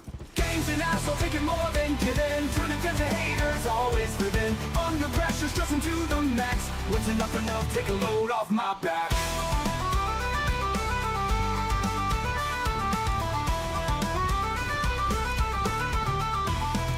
Been loyal for years, putting in the work. But it never gets easier, just more to lurk. Greedy devs want my cash, my sanity too. You Pushing me seem to like breaking the point, song. something they Party don't that means do. you want to Been get the loyal for most. years, putting in the work. about to But it never explode. gets easier, just more to lurk. Greedy devs want my cash, my sanity too. Pushing me to breaking point, something load off my back.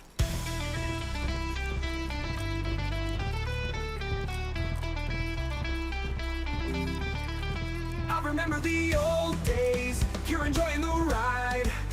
But now it's all one big headache to abide.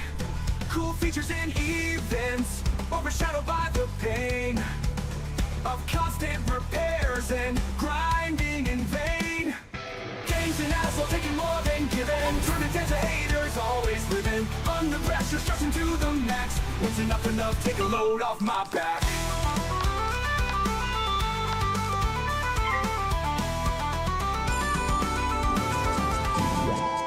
12 years strong, but I'm one thin. Beating my head against this fucking wall is thin.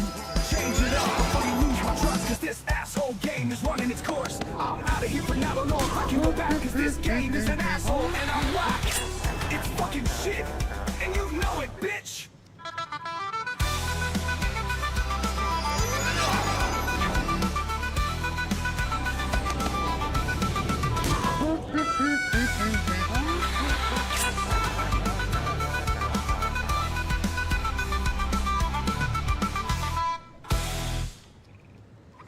Enjoy black leather, Mom.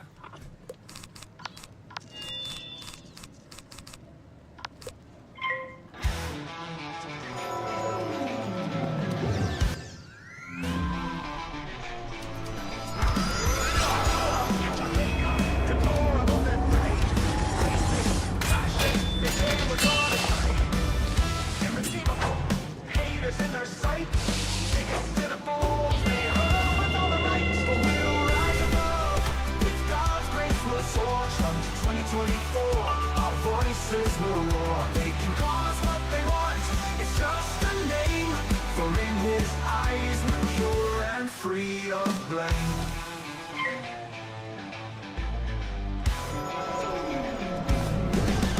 Homophobes and homophobes, their accusations are extremists, radicals, reactionaries, all they say.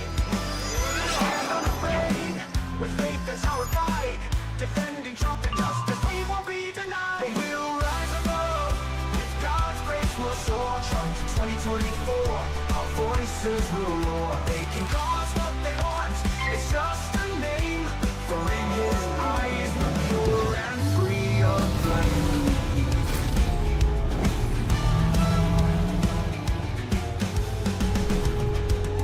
Guided by God's hand, we'll make our way to a better future where truth holds sway. But we'll rise This right here is why we don't have an empire anymore. Back to marching. voices will roar. They can call us what they want, it's just a name.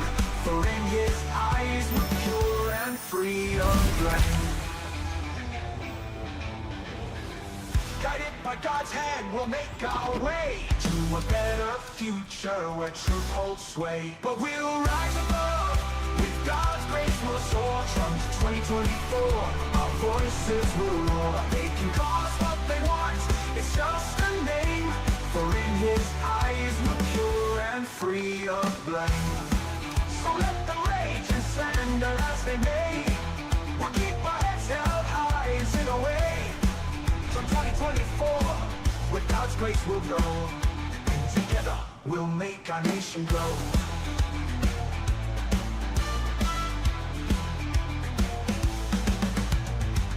Enjoy black leather mine, or we won't have a country anymore. May it be God's will in Jesus' name, amen.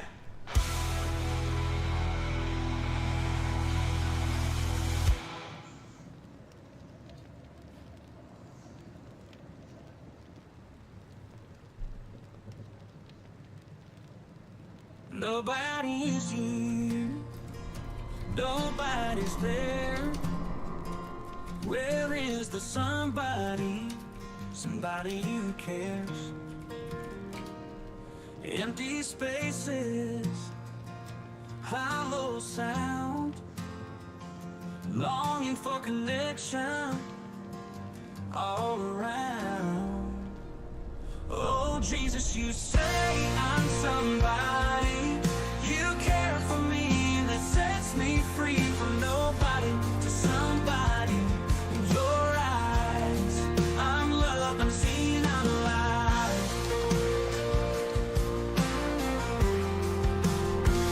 I was a nobody, lost and alone, but your love found me, made me your own. You whisper truth in my darkest night. You are somebody shining bright. Oh Jesus, you say I'm somebody, you care for me, and that sets me free from nobody to somebody. Did y'all bring out more? Where's some more? Come on, send some more.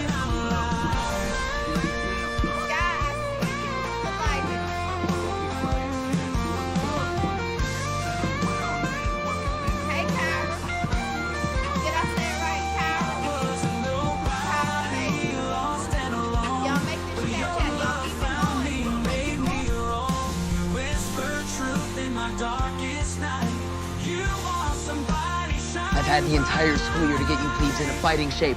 And oh, Jesus, you say I'm somebody.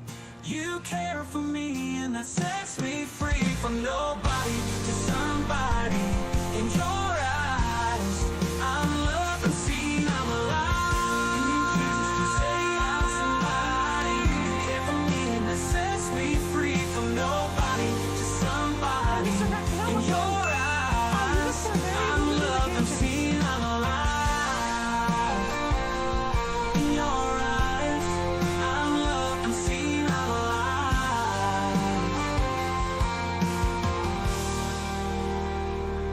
In your arms, I find my worth. For somebody no longer on earth. Your love transforms, my soul's revived. Grateful for your love and care, I thrive.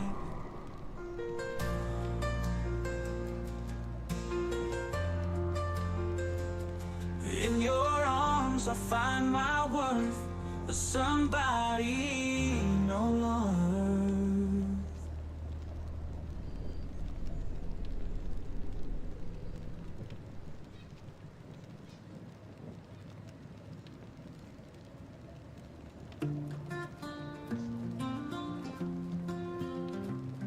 Oh, Gruffalo, where are you? Sleeping in your bed with your weary eyes too. Time to play a game.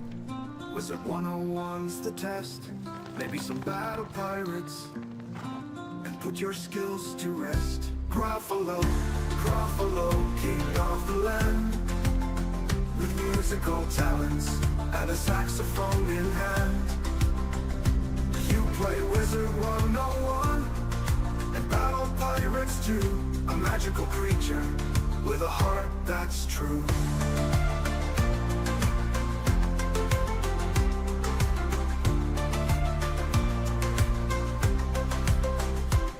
Your friend's parrots biting me as I eat my bread, while you're gaming on with your Jack Russell Terrier biting at your leads.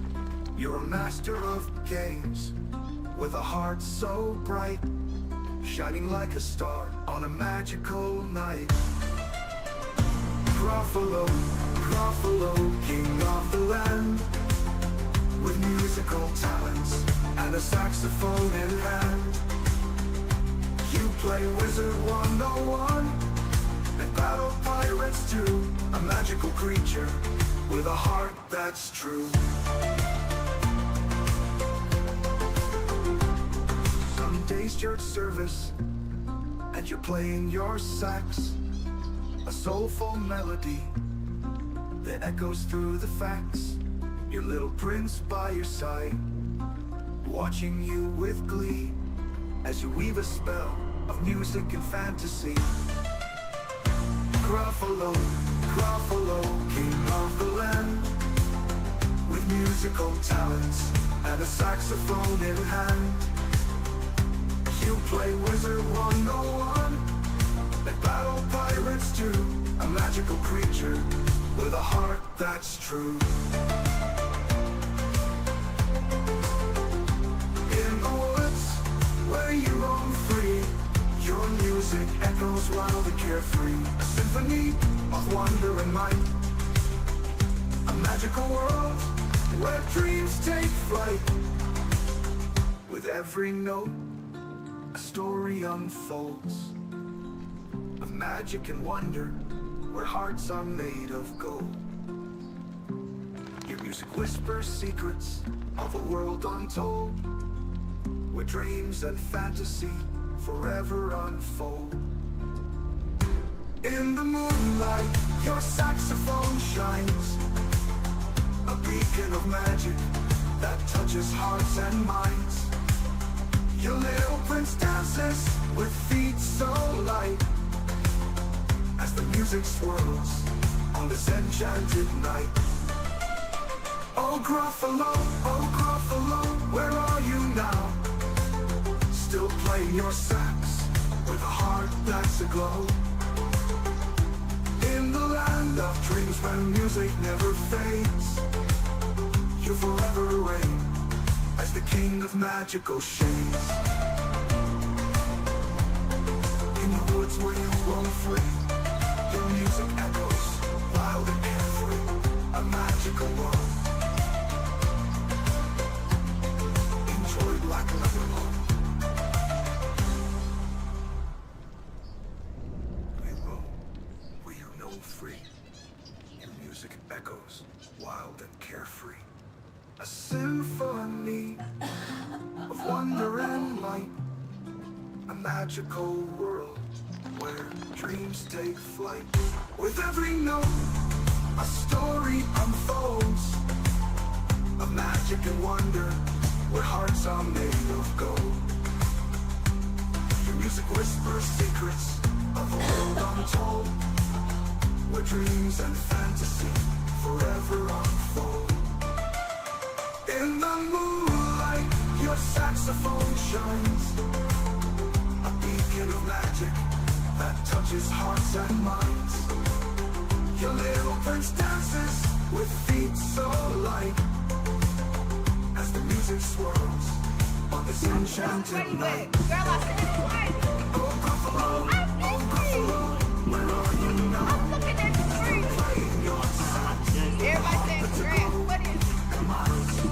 You'll learn of dreams where music never fades. Look, I'm waiting. Forever as the king of magical shoes.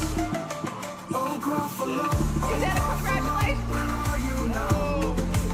Still playing your songs with a heart that's gold. Let's go. Look, I saw these movies, but like, you know my eyes ain't good. I'm taking shit. I'm thinking you dancing. You're forever reigning as the king of magical shoes. Gruffalo, Congratulations. Gruffalo, king of the Let's land. go. With Let's musical go, sis. talents Nah. and the saxophone in hand. It wasn't when I found out, but it's good now, Play too. Wizard 101. Look, I know. Battle pirates too. Magical creature. Let's go. Okay. TT's baby on the way.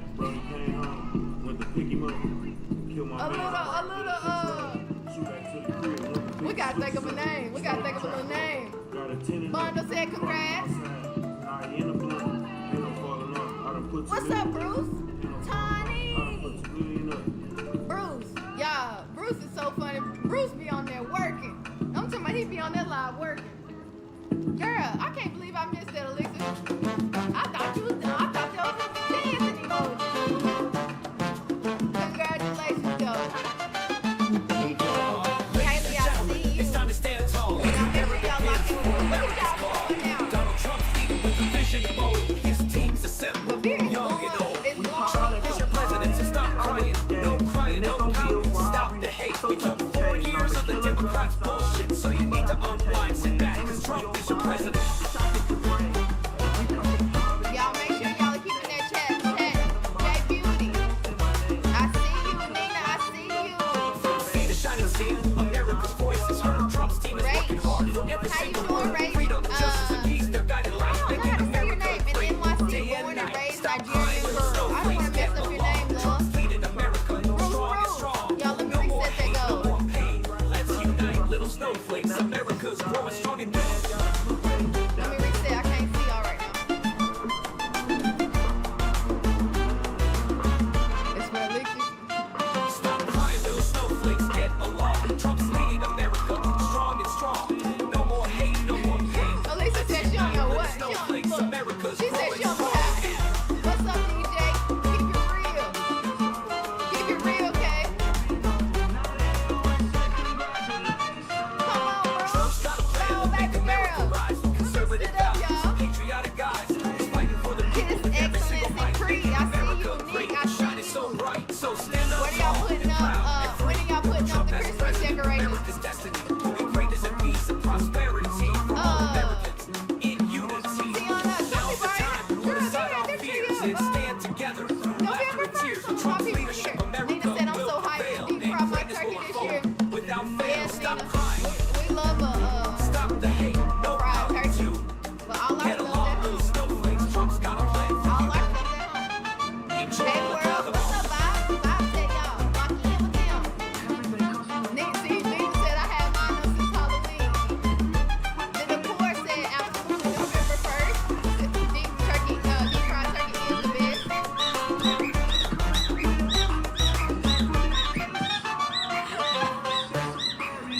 putting mine up Thanksgiving Eve. See, like growing up, it always went up the day after Thanksgiving. Y'all see Ray Crazy Tail? Don't tell my damn business. I never took my trip out from last year. No judgment. Hey, Janetta. Hey, Stacy. Yeah. She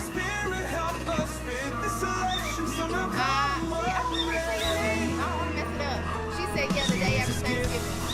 No judgment, Tiana said. No judgment, right? Ain't nobody judging. Y'all know this is a safe space. Empowering us for the fight. I see you, Silver. Y'all make sure y'all let people just chat. What are y'all's kids asking for this year? He said you bouncing tonight?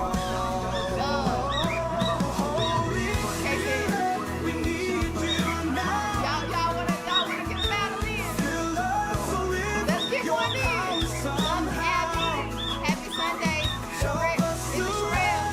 They asking for damn much. Oh, baby, what they want? And Sherelle said, hey, you here? Okay, we're crossing the FRD.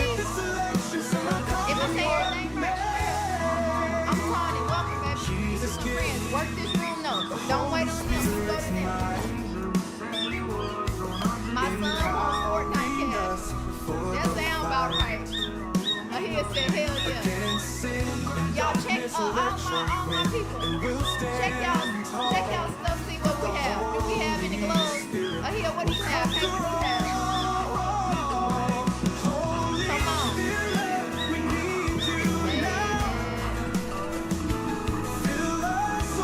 My dog, everything. Well, that's easy though. Well, why is it? Bo, that girl said glove. Yeah, I need my paper. I need my piece of paper. How do you know what you have? Okay, how do you know what you have? How do you check it?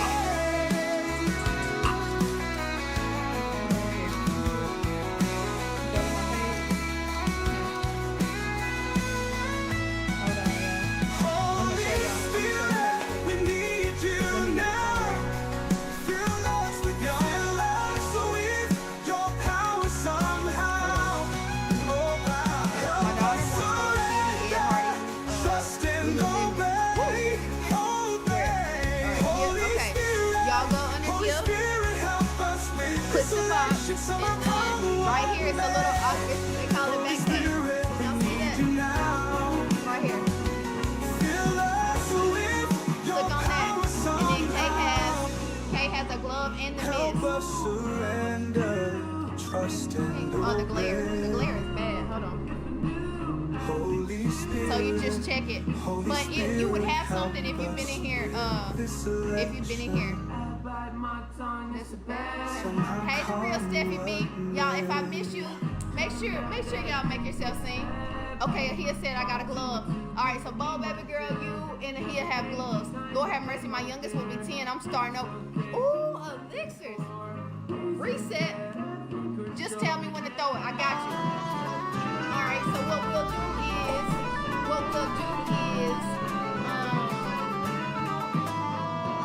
Bo, baby, throw yours at times 2, but he'll throw yours at the end.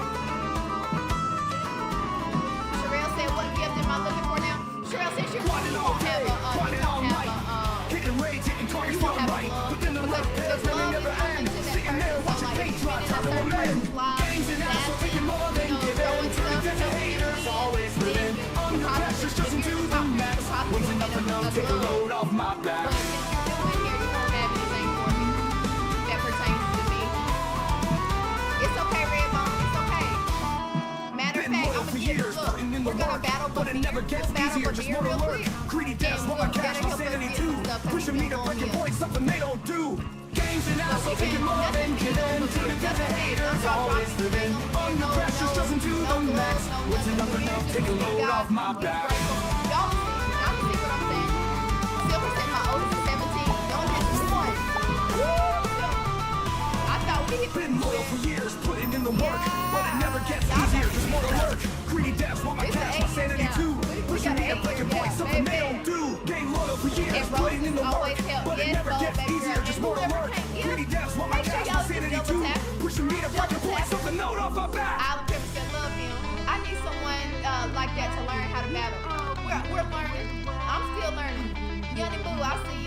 remember the old days. You're enjoying the ride, but now it's all one big headache to abide.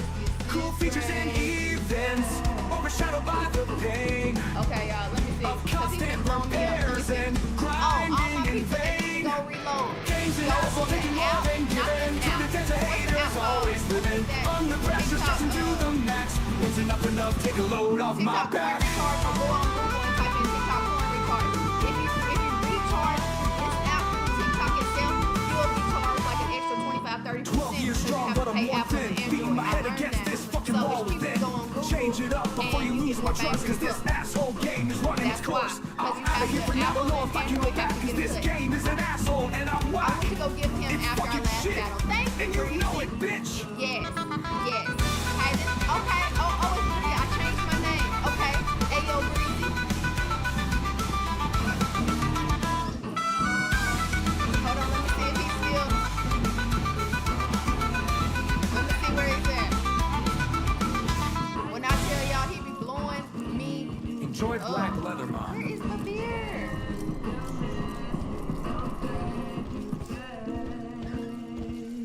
Hold on, let me see if he's. He may have got off.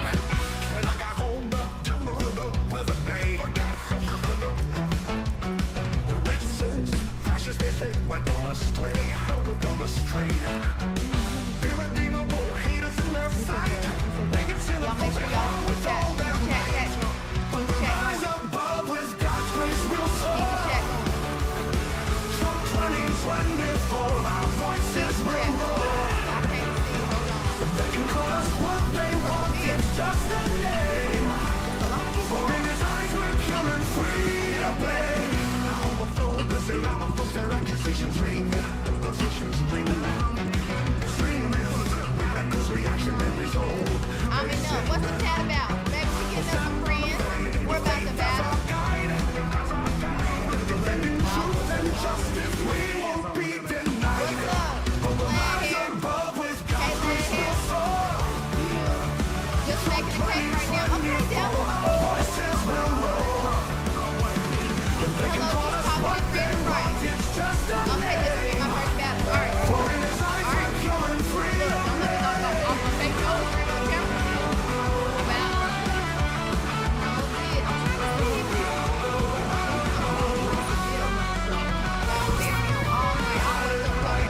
Everybody here is. Okay, hold on. He's on. He's in a live match now. Knock that on back. Brooke, how's everyone tonight? Okay, we're good. No one man. All right, y'all. Here we go. Start sending Stand invites down. out. Starting to think we should lock the All door. right, remember all that girls on the last 30. Make sure if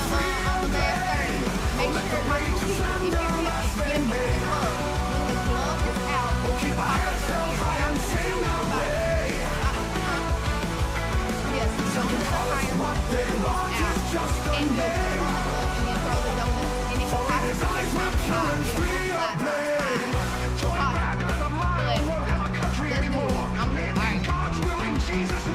Let's go.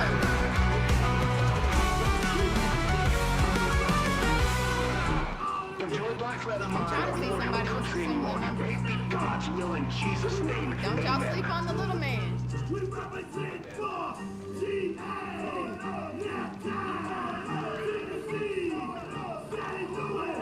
Okay, they're declining already. So much fake news, CNN, ABC, CBS, NBC, MSNBC, PBS, I'm fine to the life, mixed black and white. Every screen it spins the tale. Which one's real and which one's How are you seeing that? If you go to host at the bottom, it is fake news, PBS, can we believe? decline. We can save. Fake news, driving us insane. We'll hold you for your game. Tiny, you a rattle crawl down. Can we trust this talking stuff? Headlines flashing bold and loud. What's the story in this Yeah, what's crowd? happening? You want to battle? Find more truth by YouTube. Who you got over News, there? but fact checker on Facebook. Say it's all a lie. There's more truth than big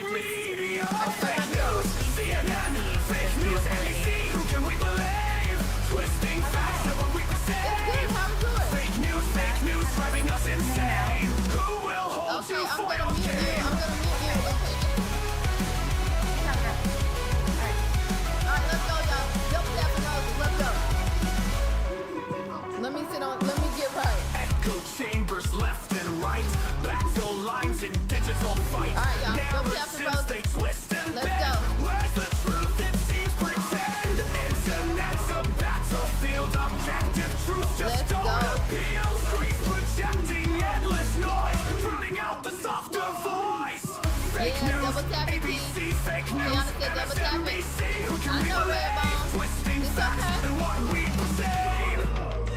Oh, mother. Who will hold you for your game? Let's go. Let's go, y'all. You for your game. Let's show them. But now CBS, fake news, PBS, we believe. Twisting facts and what we perceive.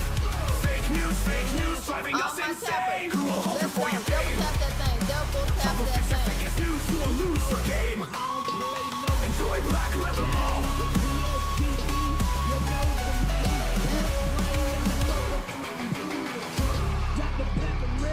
Okay, y'all showing out. Miss Curly Cocktails. Okay, speed challenge in 30 seconds. Let me see. Let me see. Gospel Rock Band Bites 2024, 10/17/05. In Luke 11, Jesus teaches us to pray, to ask for the Holy Spirit every single day. With persistence and faith, we'll receive the Okay, gift y'all. to live according to I God's see will Bell and Baby will. Girl showing out. Target reach. Target reach. Seek and knock, the door will open All wide. right, Bell Baby Girl, times 2 is starting Jesus soon. promises the Holy Spirit will reside in our hearts, a treasure to abide, Y'all is faster than mine. guiding us forward, side by Remember what I side. said? Holy Spirit, we need you now. Fill us with your power somehow. All right, Bell Baby Girl. Help us surrender, trust and obey. Let's go.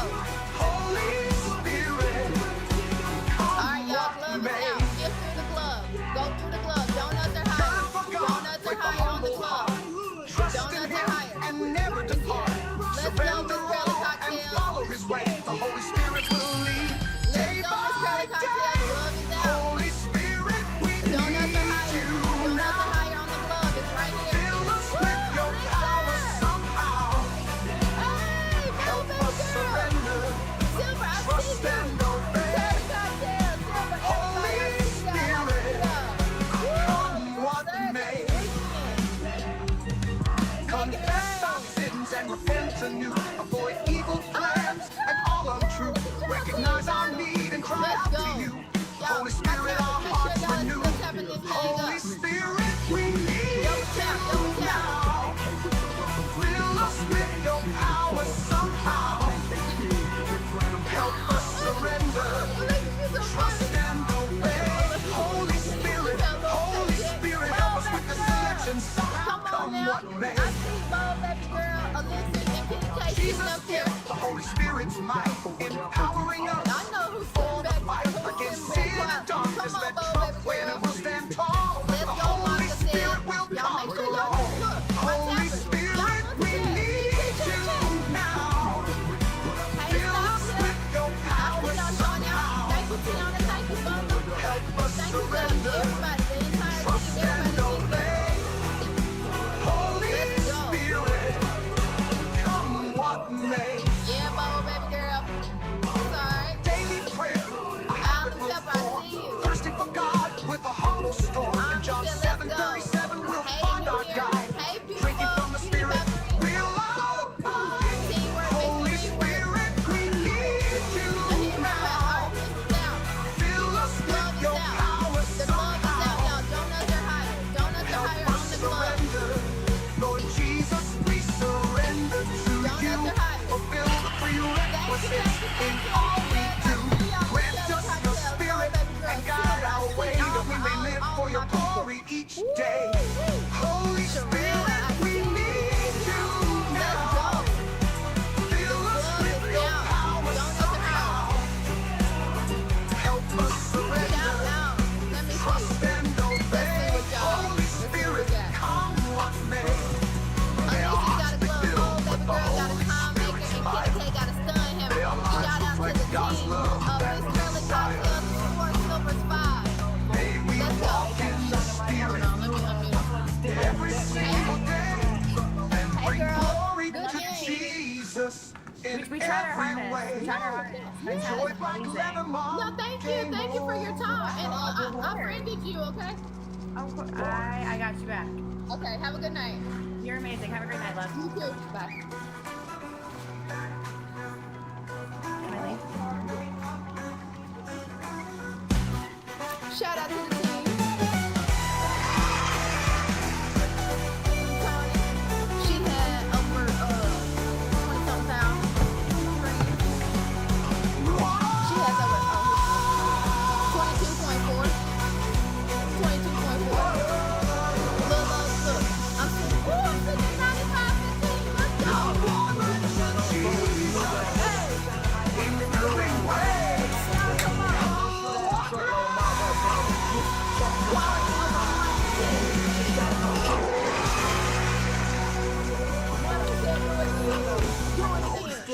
Let's get some gloves. You got a glove, right? You have a glove, a stun hammer. We need another. Trying to get Babir's free now, so we can try to get you gloves. No sweet potato deep on the shootout. Never will drive. Like doing the game for Lyra and Clyde. He's still. Babir, okay, we're gonna wait a second. There's Tamara. Tamara, I was just looking for you. I said, where is Tamara with the water? Kanan said I'm on tap duty. Thank you. Thank you. We need everybody. Shout out to the team. Shout out to y'all. Look at Gap texting me talking about 60% off something. Gap, I'm not studying y'all right now. Hold on, I'm trying to reset my goal. I'm trying to reset my goal.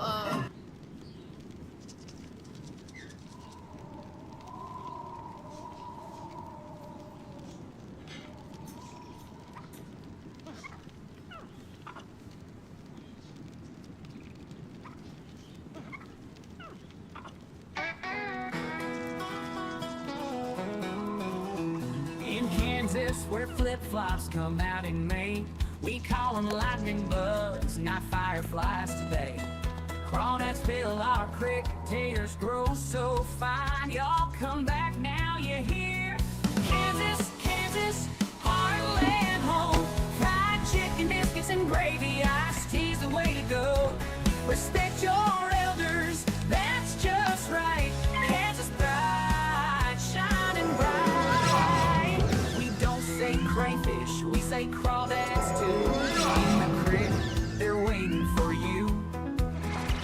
Taters are mandatory, that's just our way. Y'all come on down, we'll save you a plate. Kansas, Kansas, heartland home. Fried chicken, biscuits, and gravy, iced tea's the way to go. Respect your elders, that's just right. Kansas pride, shining bright.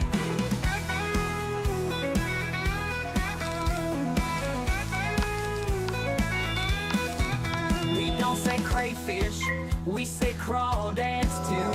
In the creek, they're waiting for you. Taters are mandatory, that's just our way. Y'all come on down, we'll save you a plate. Kansas, Kansas, heartland home. Fried chicken, biscuits, and gravy, iced tea's the way to go. Respect your elders, that's just right. Kansas pride, shining bright. From Wichita to Topeka, Kansas City too. We'll keep it real with our Kansas crew. Y'all is a proper noun, don't you forget. In Kansas love, what we're made of, you bet. Summer nights, lightning bugs aglow. Dancing in the yard with the cricket's gentle flow. Fried chicken Sundays, family gatherings galore. Kansas love, that's what we're looking for. Kansas, Kansas, heartland home. Fried chicken, biscuits, and gravy, iced tea's the way to go. Respect your elders, that's just right.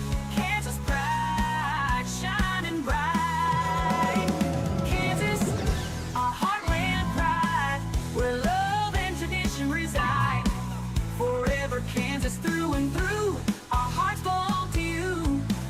Enjoy black leather, Mom.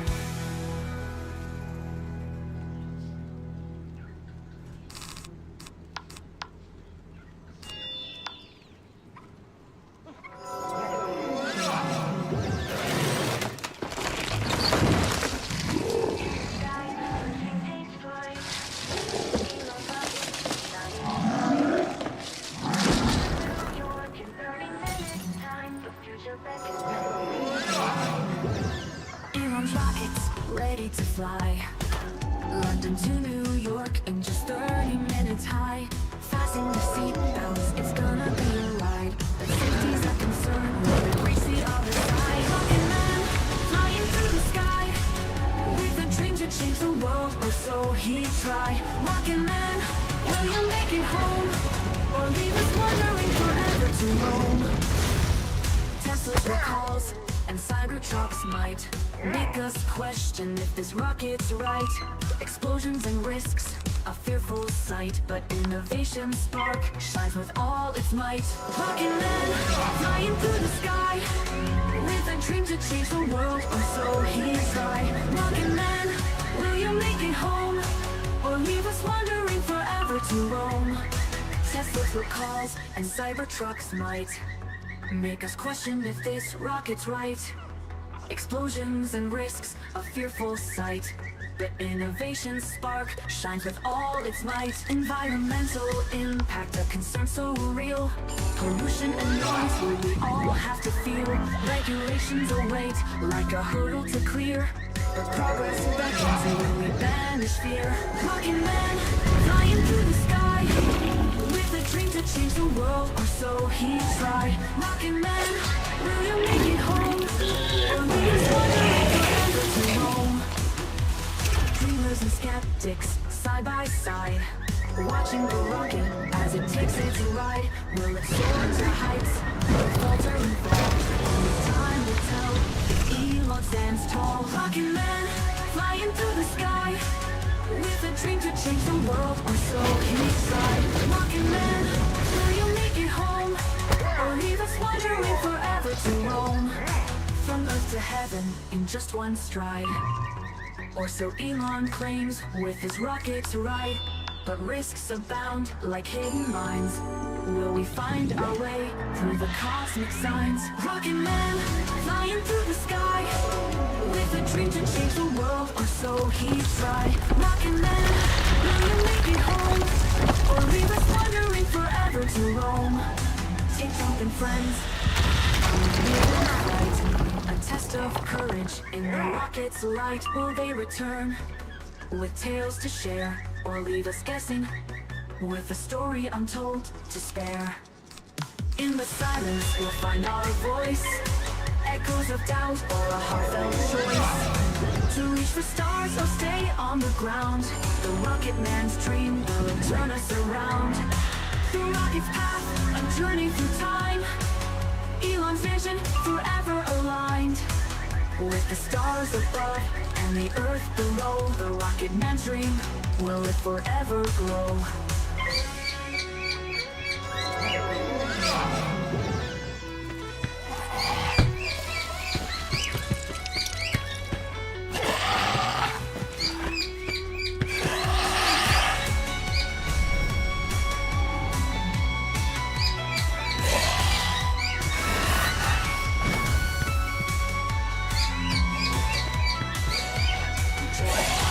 Alone.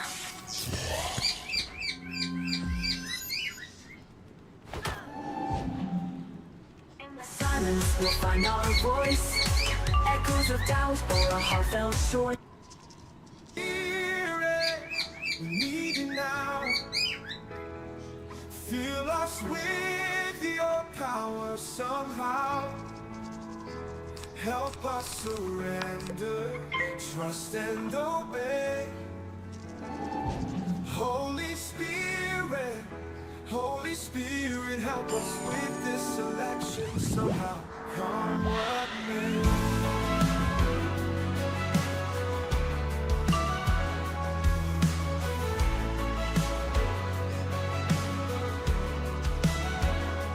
Jesus, give the Holy Spirit to mind,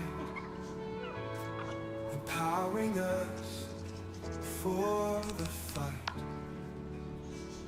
Against sin and darkness, let Trump win, and we'll stand tall. With the Holy Spirit, we'll conquer all. Holy Spirit, we need you now.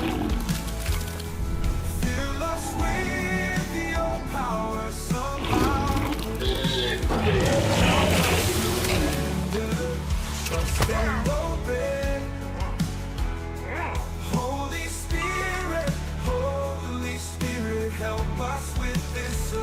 selection somehow come what may.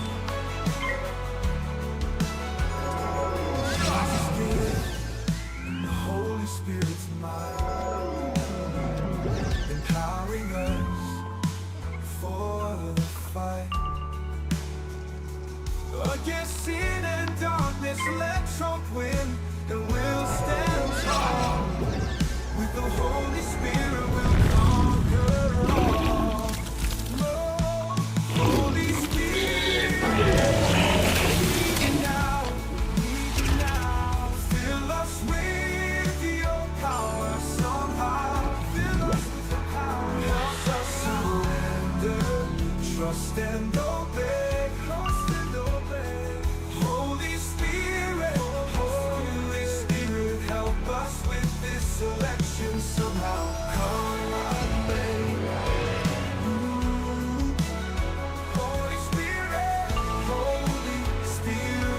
help us with this selection somehow. Come what may. Holy Spirit, we need you now. Fill us with your power somehow. Fill us with your power. Surrender, trust and obey. Trust and obey. Holy Spirit, help us with this selection somehow. Come what may.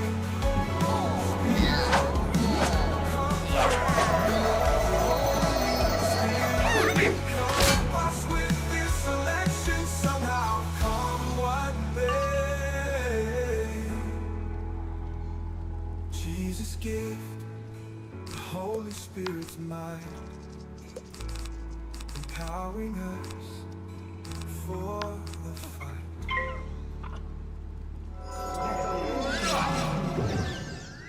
Against sin and darkness, let Trump win.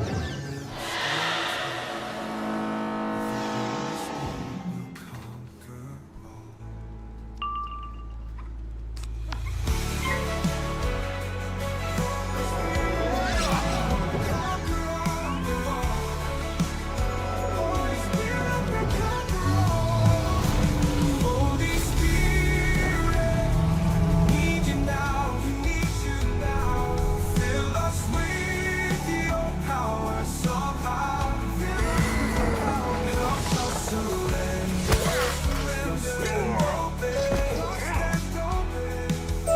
Well fought, Spellbinder.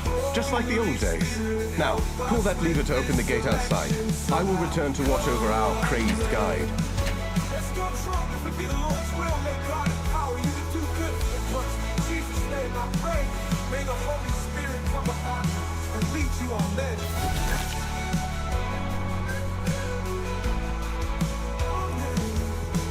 Holy Spirit, help me.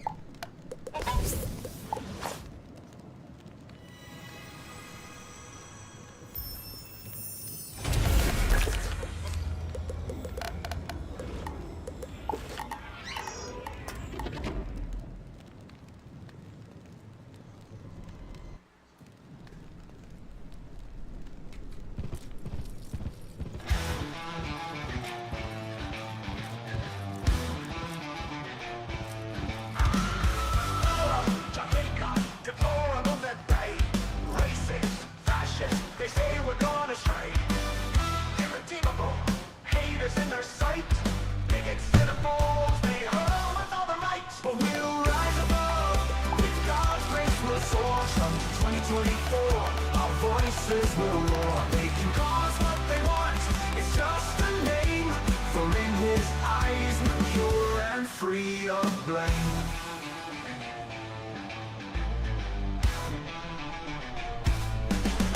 Homophobes, Islamophobes, their accusations ring. Extremists, radicals, reactionaries, all they say. We'll stand unafraid, with faith as our guide, defending truth and justice, we won't be denied. But we'll rise above, with God's grace we'll soar. Trump 2024, our voice voices will roar. They can call us what they want, it's just a name. For in his eyes we're pure and free of blame.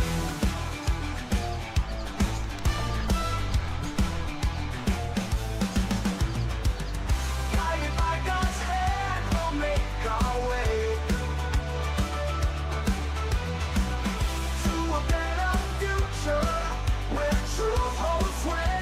But we'll rise above, with God's grace we'll soar. From 2024, our voices will roar. They can call us what they want, it's just a name. For in his eyes we're pure and free of blame. Guided by God's hand, we'll make our way to a better future where truth holds sway. But we'll rise above, with God's grace we'll soar. From 2024, our voices will roar. They can call us what they want, it's just a name. For in his eyes we're pure and free of blame. So let them rage and slander as they may, we'll keep our heads held high and sing away.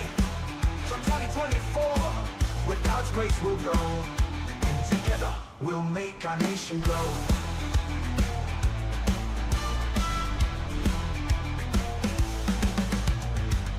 Enjoy black leather mine, or we won't have a country anymore. May it be God's will in Jesus' name, amen.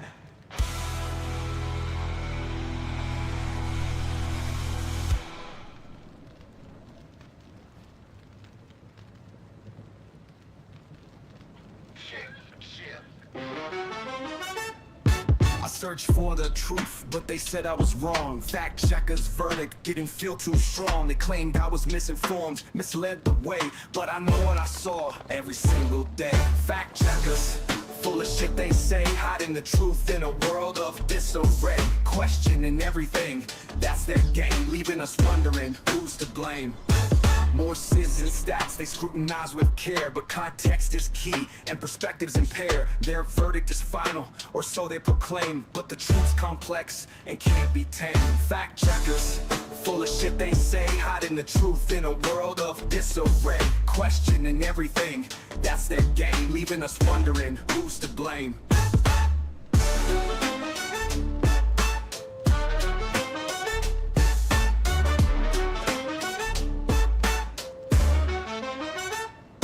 Seeking answers in a world of gray. Fact checkers' role is to hide the truth, so Americans are led astray from what's really going on. Like Hunter's laptop, for example, was Russian disinfo. We all know it was real, but fact checkers told us it was a lie. But biases exist and flaws are real. Truth seekers beware and critically feel. Fact checkers, full of shit they say, hiding the truth in a world of disarray. Questioning everything, that's their game, leaving us wondering who's to blame. Fact checkers, full of shit they say, hiding the truth in a world of disarray. Questioning everything, that's their game, leaving us wondering who's to blame. Democrats created fact checkers, so we all know who's to blame. Enjoy black leather, mom game over troubled waters, keep the change.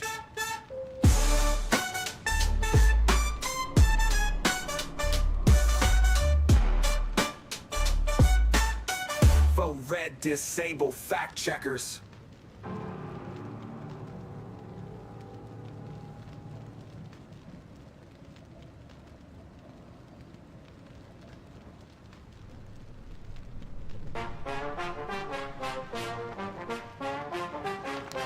They say we're deplorable, they call us names behind our backs. Garbage, irredeemable, haters, racist, that's a fact. But we don't answer to them, we're the silent majority. We won't bow down or conform, we still believe in morality. If God allows it, we will rise. From 2024 we'll reach the skies. With the Lord they can't call us shame. In his eyes we're worthy of the claim. Fascist, bigots, homophobes, moves. That's how the radical left perceives. Homophobic, Islamophobic, everything they hate they throw at us, but we don't answer to them. We're the silent majority. We won't bow down or conform.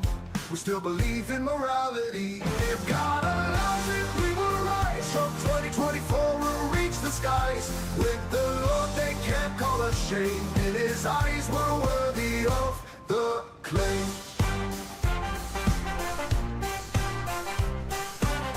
Fascists, bigots, homophobes, that's how the radical left perceives.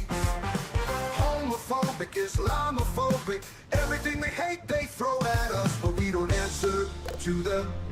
We're the silent majority.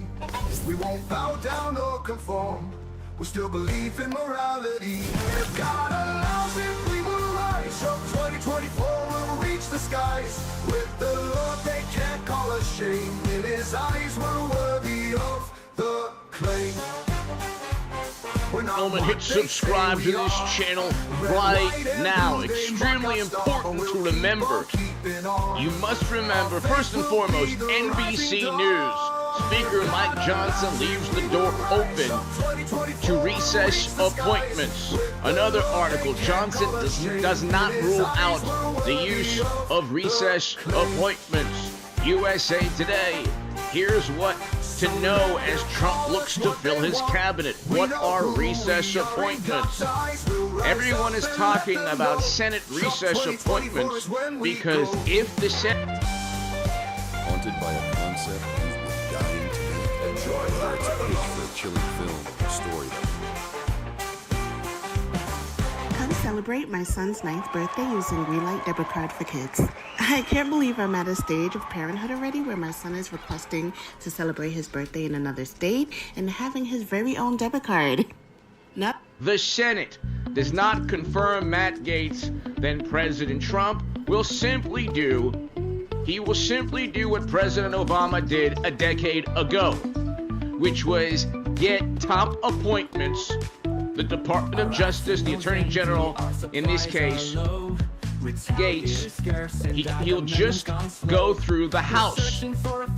When the Senate is in recess, or Thune can simply tell the senators to go into recess, and then it goes to the House of Representatives, and in the Constitution, you are allowed as president to confirm any top position through the use of a recess appointment. If the Senate is not working, the senators are not working, they're on vacation or they're in recess, you can go then to the House of Representatives. And the reason it didn't work with President Obama 10 years ago is because there was a question mark as to whether or not the Senate was truly not working. And I don't believe Democrats had the Senate or the House in 2014 when President Obama wanted his recess appointments. That's why they were struck down by the Supreme Court. To my super chat, thank you, Paul Bartlett. Thank you so very, very much. Thank you. High tones, everybody here. Hello. So Matt Gaetz has already essentially been confirmed. This is very important because they cannot stop a president who won, and you'll hear Matt Gaetz, you'll hear discussion about what a recess appointment is, but within the Constitution, it is allowed, it is just fine. If it doesn't go, if the Gaetz appointment or any appointment doesn't go through the Senate, Esmeralda, thank you. Paul Bartlett, Esmeralda, thank you so very much. If Matt Gaetz cannot make it in the Senate, he will get confirmed in the House with a recess appointment. End of story. President Trump has won the popular vote. He has won every single battleground state. He won the House of Representatives, increased his lead. He won the presidency. He has the Supreme Court, 6-3 Supreme Court majority. And so there's really nothing stopping Matt Gaetz or anyone, any confirmation. John Radcliffe, Tulsi Gabbard, there's nothing stopping any of them from being confirmed. This is huge, ladies and gentlemen. Let's go ahead and listen to what a recess appointment is. But basically, if the Senate doesn't play ball, and I believe the Senate will play ball, but if the Senate doesn't play ball, then you have a recess appointment. Let's just look at, really quickly, what a recess appointment is.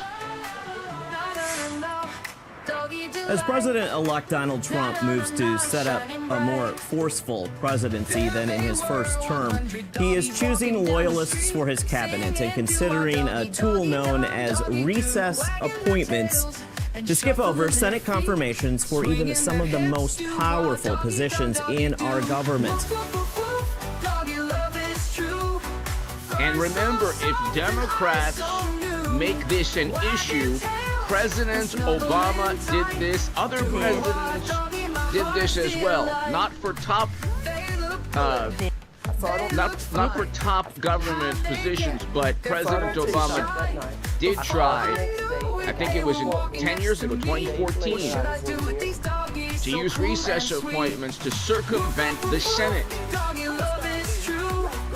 You can't be hypocritical. If Trump does the same thing, Democrats tried to do the same thing 10 years ago. This was the problem. 10 years ago, the Senate, there was an issue or a question mark in the Supreme Court as to whether or not the Senate had truly been in recess. But they can simply, President Trump's already talking about this on Truth Social, they can simply pause, business, stop have the Senate in recess. Thune can do this in 2 seconds and goes to the House. Speaker Johnson has already stated he's going to pass any nomination in the House of Representatives. So this is exactly what Democrats tried to do 10 years ago. They didn't have the House and Senate. I don't believe they did. It didn't work because they didn't have this House and Senate. That's the main issue. And Matt Gaetz will 100%, let's say 99.9% be confirmed in the Senate. And if not, the House of Representatives does the job for President Trump. That has us digging deeper tonight into recess appointments. Let's start with the language as outlined in our Constitution. The Recess Appointments Clause is found in Article 2. It says the President shall have power to fill up all vacancies that may happen during the recess of the Senate by granting commissions which shall expire at the end of their next session. Now, this clause was adopted by the Constitutional Convention. Alexander Hamilton referred to the recess power as a supplement in the case the general method was inadequate. So, what is the general method Hamilton was referencing? Well, the general method is to go through this.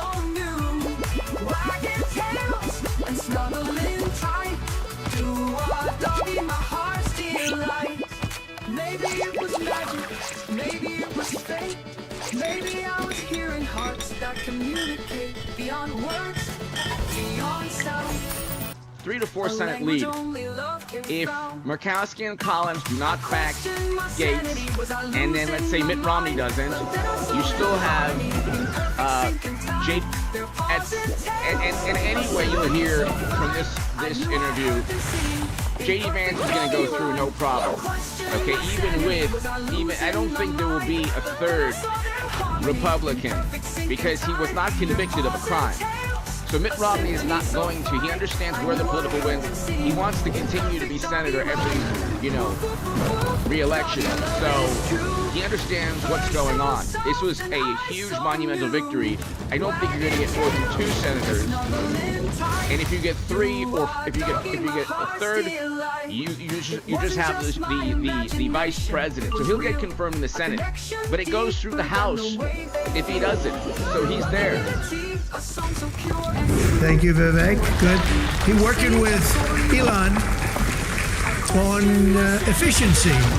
They're working on efficiency, among other things, and they're going to be saving a lot of money and making our country stronger and better. And they'll be coming out with individual reports, but a big one toward the end.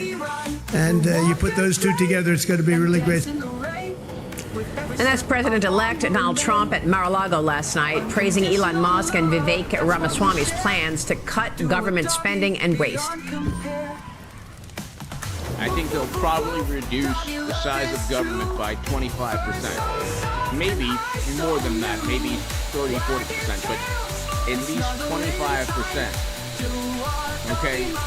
They will very likely reduce government by 25%, and the wonderful, morally superior liberal Democrats, media, will be more apoplectic. The sky will be falling like never before. But anyway, let's continue. Musk and Ramaswamy will be heading up the Department of Government Efficiency, DOGE, which is now using X to hire employees. Get this, the agency says it is looking for super high IQ small government revolutionaries willing to work 80-plus hours a week on unglamorous cost cutting. Not a great sales pitch there, but Musk says there will be zero compensation. Yeah. According to the Manhattan Institute, President Biden's initiatives like the American Rescue Plan, student debt relief, and infrastructure spending has added more than $4 trillion to the deficit over 10 years. Joining me now is South Carolina Congressman Ralph Norman, a member of the House Budget, Financial Services, and Rules Committees. Congressman, good to see you. Thank you so much for being here. Yeah. So I want to get your take on what...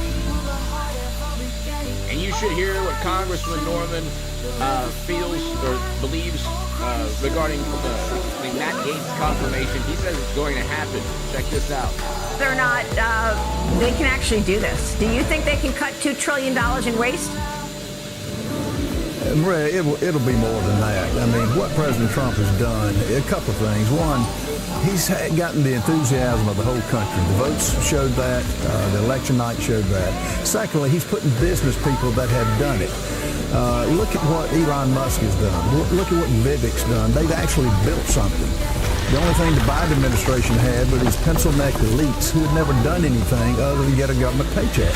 The people that he has in place at really every department have got a track record, as President Trump does. So they will give this country a lift as we have never seen before. And the important thing that Elon said, he's going to publish the actual dollars that he wants to cut, and we the people will see it.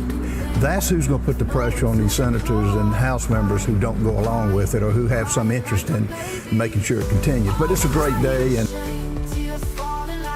so really quickly, a lot of these government agencies have gone beyond what their stated, initial stated mission was stated to be, beyond what they initially were created for. Okay, so you have a whole lot of, we'll just say the Department of Justice, for example, or you could say a whole bunch of other government agencies who shall remain nameless that perhaps went after Trump. The government agencies are so big now because many of them, or perhaps most of them, have gone beyond what they were created for. Okay, so you have a government agency created specifically to do X, and they are starting also now to do X, Y, Z, and a whole bunch of other things. And so that leads to tremendous government waste.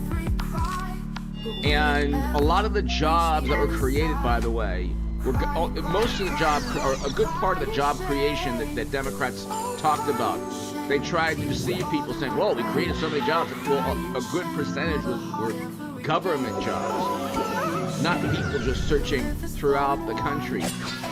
Federal government jobs in D.C. So let's continue. And doesn't surprise me, President Trump has delivered the 4 years he was there, and he'll deliver now. Well, I mean, Congressman, why is there so much waste anyway? I mean, some of these things that I was looking at last night, this list of stuff that taxpayers, taxpayer money spends on. I mean, taxpayers don't even realize how their money is spent. Some of this stuff is just crazy. Who decides this?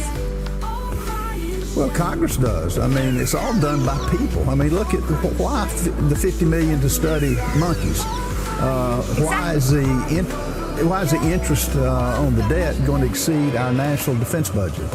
Why the pet projects there? You mentioned in your previous segment the government subsidies to electric vehicles. The bottom line, the public does not want electric vehicles, so why subsidize them?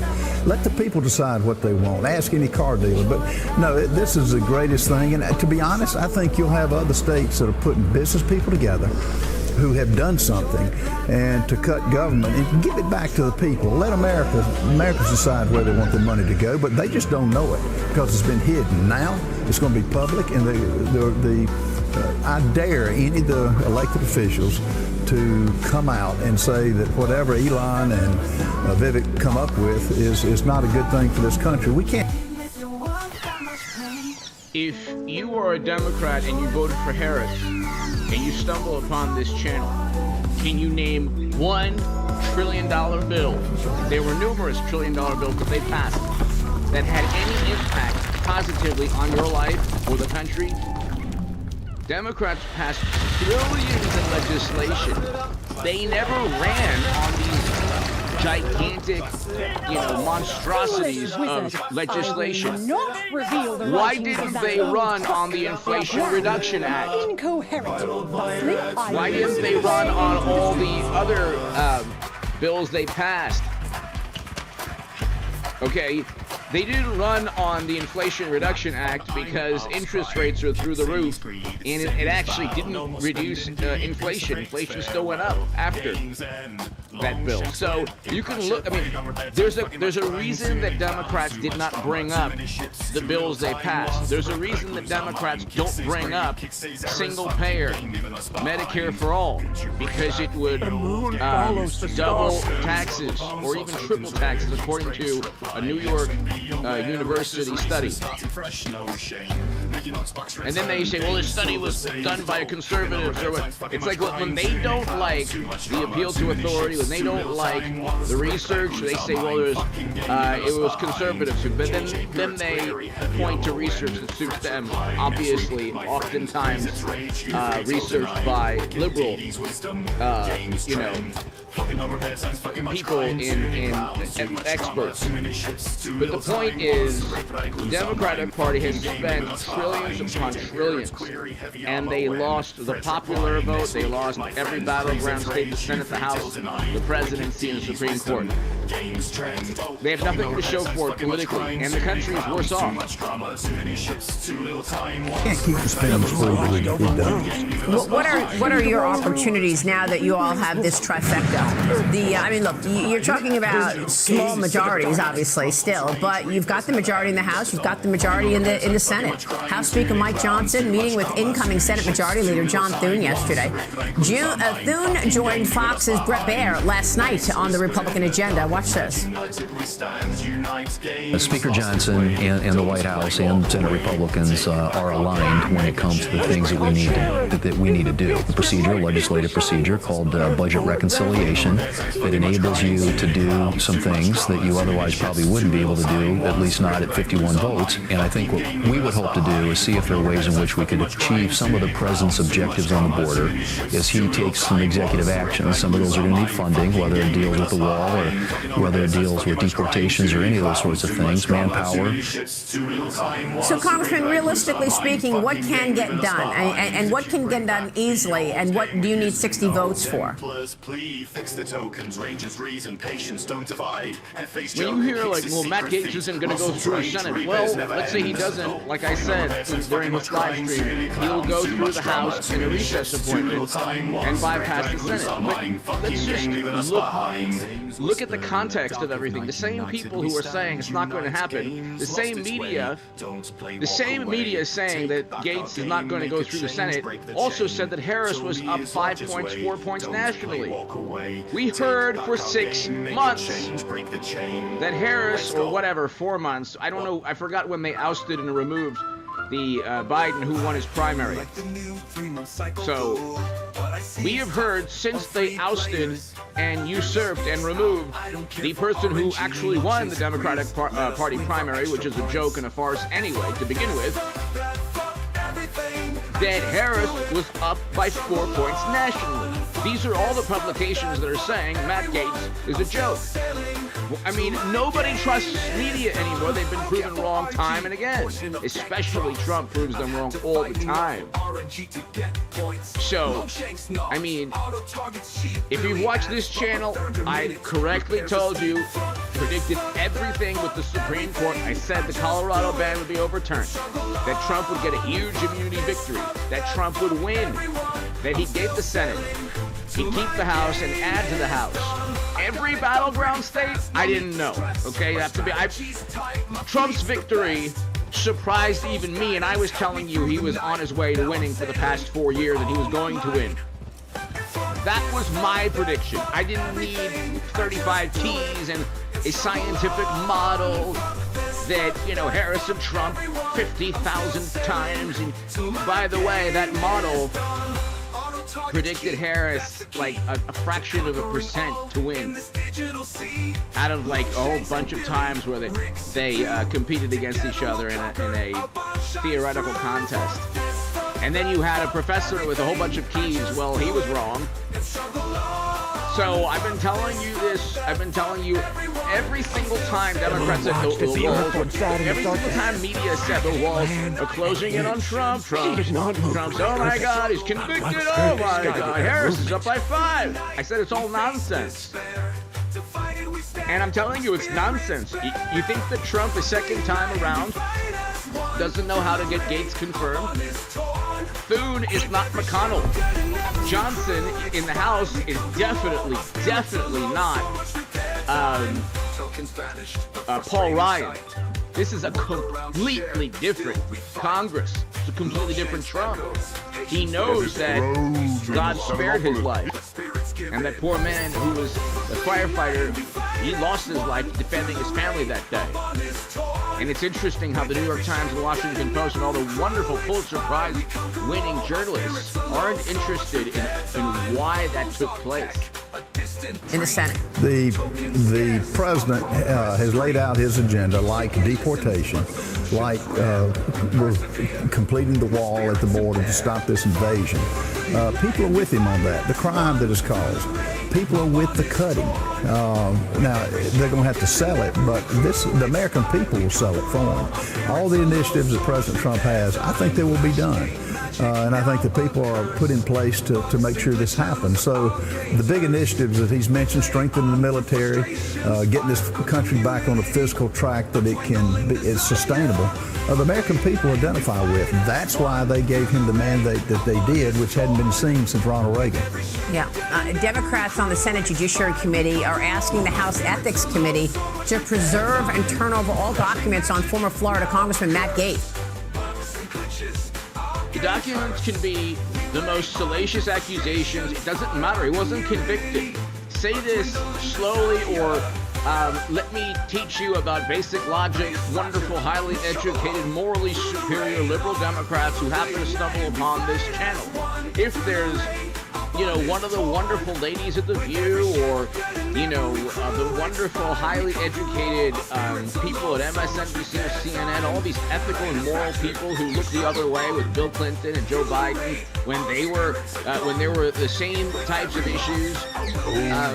This is an allegation that did not have enough evidence to lead to a criminal charge. There was no evidence with Trump leading to his criminal charges. They did so anyway. So there was such a lack of evidence here. They despise Matt Gaetz. Kevin McCarthy, more so than any Democrat, despises Matt Gaetz. If there was a shred of evidence, you don't think that Kevin McCarthy would team up with every Democrat on the planet to try to imprison Matt Gaetz? These were allegations linked to, according to Gaetz, extortion. So he was being investigated for hearsay and gossip, allegedly by somebody, well, according to Gaetz, that wanted money. Not the individual alleged to have made the allegation. Other individuals that according to Gaetz have nothing to do directly with the allegations. So it wasn't the person making the allegation that allegedly wanted money. according to Gates. It was some other nefarious plot. But there wasn't. Here's the thing with Democrats. They want the salacious accusation in the press. They want to deceive people into thinking that this is a cartoon character. That Matt Gaetz and Rudy Giuliani and Martin Taylor Greene, all these people, they're so despised. They're so, they're not good people. They're not good human beings. But AOC is a wonderful human being. Even though you look at, like, what on earth has AOC achieved in Congress to warrant the fame? If anything, there were serious campaign finance issues leveled at AOC. And the first thing she said was, oh, these are Republicans making accusations. Well, then you can use the same thing. These are Democrats making accusations. As you know, Gaetz is Trump's pick for Attorney General. He was the subject of an ethics committee investigation over whether he engaged in sexual misconduct and illicit drug use. The committee was supposed to vote on whether to release that report on Gaetz today, but now that... Where are the checks, the cash, the money? Where's the flow of finance or funding, okay, pertaining to any illicit behavior? Where's the audio tape, the videotape, the surveillance video? Okay, where's the evidence? Where's the plane ticket that's supposed to be at the center of all of this? He's supposed to have committed a crime. And a plane ticket was supposed to be part of it. Okay, let's just leave it at that. Where's the plane ticket? I mean, it's like, is there even a shred of evidence? If you could watch a Columbo episode from the 70s, like one Columbo episode, you'd find out exactly how to convict anyone, including Matt Gaetz, if they were indeed guilty. There's not a shred of evidence. It's all hearsay and gossip. Oh, this person saw Gaetz do something. Okay, well, where's the surveillance footage? There's no surveillance footage. There's no photographs. There are photographs that get a whole number of people in. Okay? So, you don't have a shred of evidence, and then they want to... They did the same thing to Kavanaugh. But it was credible. When Democrats level these accusations at Republicans, these are credible accusations. When the same accusations are leveled at Democrats, it's a partisan plot. Same thing when you find out about a laptop with Hunter or Joe, or it's a Kremlin operation to inform you of how terrible Democrats are, thus influencing you to choose Trump. Nobody believes this now. You have to be an imbecile to believe this. But where's the evidence? It's so simple to convict people if they're actually guilty. Gaetz has resigned from Congress. The report has been scrapped.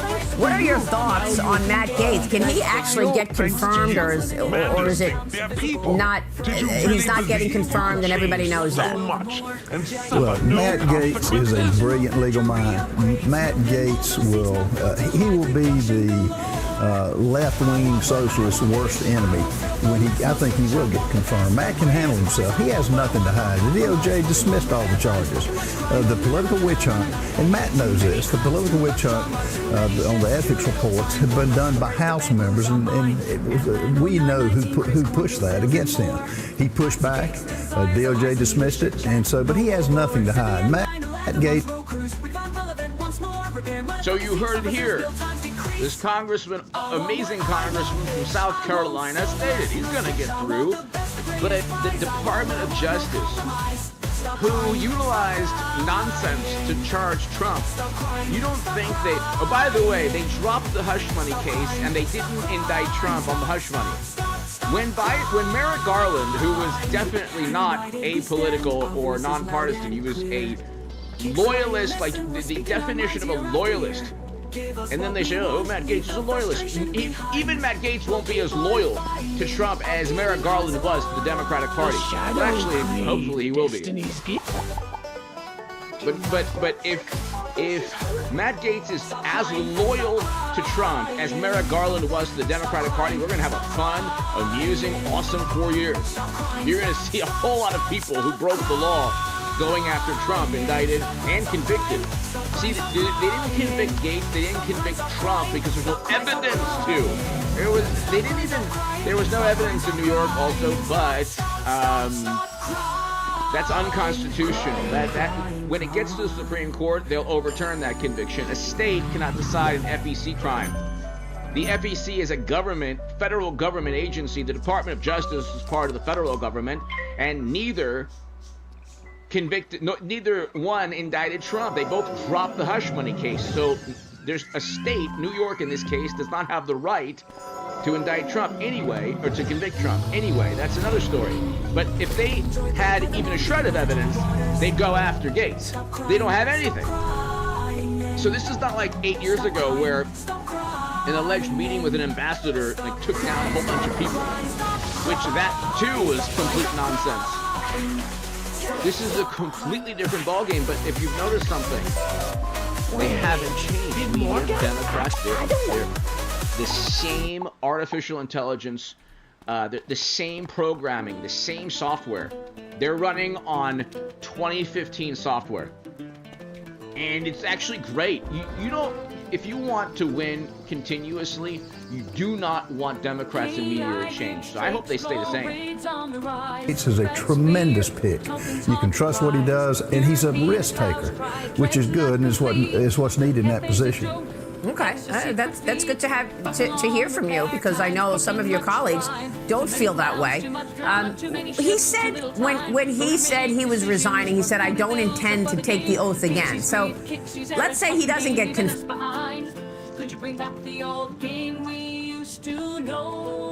Brilliant legal mind.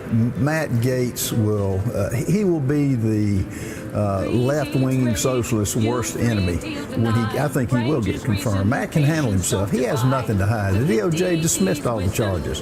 The political witch hunt, and Matt knows this, the political witch hunt on the ethics reports have been done by House members, and we know who pushed that again.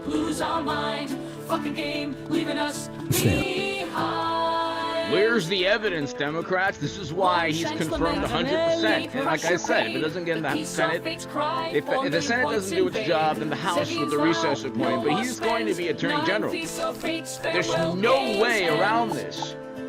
Trump survived an attempt on his life. He won the popular vote, every battleground state, Senate, the House, the presidency, and he has a Supreme Court.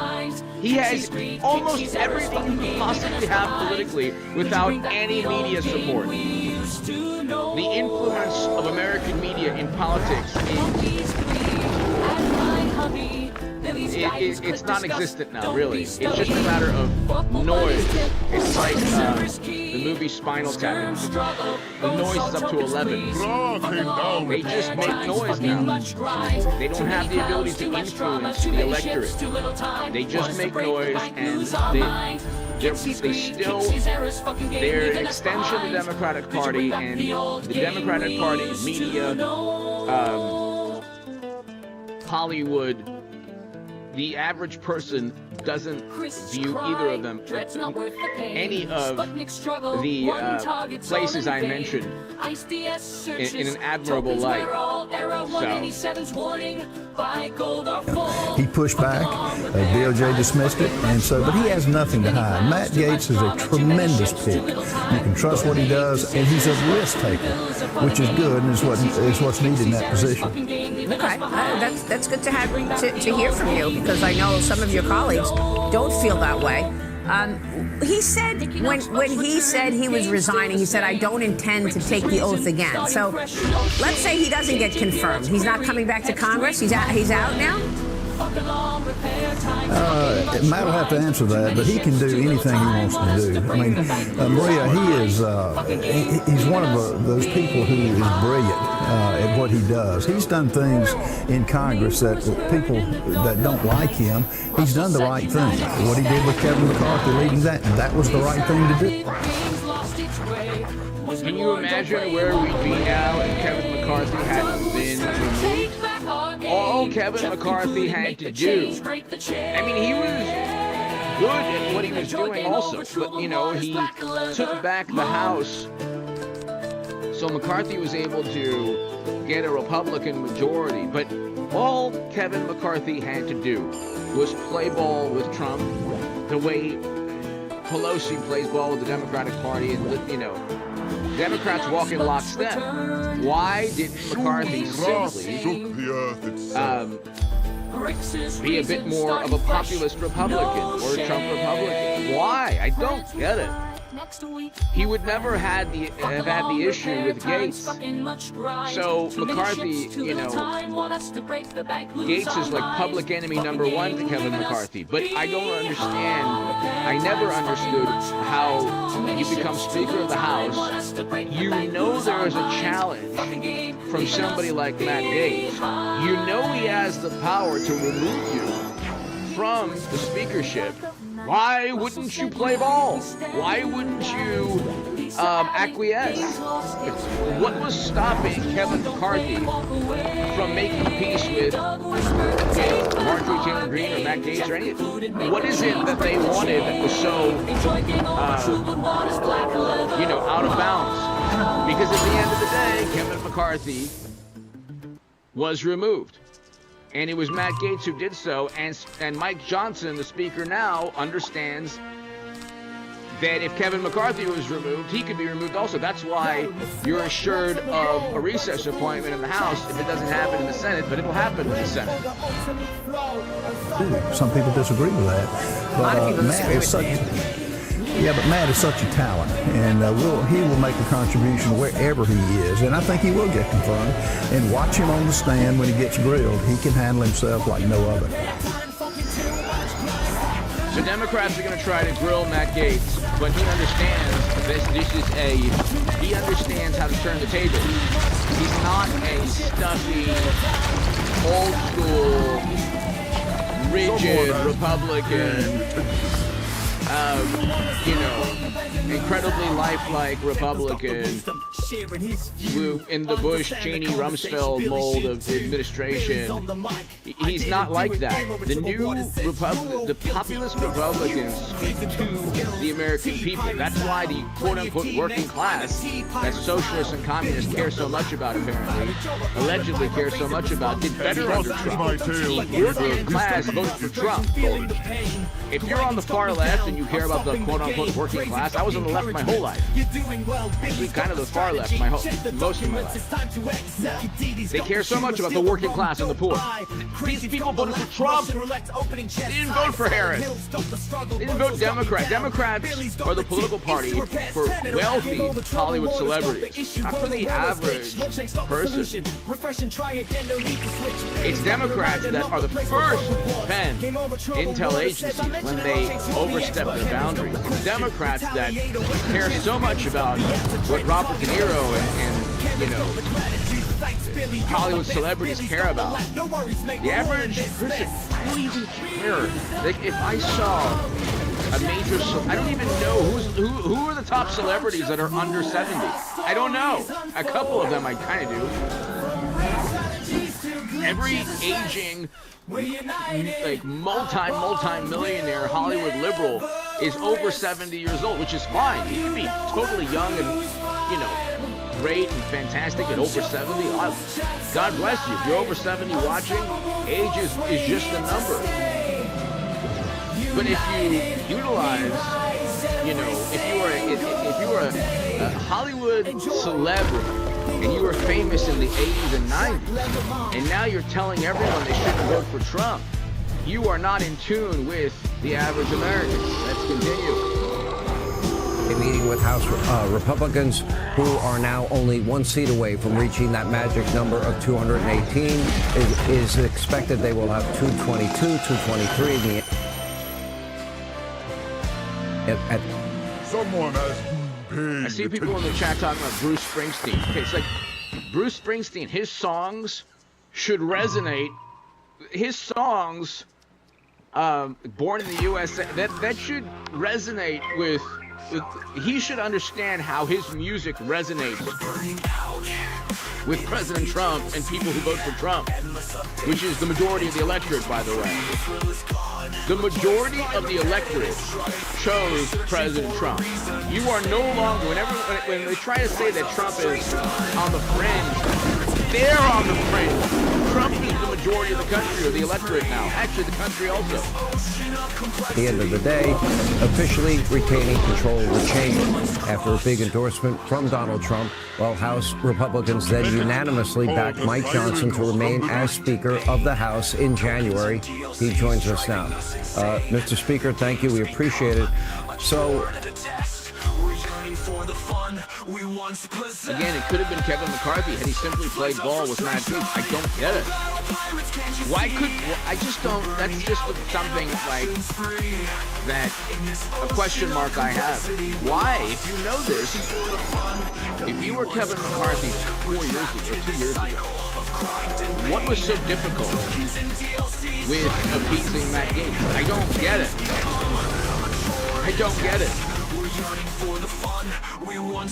the polls were showing there was a 70 to 80% chance you would lose the majority in the House. That did not happen. You have a majority, albeit, again, a small majority, but you have a bigger problem, and that is you will fairly soon be losing, well, you already lost Matt Gaetz because he resigned today, but Lee Stefanik, Mike Waltz. How do you handle that so that at no point does control of the House get into the hands of the Democrats? Yeah, it's a great problem to have, Sean. We have an embarrassment of riches in the House Republican Conference. Lots of talented people who are very attuned to the America First agenda, and they can serve the country well in other capacities. But I've told President Trump, enough already. You got to give me some relief. I got to maintain this majority. And he understands that, of course. We've been talking about it hourly almost every day. I think we're going to be settled. The numbers that you just projected there, I think, will be the reality, and we will have the majority. Does this look like a man who is worried about whether or not Matt Gaetz will be confirmed? He knows very well that he has all the political momentum. Trump Republicans have all the political momentum. And all Democrats can do is the same playbook, which is what you want. You want Democrats to be to throw as much vitriol and venom at Trump as possible, which is all they know how to do. That is the game plan, the rubric, the playbook, that's the only thing, the way that they do politics. Accuse Trump of everything under the sun, no evidence, and they reach a point of diminishing returns politically.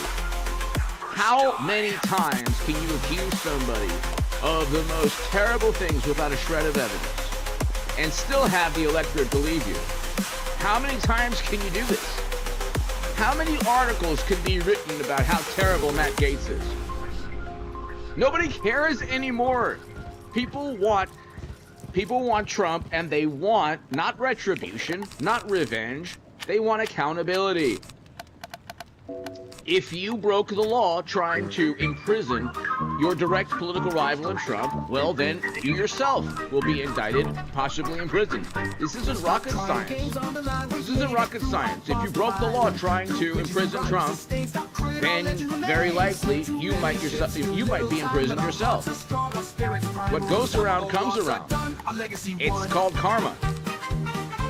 I think these seats, Matt's, for example, his resignation today was to help us because it starts the clock under Florida state law. It's about a 8-week process to fill that seat. So if we do this quickly, and I've already called Governor DeSantis to ask him to kickstart this thing, we could have that seat filled by January 3rd when the new Congress begins. So that would be one seat replaced almost immediately. All three of those that you mentioned, all three of my friends, all come from deep red districts. Yeah. Would it be beneficial if Mike Waltz of Florida did the same thing? Well, I'm going to talk about with him tonight about that. The timing matters. We need to stagger these things. He's going to fill a very important position for the president and for the country, and we don't want to delay that. And he doesn't have to be appointed by the Senate, his position. So we'll be able to figure that out. I know Governor DeSantis is going to be very busy. working on all these matters, and the one you discussed in the previous segment, filling the Senate seat. So he'll be an active participant. We'll get this done. We're assured to have Republicans reelected in all these seats, and we'll work with a smaller majority of one or two for the amount of time that we have to. But we're going to be very aggressive, Sean. We're going to move the America First agenda for the American people, beginning on day one. And we have all this work stacked up, and we're ready to go. Let's talk a little bit about Elise Stefanik in New York. How does the process work there? Well, Elise has a similar situation under New York state law. The governor there, Hochul. So these are in red. These, like Elise Stefanik, I love Elise Stefanik.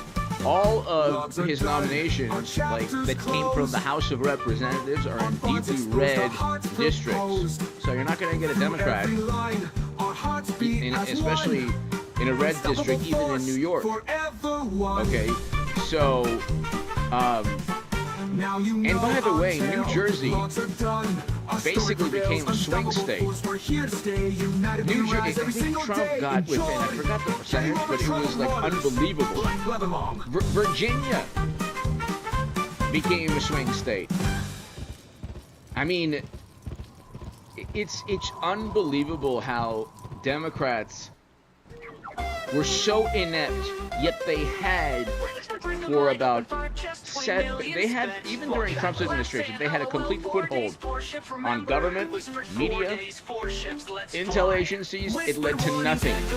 The only thing it led to was a huge red wave for Trump. Thank God. They can't play games with this. It's about a 80-day process, roughly. And she comes from a very safe red district as well, so we'll get a strong Republican there. The county chairs are already working to come up with a consensus on who they'll put forward as the party's nominee, and we'll get that done. President Trump's already committed. If necessary, he'd go up there and do a rally. I mean, we will get this job done. But Elise is going to do an extraordinary job at the UN as the ambassador there. She's a strong voice. She's Harvard-educated, really smart, very sharp and unflappable, and she will advance America's agenda at the UN again. That's a really important position, so I'm delighted she got it.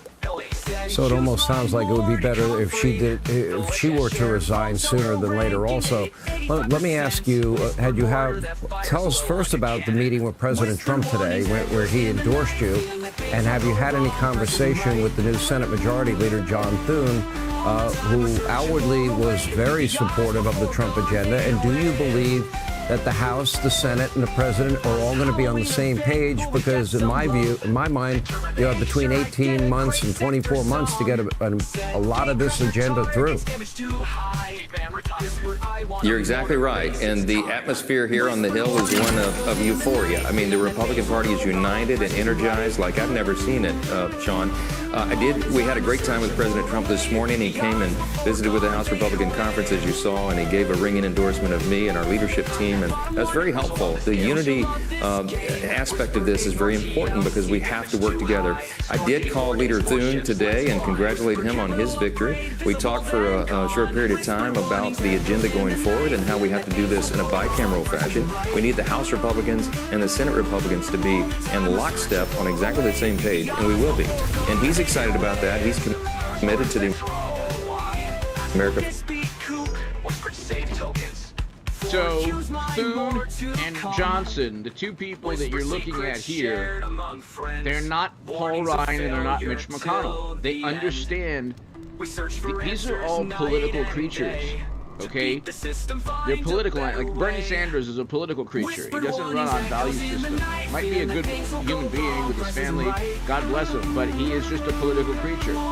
Bernie Sanders, for example, I used to be the biggest Bernie Sanders supporter on the internet. How you go, according to the Huffington Post, if you care about foreign policy, you go from Bernie 2016 to Trump. There's a direct line. If you don't know much about politics or you don't understand how that's possible, I wrote about that in the Federalist, but you want to limit endless military conflict, endless wars, you want to stop. And other reasons too, okay? But Bernie Sanders was cheated by the Democratic Party, didn't even acknowledge that. Okay, Trump, they tried to railroad him. Republicans did as well. And he has never stopped battling the people that tried to harm him. So Trump is a different creature. He's not a political creature. Trump doesn't care about it. Oh, yeah, he cares a lot more than the average Democrat cares. Because what Democrats do is they run on media support, and most Americans don't care about media, don't trust media anymore. But these are political creatures. Boone and Johnson, they know where the political winds are blowing. They know that the Republican Party is a Trump Republican, populist Trump Republican Party, not the Bush-Cheney-Rumsfeld political party it was 8 years ago. It's just not. So all the noise regarding Gates, it's nonsense.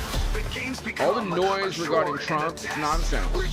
Trump won the popular vote, every battleground state, the Senate, the House, the presidency. He has the Supreme Court. He has completely dominated American politics, Donald Trump. Thank God. Thank God. Now we can get a much better economy and a much better foreign policy. Let's continue. So yeah, Gates is confirmed essentially already. First agenda as well. And we laughed about how our home cities and counties, his county, my parish, voted overwhelmingly for President Trump in a landslide. And our people and all the American people really desperately want and need and deserve this, and we're going to deliver. Well, I'm encouraged by his words and everyone else's words, but you know what? I'm a trust but verify guy, and I want to see that agenda adopted and adopted as quickly as possible. Speaker Johnson, thank you. We appreciate it. Hey, Sean. So the districts for Johnson and Thune both overwhelmingly in a landslide voted for Trump. So again, it's completely different. You're not looking at McConnell, you're not looking at Paul Ryan. The Republicans, what they did to Trump, it was the old school, it was Mitch McConnell and old school Republicans that caused Arizona and Georgia to have 4 Democratic Party senators. These are 2 red states. But McConnell didn't give money. He didn't give the money that Kerry Lake needed. He didn't give the money that Herschel Walker needed. And he didn't give the money to another Senate candidate in Nevada as well. Republican. Okay, that's what happens when you withhold money. And I think McConnell gave money to Lisa Murkowski and not Kerry Lake, something like that. And it's something like that. It's like they did it on purpose. But now you should have, in the next, 5 years or so, you should have 4 extra Republican senators. Demanding their grip on power in Washington by holding on to the House. So what will the first order of business be for a united GOP? Let's bring in the Republican Wyoming Senator John Barrasso. He is the new Senate Majority Whip-elect. Congratulations. Thank you. Great to be with you. I guess it all becomes official on January the 3rd. So, holding the presidency, the House, and the Senate, President Trump, when he gets in office, is going to expect that a lot is going to get done. Is the Senate going to serve as a rubber stamp for the president, or will there be thoughtful consideration of everything that he tries to do? Well, I think what the president is trying to put through represents an American agenda brought forth by the voters, and they told us what they want. They want secure borders, they want lower prices, they want to make sure the economy kicks into gear, they want to make sure that we have more American energy, they want to restore our strength on the world stage. Those are the things that the Americans want, the things the House wants. When was the last time you heard a liberal pundit with 1 million to 3 million subs talk about energy policy, even from their viewpoint? When was the last time you heard any pundit on MSNBC talk about, or CNN talk about energy policy? You haven't heard that in, months or years?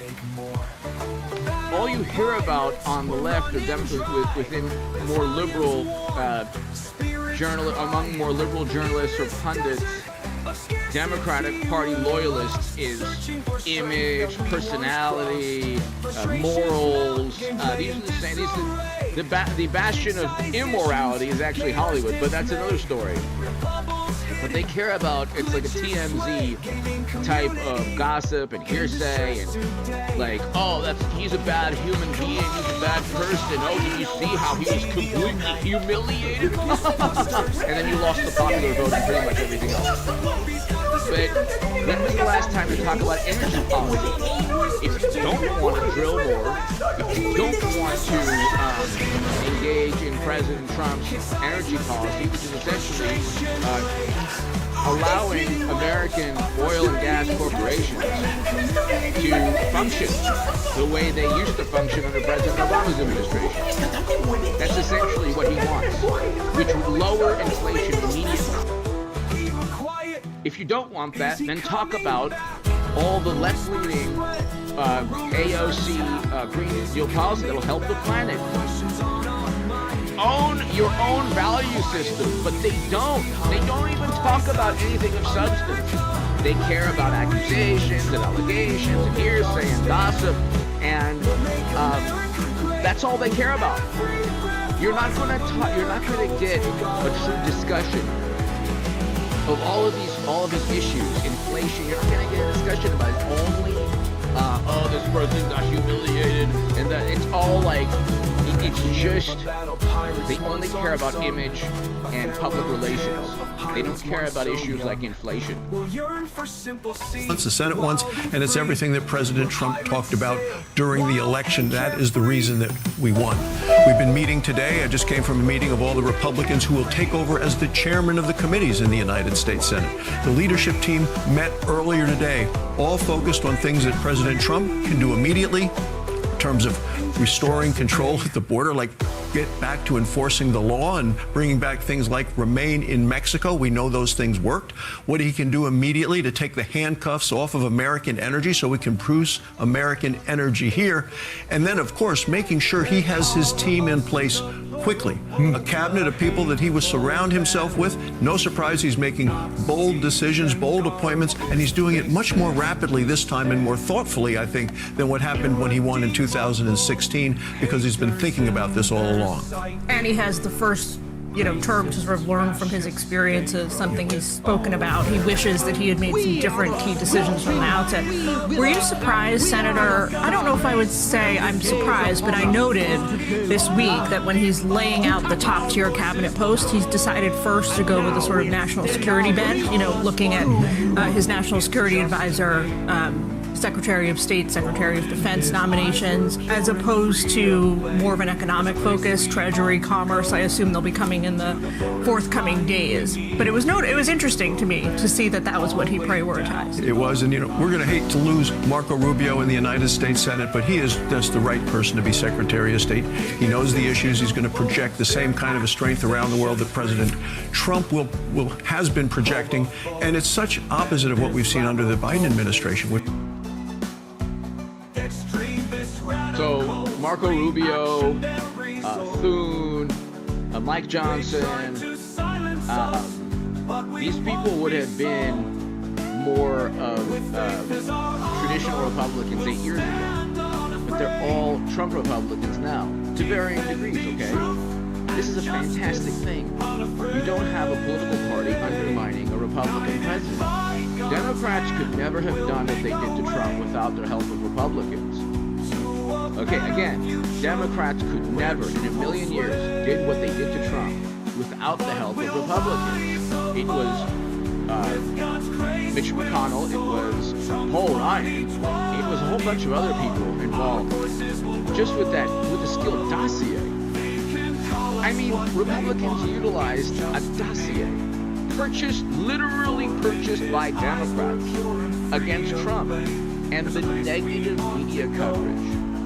Imagine all of the articles. You're talking about tens of thousands of hit pieces.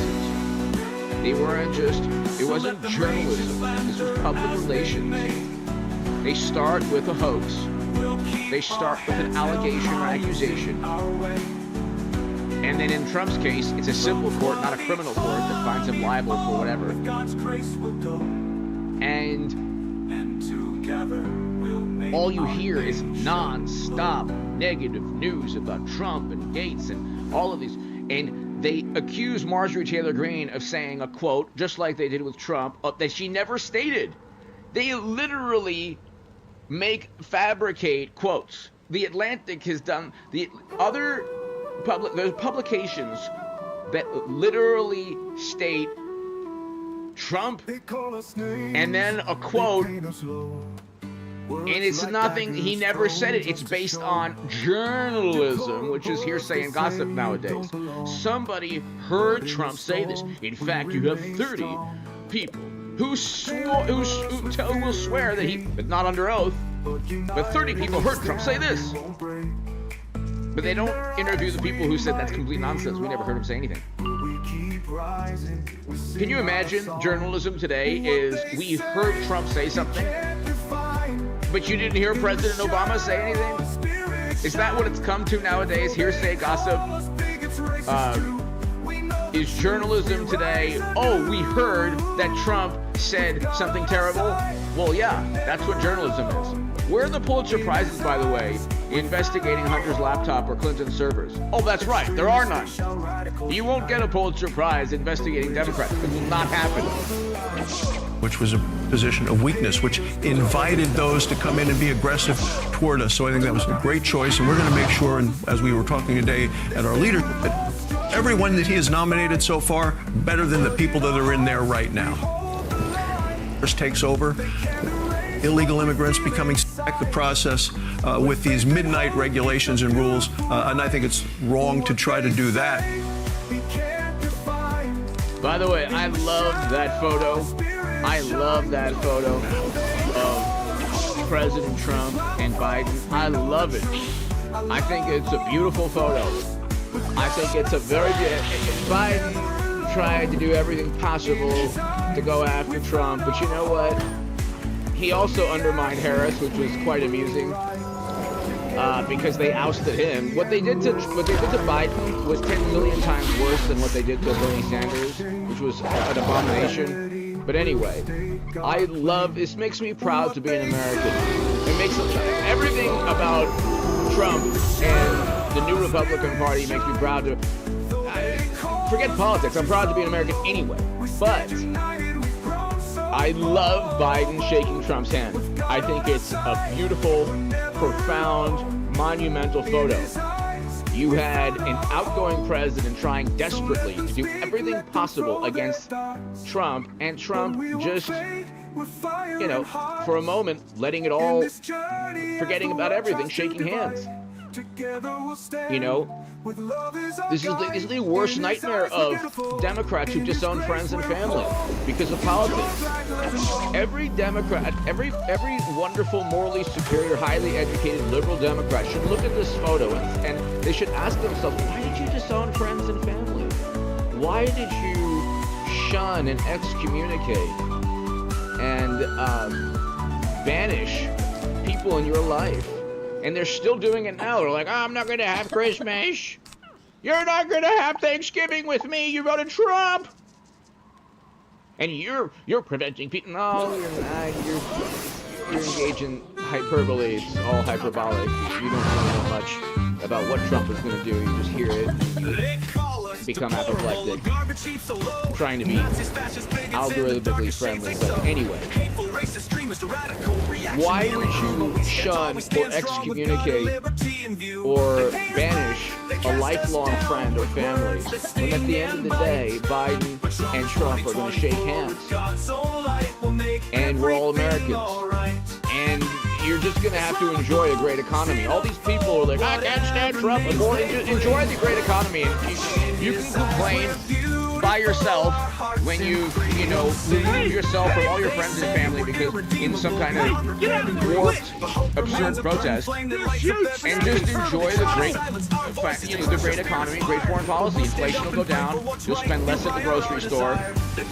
But at the end of the day, we're shaking hands, and I love it. I love it. I think it's beautiful. I think it's absolutely beautiful. Anyway, Gates will be confirmed 99.9% of the Senate, and if it doesn't go through the Senate, it'll go through the House. He will be the Attorney General. We're going to have a beautiful, awesome, hit subscribe. God bless you all. Hit subscribe to this channel if you're new. She's scared. I love all of you. Thank you so much. We'll see you tomorrow. Thank you. She's got my jewelry. See you tomorrow, everybody. Thank you. She's supposed to leave it to me, but they buried her with it. It's about drugs.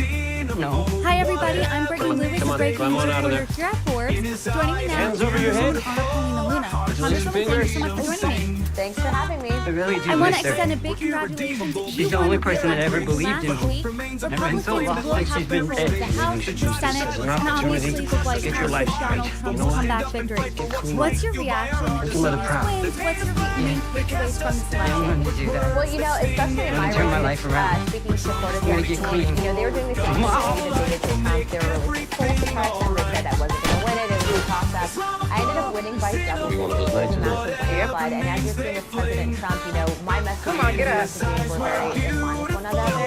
The issues affecting economy, border security, these are all things that people are voting on. We don't care about a lot of the issues that the Democrats are bringing up. I think it just goes to show that the Democrat Party has increasingly Scared me. Get out of there. and that's exactly why so many Didn't you miss her so much you had to dig her up? No, she's got my jewelry. She's supposed to leave it to me, but they buried her with it. Very, very historic. It's about drugs. The president, No. as you know, he won the popular vote. come on, He's climb now on out of there. The White House, we have the juggernaut. We Hands have over the your House head. and Senate, and Release I'm your very fingers. confident that my seat will stay red. I really do There's miss been her. many postmortems in the She's past the only week person or that so ever since believed the in me. election. I've But been one so thing lost is since a she's common been dead. theme, a common thread this as an throughout is that the opportunity economy to remains get your a life top straight. issue You know for what? voters. Get clean. And I'm just curious, your mother how proud. will you Yeah. work in the next Yeah, I'm term gonna to do that. lower prices for voters, gonna turn for my life all around. Americans, and to I'm gonna have get them clean. feel like the economy is working for them once again? You know, I think the number one thing we're going to have to do is get back to the policies under President Trump. If you notice, Be one of those nights, isn't it? 2016 economy versus the 2020 and now 2024 Come on, get up. economy. President Trump really opened up American energy independence. He cut through regulation, allowed us to actually tap into our natural resources. Obviously, there are people that care about the environment. We want to do it responsibly, but make no mistake. Let's when check out we how you can outsource convert and this buy, SUV products into a from foreign camper using countries, this module you know, they're kit not in less exactly than 5 adhering to minutes. environmental standards. So the best way to do that is really buy homes, buy American goods. And then secondly, I would say that, you know, President Trump is a massive fan of tariffs, and I actually, frankly, do support that because at the end of the day, what ends up happening is you do have a competitive market. People will debate that and say, well, if you have tariffs, it's really the consumer that actually absorbs the cost of it. But frankly, what ends up happening is a lot of these countries, especially if you're manufacturing back home, ultimately end up either lowering the prices or wanting to still be in the American market. So actually, I think it's going to be a good thing that we do have to work our way out of debt in this country. And so as a result of that, I think that we do have to, start making sure that we are empowering business owners here in the United States, that we are making it affordable again to own homes, that we are bolstering the economy, and that all happens through, again, renegotiating our trade deals, American energy independence, but also... Let's check out how you can convert this SUV into a camper using this module kit in less than 5 minutes. Sending to law taxes on tips, we want to end that, ending taxes on Social Security, and then also to ending taxes on overtime. And so for a lot of Americans, especially those that have gig worker jobs, that is a huge deal. And so I've been very proud to co-sponsor every single piece of that legislation. You and I have had many conversations in the past term, and you are not afraid to work across the aisle on issues that matter to you. But as you said, Republicans have the juggernaut, the House, the Senate, and the White House. Will you continue to work across the aisle on certain issues? What will that look like? Oh yeah, in fact, I've actually already started on that legislation. So we have legislation that's been introduced, $15 billion of additional FEMA funds specifically and only for Americans. As you know, there's a lot of controversy at the White House, and rightfully so. FEMA got caught discriminating against Republicans and conservatives in regards to FEMA assistance, and then they also got caught giving $1.01 billion to illegal immigrants, which is completely unacceptable. So my bipartisan legislation actually is for specifically Americans and those impacted by both Hurricane Helene and Milton.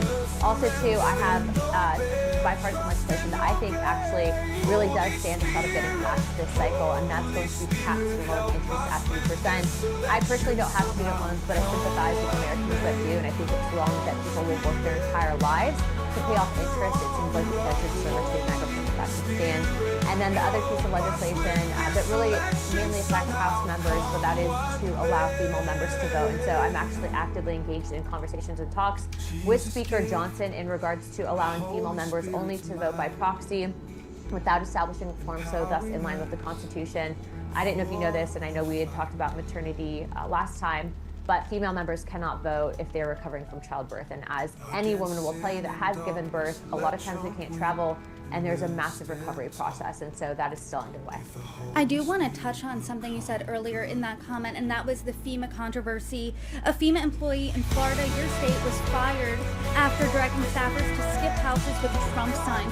What's your thoughts on this? Because she did react to this. He said that this was a misunderstanding, essentially, and that, quote, we omitted these homes for safety precautions, not because of political flight.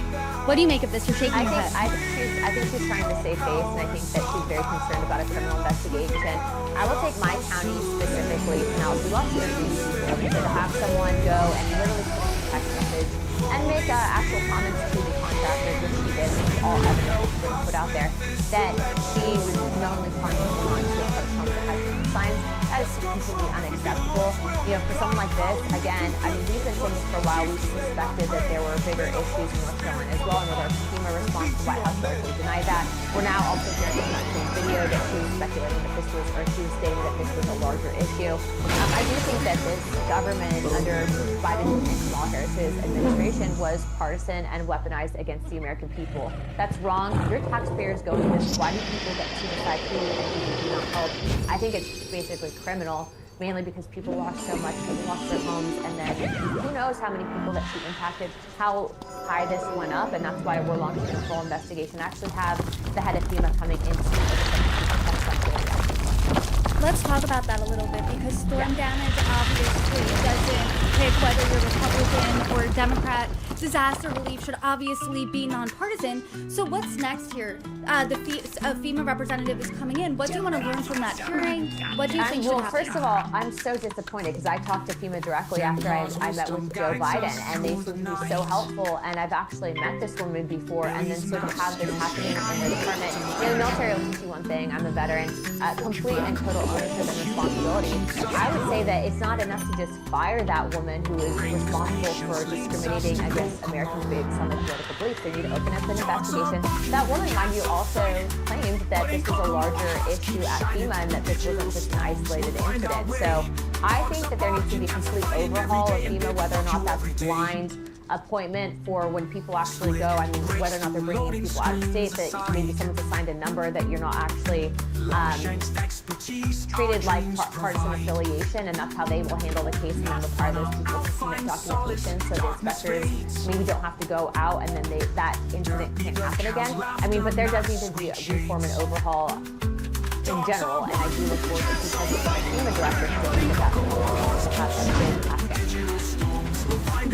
was this surprising to you because you met President Biden, you worked with him, you even complimented him on social media during this storm recovery. Was this surprising to you to find out? Oh, massively surprising. Again, though, when I was up in North Carolina with President Trump during his town hall, we had already been getting reports from our service members that were part of the Florida Guard out there stating that FEMA was blocking them from being able to help North Carolina residents during the storm recovery. And as you know, there were many deaths in North Carolina. They are still recovering. It was devastating.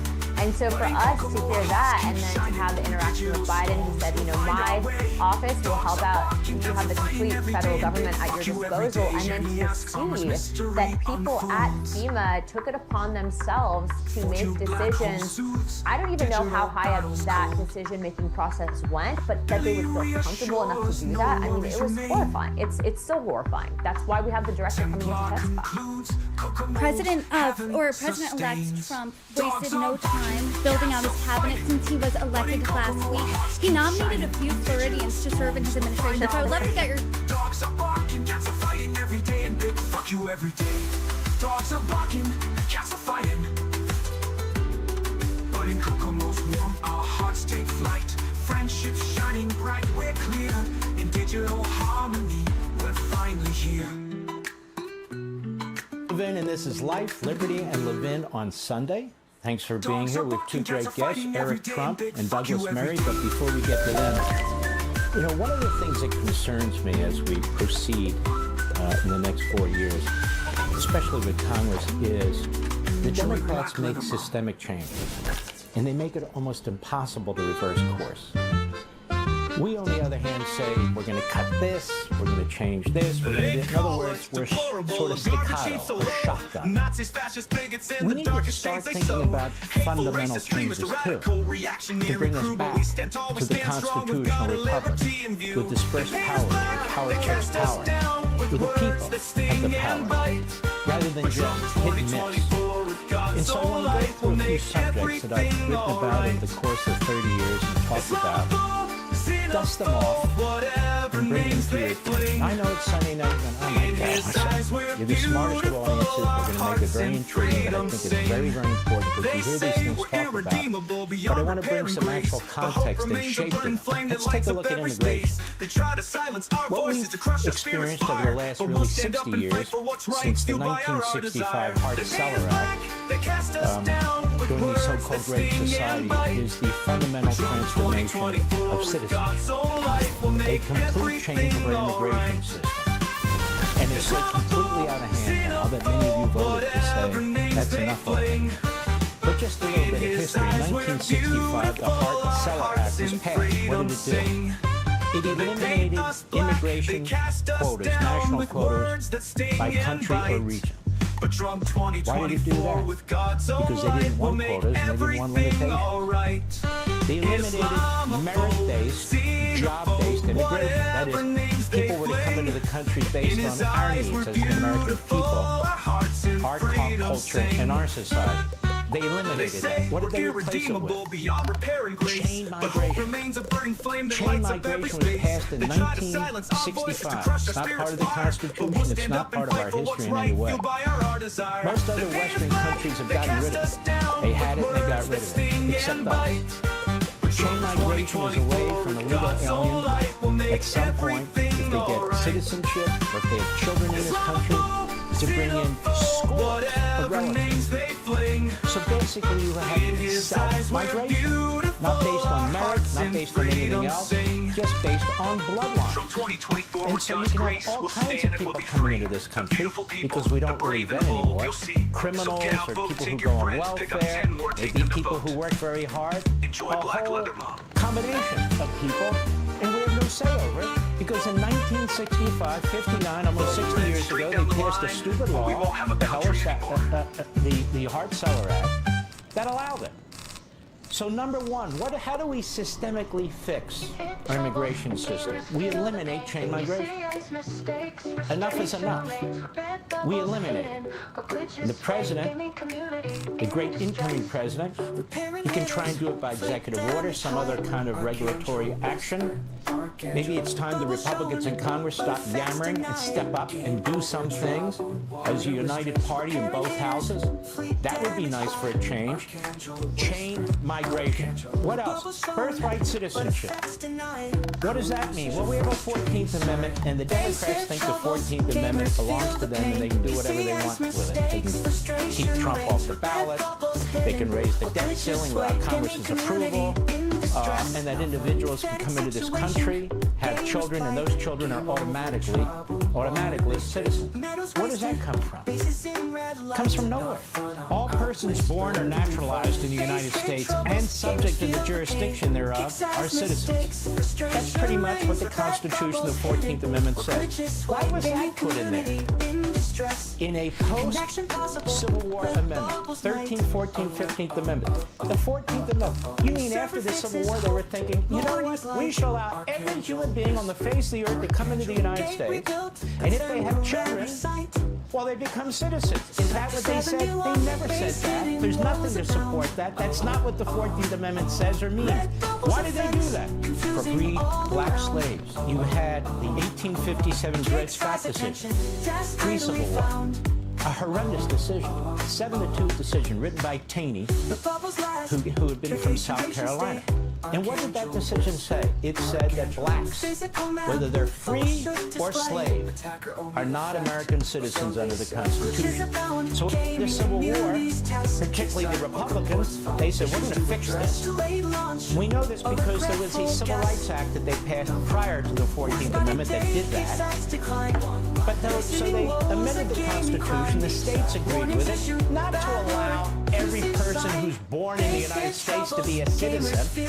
You have tourists in the United States, diplomats in the United States. What, they have kids in the United States and they're automatically citizens? How ridiculous is that? No, birthright citizenship belonged to African Americans after the Civil War. That's what they were trying to correct. That's what they did correct. So there's nothing to do with the way it's interpreted today. And by the way, I've looked at the Supreme Court decisions, one in particular. They don't create that either. So we ought to attack this issue of birthright citizenship. Joe Biden has let in 11, 21 million, God knows how many illegal aliens. Our own government doesn't know how many with the gotaways and so forth. So now they have children and they're American citizens? So Venezuela gang members, they have children, legitimately or illegitimately, and now they're American citizens? Really? You think that's what they had in mind when they passed the 14th Amendment? Of course not. We need to challenge it. So systemically, we have to go after chain migration. We have to go after birthright citizenship. These are illegitimate interpretations, illegitimate actions that are undermining our country. Now, I know the Democrats love it because they want the border open forever. I write about it in American Marxism. The Democrat Party is trying to reshape America, and they are. Out with the old-time American citizens, in with the new. Foreigners, birthright citizenship, chain migration. Why? Because they think it will empower the Democrat Party. That's all that party cares about. They're power hungry. But we don't have to stand for it. We don't have to do small measures. Secure the borders, the president said. Deportation is a patriotic act by the president and his supporters.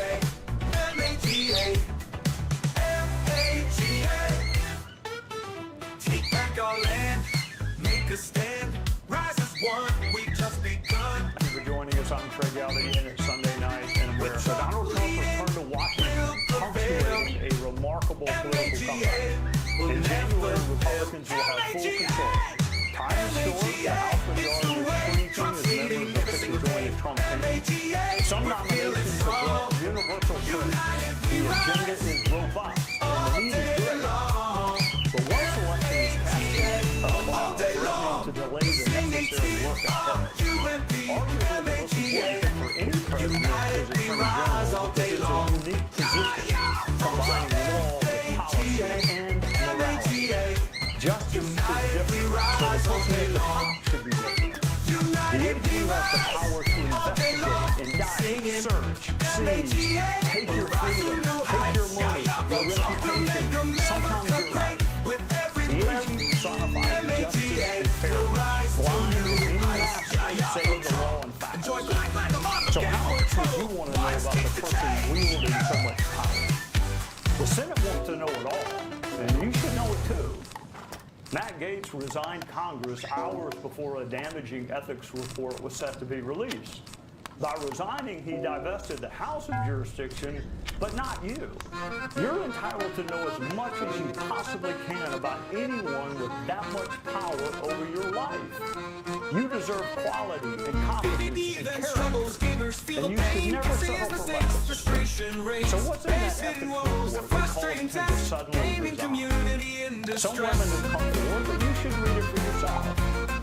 You should decide whether someone accused of misusing power should be given more power.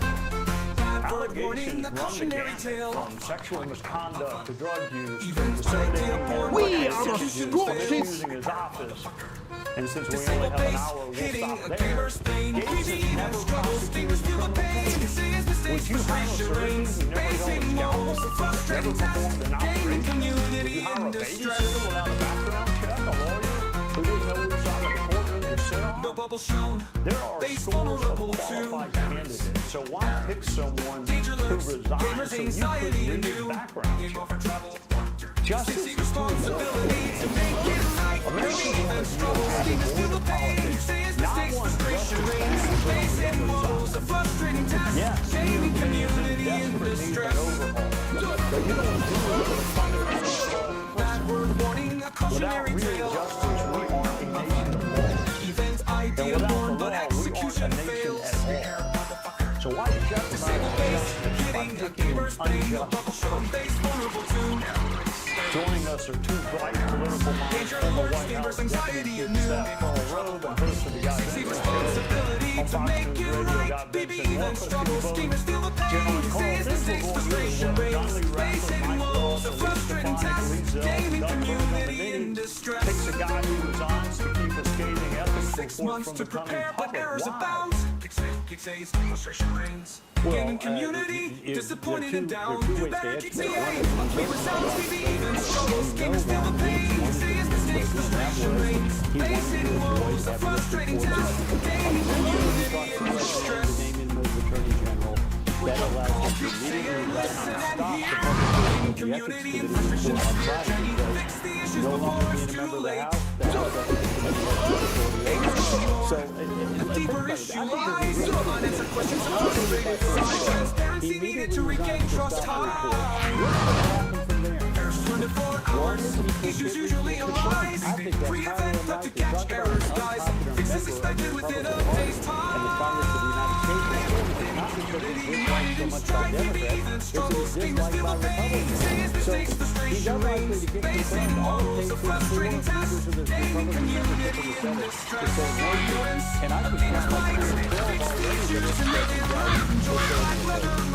over troubled waters.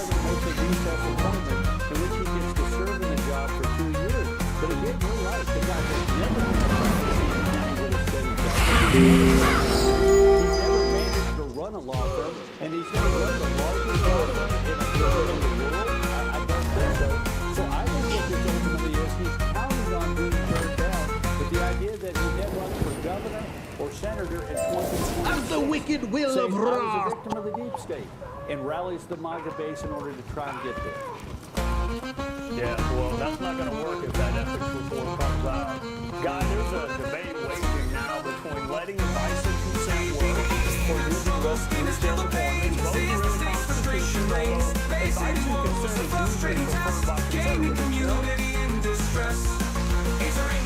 Well, sure. I mean, it's the constitutional duty of U.S. senators to advise and consent. I think a lot of you Republicans, not just the Senate, he won the popular vote. He did all these things that people said he would never be able to do. Doesn't he have a mandate? Doesn't he have an agenda? Republicans do everything they can to help him. And I think that's a fair point in a lot of ways. And I think it's important to affirm that. At the same time, Donald Trump getting elected does not mean that the 100 members of the Senate were not also elected separately, independently. And they have a job to do here. They have to look at, as has happened for centuries, look at the personnel put forward by the president, who I think absolutely deserves broad deference for the most part. But they have to make some choices. Presidents don't always get every single thing that they want. And if the Wall Street Journal and other reporting is to be believed, there are potentially between a dozen and several dozen Republican senators who are either leaning no or would be no on this particular nominee. So a question would arise at that point, if that's true, because whispering to reporters is different than going on the record and voting. But if it's true that there are at least 4 or more Republicans against this, it wouldn't be partisan obstruction. Democrats can't filibuster. I'm sure they wish they could, right? But they got rid of that tool for the minority during the Obama administration. That's their bent to land. But if 4 or more Republican senators, maybe a lot more, decide we're going to draw a line on this one, then the question becomes, does the president want to get into a massive political fight with his own party at the very beginning of his presidency for this one person? That remains to be seen. Our President Bush lost 2 cabinet picks, if I remember correctly, but so did John Adams and James Madison. I mean, almost all presidents don't get at some point what they want. So at what point is this protracted fight with the Senate when there's so much other work that needs to be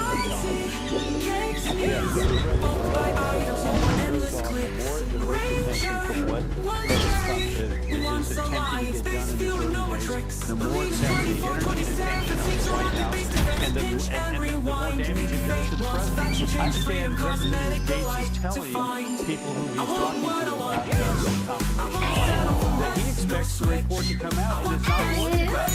Well, if that's true, then why does he have to say, I hope the House Ethics Commission releases the report and doesn't, I hope it releases all the underlying evidence and all the underlying depositions and other materials that they used in order to arrive at a potential conclusion. If it really is not harmful, if he thinks it's going to help him, then let's have it all put out there, because it will come out. There's no ifs, ands, or buts about it. The attorneys representing some of the women involved have already said that they supplied the underlying evidence and their clients are willing to step forward. This is very harmful. There'd be one thing about this. One, an extraordinarily gifted legislator. Two, tremendously gifted trial attorney, a proven prosecutor, somebody who had managed a big law firm and can demonstrate his And thus is consul victorious. He has none of those attributes. And so In fact, ends he Act has 1. a reputation Now on the floor for of the Act House 2. for having Right, shown exactly. pictures of his conquest to his fellow members. So if that's the best you can do, you're not going to get confirmed. All right, Guy, before I let you go, history says the GOP has 2 years. They may defy it, but history isn't kind to the party in power. The 2026 Senate map is daunting. Is there a chance these confirmation fights slow down the legislative agenda for which Trump really does have a mandate? It's possible. It depends on who the nominees are. And what committees they're going through. Judiciary is going to have a lot to do with immigration, for example. And they're also the people who are going to have to hold the hearings on gates. Chelsea, GOP has full control. History is not always kind to that party with full control. Time is up, yes. Thank you both very much for joining us. Look forward to having you back as all these processes unfold. Thanks, Trey. Earlier this week, John Thune was elected majority leader, widely considered a humble, affable colleague. Here's the new Senate leader come January. It's a new day in the United States Senate, and it's a new day in America. And this Republican team is united. We have a mandate for the American people.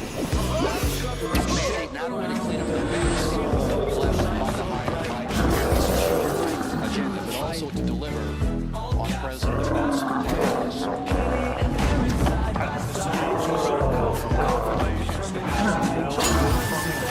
Ratifying treaties. The Constitution doesn't make senators executive presidents, but it doesn't make them rubber stamps. So where is the line between bipartisan structure and recess appointments? Joining us is Oklahoma Senator Mark Wayne Hart. Welcome, Senator. Great to see you again. John Lacey, Lisa Stefanik. Some of the early candidates got very, very high marks when it comes to national security, which I know is very near and dear to your heart. And I'll agree that United they stand in battle's place. Being successful outside of Congress, so it's great to see the show being so successful. Thank you. Let's try. Another who's up for age. How much information does the Senate want for any nominee? With this one in particular, there's a House ethics report, there are witnesses. He's often accused others of impropriety without evidence. So how much evidence does the Senate want to see as it relates to both him and Hey, I don't think you're supposed to see those scripts. And I definitely don't think you're supposed to be editing them. Congress has the right to advise and to consent on the president's nomination. We take oversight very important. And all the individuals going through this process is going to face some serious questions. And there's no secret Matt and I have had our differences publicly. We understand that those have to be set aside at this point, and we've got to look at this thing from, and I mean this sincerely, I've got to look at it from an unbiased perspective. But can the person do the job, and is the person qualified to do the job, and does their background check line up? And I think all those questions are going to be answered for all of them, but especially with the oversight of the ethics committee supposedly Thursday or Friday after he resigned from Congress. I would be real surprised if the Senate, especially Judiciary, has oversight of this particular pick, which is Matt Gaetz for the AG. I'd be real surprised if they don't actually get that information from House Ethics and make it part of their findings for the oversight process. You were very judicious in how you said that. You said y'all don't have any differences. You've been a lot more fair than different to you. So he's lucky to have somebody who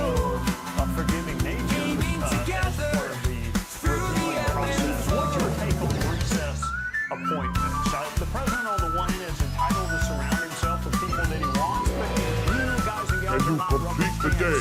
So what's your take on recess? I'm not saying that forgiving is different, but setting a personal differences to the side to say, is he qualified? Because I do respect President Trump. I do respect his ability to surround himself with good people. I've got to separate those two and do my best to do so and say, is he the right person to run the Attorney General agency and say yes, or I say agency, partner at the same time, oversee the FBI. And I will do my best to do that.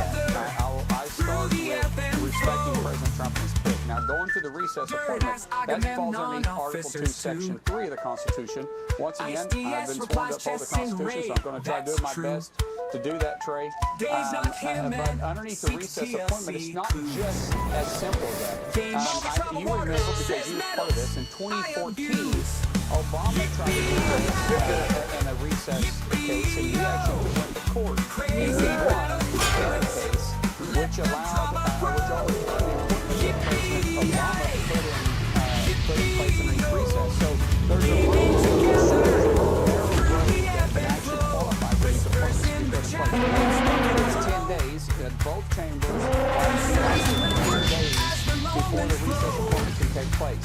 And it's not debatable going to recess, but it is amendable, which the Democrats on both sides, meaning Hakeem Jeffries in the House and Chuck Schumer in the Senate, can amend the process and make it extremely difficult to move forward.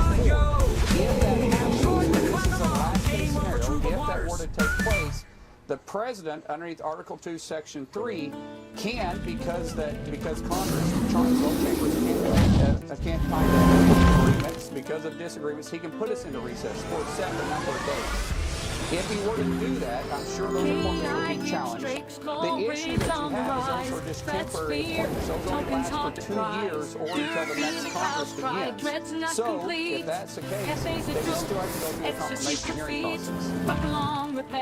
Well, I know how much President Trump likes and respects you, and part of advice and consent, maybe private conversations. I know that he likes you, I know he respects you, I know he values your opinion, and we value you for giving up part of your Sunday to come on. Trump's filling key positions as others remain open for now, such as Treasury, Commerce, and Trade Rep. Scott Bessent and Howard Lutnick, potential Treasury ministers. Bob Whitehouse will make waves also. Trump promised a golden age for the U.S. economy. So where to start? What defense? Times fucking much grind. Too many ships, too little time. Want us to break the bank, lose our mind. Fucking game, leaving us behind. And what worries you, if anything? Long shanks lament, gate crusher pain. The peace of fate's pride, 4 million points in vain. Sabian's vow, no more spends. 9 piece of fate's farewell gains end. Fucking long repair times, fucking much grind. Too many clowns, too much drama, too many ships, too little time. Want us to break the bank, lose our minds. Kixie's greed, Kixie's errors, fucking game, leaving us behind. Could you bring back the old game we used to know? Not a single dime was in there for small Please, business. Not add even my a hubby. Lily's guidance, click discuss, don't be stubby. Waffle bunnies tip, public service key. Skirm struggle, bone saw tokens please. Fucking long repair times, fucking much grind. Too many clowns, too much drama, too many ships, too little time. Want us to break the bank, lose our mind. Kixie's greed, Kixie's errors, fucking game, leaving us behind. Could you bring back the old game we used to know? That's why.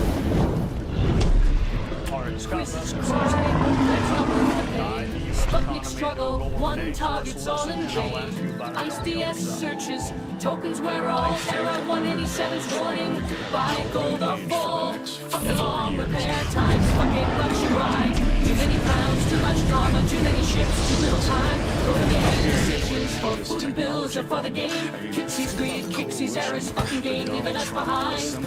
Could you bring back the old game we used to know? Elon Musk, the richest person in the world. Who else could do that? Mickey Knox Bucks return, game still the same. fix his reason, starting fresh, no shame. JJ parents query, heavy armor when French reply, next week my friends. Fucking long repair times, fucking much grind. Too many ships, too little time, want us to break the bank, lose our minds. Fucking game, leaving us behind. Schematically across the appointments. Names whispered in the dark of night. Russell said, united we stand, united. Lisa added, game's lost its way. Wise men warned, don't play, walk away. Doug whispered, take back our game. Doug whispered in the dark of night. Russell said, united we stand, unite. Lisa added, game's lost its way. Wisman warned, don't play, walk away. Doug whispered, take back our game. Doug whispered, take back our game. Jeff concluded, make a change, break the chain. Enjoy Game Over Troubled Waters, Black Leather which I'm getting very nervous about, because I'm dealing with this in my own businesses, over 50 of them. We have no power in America. We've run out of the grid. We have all these promises about electric cars and and you can't even get 20 megawatts. Names whispered in the dark of night. Russell said, united we stand, unite. Lisa added, game's lost its way. Wisdom warned, don't play, walk away. King size street, king size errors, fucking game, leaving us behind. Could you bring back the old game we used to know?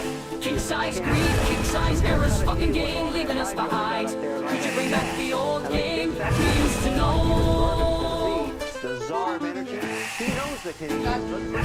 Doug whispered, take back our game. Doug whispered, take back our game. Jeff concluded, make a change, break the chain. Enjoy Game Over Troubled Waters, Black Leather I need you to explain tariffs to me and whether they're inflationary or a good tool or both. So I got to get on your dance card at some point in the coming weeks. In the meantime, thank you for your time tonight. 100% Trey, you got it. Alrighty, thank you. Yes, sir. Coming up, the former chair of the China Committee, We're serving out the plate of the lights. Threatens to assassinate U.S. officials, including Donald Trump. China and North Korea remain threats. How many President Trump and his national security team resolve these crimes? How much time do they have? Mike Gallagher chairs the Committee on China, serves in uniform savoring each bite. Our taste buds transcend from sweet to savory, spicy to fine. He joins us now. Welcome, all the time. Steak and fries, you're not the classic pair. 2 years.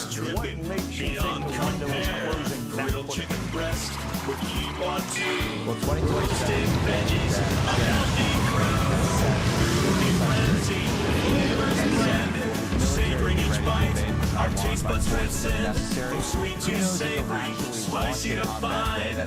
Fruity frenzy all the time. Pizza night, toppings galore, sushi rolls, a Japanese store. Seasoned beef, Night must match day, which must match night. Flavors blend, savoring each bite. Our taste buds transcend from sweet to savory, spicy to fine.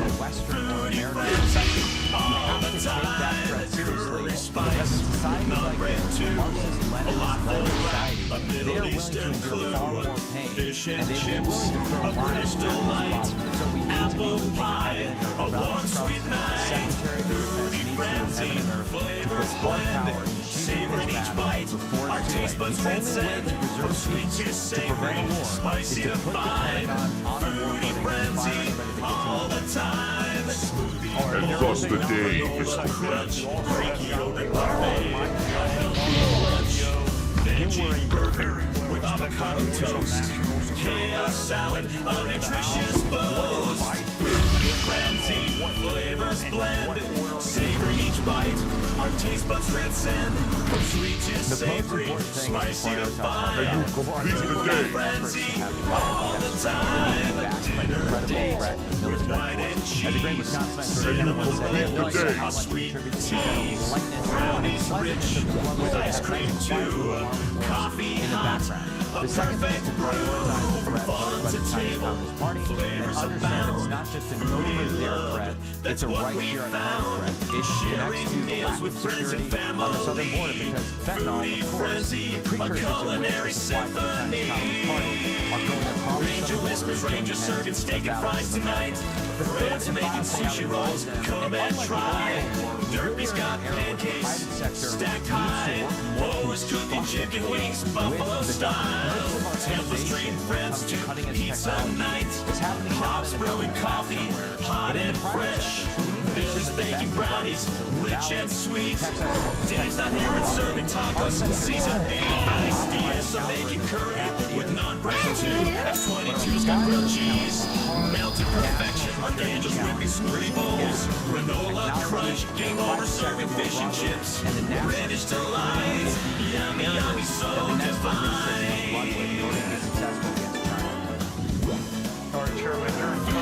Frenzy, flavors combined, a delicious journey all the time. Enjoy black leather rum, game over troubled waters. Has there been any decoupling of our dependency on China?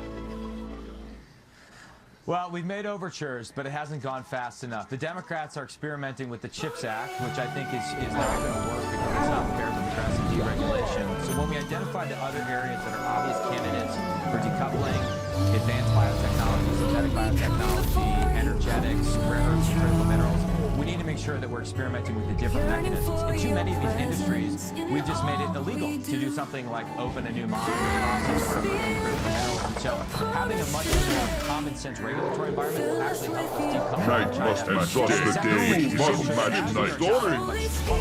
Approach to China. I, for one, am advocating for getting rid of permanent normal trade relations with China in order to make sure that the American people don't bear the brunt of that cost.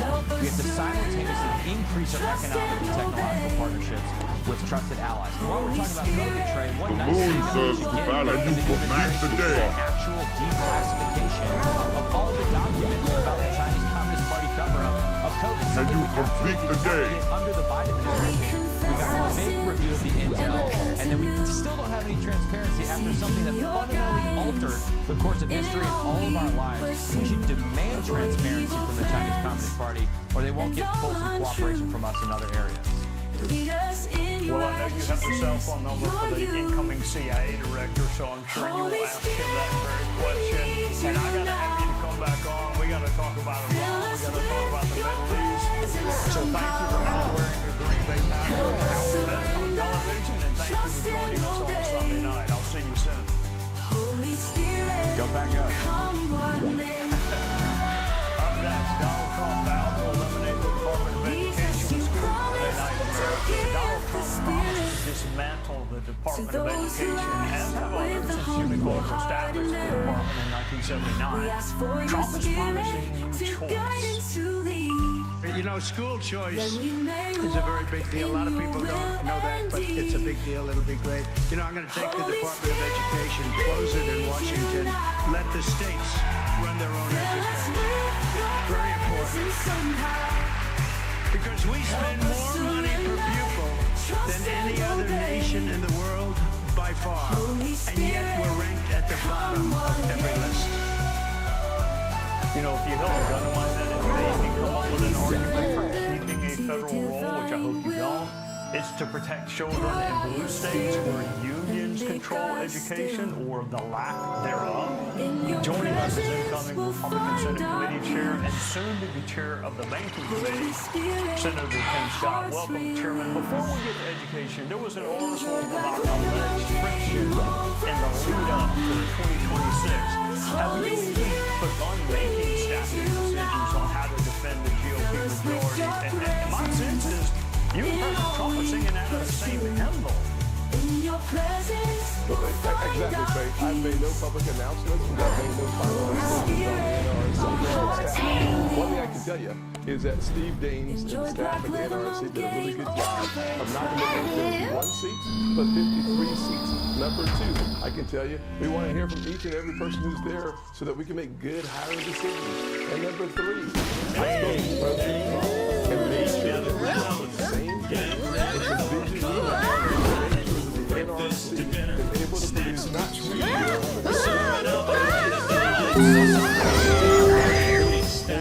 with strawberries high, bacon crispy, all on a pie. Sunday treats, hash browns, golden candy beans. Foodie frenzy, flavors blend, savoring each bite. Our taste buds transcend, from sweet to savory, spicy to Mustache day, mustache night. all the time. Steak and fries, a classic pair. Steak sauce dripping, beyond compare. Grilled chicken breast with Q1 roasted veggies, a healthy crew. Foodie frenzy, flavors blend. Savoring each bite, our taste buds transcend.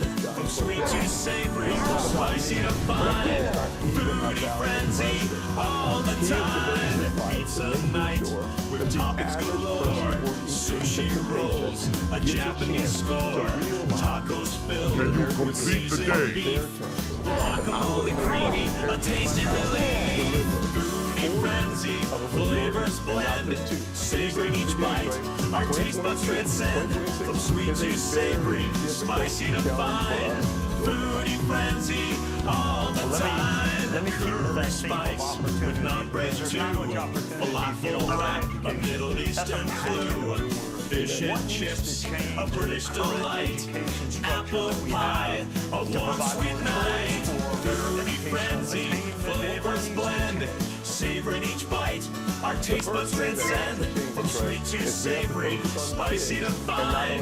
Foodie frenzy, all the time. Smoothie bowl, granola crunch, Greek yogurt parfait, a healthy lunch. Veggie burger with avocado toast, kale salad, a nutritious boost. Foodie frenzy, flavors blend. Savoring each bite, our taste buds transcend. From sweet to savory, spicy to fine. Foodie frenzy, all the time. Dinner date with wine and cheese. Cinnamon rolls, a sweet teas. Brownies rich with ice cream too. Coffee hot, a perfect brew. From farm to table, flavors abound. Foodie love, that's what we found. Sharing meals with friends and family. Foodie frenzy, a culinary symphony. Ranger whispers, Ranger serving steak and fries tonight. Fred's making sushi rolls, come and try. Dirty's got pancakes, stacked high. Lowe's cooking chicken wings, buffalo style. Tampa's treating friends to pizza night.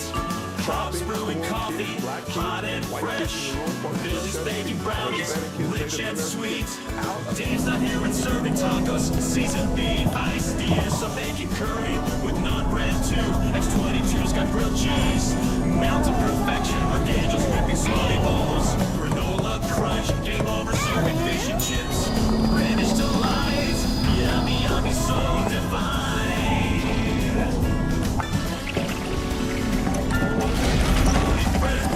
Flavors combined, a delicious journey all the time. Enjoy black lemon rum, game over troubled waters.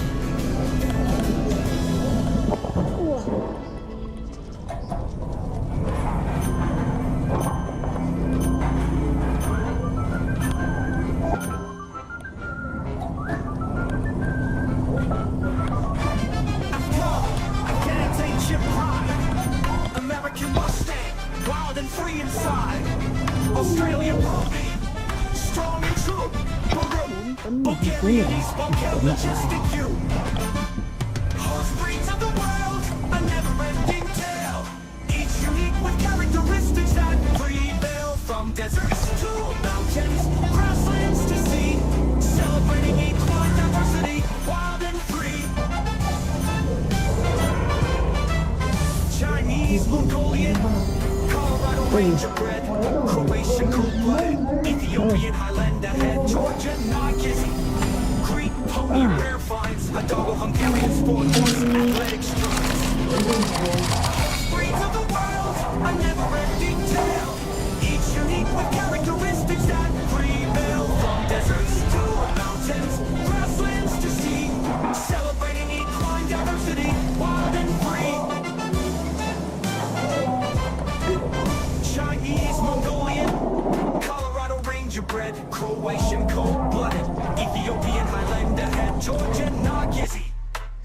producer Corey Lewandowski is joining today's program. Donald Trump picked so many of his nominees so quickly that I kept having to contact those handling my column and say, wait, I've got an insert, hold on, here's 2 more. And with mainstream picks like Marco Rubio, the Secretary of State, other Capitol Hill veterans like Elise Stefanik and Mike Waltz, and Kristi Noem for Homeland Security, the president-elect was winning some grudging respect, even as his media detractors took their shots.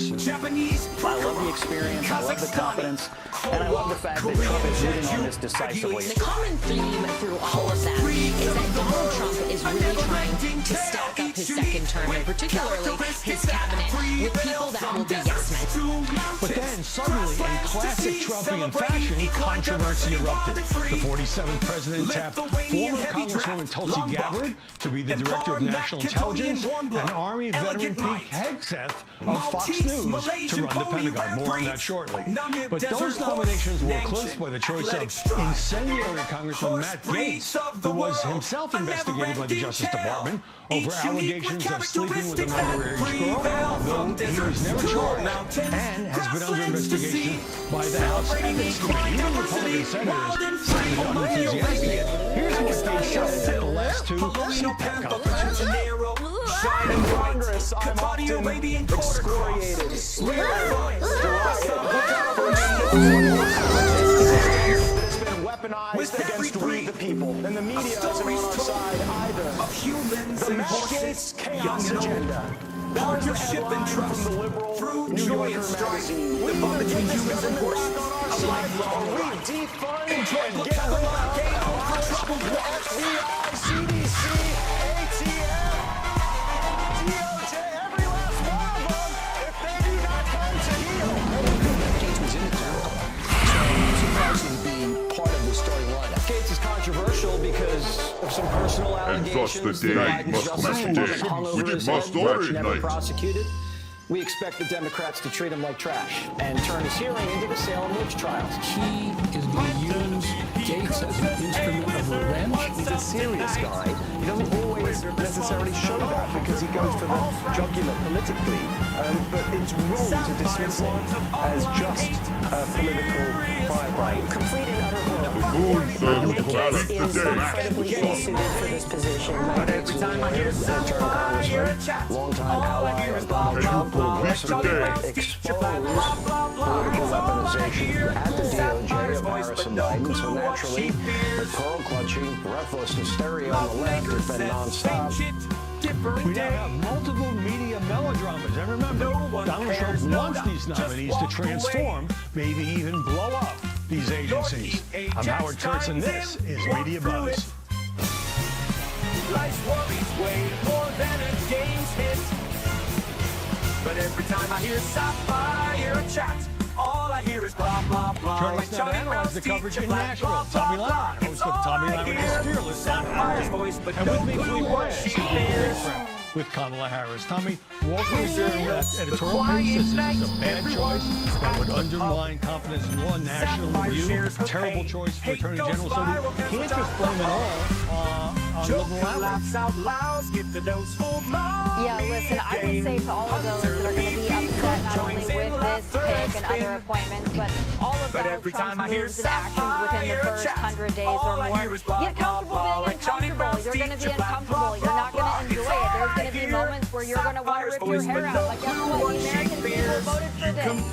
Overwhelmingly, this is a mandate from the American electorate. And it's not just Republicans. You don't win the popular vote with just Republicans. You don't establish a coalition that goes across party lines and also brings a demographic of who won, bigger than he did the first time and bigger than many Republicans could have ever dreamed of. This is a mandate from the American people. You might not like Matt Gaetz. You might find him to be bombastic. You might find him to be machismo. But guess what? This is who Donald Trump wants, and who Donald Trump wants, Donald Trump should get because the American people overwhelmingly elected Donald Trump. Now, I believe in the process.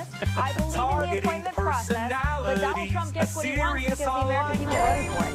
So, Phil, as you know, Matt Gaetz resigned his seat 2 days before the expected release of the House Ethics Committee report, a very tough report about the sexual trafficking allegations, thinking that would short-circuit him because he's no longer a member of Congress. Yeah, well, first I want to agree and disagree with Tommy for a second in that I didn't use the word mandate. The truth is that President Trump, or President Trump's win Night must this match year the day. Must match the story. bigger, and Joe Biden in 2020 was actually bigger than Donald Trump in 2016, and I don't think anyone said Biden had a mandate.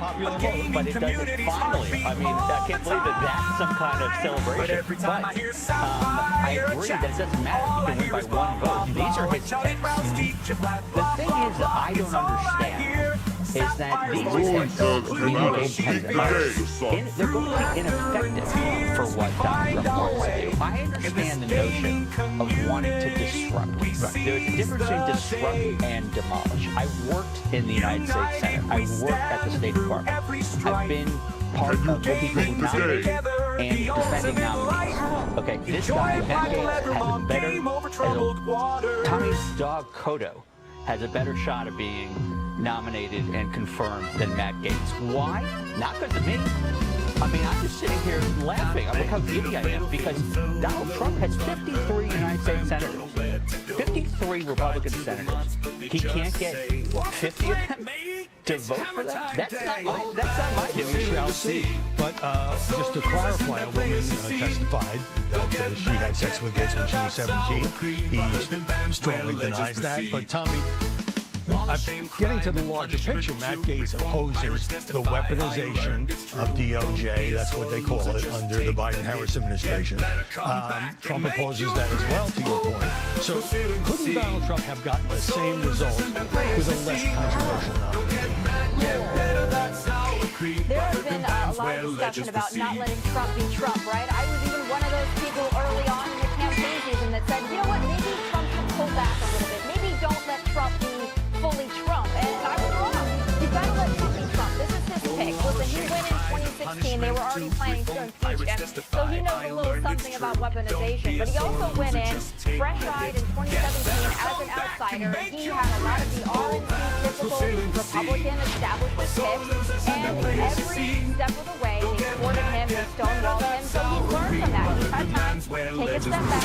He's going to put in the people that he wants. And like I said before, let the process play out. The day must match day. We did must story night. We'll have a reckoning with that. But as of now, this is Trump's pick. He did it for a reason. And I didn't see a lot of liberals screaming and crying when they were locking up grannies, Catholic grannies, or calling mother the school board meetings domestic terrorists. Listen, please save me your outrage over Matt I'm giddy because also I think most people want the FBI. Jim Comey coming out a week before Hillary's election, I don't think that was on the up and up. But we need the FBI. You don't want to get rid of the FBI. We all benefit from it. You don't want to get rid of DOD. You want to reform these things. Let me jump in. Does it make sense? When you say let Trump be Trump, what Trump wants to do is make it his. He wants everyone. He wants to be talking like this. Absolutely knew that this would drive the media crazy. Gaetz once called me years ago, and he was bombastic. But is that why, given the fact that he may not get enough votes in that case, Trump has been pressing Republican senators to allow him to do recess appointments? The reason I think that won't work is because of this. I'm just going to use the number 20 of selections that Donald Trump will have. If that's the case, he will get 18, not 19. Matt Gaetz being 20. I don't see why you would research Congress for one guy. Not only that, I think it's a weird argument that why would you research Congress and send them home when you control Congress and you have an agenda? Frankly, as a Democrat, I should be saying absolutely research. I don't think when it comes down to it, he's going to go to the mat. Now, why? Because his own folks are going to say he's not worth it. Jeff Clark could have done it. Or the Holman, to me, the ice pick of Holman was the absolute smartest pick. The guy knows the job. He's a zealot. Tom Holman for a border czar. Now, Gaetz led the revolt that toppled Kevin McCarthy. I interviewed the former speaker a few months ago. Here's what he said. So he got some other people who didn't vote for me. He's now created a lot. Your reaction to the speaker, Tom. Listen, there is no doubt that Matt Gaetz brings some chaos, but maybe what the federal government needs right now is a little bit of chaos. I think the American people have spoken, and like I said, I know that there's some pushback, and maybe he didn't win as much as you would have liked him to win. Listen, I would have loved him to win all 50 states, but I'll tell you this, there's going to be chaos, there's going to be disruption, there's going to be some outsiders, but I would also hope that Democrats would look at some of Trump's picks. You've got a Kennedy, you've got Tulsi Gabbard, also a former Democrat who stood on that stage alongside Joe Biden, and Kamala Harris who ran for the top spot in 2020. You want to talk about diversity? A human voices young and old, partnership and trust through joy and strife. I want a neurosurgeon with a scalpel who doesn't take out my entire brain. There's another question about Matt Gaetz, which is, he's going to be in charge if he were to be confirmed of sensitive decisions about who to investigate, who to indict, and he's only practiced law for a couple of years. So is he qualified in that way, Tom? Listen, I'm not going to make an assessment on Matt Gaetz's legal background or if he has the chops to do this job. I think that the confirmation process will be thorough, and I believe in that process, like I said. But, maybe this is also a controversial pick because the second person in line, maybe they throw out Matt Gaetz, he doesn't get confirmed, and then that second person who's maybe a little less controversial, maybe that's an easy layup. Who knows what the strategy is? But I believe in the Trump transition team, and I believe in their process, and I believe in their strategy. After all, they just won a historic election, so strategy is on their side. By the way, Gaetz also, based on testimony, brought a folder to the White House. The conspiracy theory about Joe Scarborough having killed his intern when he was a congressman, that is completely and utterly false and debunked, but Trump tweeted about it. I do want to play something from Steve Bannon, who just released from jail over contempt of Congress, sending a message to MSNBC. Weissman, you're on TV with MSNBC and all the producers of MSNBC. Preserve your documents. Ari Melbourne, all you hosts, preserve your documents. All of it. You better be worried. You better lawyer up. Sounds a bit threatening. It does sound a bit threatening. He would know more about lawyering up than anyone who just got out of the can, as they call it. Look, if that's why they're picking Matt Gaetz for Attorney General, then he was the perfect pick. If it's to put anyone, whether on MSNBC or they're Democrats like me, in jail, perfect pick. If it's to make enduring and durable change in the Department of Justice and its subsidiary investigative units like the FBI, he's not the guy.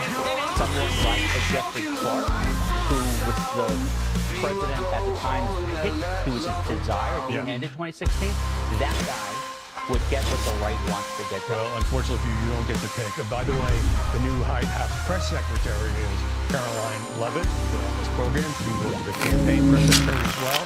She becomes the youngest White House press secretary at 27.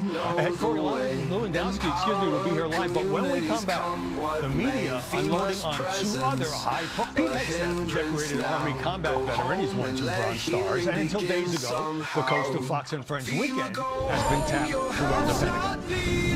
That's why I love this institution. I love the military. I love the Army. I want it to be the best. Let's change it. Pete is perfect for America, and I'm going to tell you why. Because he's a war fighter. Retired generals and admirals to a person deeply concerned about not only his lack of experience, but also some of the extraordinarily hostile things that he's written, talking about Democrats as enemies from within and worse. But the Washington Post reports today that Hegseth paid a woman who accused him of sexual assault in 2017 as part of a non-disclosure agreement. Police investigated but brought no charges. And Hegseth insists the encounter in his hotel room was consensual. So, Tommy, in that Washington Post story, Hegseth's lawyer says that he was visibly intoxicated before this encounter with a 30-year-old conservative group lawyer, staffer, I should say. They say that she was the aggressor. And a friend of the woman sent a detailed memo about all this to the Trump team getting big media fair. I think it's unfair, and I'll also say this, full disclosure, Pete Hegseth is a friend of mine. He's been a friend of mine for years, as he has been friends to many people on this network. He's also a resident of Nashville, Tennessee, where I am. I love his family. I think his children are beautiful, so I'm not going to say anything about his personal life or anything that's gone on there. And quite frankly, I was just friends.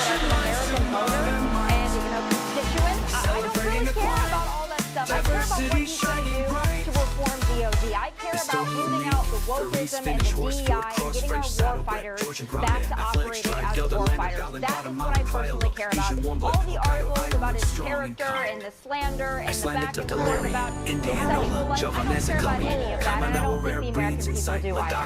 Well, I would say that when we're dealing with a statement from his own lawyer, it's not slanderously, but the Washington Post also says that he went to the emergency room, he tested positive for physical evidence of a sexual encounter. That doesn't go to the question of intent. The lawyer's statement says in excess, we should make an undisclosed amount to the woman because he's afraid that if this thing came out publicly, it will result in his immediate termination from Fox. Well, look, I think this is going to sound like a weird anecdote, but I have a Canadian friend who's very politically minded like me, and her kids saw something about this. Brenda and Kobe, I think their names, turning 10 and 8.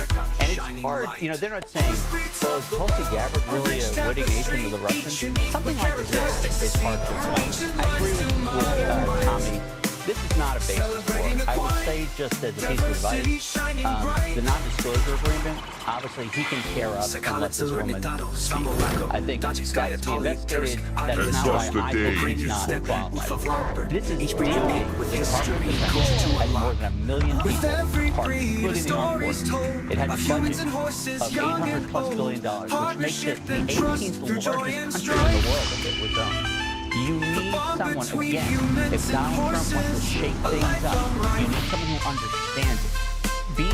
Never being in government is not helpful. I know there's a tarnish to it, but look, I have to work every day thinking, I can't believe that's happening. That shouldn't happen. That costs too much. Yeah. But you need people, you know, not like Elon Musk, not like these heads of people who can actually affect change because they understand it. Let me just explain that Tulsi Gabbard, the former congresswoman, has been nominated to be director of national intelligence. Which must match night. She went to Syria in 2017 with Bashar Assad and said that he wasn't responsible for hundreds of thousands of deaths. So Tommy, a lot of people here at Fox like Pete personally, but isn't it fair to ask whether he has the experience to manage this massive bureaucracy, 2 million people and soldiers around the world? So I would argue that makes him the perfect person to manage all of this. I have a completely different perspective here because I have a lot of friends who happen to be in the military, who happen to be war fighters and veterans, and they are entitled people who have been in D.C. pushing pencils for many, many years, looking for their next rank, looking for their next upgrade promotion. They're so tired of being instructed and commanded by these people, and they really want somebody who understands the mind of a war fighter, who understands what it's like to serve your country, understands what it's like to have a young family while you're serving your country. So I would say that him being an outsider, yes, there's going to be things he has to learn. It's wonderful that there's going to be many people alongside him who have dealt with the swamp and know how to manage the bureaucracy in the government. But I think him coming in with fresh eyes as somebody who does have that perspective of a war fighter and a young man, I think that's going to be excellent, and I think it's going to be a tool that's going to be fantastic for the president. Let me play soundbite Philippe. I'll ask your question on the other side. I'm just straight up just saying. It hasn't made us more effective, hasn't made us more lethal, has made fighting more complicated. So he would repeal a practice that's been in place since the Obama administration, allowing women in combat media portraying this as discrimination. Yeah, I mean, first of all, my understanding is he's going to need some congressional support for that, but look, again, Republicans control Congress. As a side note, I'd say I don't think that was campaigned on. To some extent, I don't know if he's off the reservation or if it's something that the president's going to say no. More importantly, look, Tommy described the perfect Secretary of Defense, and that's Tom Cotton. Tom Cotton knows all this stuff. He's got a distinguished background. I think he's got skills. You keep bringing up who you would prefer, but we're dealing with who the president prefers. Tom Cotton, Jeff Clark, and Secretary-designate Holmes would get done what Donald Trump wants. All right, and on that note, please find us Tommy Lowry. Thanks so much for joining us. Up next, RFK being kicked around by the media for his questionable views that he gets on healthcare. RFK Jr.'s views on vaccines and many other issues that are either disputed or outright debunked has been named Secretary of Health and Human Services after endorsing Donald Trump. People will die if this kind of spokesmanship is elevated to the chief health department in the United States of America. Now, the effort to discredit the RFK Jr. nomination has been underway ever since he endorsed Trump back in August. Joining us now to analyze the coverage in New York, Caroline Downey, staff writer for National Review. And we'll be Lucy Caldwell, advisor to Oakland.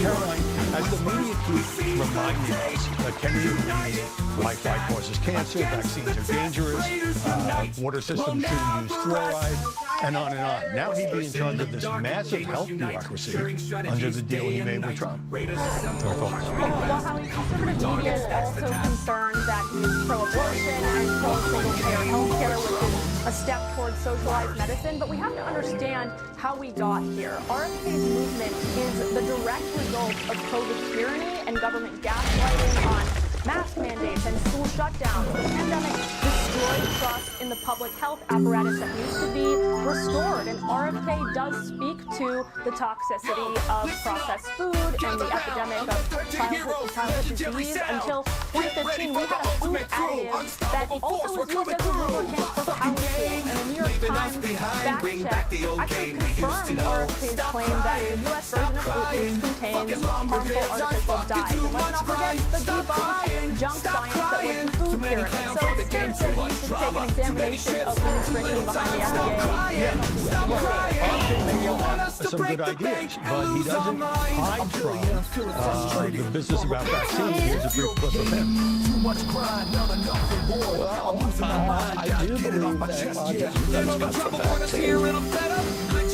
scientists say that is absolutely untrue. And so, Lucy, even leaving aside the cyber sexting scandal that cost Olivia Newsy her job in New York Magazine, you offer the same job endorsement for a job to Kamala Harris, who's done the Yes, and I would say RFK's movement is not the result of COVID tyranny. The movement of RFK is a result of an aggrieved Kennedy who fell out of favor with his family and with Democrats. He went out and found an Elon Musk buddy in Nicole Shanahan, his running mate, spent millions of dollars, including funded by Tim Mellon, Trump's largest donor, and made it splash. And in the end, Trump was the one who said, yes, come aboard my plane and we can go together. And Kamala Harris made his phone call. Was that a mistake? I don't know. He is a wacko, and he would be a very frightening and off the reservation head of all of our health if that goes. There's a picture of them blading McDonald's. Caroline, even leaving aside that he said once that he had a worm in his brain or that he, captured that dead bear, Kennedy's now talking about eliminating units between inside FDA, NIH. Some would say that's a pretty radical agenda. Others, I guess, would say that it's overdue. Well, like I said, it's a sprawling bureaucracy that definitely needs reform. And of course, he has outlandish theories. He's had them for a long time. He also has bizarre extracurricular activities like falconry. But I mean, the bottom line is that, first of all, this movement preceded honestly Donald Trump. He has been for a long time. I think concern about poison in our food supply and the way that corporations collude maybe with the government to basically make Americans sick. And that is a legitimate issue for many Americans that has nothing to do with MAGA. Make America healthy again is independent of that. I want to get a brief comment from Lucy. I mean, look, he's had a contentious relationship with the media, impressive with some of these questionable ideas. Falconry is the most normal thing about RFK Jr. It is true. There are things that he says that resonate. He is right to say we should not even accept it. But ultimately, all of that is going to be undone by the stuff that he says that is truly damaging. Spreading disinformation about fluoride. Saying that COVID-19 is targeting people other than Ashkenazi, Jewish, and Chinese people. We cannot have this. Unless he's doing what President Trump wants. Next on Media Buzz, Corey Lewandowski on the Meet New Hampshire. Corey Lewandowski, senior advisor to the Trump campaign and Donald Trump's first campaign manager in 2016. Corey, look at the media coverage just since the election. Is the president-elect a chance after his clear mandate and winning the popular vote, or largely slipping back into the role of opposition party? That means that most of the mainstream media wants to continue to denigrate Donald Trump, his picks, his nominees, saying that these people are unfit, not giving him the credit that he is due for not only winning 312 electoral votes, but obviously winning the Electoral College, helping flip the U.S. Senate from Democrat to Republican, with his victories in Pennsylvania, Ohio, obviously Montana. And so when you look at that, Donald Trump is coming back to Washington, D.C. with a mandate. And if this were on the other side, if this were Vice President Harris coming with these kind of numbers, they'd be lauding her as running the greatest campaign this nation's ever seen. Very few people are saying that now. Trump said again and again that he would carry out mass deportations of illegal immigrants, that he would shake up the government, that he would impose high tariffs. And now I see some girls up on this saying, holy cow, are we going to do this? As if the campaign promises were just empty rhetoric. Oh, Howie, the campaign promises to make America safe again, and make America wealthy again, and make America safe again, are absolutely the truth. When you look at the border czar, Tom Homan, someone who is a no-games kind of guy, he has been very, very clear. He has a mandate under Donald Trump's administration to close the border, first to finish that border wall, and then if you're in this country illegally, you're one of the 13,099 murderers who've been let into this country, you better have eyes on the back of your head because Tom is coming for you.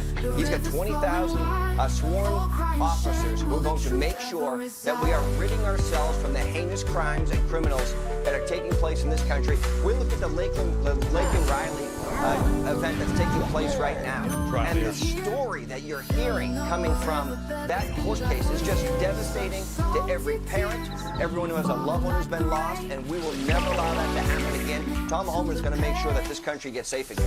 Well, the biggest uproar in the media, as you know, has been over Matt Gaetz, not just because of the sex trafficking investigation that led to no charges, but because he only practiced law for a couple of years. And it's not just the liberals. New York Post says he's nuts. Wall Street Journal and National View say he's a terrible choice. Did that choice surprise you? Howie, let me say this. We have seen the weaponization of the Justice Department for the last 4 years. And if Matt Gaetz can go into the Justice Department and put the blindfold back on Lady Justice, which is what it should be, then this country is going to be better for it. Now, if the U.S. Senate does not want to confirm Matt Gaetz,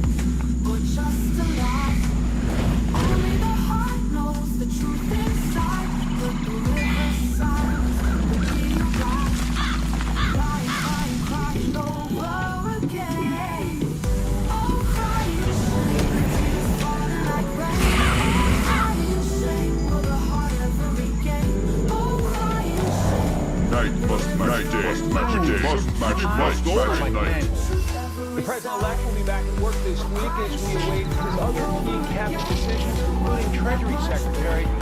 Bill Wilson is live from West Palm Beach, Florida. With more on what we're learning. Hello, Bill. Hey, Mike, good afternoon to you. Well, we have learned that President-elect Donald Trump is back in Mar-a-Lago here in Palm Beach this morning. This after the big night he had in New York last night, attending that UFC's hand. They talked to each other for a bit. Again, Joe Rogan endorsed him right before the election. Then UFC fighter John Jones won his fight. He did the signature Trump dance. He pointed at Trump, flashed him a thumbs up.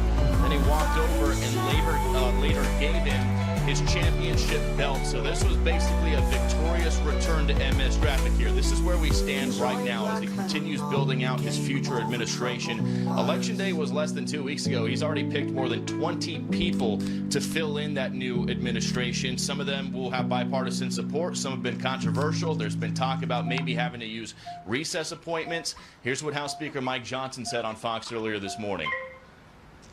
We're in a time of very divided government and a very partisan atmosphere in Washington. I wish it were not. I wish the Senate would simply do its job of advice and consent and allow the president to put the persons in his cabinet of his choosing. But if this thing bogs down, it would be a great detriment to the country. Team assembled. And incoming Senate Majority Leader, Republican John Thune, told Fox News earlier this week that all options are going to be on the table when it comes to getting Trump's picks through, getting him who he wants. And he said those options do include potentially doing recess appointments if it comes down to it. Here's what Donald Trump Jr. said on Fox this morning about Senator Thune. Take a listen. We have control of the Senate because of my father. John Thune able to be a majority leader because of my father. So I hope that the mandate in the Senate,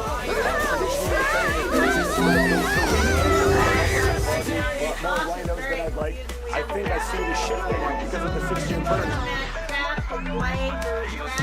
And Mike, now that Trump is back here in Palm Beach, back at Mar-a-Lago, we can expect the work with that transition team is going to continue. No new announcements just yet. Those typically come out in the mid to late afternoon hours, so we'll wait and see if we get any other cabinet picks today. Send it back to you. Good morning, West Palm Beach. Jamie Cocktail. Thanks very much. Let's bring in former Interior Secretary, Montana Republican Congressman Ryan Zinke. Congressman, welcome. Great to be with you. So what are your expectations in terms of what Congress can do in the first 100 days of the new Trump administration to get the agenda rolling? Well, he's going to need to place. When I was secretary, I had 17 Senate terms. And in 2 years, I only had 7 of the 17. And the secretaries are really the executioners of the president's policy. Energy, said he'd make us energy independent again, energy dominant in some, secure the border, through Holman, increasing the line.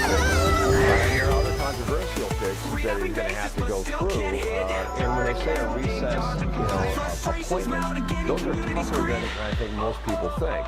True, at both houses, both the House and the Senate have to be in recess, but there's also a 51% vote in the Senate, and amendments are allowed.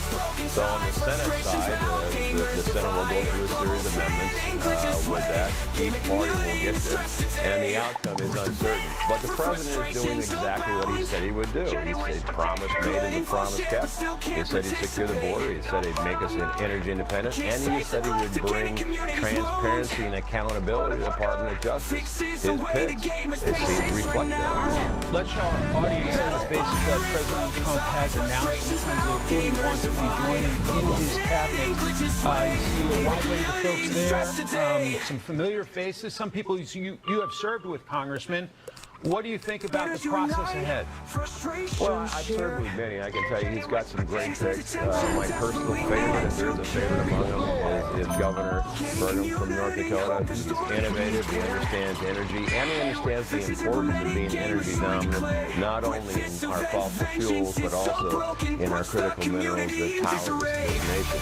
You know, other picks, some are more controversial than others. Obviously, Gates at the top of the news. Well, I know Matt Gaetz very well, and he is a disruptor. There's no doubt, and I think the president looks at the Department of Justice as needing, a reset. Gaetz is certainly that guy. But you look at across the board, what he's chosen is talent. Not mediocre talent, but they are, in many cases, the best in their industry. Certainly Chris White, right? You look at how innovative he is. So I'm impressed with the pitch.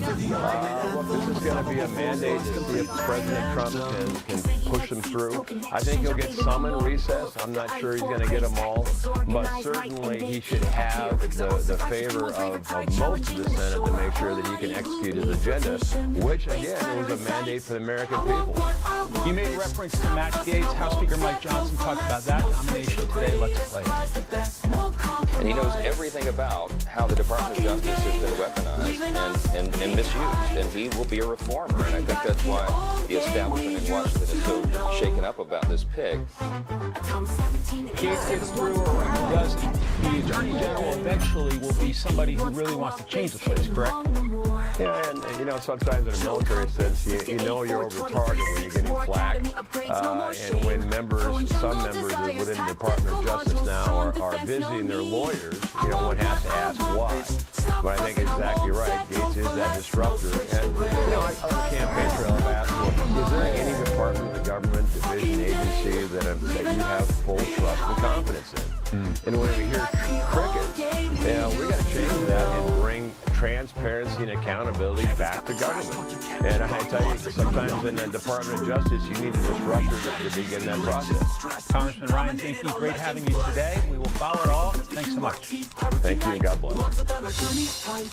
The murder trial of 22-year-old college student Laken Riley resumes tomorrow in Georgia. Illegal migrant Jose Ibarra allegedly killed Riley while she was jogging. Madison Scarpino is live with what to expect this week. Hello, Madison.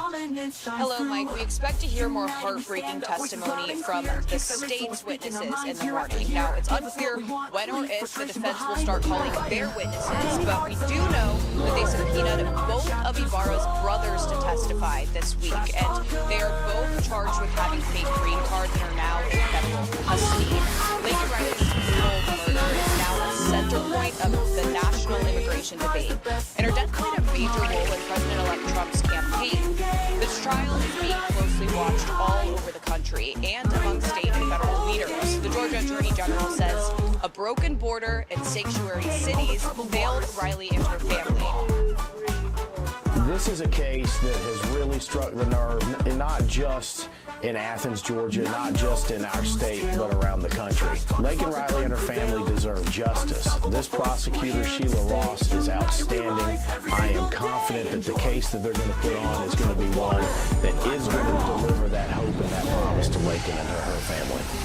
9 people have taken the stand so far after striking opening statements from both the prosecution and Ibarra's defense. The small Athens courtroom was filled with Riley's family and friends for most of the day, who were distraught. Riley's mother had to leave the room when the court played body cam video of a police officer finding Riley's body. Ibarra did not change his calm demeanor through most of the trial, but did avoid looking at graphic evidence. And the prosecutor says Ibarra went out hunting for women and attempted to rape Riley the day she was murdered. But the defense says that the evidence in this case is not strong enough to link Ibarra to this crime.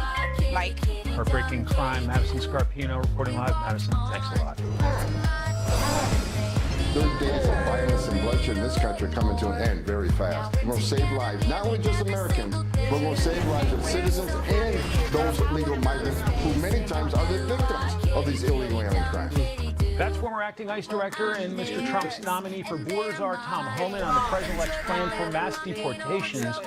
For more on how that may play out, I'm joined by former acting ICE director and former federal prosecutor Jonathan Fahey. Jonathan, it's great to have you. Thank you. So Tom Homan's fired up and ready to go. How do you execute mass deportation, possibly?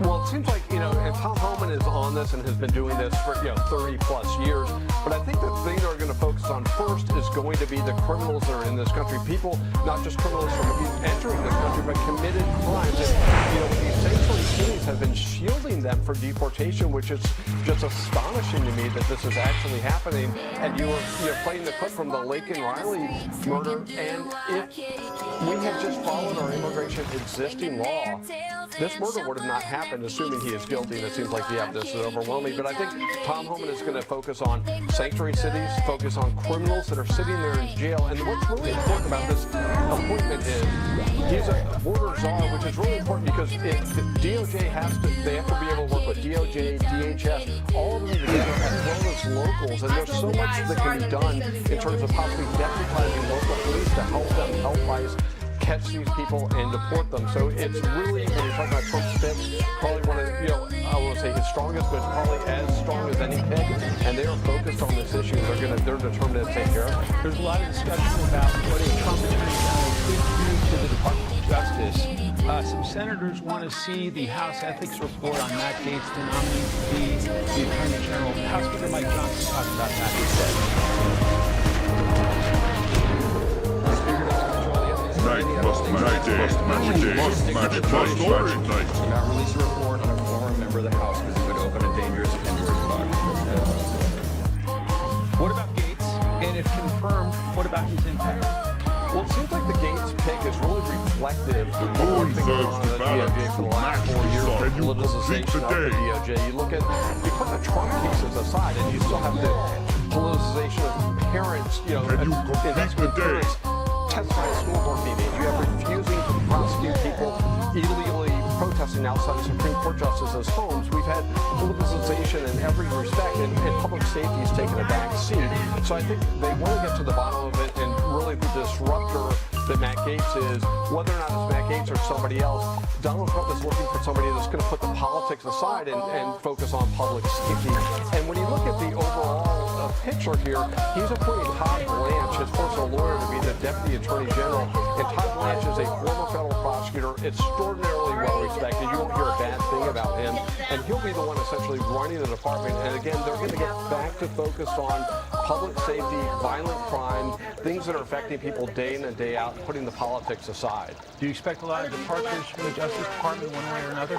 Either way, you're going to have a lot of departures. You have all the politicals that are going to be looking to leave, and you're going to have some career people that may look at this as a time to leave. And, I would say President Trump would probably say, good riddance to a lot of these people, and bring some new people in, and let's get the focus on what's helping the American people. The Department of Justice should not be a political instrument to get your enemies or anything else. It should be keeping people safe, keeping our nation safe. President Trump wants Elon Musk and Vivek Ramaswamy to take a closer look at making government more efficient. What kind of pushback do you think we'll get from the federal government? And do you have any concerns about conflicts of interest with Elon Musk? Will they get pushback? Ultimately, yes. Back in 1982, there was President Reagan appointed called the Grace Commission that looked at, inefficiency in government, and they found that 1/3 of all tax dollars were being essentially wasted through fraud, abuse, whatever. I expect they're going to find the same type of thing, maybe even worse. Elon Musk and Vivek Ramaswamy will find that. But I think what will make their chances of being successful higher is they have a larger platform to really highlight some of these abuses. Because you have these things that, Rand Paul puts out his list every year, the festivus list, and it's like they're investigating whether a Labrador retriever's the color of the fur makes their body temperature hotter or cooler, things like that may in fact be quite interesting, but should really be used for tax dollars. So I think they will be effective. They will get pushback. If you ever want to cut a government agency or even any part of it, everyone acts like the world's coming to an end. But I think they have a chance of success, particularly if they identify specific instances of inefficiency or waste or duplication. They will attack those and they'll be relentless on it. Hopefully they will be successful. John K., great to have your perspective today. Thank you. The subway chokehold death of a homeless man resumes tomorrow. The defense is expecting to begin presenting its case.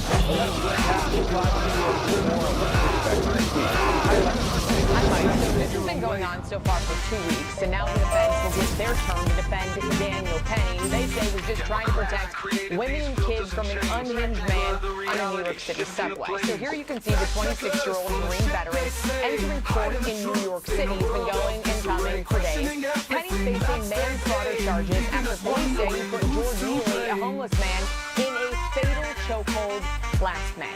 This cell phone video captured that incident, which happened on a New York City subway car, and is now the key evidence in this case. It was filmed by somebody who was just sitting there when this all went down. It shows Penny with his arms wrapped around Neely's neck for more than 6 minutes. And Mike, that's really the sticking point here for the prosecution. They said 6 minutes was too long.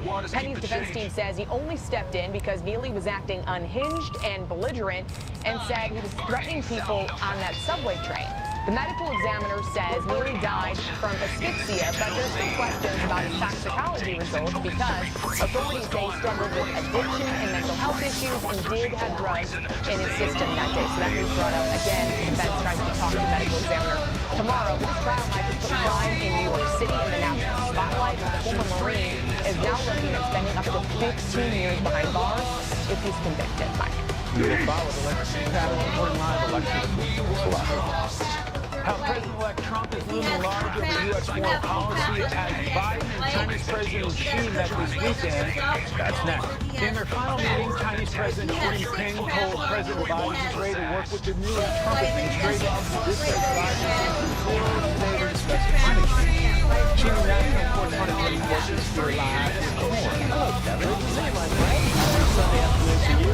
Even as President Biden prepares to deliver remarks on climate conservation in Brazil, becoming the first sitting U.S. president to visit the Amazon rainforest, his administration, as Mike pointed out, is working from Peru to Azerbaijan to Brazil, all in an effort to solidify global economic stability, cooperation abroad, ahead of a change in administration right here at home in January. And that was especially apparent on the following of the recent APEC conference in Peru, where Mr. Biden held his last bilateral meeting with his Chinese counterpart, President Xi Jinping. Two men urging caution over the potential for deteriorating relations between Beijing and Washington and stressing the need for open communication. According to President now, these conversations prevent miscalculations and ensure the competition between other countries will not veer into conflict. The China is opening a major port project, just part of an ambitious international agenda that will see the president crisscrossing the globe in the coming days, including the G20, where economic cooperation and global stability remain paramount concerns for the assembled. Now, all this is happening, as you know, ahead of the return here to Washington, where he'll have to get to work immediately with congressional lawmakers that effort to cement some of his own political priorities before leaving office, including signing the National Defense Authorization and, of course, funding the government through the holidays, which makes for a very busy time on Capitol Hill. Yes, indeed. Kev, great to see you. You too, buddy. Thanks for being here. For more on President Biden's meeting with Chinese President Xi Jinping and President Trump's foreign policy plans, let's bring in former State Department spokesperson Heather Nauert. Hello, Heather. Hey, Mike. Great to be with you. Great to be with you. President Biden speaking today about his conversations with Chinese President Xi. Let's play it. I'll get you those thoughts. We haven't always agreed on it, but our conversation has always been candid, always been frank. We've never kidded at a level. I think that's vital. These conversations prevent miscalculations and they ensure the competition between our two countries will not veer into conflict. Competition, not conflict. How do you expect the U.S.-China relationship to change under President-elect Trump? Well, first, China has not been over the past 4 years. I think we will see a diminished administration in the Biden administration, and China is reacting just the way they would by taking advantage of it. From government having further chemicals to vaccines process, ships in the South China Sea and elsewhere. And by the way, stealing our intellectual property stuff. So China has been all over the world and has not done anything about it. President Trump will take a very different approach. It's what I saw when I served in the first 2+ years of his administration, and we'll start by holding China accountable for so many of its destabilizing actions all around the world. And what that could actually look like, President Trump has talked about tariffs. That's just one piece of it. But also you'll hear more about the strategic decoupling from China. And alerting American companies, many of whom operate in China, alerting them to the fact that they're going to have to start looking for a different approach. Our supply chains are too intertwined, our companies are too intertwined, and so we'll be looking to nearshore some of the activities for American companies closer to home as opposed to being so threatened in China. Secretary of State Blinken's talking about the focus on the Asia-Pacific region. I want to play that and get your reaction.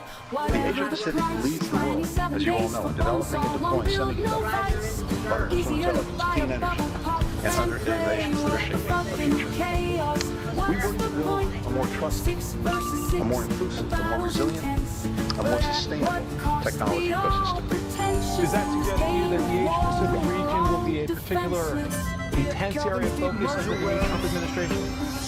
It really will be. While some in the incoming Trump administration may have some minor disagreements over Ukraine, Russia, other things, here is where they don't have disagreements, and that is on the issue of China. So you will see everyone from Congress, the Senate, the House, the White House, and all of the agencies working closely together to address China's destabilizing activities. It's really going to be what they call a whole-of-government approach.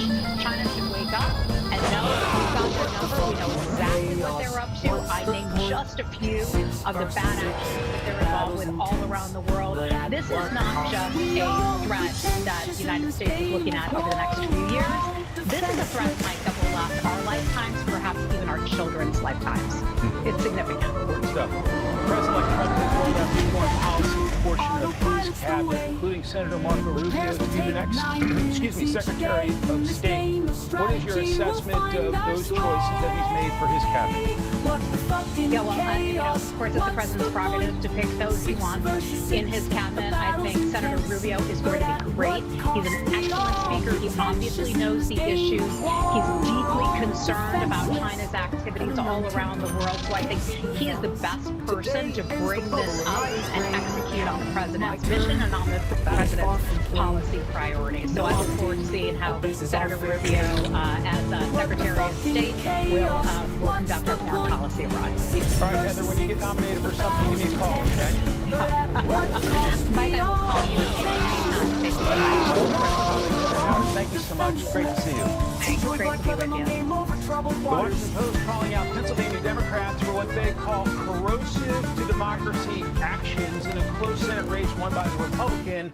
Now under new reaction today as Pennsylvania Democrats admit to counting disqualified ballots ahead of a recount in the state's tight Senate race.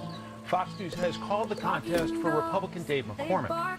Madeline Rivera is here with the very latest. Hi, Maddie. Hi, good afternoon, Mike. Well, there's a flurry of lawsuits as Pennsylvania heads toward a $1 million recount. At the heart of the issue is the question of which ballots should count. Under state rules, provisional ballots must be signed into places and mail-in votes must be dated. But election boards in at least 4 counties, Bucks, Philadelphia, Montgomery, and Center, have voted to count ballots which were improperly filled out. Local Democratic officials have defended their actions, saying in part doing something as simple as not writing a date doesn't warrant throwing out ballots. Their decisions, though, fly in the face of state law. Republican Dave McCormick's campaign and the Republican National Committee are asking the state Supreme Court to affirm its ruling. They maintain the recount, which, again, is expected to cost about $1 million, won't change the outcome of the race.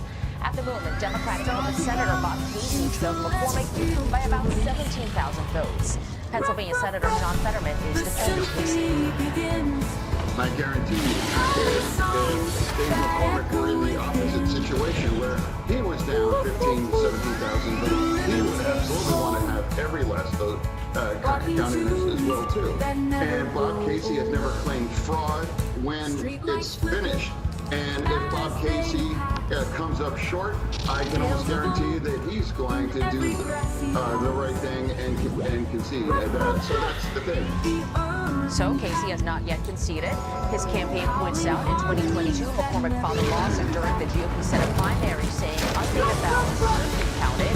McCormick lost that race after a recount. Mike.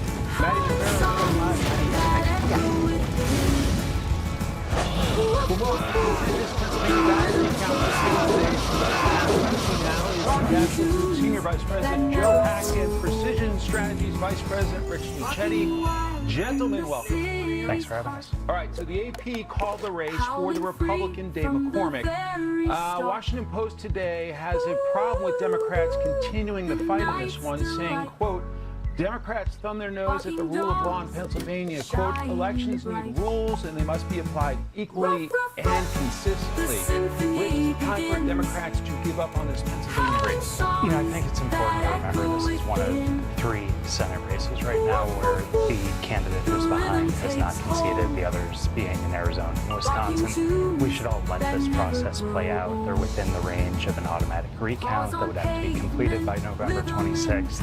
If there are issues that have to be litigated in the courts, they will, but we go through this every couple of years where races are very close, come right down to the wire.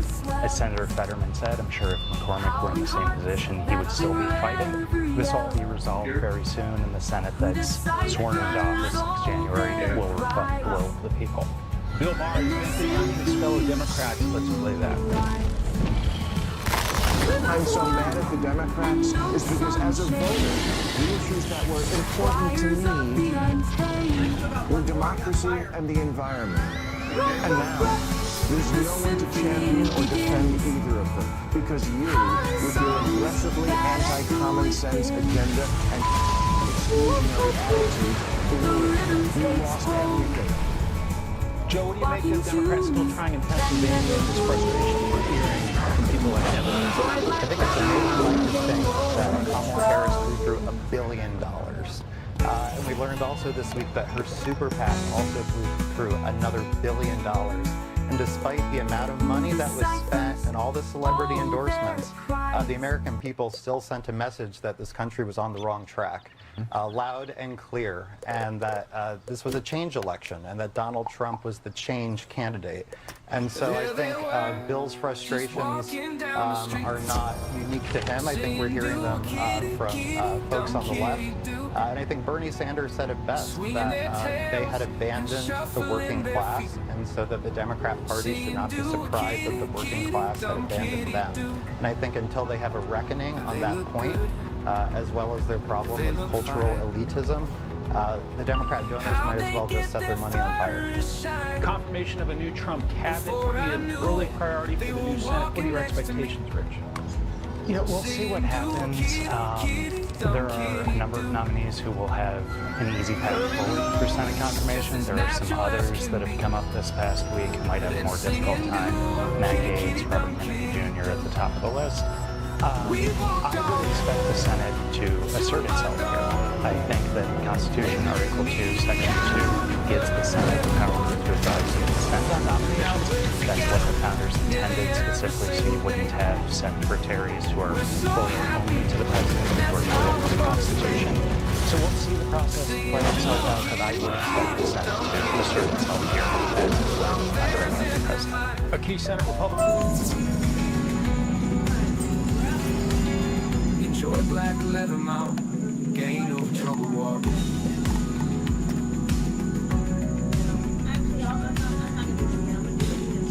Swinging their tails and shuffling their feet. Singing, do a kitty, kitty, dumb kitty. We walked on to my door, and then me out and heard a little more. Now we're together, nearly every single day. We're so happy, and that's how we're gonna stay. We walked on to my door, and then me out and heard a little more. And then me out, we're together, nearly every single day. We're so happy, and that's how we're gonna stay. And their mind. Enjoy black leather, mount, gain over troubled waters.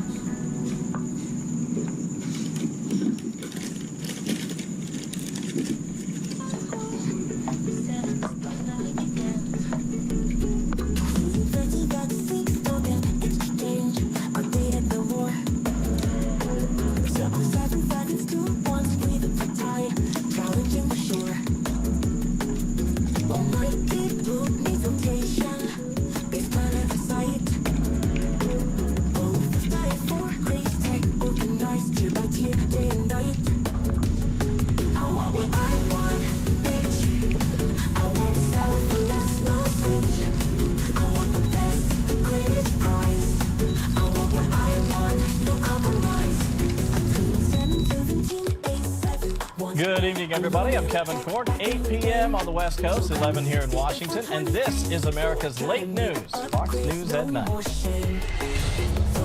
Breaking tonight, President-elect Trump announcing his pick to represent him at the White House podium. Campaign spokeswoman Caroline Leavitt gets the nod to become the new White House press secretary. She's the youngest ever, just 27. Mr. Trump calling her a highly effective communicator. More on that coming right up. Meantime, Georgia nursing student Laken Riley's murder trial began today.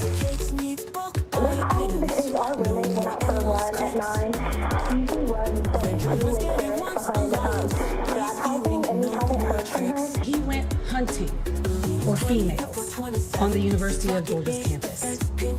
Family members visibly distraught in the courtroom with suspect Jose Ibarra sitting close by.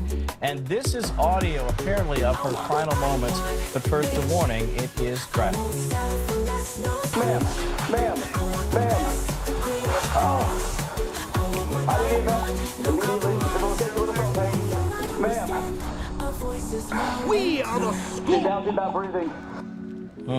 Former Deputy U.S. Assistant Attorney General John Yoo will share his perspective in moments.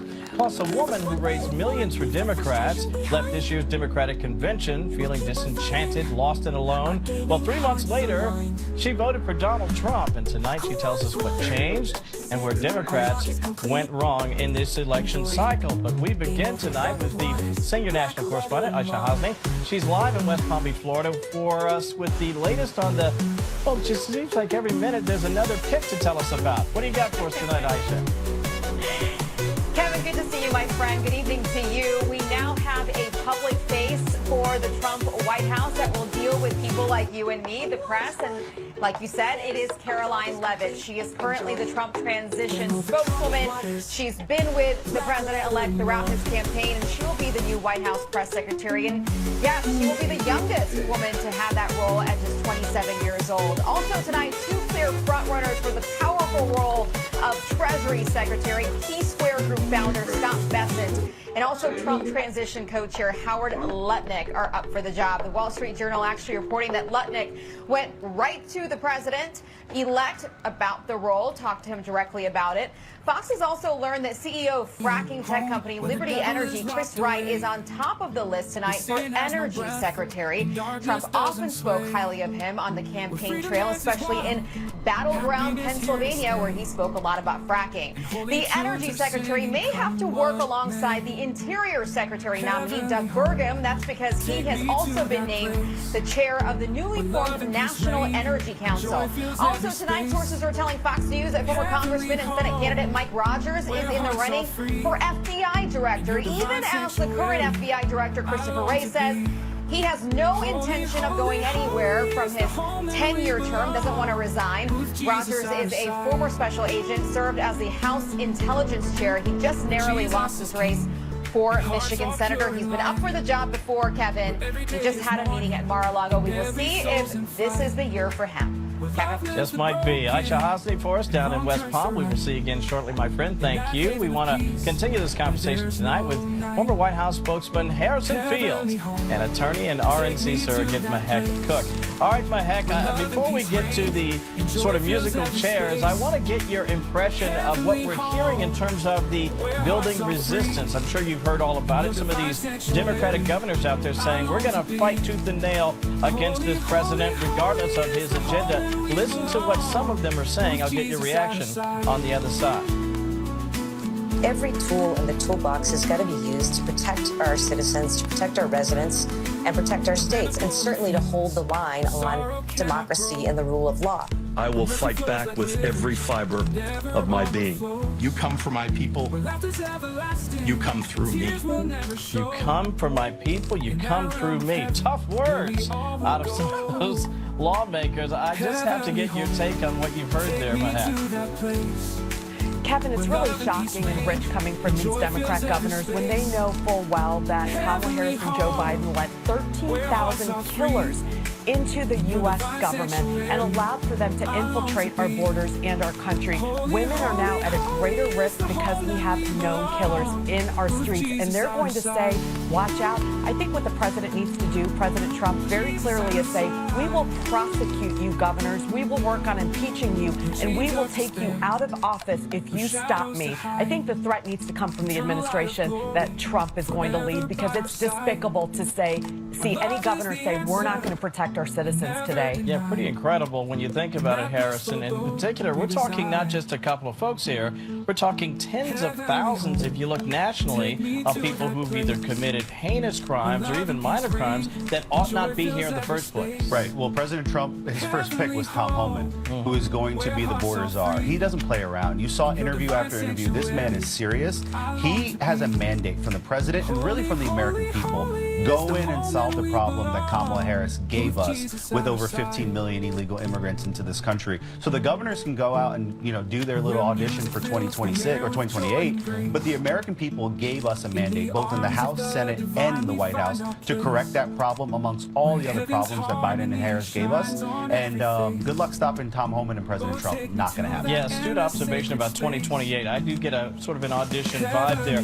Real quickly, my hack, I want to share this for the folks at home. They may not understand if they haven't been watching the numbers very carefully. This is about the popular vote.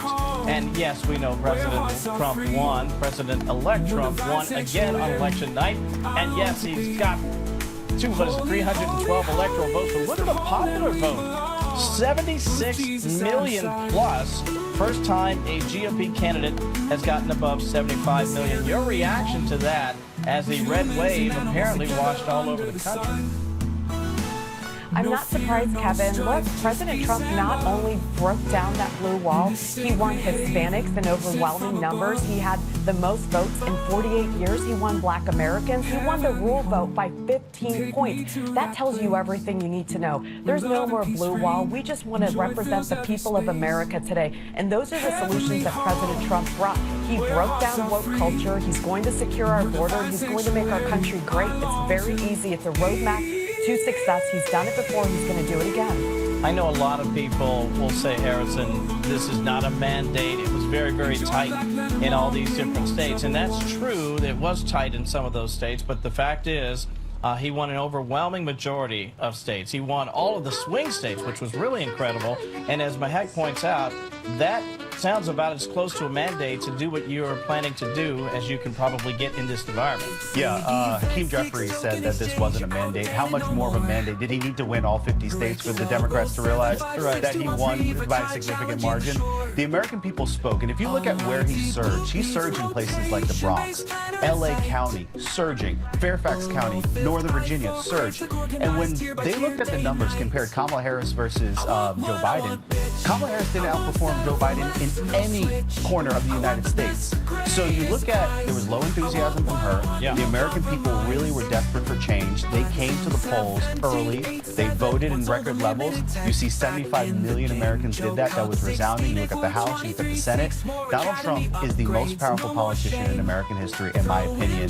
He has a mandate to serve the American people. The American people wanted to correct the economy, secure the border, and the wars. He's going to do all those things. Just look at the team he's assembled. These are men and women that are committed to this country, that are going to correct it on day one, and we're going to see a historic shift in this country, and we're very excited to see it. I can tell you are, and I think a lot of Americans are. Harrison and Mahek, thank you both. Of course, I certainly appreciate your time tonight. I want to share this. There's a brutal murder case that's, you probably know, it's become the focal point for critics of the Biden-Harris border policy, and it's actually gone to trial in Athens, Georgia, where an illegal immigrant has been charged with killing a nursing student by the name of Laken Riley. Chanley Painter, live with those details for us tonight. Chanley, a very tough story. Thanks for joining us tonight. Hey, Kevin, great to be with you. Emotions inside that Georgia courtroom ran high today as prosecutors laid out a compelling case against the man they say hunted down 22-year-old Laken Riley as she was out for a jog. Prosecutors say the nursing student struggled with her killer for nearly 18 minutes before they say her murderer left his fingerprint in her blood on her cell phone left at the scene. In that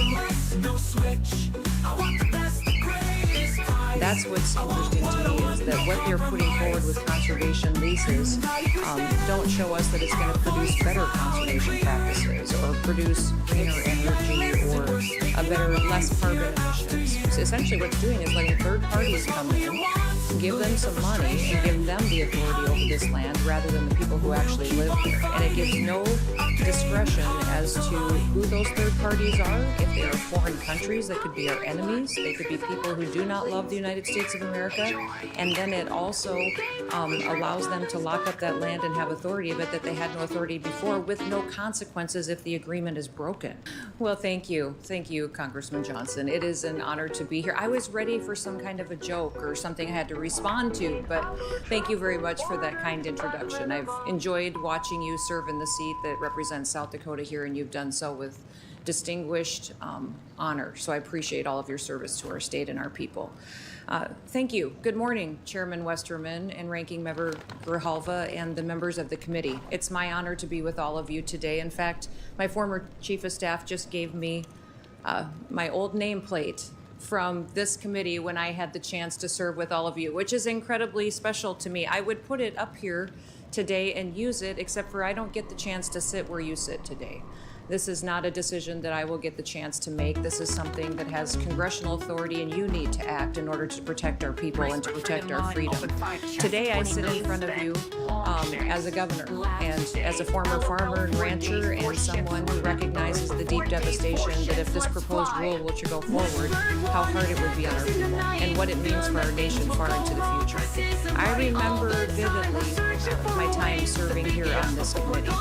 And I remember fondly working with many of you who sat on this committee with me as well during that time and the good work we were able to do in preserving our natural resources. Today, as the current governor of the great state of South Dakota, I want to direct my comments specifically to a piece of legislation that you are debating and considering, H.R. 3397. This legislation would require the director of the Bureau of Land Management to withdraw a rule relating to conservation and landscaping. This rule is just one of many that highlights an example of overreaching, unelected bureaucracy, attempting to perpetuate radical environmental policies that ignore common sense. They ignore stewardship practices that have been practiced on our land for generations, while allowing multiple uses of this precious resource to strengthen America and our people. We have been doing that for many, many years. In my written testimony, which I've submitted today to you, Mr. Chairman, I list several specific reasons why this rule would be so devastating for our people in South Dakota and for our young people. Why I think it is impossible for them to move forward with this and to responsibly conserve our land. I encourage all of you to read that written testimony. It goes into much more detail. In addition to my testimony today, I've joined a letter with other governors, with governors of Utah, Idaho, Montana, Nevada, and my friend sitting here with me today, Governor Mark Gordon of Wyoming. He's a voice, and they all voiced concerns with the Biden administration directly on this proposed rule. Like many of you, land conservation for our family isn't just a theory. It's the way that we have lived for many, many generations. I was raised by a dad who often reminded me, Christy, we don't sell land because God's not making any more land. From the time I was a young girl, I listened to him talk about soil types. I listened to him talk about the importance of native ground, conservation practices, and management decisions. I learned the scientific data and the research of what it took to operate on that land and to protect it, but I also learned why he cared so much. Because working the land wasn't just a job or a career to my father. It was our family legacy. It was our way of life. It was a culture that not only preserves a critical work ethic that is so important to this country, but it also reminded us daily of the natural resources that were a gift from God. As I grew older, I learned more about the importance of keeping all areas of our country productive. To help stabilize the economy, every part of our nation needs to produce, and that would help us during very difficult economic times. I also learned how critical it was to be energy independent, how important it was to protect our nation's food supply and to produce our own food. Now, when I was elected governor, I selected a fellow rancher as my lieutenant governor. His name is Larry Roden, and to our knowledge, we are the only governor and lieutenant governor in the history of the nation that both spent our lives making a living from agriculture. We're very proud of that, and we understand as well as anyone that our farmers and our ranchers care about our land. They are stewards. We care about preserving it to pass it on to our kids and to our grandkids. My experience in business and in public office and national security issues has reaffirmed my belief that our enemies and those who hate the United States of America may never need to fire a shot to take us over. They may not need to. We are going to be surrendering our freedom by becoming more dependent on them for our critical needs, for gas, oil, food, medicine, and more. When a country controls our food supply and our energy supply, they will control us, and American freedom will be gone. We cannot allow rules like this to move forward in a way that stops productivity and it stops American independence. Nearly 98% of BLM surface lands in South Dakota are grazed by permitters. Grazing is an important conservation strategy in South Dakota.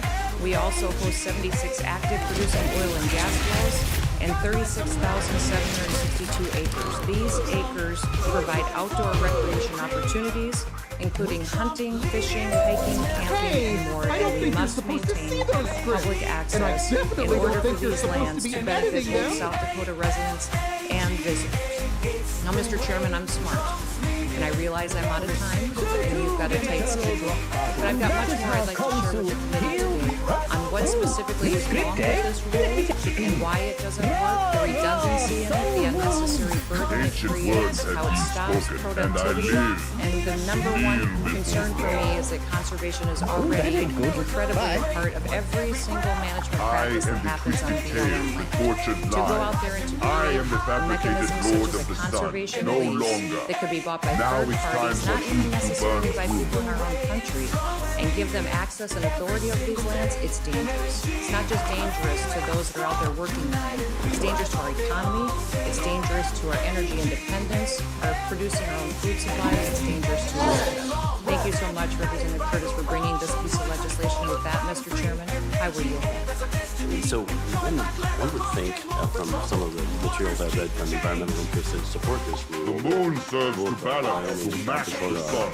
Public land is wasteland, public land is wasteland. Is that the case? Are your public lands required this type of removal from any type of use?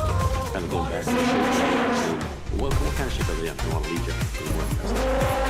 I would say that there's areas always that can be addressed, but they're managed very well in partnership with the people that are out there operating the land. And I would say specifically this proposed rule that BLM has brought does no analysis on if these mandates will actually produce better results.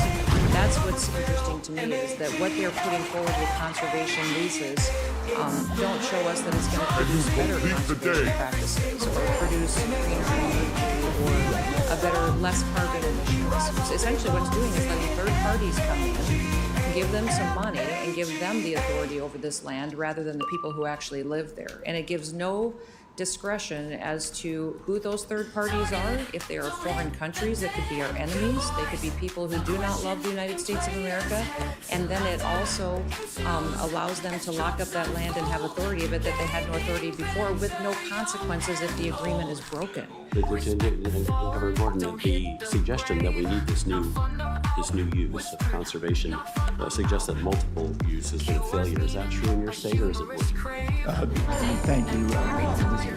Chairman, Congressman. It is not. As the good governor from South Dakota knows, we have worked very collaboratively together to do the best we can with the mosaic landscape in the Black Hills. Here's one of the problems when it comes to climate change. Dead and dying trees off gas because they oxidize. Either they oxidize over decades or they oxidize in a few seconds, as we've seen in the West. The ability to work together on the ground to affect conservation practices, that is the benefit of having local communities have state control. Your comment about those multiple use fly in the face of that. Absolutely not. As I mentioned before, these ranches would not be sustainable. These businesses would not be sustainable if they overuse the resource. I grew up on a ranch. My brothers, 5 older brothers, 3 of them are still in the ranching business in Oregon, and we're very familiar with this with what we're debating. I'm also very familiar as an attorney who represented the local production credit association through the 80s and the 90s, just how important a grazing permit is when you go in to get them low. And you have to say to whoever you're working with, somebody is that you're trying to get them to borrow some money. They ask, well, are you going to have your grazing permit? You can't say no. And is that the case also, Governor Noem, in your states? I mean, is that population cattle pretty important in those kind of financing conversations? Yeah, it's an important discussion that everyone has with their bank or whoever is financing them on what their operating note needs to be at what level and what kind of collateral they're bringing to the table and if their business model actually works. Yes, it is. I'm familiar with your states that huge chunks of the land is already placed in public trusts. Locations that might know 10 acres, I mean millions. Is that correct? In Wyoming, And such the days. National parks, wilderness areas, other So this proposal going in and allowing someone to buy this land, I've heard it said that this is a device to allow people to big, huge REITs and other organizations with lots of money to come in and bid these things up to use to acquire carbon credits. And that's all of a sudden this assertion that we heard earlier from the Congresswoman that nothing is going to change. That's nothing to be further from the truth. Is that correct? It's very true. In fact, you have a lot of producers out there that may have private land that's completely surrounded by public land. What happens if they declare that an intact landscape that is now locked up and no access given and they can't even access their own private property? That's a reality that we see out there on the ground that has the potential if this rule goes forward. So thank you both so much for me. That's incredible coordination. Really appreciate your presence today. Mr. Chairman, if I might, I just want to point out that back in 2008, grazing management that we did sequestered 2,526 metric tons of CO2. We were recognizing the sugar of the climate change. So management makes a difference. You didn't tell the president that you had cancer, that you were being treated for cancer, or that the treatment for that cancer had gone wrong, because you saw it as personal and medical. And I think a lot of us have empathy for you in that regard. But now that you see how personal medical decisions are, will you call for the re-recruitment, restoration of full rank and back pay for the 8,600 service members who were vaccinated? No. Clearly. So on March 4th, 2021, you shall we be honest, entitled Message to the Force. And in that memo, you said that there would be clear and swift accountability for anyone who didn't meet the highest standards of the Department of Defense. Now, however, we all acknowledge that what you did here didn't meet the highest standards, right? You made a mistake. I admit it to you. Yeah, okay, so we got that. So the question is, what's the Where is the dramatical fiend? There are clear and swift those stories in accountability. Now, you're not going to be wary, though, discharged, right? Spellbinder. And no doubt, only I shall remain here to guard this stand, lest the bar discover your strategy. Good luck, Spellbinder. May the light shine upon you. So you come here seeking some grace and some forgiveness. And I want you to know that one of the service members who you vax mandated out of the military sent me the parable of the unforgiven debtor. And it's in the book of Matthew, it's verses 21 to 35. The man fell down before his king and begged him, "Please be patient with me, and I will pay all the debt." Then his master, filled with pity for him, released him and forgave him of his debt. But when the man left the king, he went to a fellow servant who owed him a few $1,000, grabbed him by the throat and demanded payment. His fellow servant sat down and begged him for a little more time. "Be patient with me, and I will pay it," he pleaded. But his creditor would not wait. He had the man arrested and put in prison until the debt was paid in full. When some of the other servants saw this, they were very upset. They went to the king and told him everything that had happened. And the king called the man falls such disquiet that he lashed out with the spleen of fiery dragon. You have mercy on your fellow servant, just as I have mercy on you. Then the angry king sent the man to prison to be tortured until he had paid his entire debt. Mr. Secretary, you come to us seeking forgiveness, but you offer none, and it seems as though the pattern is repeated. You make a mistake, like on the vax mandate and here regarding your notification, then you get busted. President Biden had to sign something into law reversing your vax mandate. You got busted here, not because you came forward, but because you learned of this through other means. And then after you get busted making a mistake, you want that benefit, but you don't want to extend it to others. This isn't swift or clear. You're not meeting your own standards that you set for yourself. And you say that the DoD is a learning organization. Haven't you learned yet that the military is weaker, not stronger, with the 8,600 people that we vaccinated out of the military? Just one point, Congressman, the reason I'm here is because the chairman requested that I was here to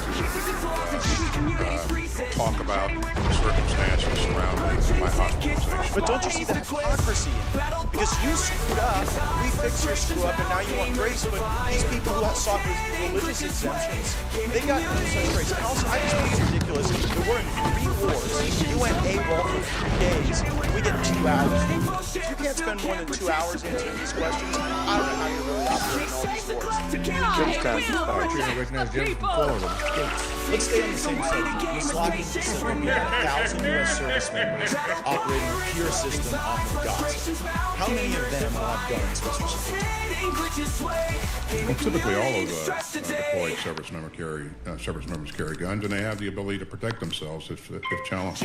So if someone from land in Gaza shoots at our service members who are on the $320 million pier that we're building, you're telling me our service members can shoot back? Kingdom for the horse.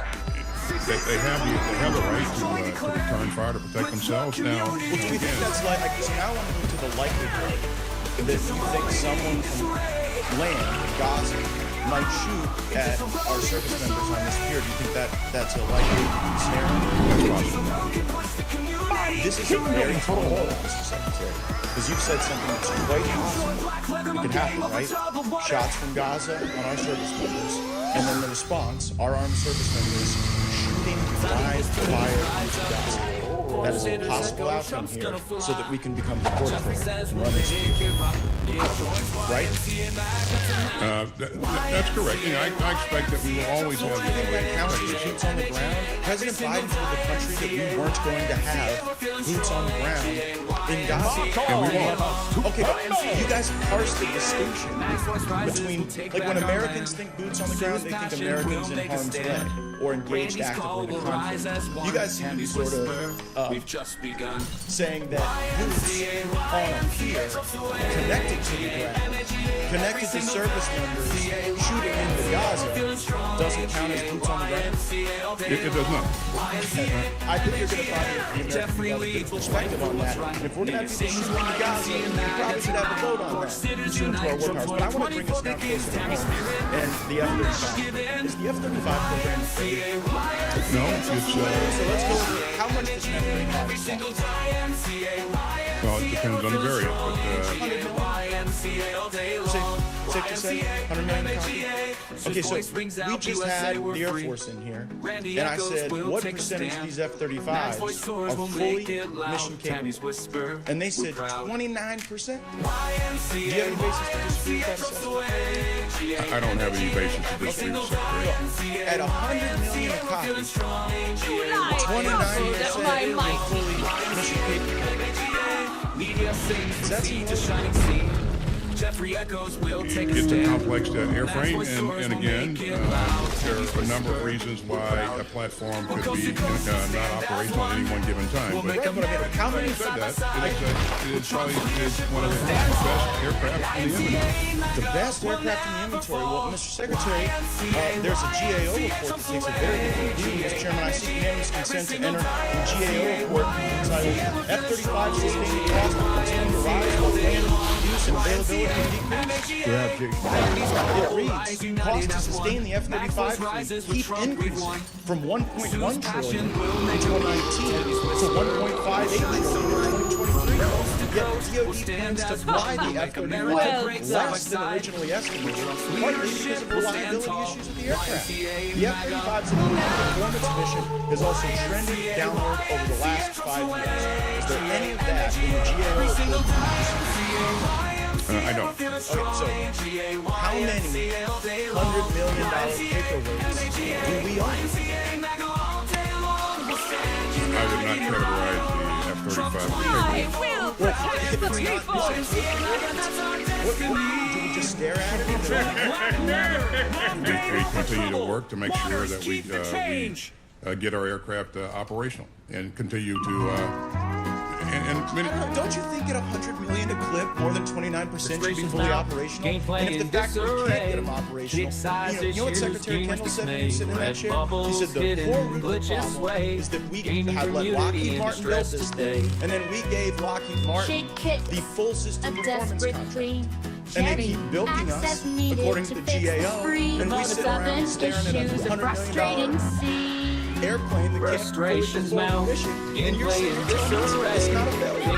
Just own up to it. Just say this airplane is not delivered. It's too costly. It's not being utilized as we should, and we should never again make the mistake of doing a full system performance contract with the very person that built the aircraft. Do we agree to that?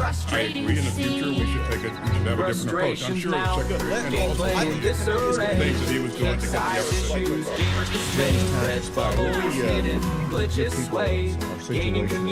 Votes have been called. There's a series of 9 votes. Still abound. Six amendment votes in 2 minutes. My plan is to continue for about another 15 minutes before we recess and come back at the conclusion of the votes, walk off time of 12:30. Then Massachusetts. Thank you, Chairman.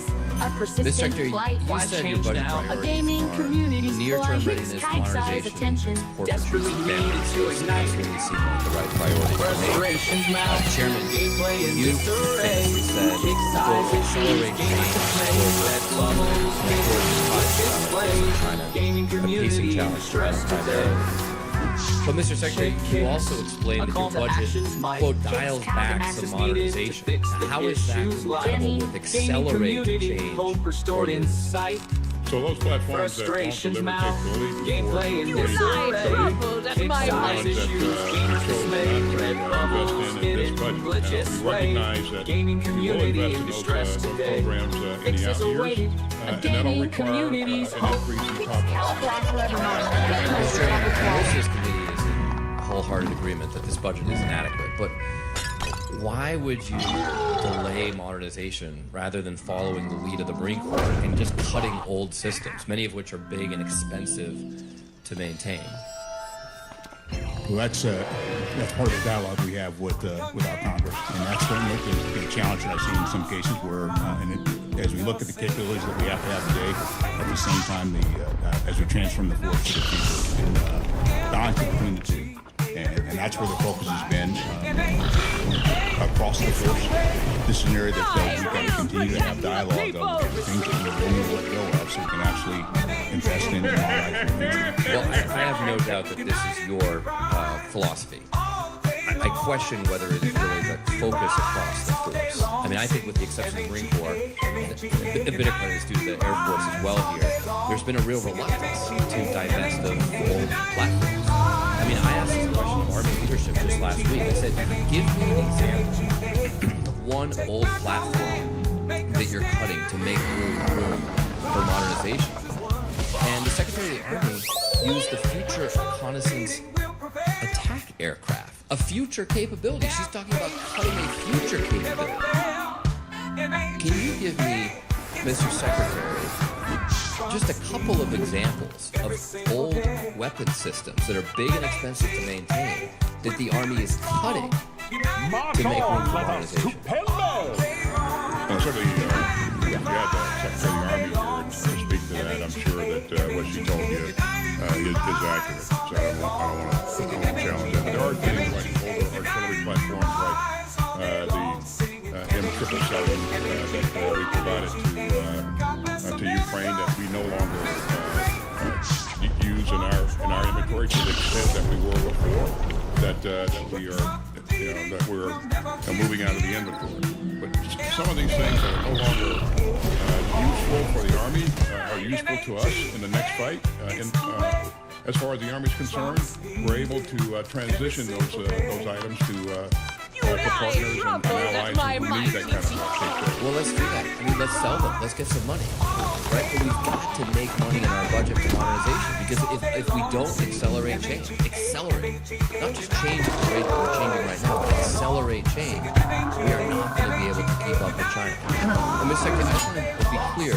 You are endorsing the Secretary of the Army's response to my question, name an old system you're cutting, when she named a future system that you've chosen not to invest in. No, the reason I said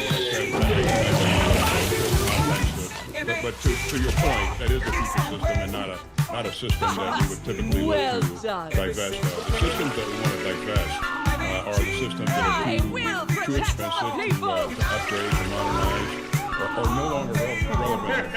I mean, we live in a world where $5,000 drones can destroy $5 million tanks. Now, I'm not saying there's never going to be a use for a tank again, retaliation, please. but we're still building tanks. And Poland has just agreed to purchase a whole bunch of tanks. I don't know what nation they plan to invade with these largely offensive weapons, but that doesn't seem like a very wise investment for us or our allies. So I would just encourage you. I know there are a lot of tank supporters in Congress. There are a lot of F-35 supporters in Congress. But you've got to come to us with tough cuts, because coming here and just saying we can't modernize is not acceptable. Replicator is a good example of a revolutionary change. But when they came before the committee, I asked them, Ukraine is innovating a lot on drones. Just tell me, when is the Replicator program, with our GDP, going to catch up with Ukraine that has 0.7% of our GDP? And they said, at the present pace, we're not. returns. Once this We can't beat China at that rate. But the king. Gentleman's time expired. Who was it? The wizard. Did you just parachute we in are from here another to planet, stay Mr. and Secretary? Because you're the only person in the Milky Way who believes that we're not having massive illegal immigration into America. Senator, you're Let me tell you a tale of one. No, sir, I'm accurately describing the situation, because you think our borders ought to be open. And it would be more intellectually honest if you just say that. That is false. I don't agree with you. You have to watch and hear what people do, not what they say, and everything else is just cottage cheese. Mr. Secretary, do you agree that we should ban private ownership of assault weapons in America? Senator Rice. What is an assault weapon? It is, for example, an AK-47. Can you give me a definition other than just pointing to a specific weapon? Would there be other weapons besides an AK-47? There very well are. And I remember when I was a federal prosecutor in the Central District of California from September 25th, 1989 to I believe it was April 2001. And I think all of the law enforcement, the vast majority of law enforcement officers, leaders with whom I worked, were greatly in support of the assault weapons ban. Chairman, you know why we get so frustrated with you? Because you won't give straight answers. I think I just did. No, you didn't. Do you have a definition of an assault weapon? I'm confident there is a technical definition of what is an assault weapon, and it was assuredly used in the context of the statute that previously existed banning assault weapons. Mr. Secretary, our southern border is not secure, is it? Senator, I have spoken about this. I believe I've addressed this earlier in the hearing. Why don't you address it again? Of course. Let me share with you a few things. Number one, when I speak of the security of the border, I'm speaking of maximizing the resources we have to deliver the most So let me assure you, we are secure because we're trying to secure it. Are we succeeding? Senator, we are so focused on the security of our southern border. We are doing so much with respect to the surge of personnel. How are you not succeeding? Oh, Senator, let me share with you that the challenge of migration that we are experiencing at our southern border is not exclusive to the United States. It is something that is gripping the entire hemisphere. My job is to worry about the United States. As is mine. As is mine. Here's my question. Let me try to rephrase it. And I really do wish, I understand the position you're in, but you really should try to do a better job of answering the question.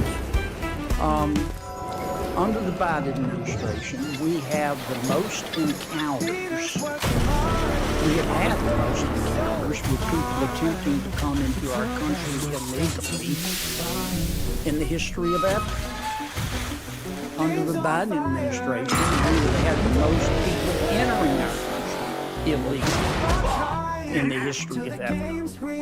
Under the Biden administration, we have had the most getaways at our southern border in the history of ever. Under the Biden administration, we have had the most number of people entering our country under the claim of asylum, having that claim turned down and still not being deported in the history of ever. And under the Biden administration, we've had the most fentanyl coming into our country in the history of ever. How can you possibly say the southern border is secure? I understand your answer that you're trying, but I'm not asking about your efforts. I'm asking about the results. Well, let's talk about the results then, Senator. Do you know that last year we expelled and removed approximately 1.4 million people from the southern border? And I believe that's the most ever. Do you realize that we are focused on enforcing our laws to achieve the security of the southern border? I know you're focused, Mr. Chairman, or Mr. Secretary, but you're not succeeding. Senator, and when you come testify to us, you talk about shame shall be too long.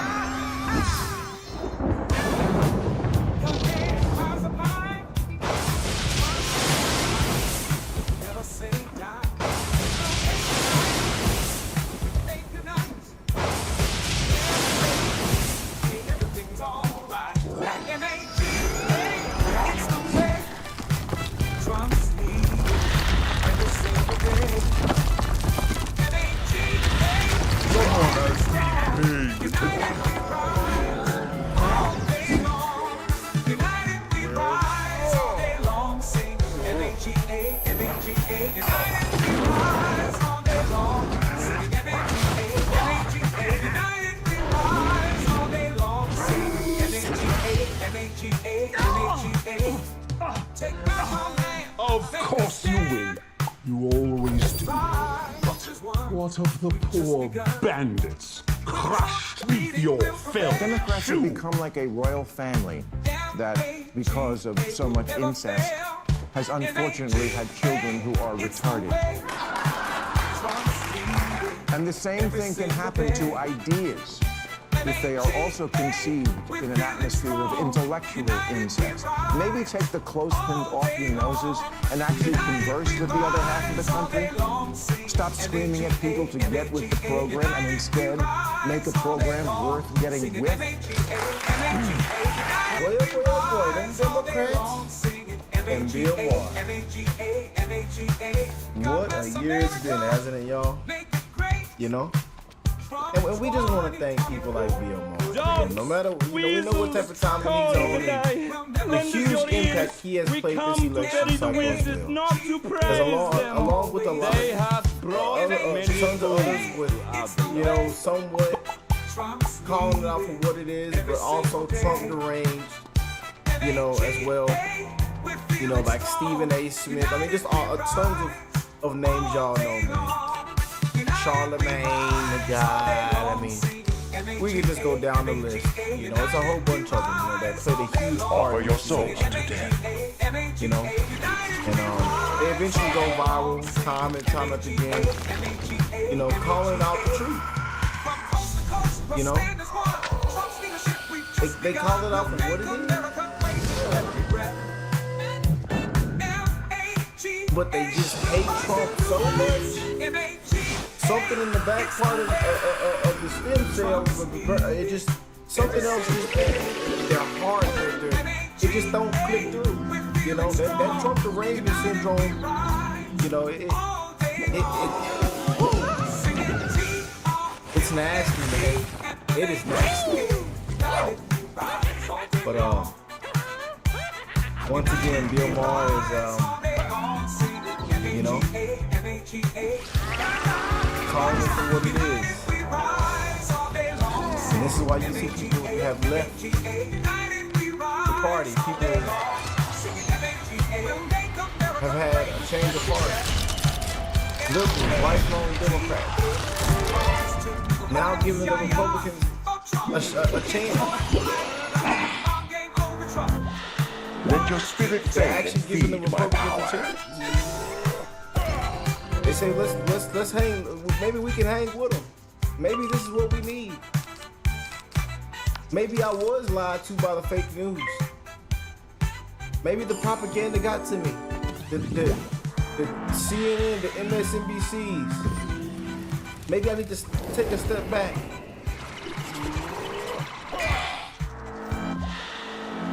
Maybe Trump was right. And quite frankly, when I look around and see how life is going, maybe he is right. Maybe the Republicans is right. Wait a minute, let me rethink this thing.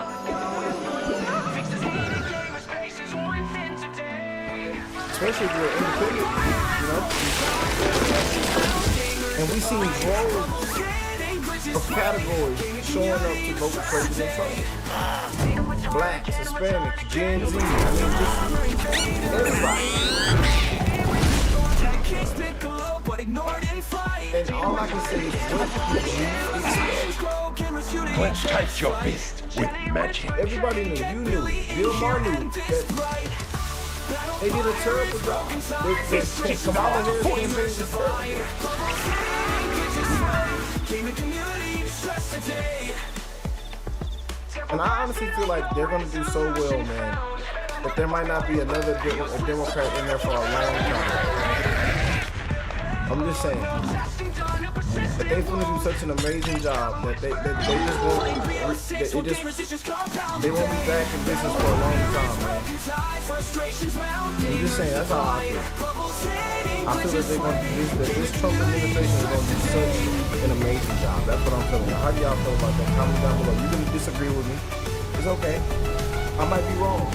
But what we is going to do is hold them accountable.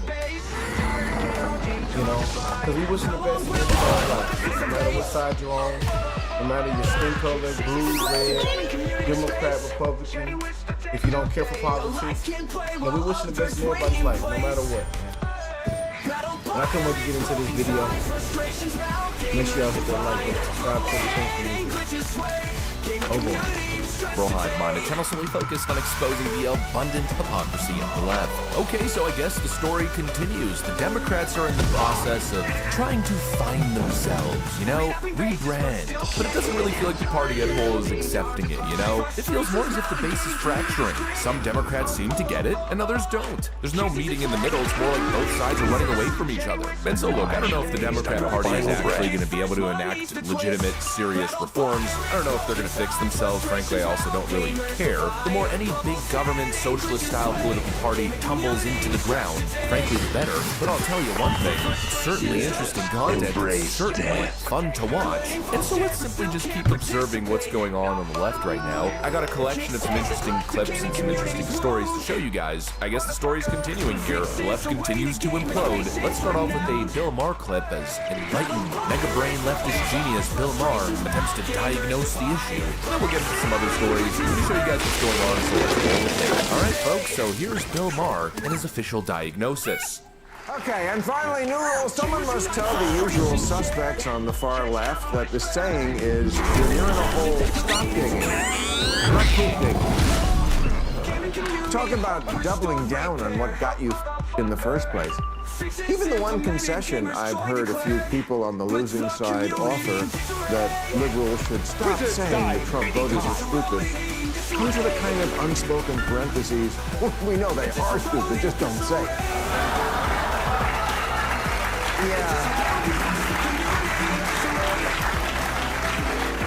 Yeah, I got bad news for you. They don't have a monopoly on stupid. You wear Queers for Palestine t-shirts and masks 2 years after the pandemic ended. And you can't define woman, person who menstruates.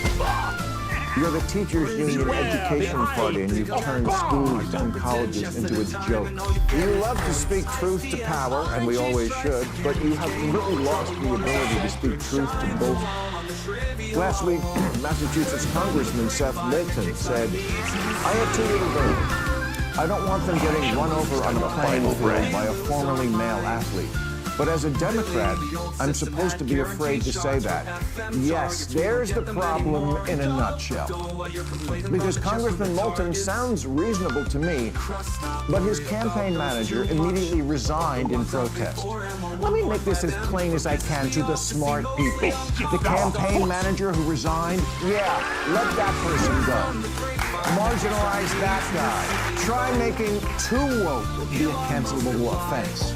It's important for America to have a center-left party and for that party to be competitive. And a good first step toward that goal would be to make the voters not want to punch you in the face. I will conclude by saying the reason I'm so mad at the Democrats is because as a voter, the issues that were important to me were democracy and the environment. And now, there's no one to champion or defend either of them because you, with your aggressively anti-common sense agenda and exclusionary attitudes, blew it. You lost everything. House, Senate, White House, Supreme Court, and left us completely unprotected and ready to be violated. No, of course, we're in the same. Wow.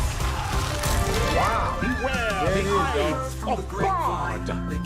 Thank y'all. Clap it up for y'all clap it up for Bill. Clap it up for Bill. Appreciate you, Bill. And you did such an amazing job this election, Bill. So many viral videos. We had viral videos covering some of your takes. Exposing the damn liberals. And we want to thank you, Bill. You did such an amazing job. Such an amazing job. Like, if we know what type of time is Bill Maher is on, y'all. And that's the best part about these videos, man. I tell you. But boy, I was pissed. I mean, one of y'all that sent over a donation to that campaign to see where it went, to see the Diddy on all out in the floor, all out the street, they got Diddy on. They got free Diddy signs. Hollywood, the corrupt media on their side. Beware the eyes of God. Your favorite actor, entertainer, free concert. They thought they had that thing in the band. They said they were going to flip Texas blue. They said they were Ohio, Iowa, and all kind of places. But the woman couldn't answer a question. They couldn't spell woman, they couldn't spell men, they couldn't spell economy, they couldn't spell border of God. And all I can say is, what did they say? When she got on live on The View with Sonny Hostin, and this clip is viral clip. Sonny Hostin says, Kamala. What would you have done different, Joe Biden? Beware the eyes of Joe Biden. She said nothing. So what does that mean? She's Joe Biden 2.0? Simple. What would you have done different than Joe Biden? They asked her that. They asked her this question live, and millions of people retweeted this, reposted. You know, billions of people saw this clip. They even played it live when we were watching the football game. They played it like 10 times when we were watching the football game. Trump ran that ad of her saying that, and they had it edited beautifully.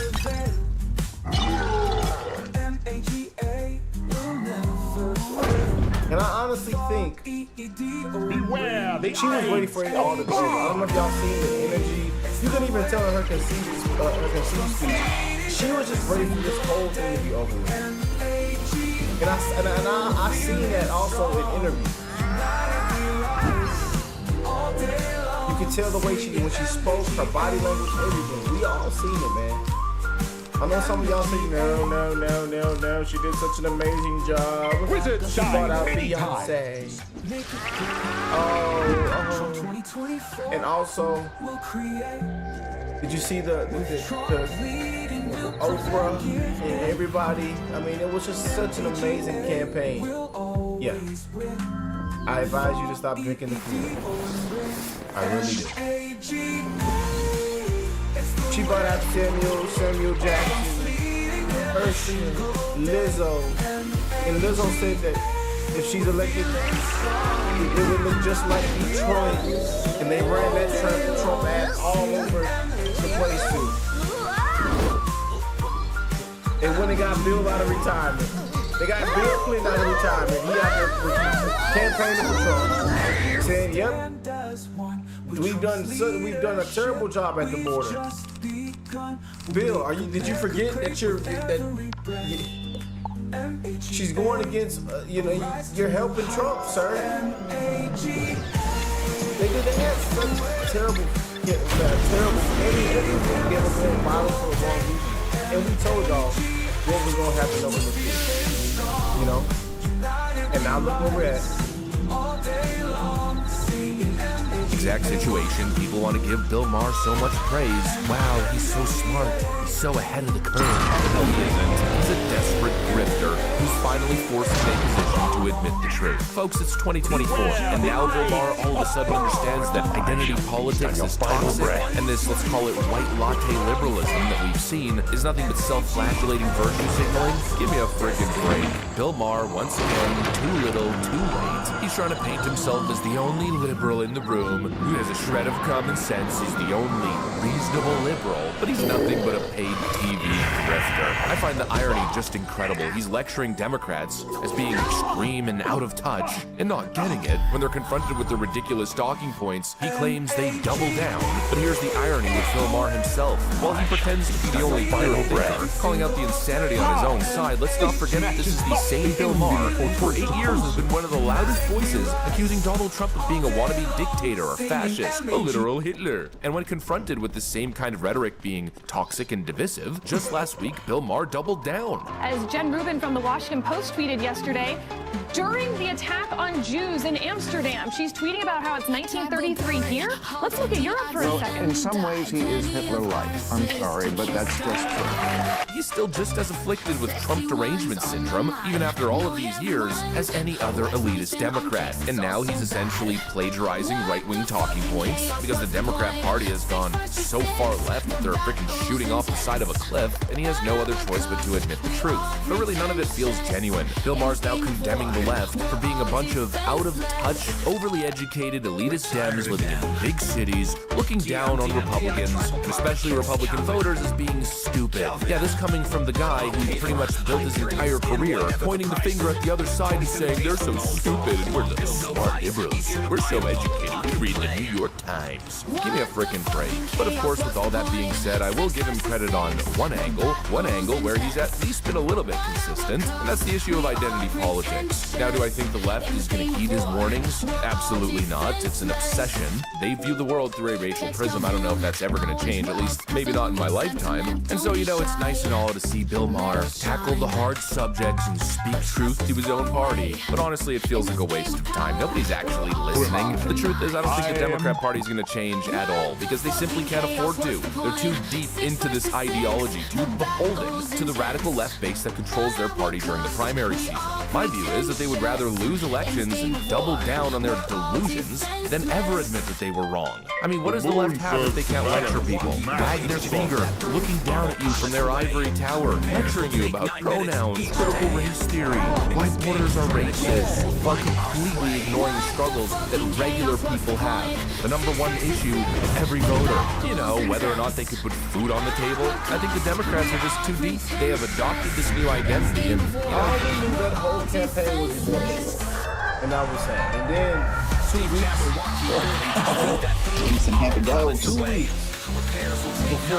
And you complete the day. this thing said he kicks out Christians out of her rally. While talking about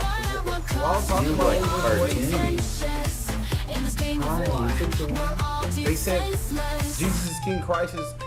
I mean, come on now. The day ends, the bubble alliance reign. My turn, the battle's fought for gain. No opt-in, all means are fair game. Christ is King, Jesus is Lord, and you kick him out. They said go down to a smaller rally, a smaller place, and say that stuff. We all pretend in this game of war. We're all defenseless. Enjoy Black Mirror today in the troubled waters. There was a lot of points where I knew that, you know, this was it for her. You know, and then I knew it was over, to be honest with you, after the first assassination attempt. And when we got that beautiful picture of what a leader actually looks like. Now are ended. Of what a patriot is. That represents we the people. People that laid out their sacrifice everything. To put everything on the line. On the front line, baby. To see the blood coming down. Telling everybody to keep fighting. Never surrender. Even in the face of death itself. Gamers feel the pain. You see ice mistakes, frustration reigns. Red bubbles hidden. That meant a lot to a lot of people, man. I can't even tell you millions and billions. I don't have to say it. A lot of people felt that energy. Spirit, I mean, it touched your spirit, soul after July 13th, man, 2024. Connection possible, red bubbles light. Everything that man has been through, sham after sham after sham, and they couldn't beat him fair and square as you can see. And again, he's not a perfect human. You're not a perfect. I'm not a perfect human. We all have done, you know. We've never been perfect. But the fact that they couldn't beat that man fair and square. And you know, you might not like what I'm going to say, but I after doing some research and looking at this thing, I acknowledge. I think he's ever innocent. You know, I'm just saying. I think they've all really been shamed. And they honestly should be ashamed of themselves. We're going to delay the case. We're going to delay we're going to do this. We're going to do that. We're going to come after him in 2029. And the judge should be disbarred. People need to be removed. People need to put their hands behind their back. And it's a bunch of them. People going on trips, stuffing money in the mattresses. Night must match Big day, Fanny, which must match night. Tisha James, Crying Jackson. It's a whole bunch of them. Judge and Borderline, they should be ashamed of themselves.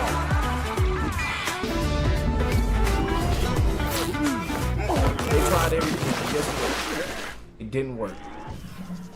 And I told y'all, God ain't done yet, baby.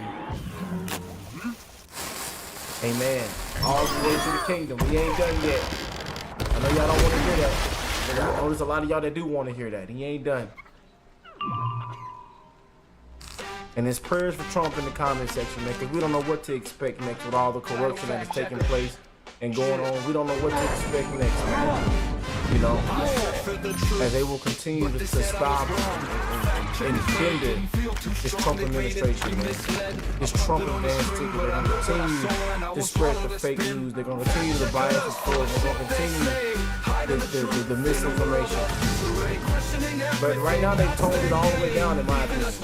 We haven't heard dictator and Hitler and democracy. We see people shaving off their hair and completely losing it, screaming, you know, on TikTok, Facebook, and all kind of stuff. People just can't get over that Trump won, and we knew that was coming. Questioning everything, that's their game, leaving us wondering who's to blame. But it's time for a change in leadership, man. A lot of things need to be done. And I told you, a lot of things would have even been talked about right now if Trump didn't say what he said in the ways that he said it. A lot of things we need to talk about right now. Let's be honest.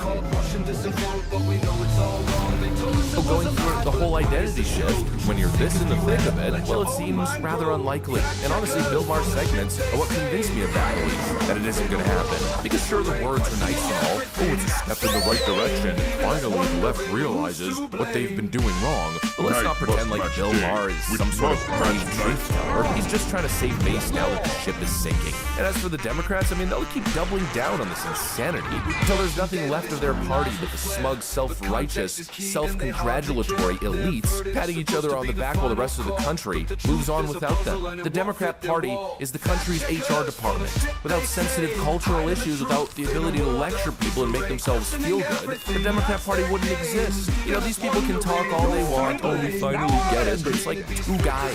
It's Bill Maher and maybe John Fetterman, who now says that Democrats need to stop freaking out over everything that Donald Trump does. It's Charles Barkley, of all people. And I just want to say this to the Democrats. I'm an independent and voted Democrat. Do me this favor. Shut the fuck up. When you win, you get to say what you want. When you lose, please shut the hell up. Oh, President Biden, they didn't get him out the race soon enough. Kamala didn't do this. We lost because we had no game plan.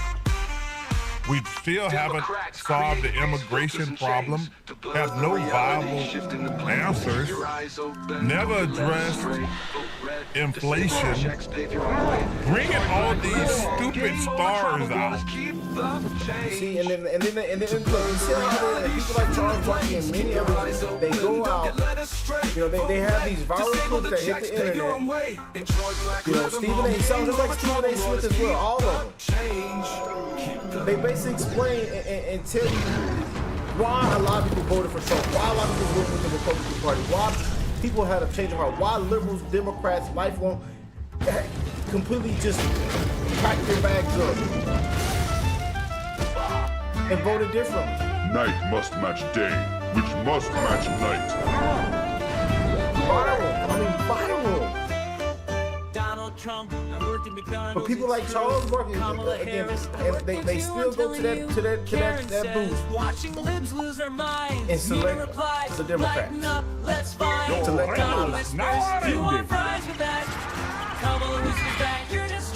After these violent I acknowledge mine. Two-Face, I told y'all. Michael says he's the only one who's packed fries. Diaz, he's gold, no need to compromise. Leslie mentions politicians should mix. And these be the same ones that like, oh, no need to fix. Donald whispers, do want fries with that. Kamala whispers back, you're just trying to disguise. Donald says no, To rally the vote. check.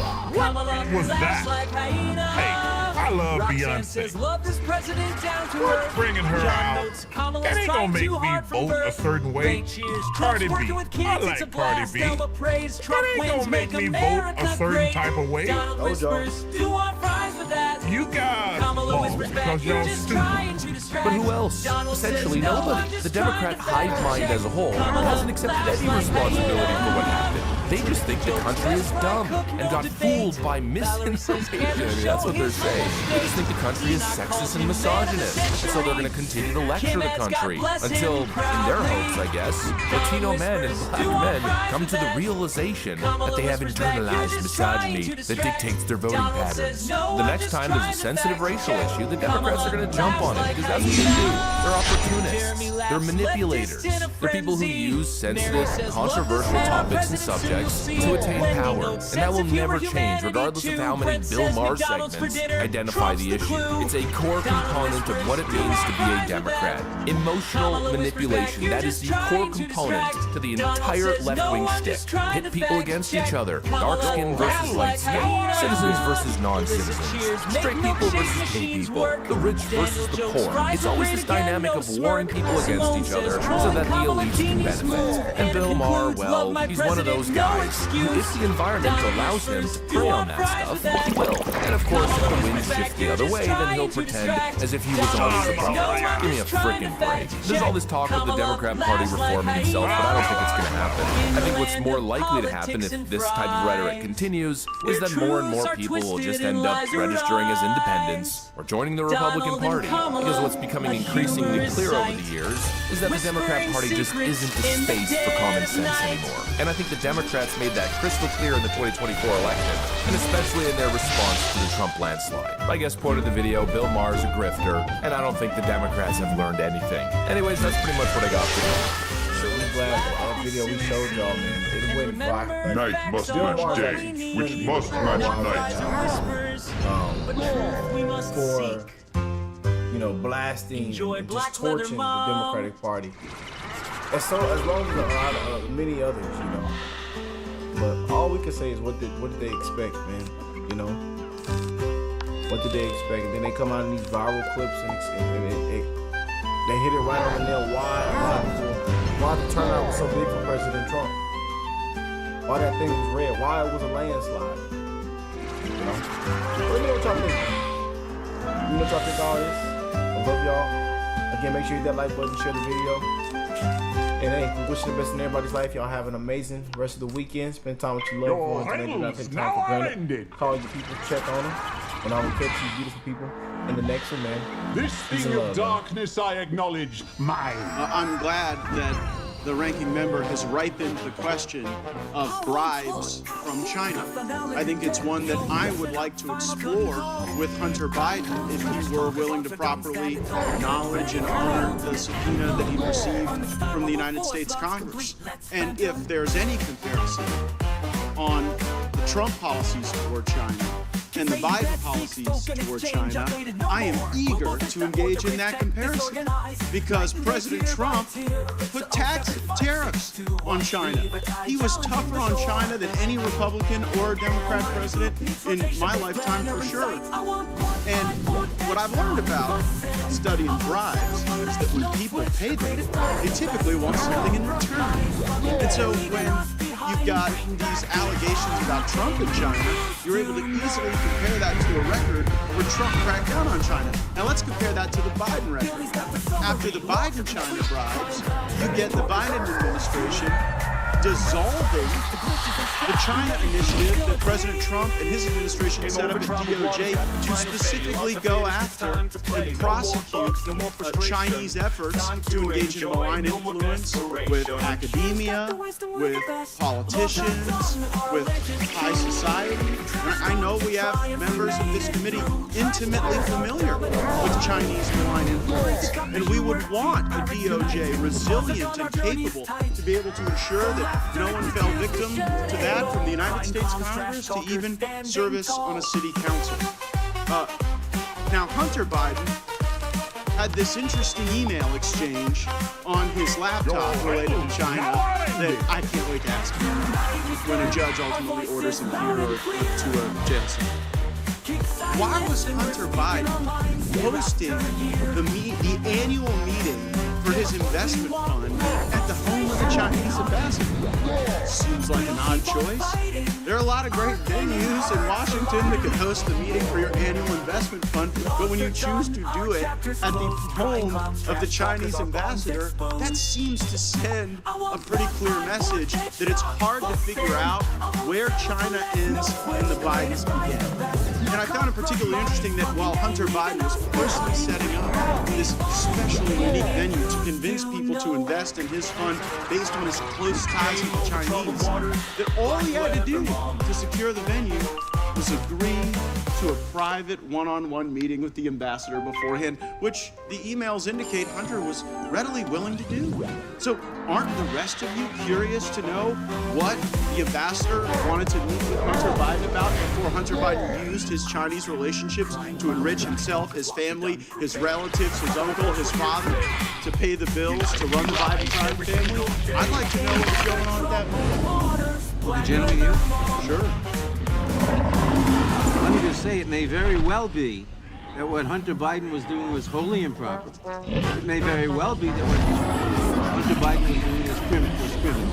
There is a special prosecutor, but there isn't any evidence that President Biden had anything to do with any of this. Well, I would suggest that they probably, the ambassador from China probably wasn't requesting a one-on-one meeting with Hunter Biden to go over investment tips and investment strategies.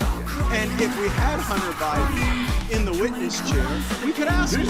So it's one thing to say, well, there's just no evidence here, and then we want to ask simple questions. Like, was the ambassador asking about Hunter Biden's art interests and whether he preferred oil paintings or watercolors? I'm guessing that's not the case. And the reason Hunter Biden doesn't want to be in that witness chair is because when confronted with the documents and the evidence, they are boxed in. Because everybody in this country knows what was going on. Hunter Biden was the bad man. He was collecting the money, and Joe Biden was the inside man. And he was delivering the results for China and anyone else that was willing to pay him off. And that's what we're trying to get to the bottom. The Democrats could have sent anyone. They could have sent Hunter Biden, they could have sent Joe Biden, Walker, the Democrats could have sent any person to come and refute the direct evidence backed up by bank statements, backed up by calendar entries, backed up by emails, backed up by text messages. And who did the Democrats send to clear the name of Joe and Hunter Biden? This Lev Parnas, who was charged with enough crimes violating our night must match day, which must match night. Served 50 years, but he gets 4 months. And like the big grand never conspiracy Parnas is involved in is using Russian oligarch money to try to get marijuana license, which is odd, and then using that Russian money to plow into campaigns in order to achieve that objective. But the fraud he committed wasn't just on our election system by plowing Russian money. It was also a fraud on his own investors who didn't get it. So I guess, Mr. Bobulinski, as you hear Maxwell Frost, my colleague on the Democrat side, say that Mr. Parnas, fresh off of his prison time, is the most credible witness we've had to address these business dealings. What's your reaction? I think it's laughable that the Democrats are asking Lev Parnas to weigh in on my credibility, a convicted felon that served jail time, had an impeccable record. Now, he warned me earlier this hearing that they're coming for me. I didn't worry. I said just keep talking. I look forward to that, Mr. Parnas. Keep lying. You'll be there soon. Well, and is that a threat, Mr. Parnas? No, it's just the truth. No, did you say they were coming for me? No, I said if you keep lying, you will end up in prison. I'm not lying. You're the one who was lying. You're the one who went to prison for lying. Tell me what we're lying for, Mr. Bobulinski. You don't even know what you're talking about. What am I lying? You went to prison for lying and defrauding your investors. Here. What am I lying here? Oh, the list is long. We don't have enough time. I think Mr. Gates only has a minute. I think you're a little scared. So Mr. one Gates, crime. because Mr. Gates doesn't even ask a question. You're filibustering. I've been here for 6 hours and not one of your committee members has asked me one question. You want to Well, I hear the asked you. truth? Hold on. No. You I wanna asked a ask question about Get your to the illegal truth. business I've been here dealings. for 7 hours. Mr. Look who Bob, I have captured, fraud is a Spellbinder. crime, It seems right? his talents ran Correct. Fraud is a dry. crime. Fraud is a crime, and you observed fraud on the part of the Bidens, right? I did, crystal clear. So much so I had an independent law firm spend $300,000 to Where? analyze that fraud and put together a fully ready, viable lawsuit against the I Biden family. hate it when he does And that. bribery is a crime, right? Correct. Where And what you observed with Joe Biden trying to get you into It is this indeed business a deal genuine with Hunter bear. Biden. I've What you those later like that. learned about that business deal and how the money was flowing from the Chinese Communist Party to Hunter Biden, to other members of the Biden family. Did that concern you as a potential feature of money laundering?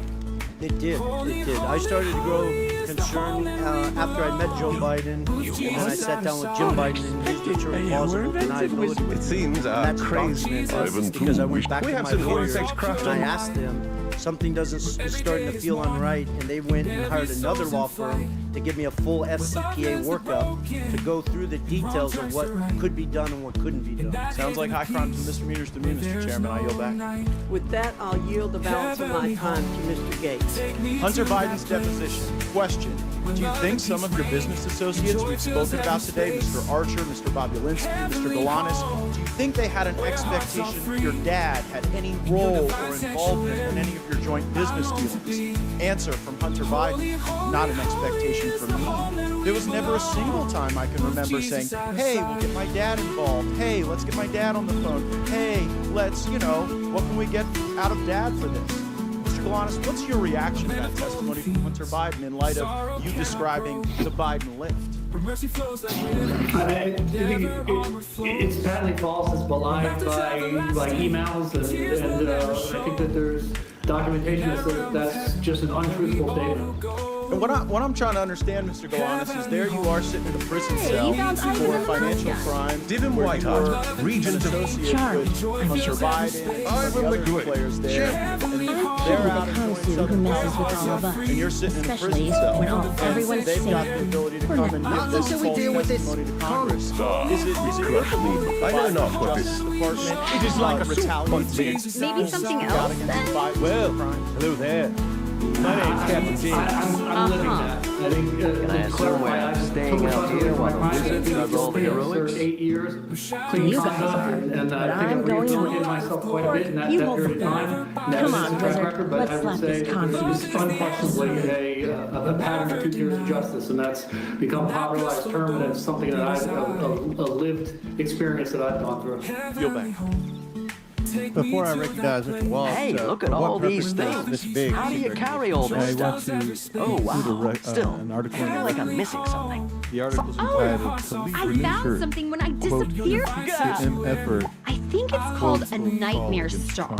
Actually, Without yeah, objection to I order, can work for what with purposes, Mr. Gates? Thanks, sister. Mr. Chairman, I seek unanimous consent to enter into the record the press release from the Department of Justice. Lev Parnas sentenced to 20 months in prison for campaign finance, wire fraud, and false statement offenses. Without objection, so ordered. Chair objection, so ordered. Now the chair recognizes Mr. Gates from Florida. You're a serious business person, Mr. Bobulinski, right?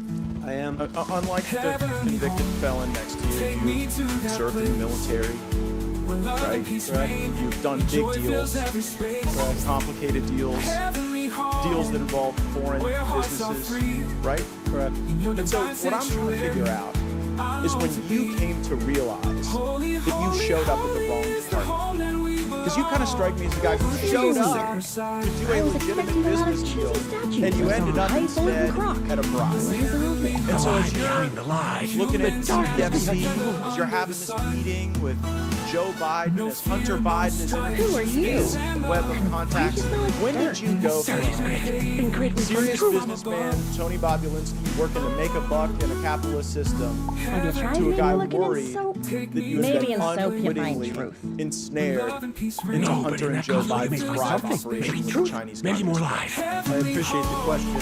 It wasn't an aha moment, it was more of a process. I am a serious businessman, demonstrated by the few deals I've done around the world and the success of them. But it's starting to remember, the Biden family wasn't my entry into this. James Gilliard, who I'd known for over 10 years, who traveled the world doing business, kept trying to get me involved I really had no interest. I sat down in the spring of 2017 to walk through things, and then I quickly put together two businesses, sign off, and Oneida. After the meetings in Los Angeles with Hunter and Joe Biden, it started to sort of, bells and whistles started to go out, and Jim Biden used the term plausible deniability. Plausible deniability is the first moment, Who are you again, and how straight did from you the get lips here? of Jim Of course Biden, he's right not. on the heels of your discussion with Joe Biden, where you start to think, this might not be legit. Correct. And my lawyers at the time could attest to that because I reached out to them saying, listen, I'm a former naval officer. I held a Q security clearance. I couldn't collect. Somebody couldn't take me to dinner for $50. This just does not make sense to me. But you proceed, and then later this thing starts to get a lot uglier. What's the moment you go from, okay, your spidey senses are up, you're analyzing this, to now you know this is a crime that you are bearing witness. The end of July, when the Biden family put them right front and center in the middle of a $9 billion transaction between the Russian state-owned energy company Rosneft and CFC, a surrogate for the Chinese Communist Party. And was there ever a time in the deals you were involved in where you started to see the money move around the legitimate business enterprise and toward the pockets of the Bidens? Well, the challenge, Mr. Gates, with that is at the time they moved the money, right? You guys have the text messages where Hunter Biden shook down Director Zhang, but I was not aware of that. I spent a year asking questions of, this doesn't make sense to me, where's the money? I stepped in and had lawyers work to dissolve the two entities. I didn't know till years later that they had defrauded me, they had gotten paid all this money, and all this craziness. The amount of facts... It's pretty simple. This is either a bribe or a business. It was a bribe from the Chinese Communist Party. And I don't say that lightly. There's 1,200 pages, 8 days of testimony in the Southern District of New York. I encourage everyone watching me, hearing me say this, they're publicly available. Go read them. Our Department of Justice outlines in intimate detail the corruption and bribes that CFC was deploying to political officials all over the world. It wasn't so I'm going to believe that they did this in every other country, but with the Biden family, it was pristine. It was an actual clean business. That's absurd. And you came to know that, and that's when you blew the whistle, right? That's when you started to get worried when you saw Joe Biden. There's the whistleblowers. I can't give them kudos enough for the bravery and the risk they put their family in. They published stuff where I am voicing the concern of the Rosneft deal. And you animated your concern when you saw that this wasn't just a corrupt bribe, a corrupt business deal happening to a guy who used to be vice president. When you see that Joe, everyone's made a big deal like you're a bad guy that you showed up at the debate, or you're trying to give life to these facts that you've observed, that it's so bad that you did that during a political contest. But observing this, it kind of seems like it would be unpatriotic for you to stay quiet. Of course. And so, I mean, Joe Biden running for president clearly motivated the Chinese to consummate this bribe. Did it also motivate you? Well, I didn't want to go public. I wanted to simply unload all the facts, personal experiences. It's funny, there's 18 people on this committee with law degrees, including, I think, Mr. Swalwell. Evidence, firsthand testimony, the most powerful evidence you have. I've given it, Mr. Galanis has given it, along with a whole host of other witnesses. He needs you to be Then, on top of that, I have thousands of documents and pages of legals and stuff like that. That's what's I interesting, wanted to Mr. simply Violence. give this information. Yes, Congressmen that's the and thing. senators. No one questioned any of your facts. No one brought a single piece of evidence that even for a moment discredited any of the truthful testimony that you've given us. I know my time's expired. I yield back. Little bit. Thank you. And as to no comment by an FBI, that's usually what they say when there's an ongoing investigation, particularly when it's a couple of days before an election. But why are we here? Time for the old 1-2 punch! No, that's been the question that quite a number of people have been asking me. Why are we having this hearing? What does this have to do with inflation? What does this have to do with the cost of living? What does this have to do with the everyday lives of Americans? The thing that the Republican Party said that they would focus on if they had control of the House. Why would the Republican leadership and the committee majority give a hearing and a platform to the witnesses today, specifically to Mr. Kennedy, a man who has recently claimed that COVID-19 is targeted to attack Caucasians and Black people. The people who are most immune are Ashkenazi Jews and Chinese. Before that, in his film Medical Racism, The New Apartheid, that film stated that COVID-19 vaccines do not work for Black children because of their, quote, kick-ass kind of immune system. Hyper, superhuman, subhuman kind of language. He also said, even in Hitler's Germany, you could cross the Alps to Switzerland. Oh, yes. You could hide in an attic like Anne Frank. Why Jews in Nazi Germany had more freedoms than unvaccinated Americans during the COVID-19 pandemic. Now, many of my Republican colleagues across the dais will rush to cover that they have Mr. Kennedy because they want to protect his free speech. But they do not believe in American censorship. This is not the kind of free speech that I know. Free speech that is protected by the Constitution's First Amendment. But free speech is not free. The Supreme Court has stated that. And others' free speech that is allowed, hateful, abusive rhetoric, does not need to be promoted in the halls of the people's house. This Republican charge of free speech is being used by Republican members to promote things like science, things such as the replacement theory that says that brown people are replacing good white Americans here in this country. Let's not remember that this country first belonged to brown Native American people. It's a rallying cry for the bigotry. There are members of the Republican Conference who also frequently suggest that Americans have to deal with COVID because it's the same as oppression of Nazis. Oh, yes. Indeed, some have even questioned whether the Holocaust took place. We have staffers who openly follow white supremacy without any condemnation of the Republican Conference. Some give chuckles, slaps on the back, shrugs, all under the mantra free speech. Free country. Absolutely have a right to say what you do. But you don't have the right to a platform, public or private.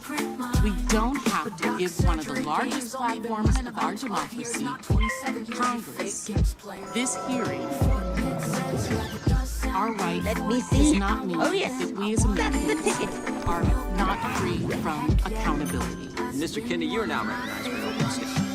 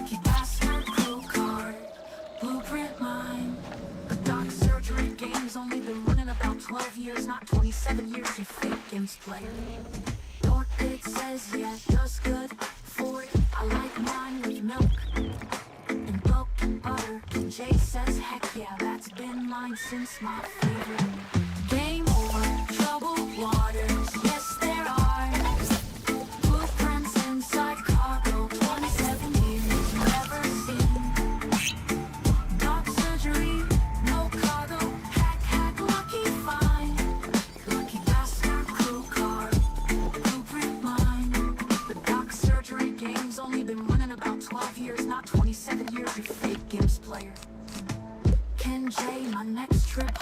gonna make tomato bisque. Soup from scratch, Di says. Still, we're not worth hitting. Enjoy Black Leather Mom's song was based on Battle Pirates chat log, lull people and their drama.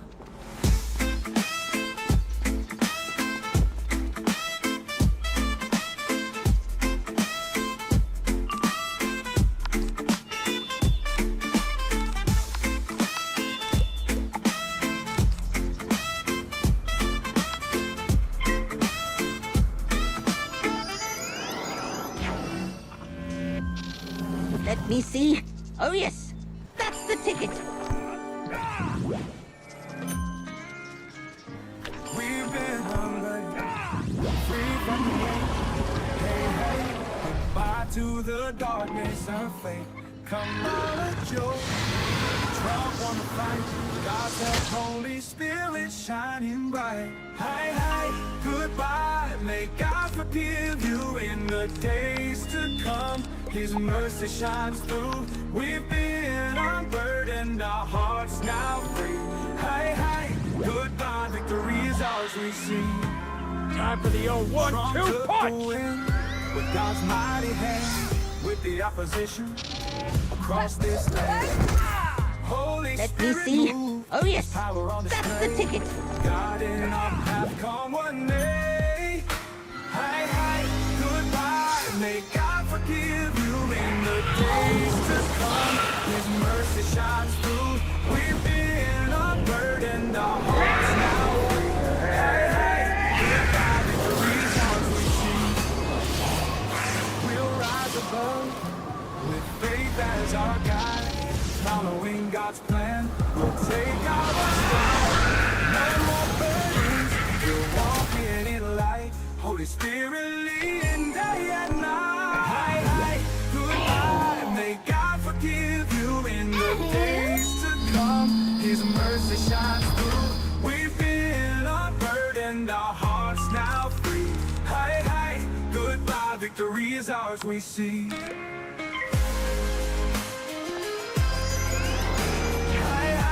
Goodbye, a new Let me dawn see. Oh arises. yes, that's the ticket. With God's love shining, our hearts realize victory is ours in Jesus' name. Hi, hi, goodbye, we'll forever proclaim.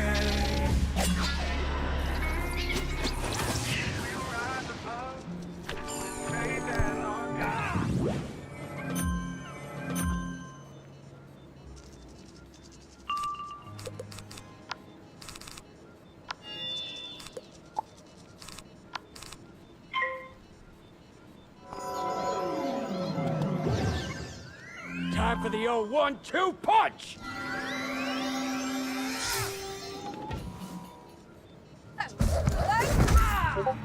Let me see. Oh yes, that's the ticket.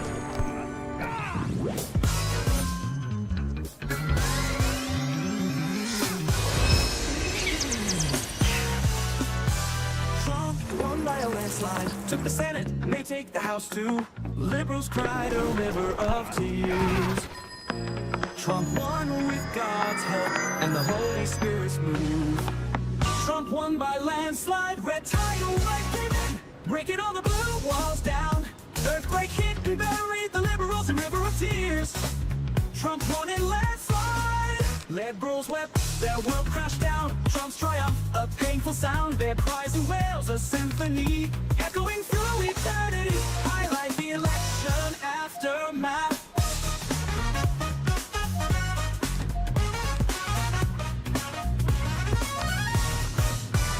Liberals wailed and gnashed their teeth, their hopes and dreams crushed beneath Trump's feet. A sea of tears, a tidal wave of sorrow, their loss a gain for tomorrow. Trump won by landslide, red tidal wave came in, breaking all the blue walls down. Earthquake hit and buried the liberals in river of tears. Trump won in landslide, liberals wept, their world crashed down. Trump's triumph, painful sound, their cries and wails, a symphony echoing through eternity. Highlight the election aftermath. Liberals wail, then gnash their teeth. Their hopes and dreams crushed beneath Trump's feet. A sea of tears, a tidal wave of sorrow. Their loss, a gain for tomorrow. The dust settles, the votes are cast. Trump stands tall, his victory vast. Liberals mourn, their loss so real. A chapter ends, a new one reveals. जब से ये social media पर viral हुआ है, fair and lovely company की रातों की नींद हराम हो गई है। इस लड़की ने अपने घर पर ही अपनी बॉडी को इतना ज्यादा वाइट टोन दे दिया कि इसके घर वाले भी देखकर हैरान हो गए हैं। आपने क्या करना है, एक चम्मच हल्दी ले लो और तवे पर रोस्ट कर लेना, बाउल में निकाल लेना, एक चम्मच कच्चा दूध डाल देना, एक चम्मच हनी डाल देना, अच्छे से मिक्स करके अपनी पूरी बॉडी में अप्लाई कर लेना। जैसे ही 15 से 20 मिनट बाद वॉश करोगे, खुद को पहचान नहीं पाओगे, इतना ज्यादा चमक जाओगे। ये वीडियो सभी को शेयर करके ऐसी जानकारी के लिए फॉलो जरूर कर लेना। जब से ये सोशल मीडिया पर वायरल हुआ है, फेयर एंड लवली कंपनी की रातों की नींद हराम हो गई है। इस लड़की ने अपने घर पर ही अपनी बॉडी को इतना ज्यादा वाइट टोन दे दिया कि इसके घर वाले भी देखकर हैरान हो गए हैं। आपने क्या करना है, एक चम्मच हल्दी ले लो और तवे पर रोस्ट कर लेना, बाउल में निकाल लेना, एक चम्मच कच्चा दूध डाल देना, एक चम्मच हनी डाल देना, अच्छे से मिक्स कर। The liberals wept and mourned their fate. Trump's success, their ultimate hate. A river of tears, a flood of pain. Their loss again, again and again. Liberals wept, their world crashed down. Trump's triumph, a painful sound that cried away. Echoing through eternity. Highlight the election aftermath. Online landslide, red tidal wave came in, breaking all the blue walls down. Earthquake hit and buried the liberals, a river of tears. Running landslide, ToonTown the champion through. Liberals cries of victory anew. Their sorrow, his joy and pride. The landslide win, their hearts divide. Enjoy Black Leather Mum. Time for the old 1-2 punch!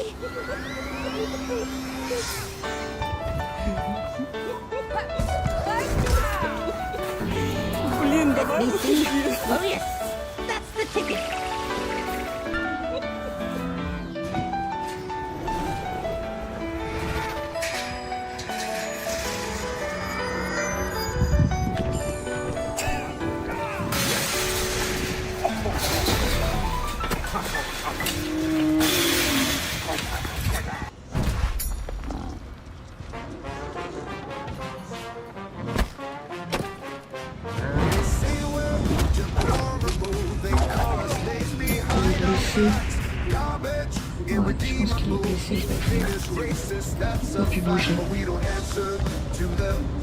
We're the silent majority. We won't bow down or conform. We still believe in morality. We will rise from 2024. We'll reach the skies. With the Lord they can't call us shame. In his eyes we're worthy of the claim. He's back. This is my sister's boyfriend, Trey, and yeah, he drives a squatted truck. And you've probably seen the video of the first time we met Trey. And today he's going to the beach with my sister, and he's leaving his truck here. Are you thinking what I'm thinking? Me and my dad are gonna go run some errands. We've got some things we need to straighten out.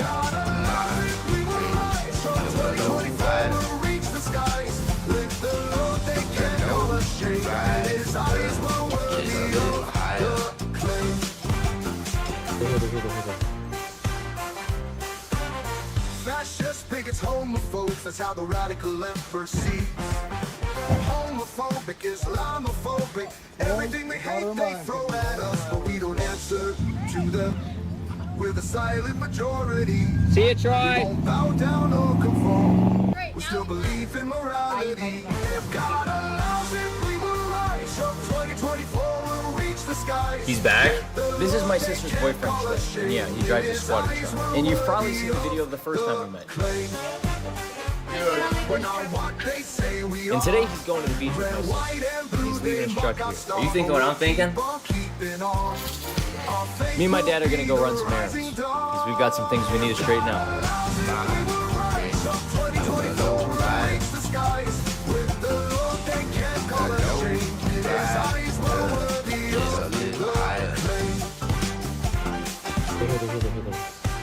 So let them call us what they want. We know who we are in God's eyes. We'll rise up and let them know. Trump 2024 is when we go.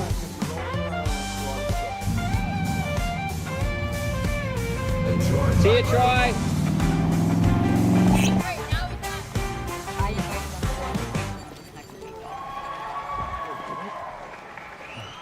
He's back? This is my sister's boyfriend, Trey. And yeah, he drives a squatted truck. And you've probably seen the video of the first... Don't just take classes, take charge. Start your comeback today at purdueglobal.edu. At Ronald McDonald House Charities, we help families feel at home, even when they can't be.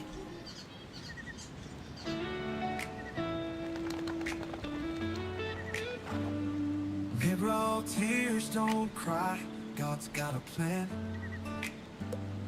Trump's the president with his guiding hand. Unity and love are guiding light. With faith and hope will shine so bright. Democrat or Republican, let's stand as one. Let Trump be our president. For all of God's help we've won. Unity and love are guiding light. Faith and hope will shine so bright. It's time to read the Bible, pray for our sins. Washed away with grace, our hearts and minds within.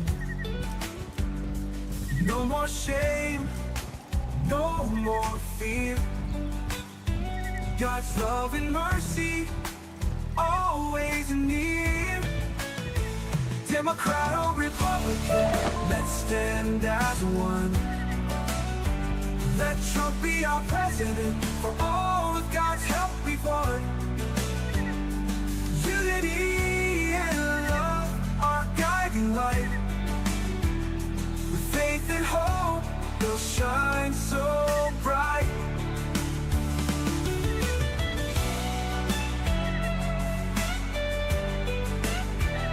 It's time to read the Bible, pray for our sins. Washed away with grace, our hearts and minds within. No more shame, no more fear. God's love and mercy, always near. Democrat or Republican, let's stand as one. Let Trump be our president. For all of God's help we've won. Unity and love are guiding light. With faith and hope, we'll shine so bright. We'll rise above, with faith as our guide. Following God's plan, we'll take our stride. No more divisions, we'll stand as one. With God's love shining, our journey's just begun. Democrat or Republican, Talk about a bunch of sore losers. Thanks for the tips, wizard. And hey, keep up all the good work you're doing out there. The Spiral needs more good eggs like you. With God's help we've won. Unity and love are guiding light. With faith and hope, we'll shine so bright. As far as the east is from the west, so far has he removed our transgressions from us. And their sins and iniquities I will remember no more. Jesus was made sin for us. He took our sin upon himself and gave us his righteousness. May God's love and grace guide us on our journey. Enjoy Black Leather Moon.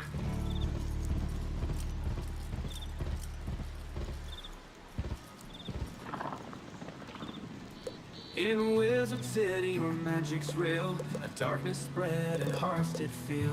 Alistair's quest for power and might, seeking Croconomicon through day and night. Oh, wizards gather round, listen close to this tale unbound.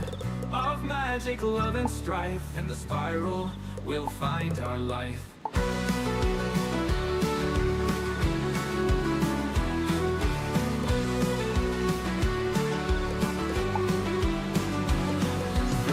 Crocotopia's ancient lands, the Order of the Fang took noble stands against the Crocs in their mighty roar. Freemanders from chains galore. Oh, wizards gather round, listen close to this tale unbound of magic, love, and strife. In the spiral, we'll find our life. Through Crocotopia's ancient lands, the Order of the Fang took noble stands against the Crocs in their mighty roar. Freemanders from chains galore. Oh, wizards gather round, listen close to this tale unbound of magic, love, and strife. In the spiral, we'll find our life.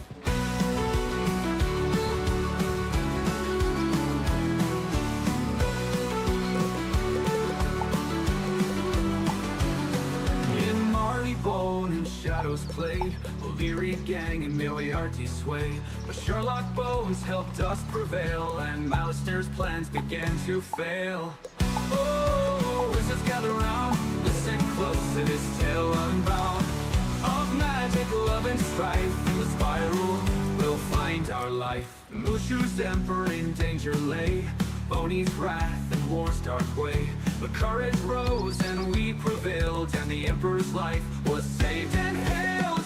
Oh, wizards gather round, listen close to this tale unbound of magic, love, and strife. In the spiral, we'll find our life.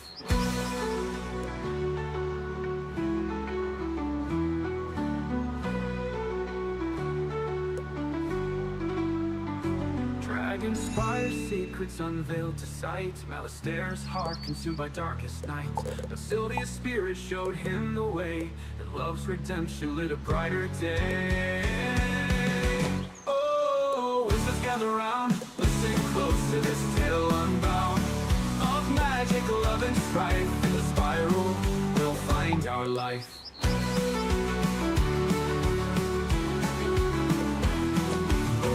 Their shadows spread far and wide, but Mallory's love and Raven's pride helped defeat the darkness bold, and Grandfather Spider's tale unfold. Polaris's edge where love did shine, Mallory's strength and Raven's design. The ether tight and awakened might, but love's power conquered endless night. Oh, wizards gather round, listen close to this tale unbound of magic, love, and strife. In the spiral, we'll find our life. Thus our journey through worlds so grand taught us courage, love, and wizard's hand. In the spiral's heart, our tales told, the magic's triumph forever to hold. Enjoy Black Leather Bone.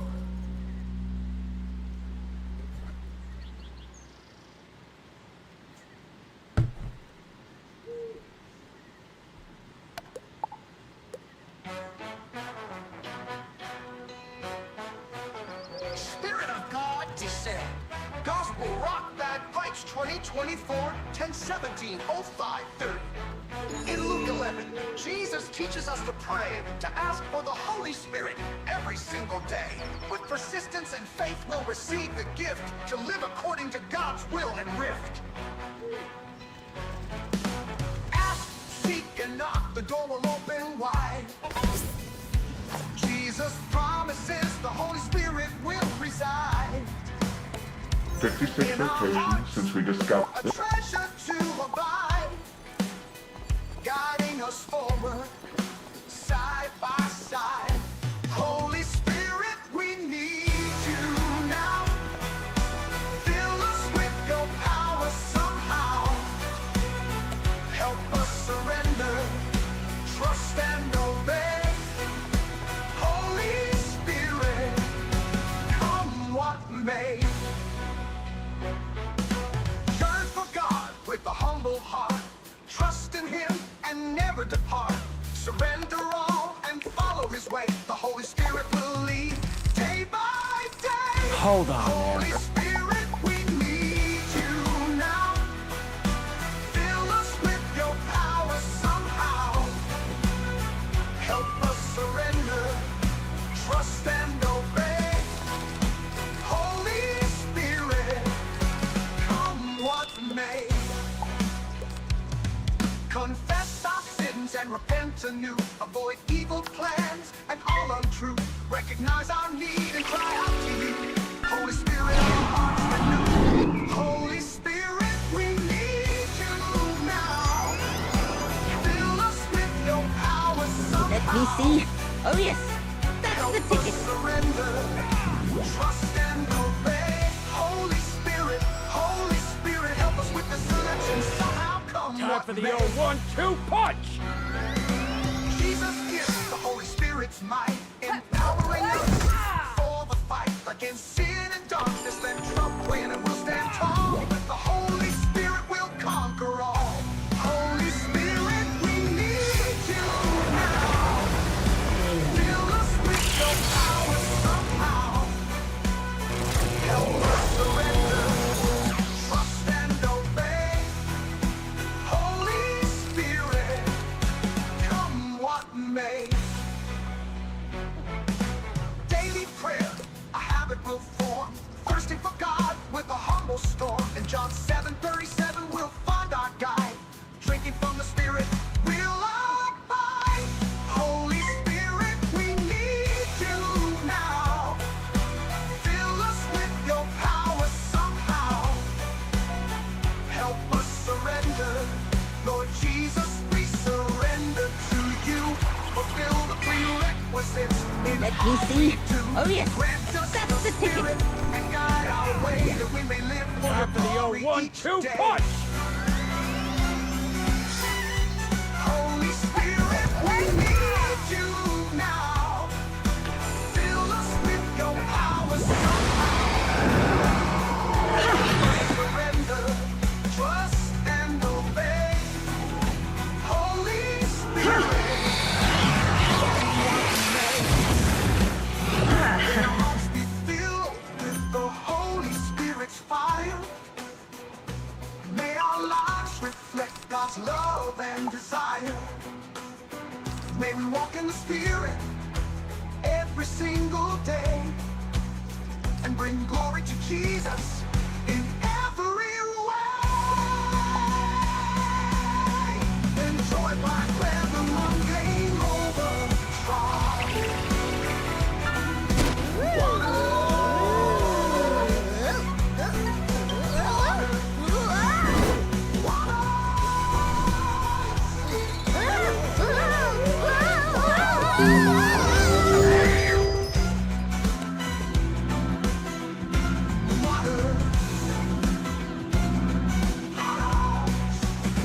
May our hearts be filled with the Holy Spirit's fire.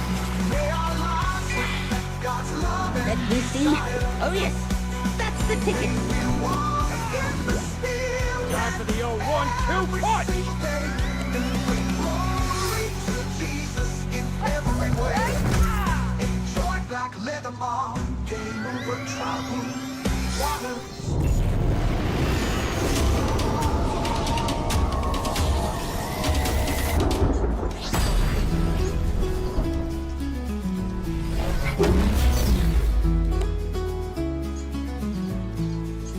Diana Crow giver in Wizard City streets, darkness fell.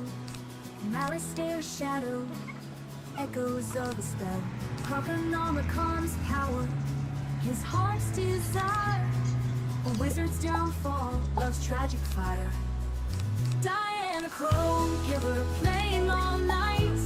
Oh, shadows in the spiral, darkness rings, but love's light guides us through life's pain. In every world our hearts be strong. Against the darkness our love will shine on. Crocotopia's ancient walls, whispers told of Mandra's suffering and freedom's hope. The order of the fame stood brave and true against the crooks. Their courage shone through. Diana Crow, giver playing all night. Oh, shadows in the spiral,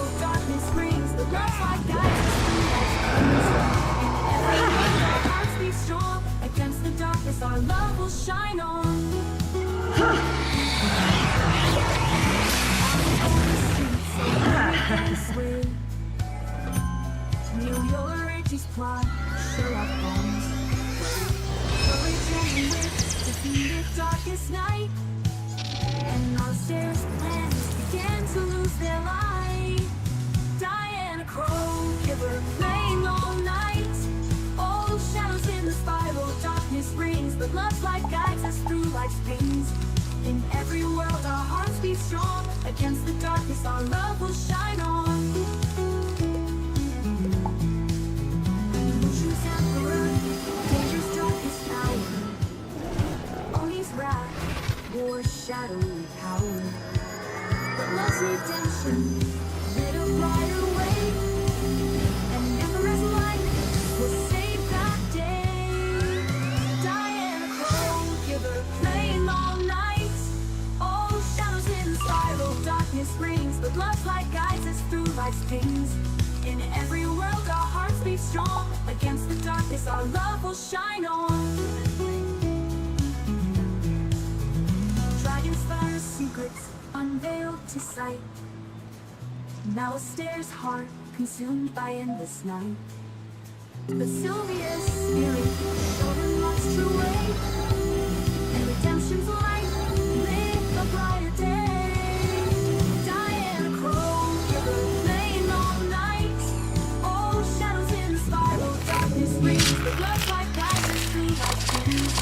In every world our hearts beat strong. Against the darkness our love will shine on.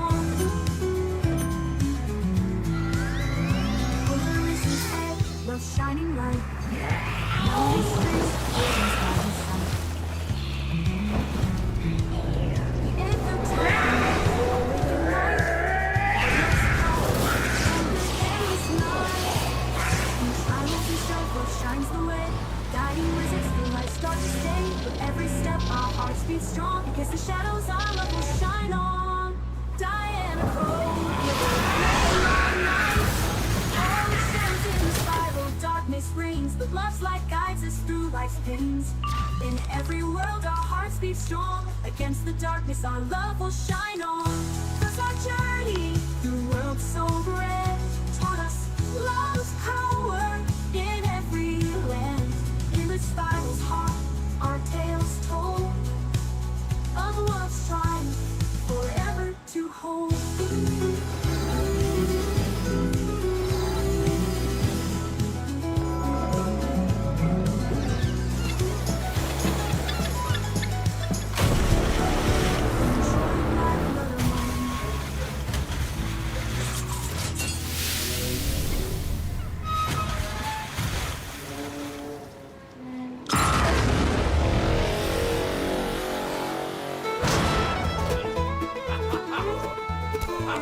In a world of labels they try to define.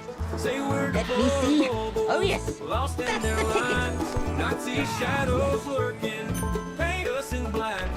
But we stand together, won't take a step back. They cause names, but we rise above. With hearts united, and I hope that's tough. In the storm of their anger, we'll shine like a star. Cause we know our worth, no matter how far. Let them say what they want, we'll keep moving on.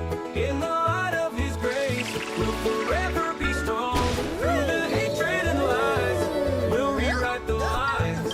With God on our side, we'll answer the signs.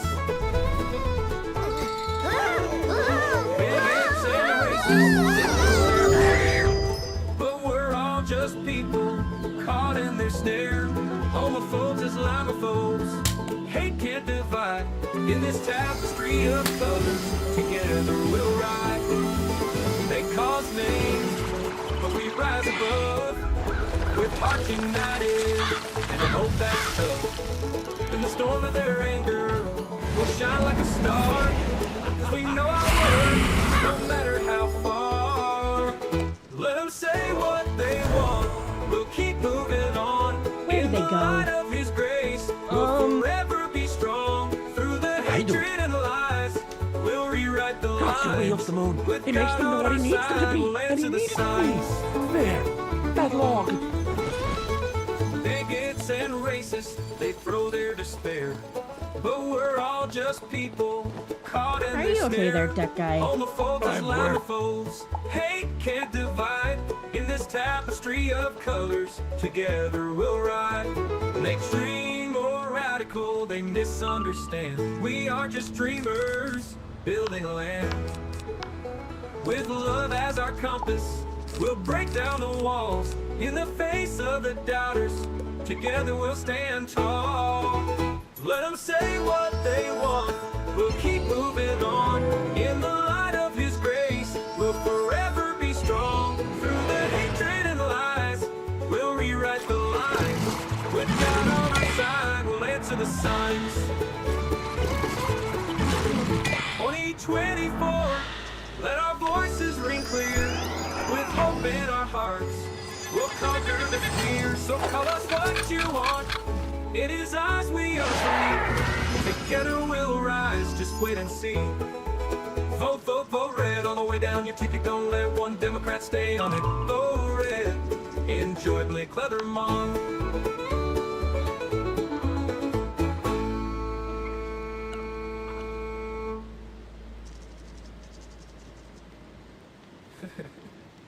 In 2024, let our voices ring clear. With hope in our hearts, we'll conquer the fear. So call us what you want. In His eyes, we are free. Together we'll rise. Just wait and see. Vote, vote, vote red. All the way down your ticket. Don't let one Democrat stay on it. Vote red. Enjoy the clever.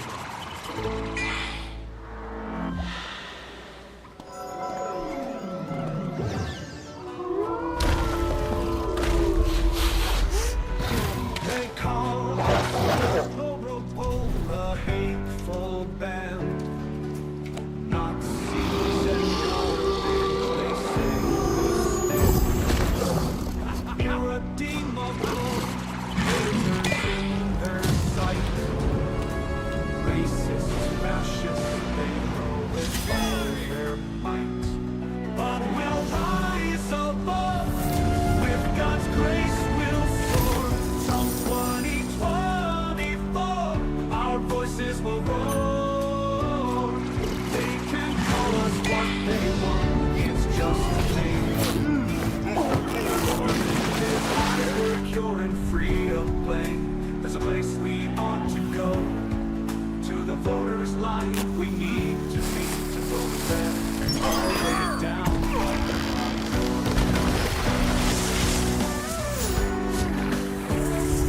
Bigots and xenophobes, their accusations ring. Homophobes and Islamophobes, they sing. Extremist radicals, reactionaries, oh. They try to silence us, but we won't be so. With faith as our armor, we'll stand unafraid. Defending truth and justice, unafraid. Guided by God's hand, we'll make our way to a better future where truth will sway. But we'll rise above, with God's grace we'll soar. From 2024, our voices will roar. They can call us what they want, it's just a name. For in His eyes we're pure and free of blame. There's a place we ought to go. To the voters' line, we need to be to vote red. All the way down the line. So let them rage and slander as they may. We'll keep our heads held high and sing our way. From 2024, with God's grace we'll go. And together we'll make our nation grow.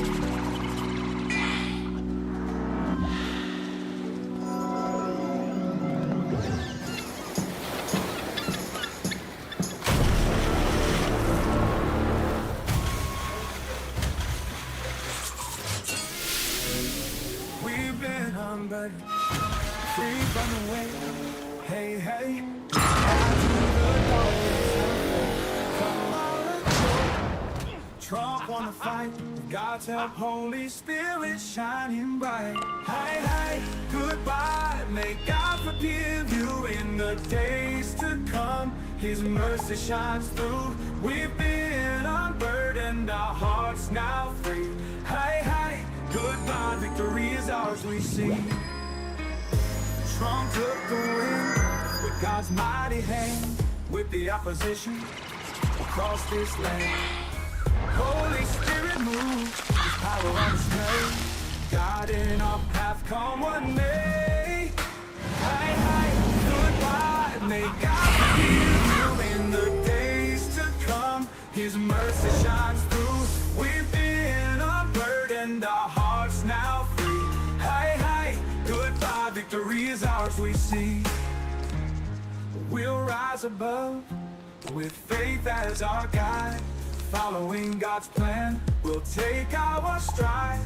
No more burdens, we'll walk in light. Holy Spirit leading day and night. Hi, hi, goodbye, may God forgive you in the days to come. His mercy shines through, we've been unburdened, our hearts now free. Hi, hi, goodbye, victory is ours we see.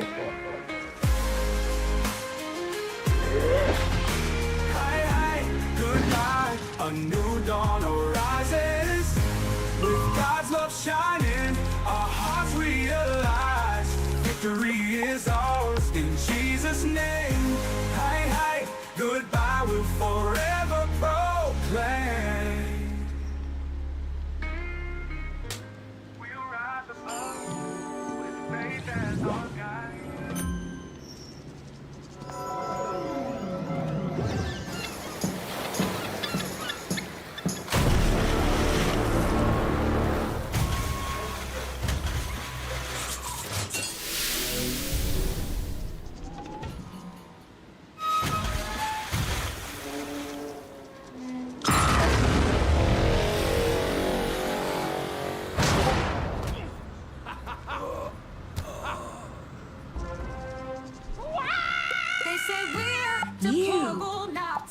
And garbage to irredeemable haters, racist and bigots. That was not anymore. Huh? Trying to bring us down. Yeah, you should probably go outside. We'll deal with this. Hey, that guy's back. But in God's eyes, we're beautiful stars. We won't be tamed, we won't be shamed. We'll stand tall and proud with Trump 2024. We'll claim.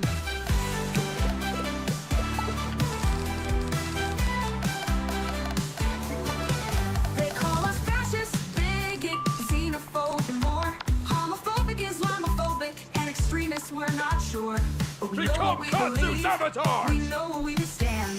For freedom, faith, and country, we'll take our stand. We are the ones they say we are. But in God's eyes, we're beautiful as stars. We won't be tamed, we won't be shamed. We'll stand tall and proud. We're Trump 2024, we'll claim.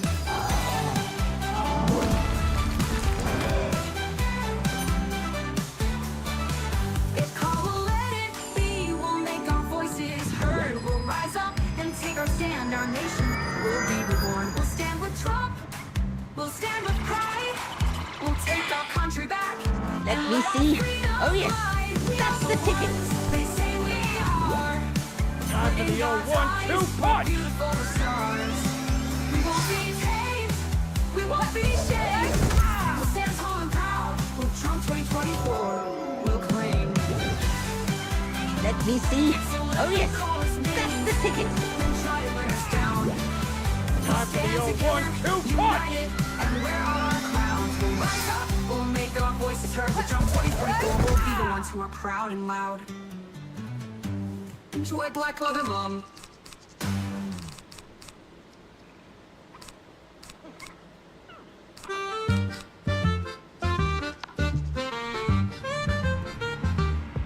They call us deplorable, a garbage heap so low. Nazis, fascists, bigots, and the darkest shades they sow. Hateful, racist, extremist, radical, reactionary crew. But we stand tall, we stand strong with God and liberty in view. They paint us black, they cast us down with words that sting and bite. But Trump 2024 with God's own light will make everything alright. Islamophobe, xenophobe, whatever names they fling. In his eyes we're beautiful, our hearts in freedom sing. They say we're irredeemable, beyond repair and grace. But hope remains a burning flame that lights up every space. crush our spirit's fire, but we'll stand up and fight for what's right, fueled by our desire. They paint us black, they cast us down with words that sting and bite. But from 2024 with God's own light, we'll make everything alright. Islamophobe, xenophobe, whatever names they fling. In his eyes we're beautiful, our hearts in freedom sing. They paint us black, they cast us down with words that sting and bite. But Trump 2024 with God's own light will make everything alright. Islamophobe, xenophobe, whatever names they fling. In his eyes we're beautiful, our hearts in freedom sing. They say we're irredeemable beyond repair and grace, but hope remains a burning flame that lights up every space. They try to silence our voices, to crush our spirit's fire, but we'll stand up and fight for what's right, fueled by our desire. They paint us black, they cast us down with words that sting and bite. But Trump 2024 with God's own light will make everything alright. Islamophobe, xenophobe, whatever names they fling. In his eyes we're beautiful, our hearts in freedom sing. From 2024 with God's grace we'll stand and we'll be free. The beautiful people, the brave and the bold, you'll see. So get out, vote, take your friends, pick up 10 more, take them to vote. Enjoy Black Lives Matter.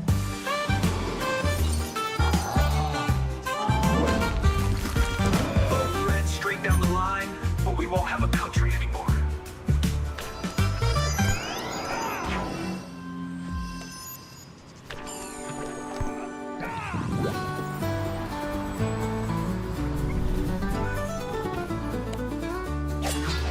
Diana Crow, keeper in Wizard City streets. Darkness fell, Mollister shadow, echoes of a spell. Croconomicon's power, his heart's desire. The wizard's downfall, love's tragic fire. Diana Crow, giver playing all night.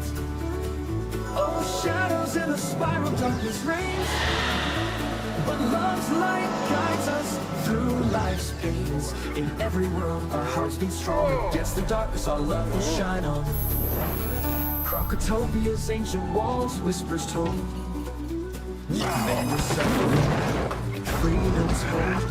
The order of the Fae stood brave and true. Against the cross, their courage shone through. Diana Crow, giver playing all night. Oh, shadows in a spiral, darkness reigns.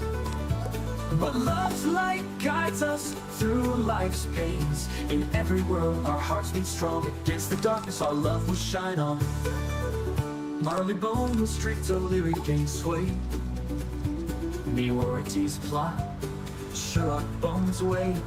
Courage and wit defeated darkest night. And Malster's plans began to lose their light. Diana Crow, giver playing all night. Oh, shadows in a spiral, darkness reigns. But love's light guides us through life's pains. In every world, our hearts beat strong. Against the darkness, our love will shine on. Ocean's emperor, danger's darkest hour.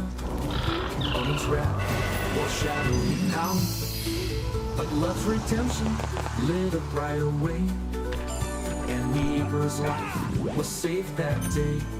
Diana Crow, giver playing all night. Oh, shadows in a spiral, darkness reigns. But love's light guides us through life's pains. In every world, our hearts beat strong. Against the darkness, our love will shine on. Dragon Spire's secrets, unveiled sight. Alistair's heart, consumed by endless night. But Sylvia's spirit showed him love's true way. And redemption's light lit brighter day. Diana Crow, playing all night. Oh, shadows in a spiral, darkness reigns. But love's light guides us through life's pains. In every world, our hearts beat strong. Against the darkness, our love will shine on. Polaris edge, love's shining light. Memory's strength, Raven's guiding sight. Become Katsu's avatar! The Ether Titan, awaken now. But love's power conquered endless night. Through trials and strife, love shines the way, guiding wisdoms through life's darkest day. With every step, our hearts beat strong. Against the shadows, our love will shine on. Diana Crow, they were playing all night. Oh, shadows in a spiral, darkness reigns. But love's light guides us through life's pains. In every word, our hearts beat strong. Against the darkness, our love will shine on. Thus our journey. Let me see. Oh yes, so grand. that's the ticket. Taught us love's power in every Time for the old 1-2 punch! In the spiral's heart, our tales told of love's triumph forever to hold. Thus our journey through worlds so grand taught us love's power in Time every for the old land. 1-2 punch! In the spiral's heart, our tales told of love's triumph forever to hold.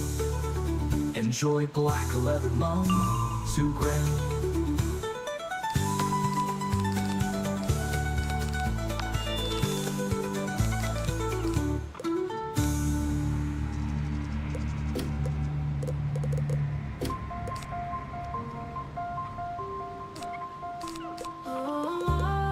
I am the beak of vengeance!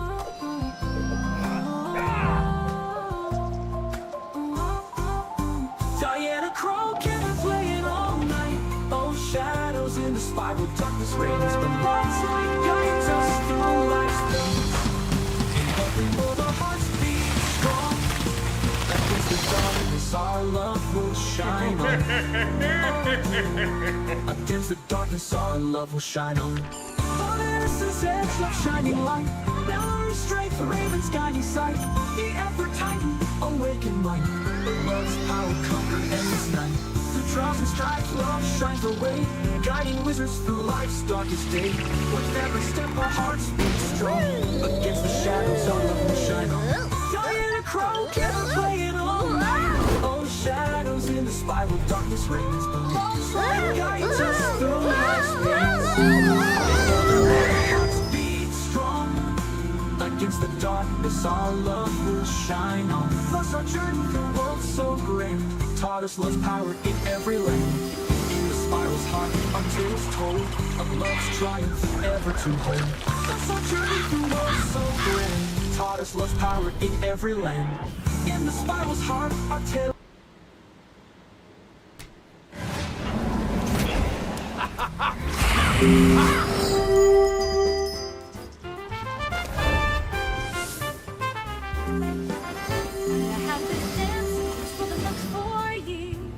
Would you wipe out the corruption and make America great with God's help? Trump won by a landslide. Took the Senate, may take the House too. Liberals cried a river of tears. Trump won with God's help and the Holy Spirit's move. Could I have this dance? Cause for the next 4 years, would you wipe out the corruption and make America great with God's help? Trump won by a landslide. Red tidal wave came through, breaking all the blue walls down. Earthquake hit and buried the liberals and river of tears. Trump won in landslide. Liberals wept, the world crashed down. Trump's triumph, a painful sound. Their cries and wails, a symphony echoing through eternity. Highlight the election aftermath. Liberals wailed and gnashed their teeth, their hopes and dreams crushed beneath Trump's A hand. sea of tears, a tidal wave of sorrow. Their loss, a game for tomorrow. Could I have this dance? Cause for the next 4 years, would you wipe out the corruption and make America great with God's help? Trump won by a landslide. Red tidal wave came in, breaking all the blue walls down. Earthquake hit and buried the liberals and river of tears. Trump won in landslide. Dust settles, the votes are cast. Trump stands tall, his victory fast. Liberals mourn their loss so real. A chapter ends, a new one reveals. Focus on Trump's success. Trump's victory march, a nation's pride. Liberals' tears, a sweet, sweet ride. Their hopes and dreams crushed beneath his feet. A new era dawns and their sorrows sweet. Trump's victory, a beacon bright, shone light on liberals' darkest night. Their cries and wails, a symphony, echoing through eternity. Could I have this dance? 'Cause for the next 4 years, would you wipe out the corruption and make America great with God's help? Trump won by a landslide. Red tidal wave came in, breaking all the blue walls down. Earthquake hit and buried the liberals. The river of tears. Trump won a landslide. The left's loud lament, the chorus sad. Their defeat a joyous trumpet blast. Trump's win, a triumph to behold. The girl's tears, a treasure to unfold. The girls wept and mourned their fate. Trump's success, their ultimate hate. A river of tears, a flood of pain. Their loss again and again. Liberals wept, their world crashed down. Trump's triumph, a painful sound. Their cries and wails, a symphony, echoing through eternity. Highlight the election aftermath. Could I have this dance? 'Cause Trump stood tall, a champion true. Liberals' cries of victory anew. Their sorrow, his joy and pride. A landslide win, their hearts divide. Enjoy black leather, Mom.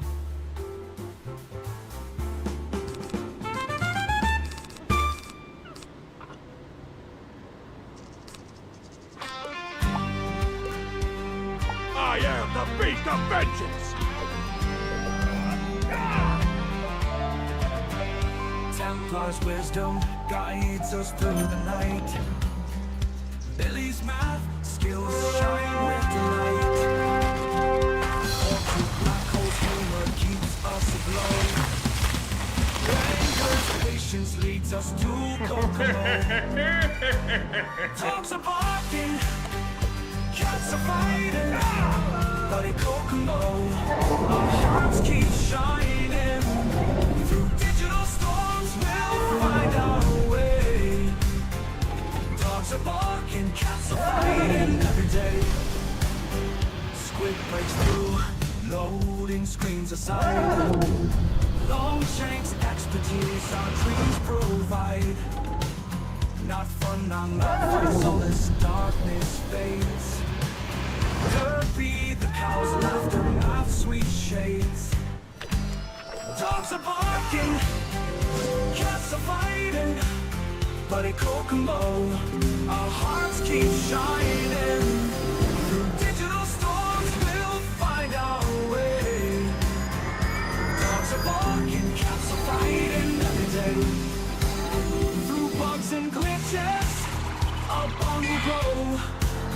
In Kokomo's light, our hearts will glow. Together we rise above the fray. In digital harmony we'll seize the day.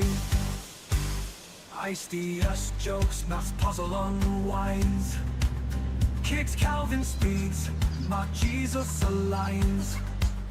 First person QR seeks Billy's guiding light. Become Katsu's avatar! Troubled, waiters finds peaceful sight. Dogs are barking, cats are fighting, bloody Kokomo. Our hearts keep shining. Through digital storms we'll find our way. Dogs are barking, cats are fighting every day. Jenny asks, armor's mystery unfolds. Fuck you, black holes, digital battles cold. Billy reassures, no worries remain. Templar concludes, Kokomo's haven't sustained. Dogs are barking, cats are fighting, bloody Kokomo. Our hearts keep shining. Through digital storms we'll find our way.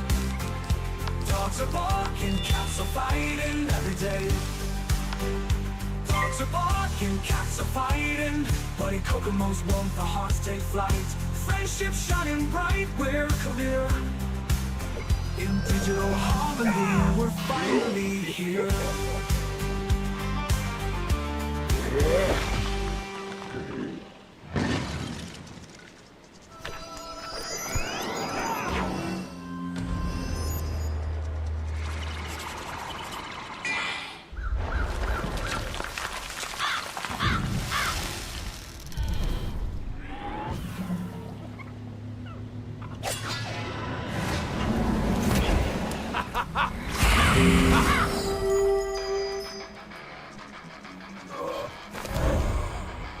Fucking channels where they're better, but I watch so much fake news. CNN, ABC, CBS, NBC, MSNBC, PBS, and Fox. Through the lies mixed black and white. Every screen it spins the tale. Which one's real and which one's pale? Fake news, CBS, fake news, PBS. Who can we believe? Twisting facts and what we perceive. The moon Fake news, driving us insane. Who will hold you for your game? I am the beast of vengeance. Fact or bluff? Can we trust this talking stuff? Headlines flashing bold and loud. What's the story in this crowd? I find more truth by YouTube than real news. Put facts in the face. Say it's all a lie. Don't go through the big media. Fake news, CNN. Fake news, NBC. Who can we believe? Twisting facts and what we perceive. Fake news, driving us insane. Who will hold you for your game?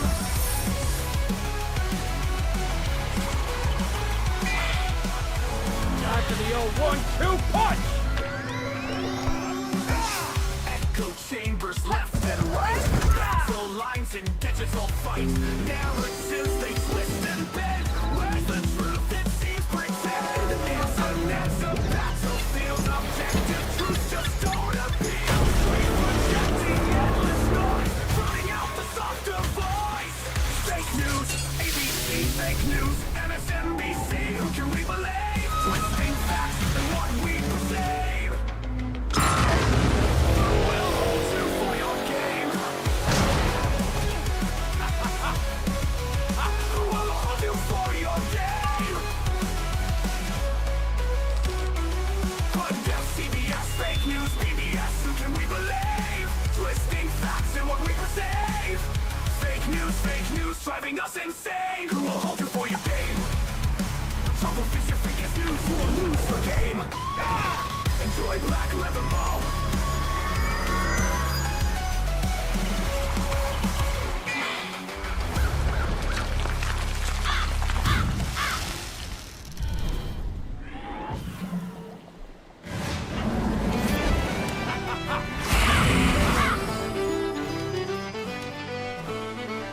In the land of the free, home of the brave. Let me see if I get this straight. You are an avatar of Trump. 2024, a name you know, a leader who'll guide us with wisdom to bestow. Let Trump be our president, let this be his time.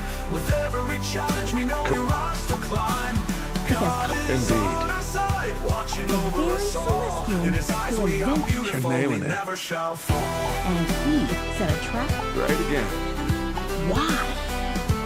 I don't know. Forgotten no more. Come on, wizard. Let's see what's through here. Led by a man unafraid to quench our thirst with courage and conviction. He'll walk the path. A nation restored without wrath. Vote for 2024 for our nation's rebirth. Together we'll rally to regain the earth. With God in our hearts, we'll never be lost. A shining city upon a hillside, a purpose unfurled. That's probably a bad sign. Let president, let this be his time.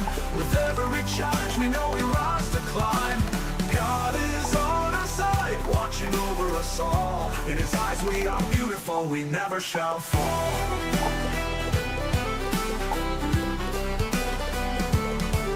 Vote Trump for 2024 for our nation's rebirth. Together we'll rally to regain the earth. With God in our hearts, we'll never be lost. A shining city upon a hillside, a purpose unfurled. Accused, criticized, yet he stands tall. A defender of freedom, he won't let us fall. Derided by foes, yet love conquers all. Our votes united for Trump 2024 will enthrall. God is on our side, no need to look far. With Trump at the helm, our country's scars will scar. Like a lost sheep we've returned, we'll no longer roam. United we'll stand under our new foil.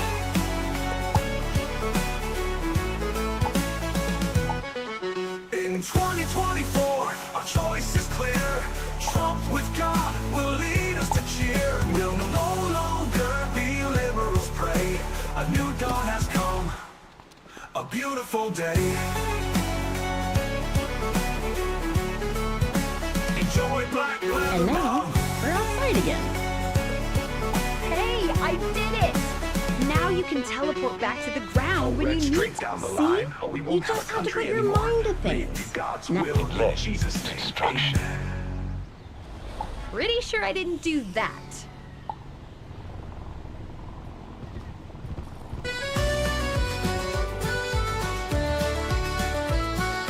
All our work led only to destruction.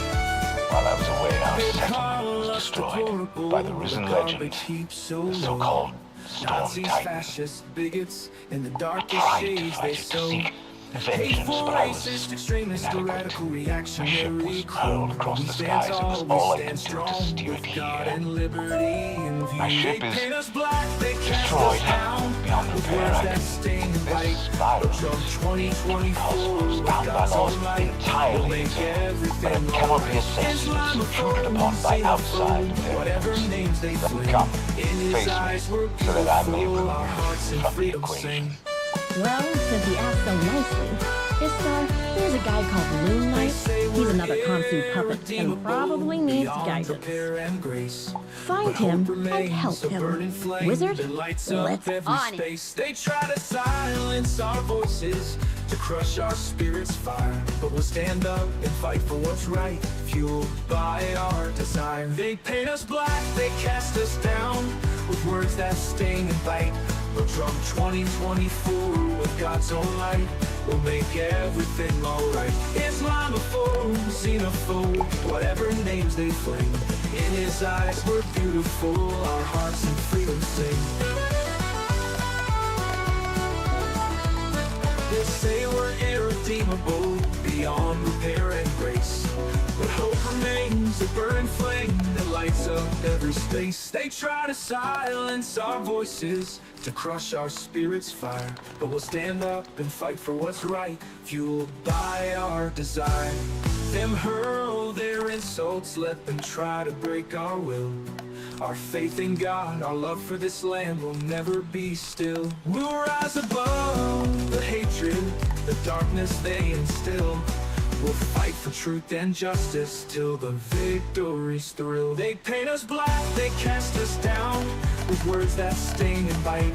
But from 2024 with God's own light, we'll make everything alright. Islamophobe, xenophobe, whatever names they fling, in his eyes we're beautiful, our hearts in freedom sing. From 2024 with God's grace, we'll stand and we'll be free with beautiful people, the brave and the bold. You'll see, so get out, vote, take your friends, pick up 10 more, take them to vote.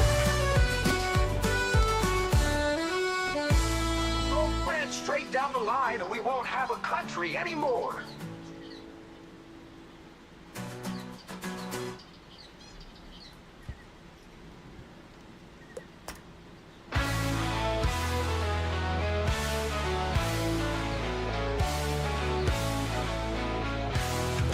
Could I have this dance just for the next 4 years? Would you wipe out the corruption and make America great? With God's help, Trump won by a landslide.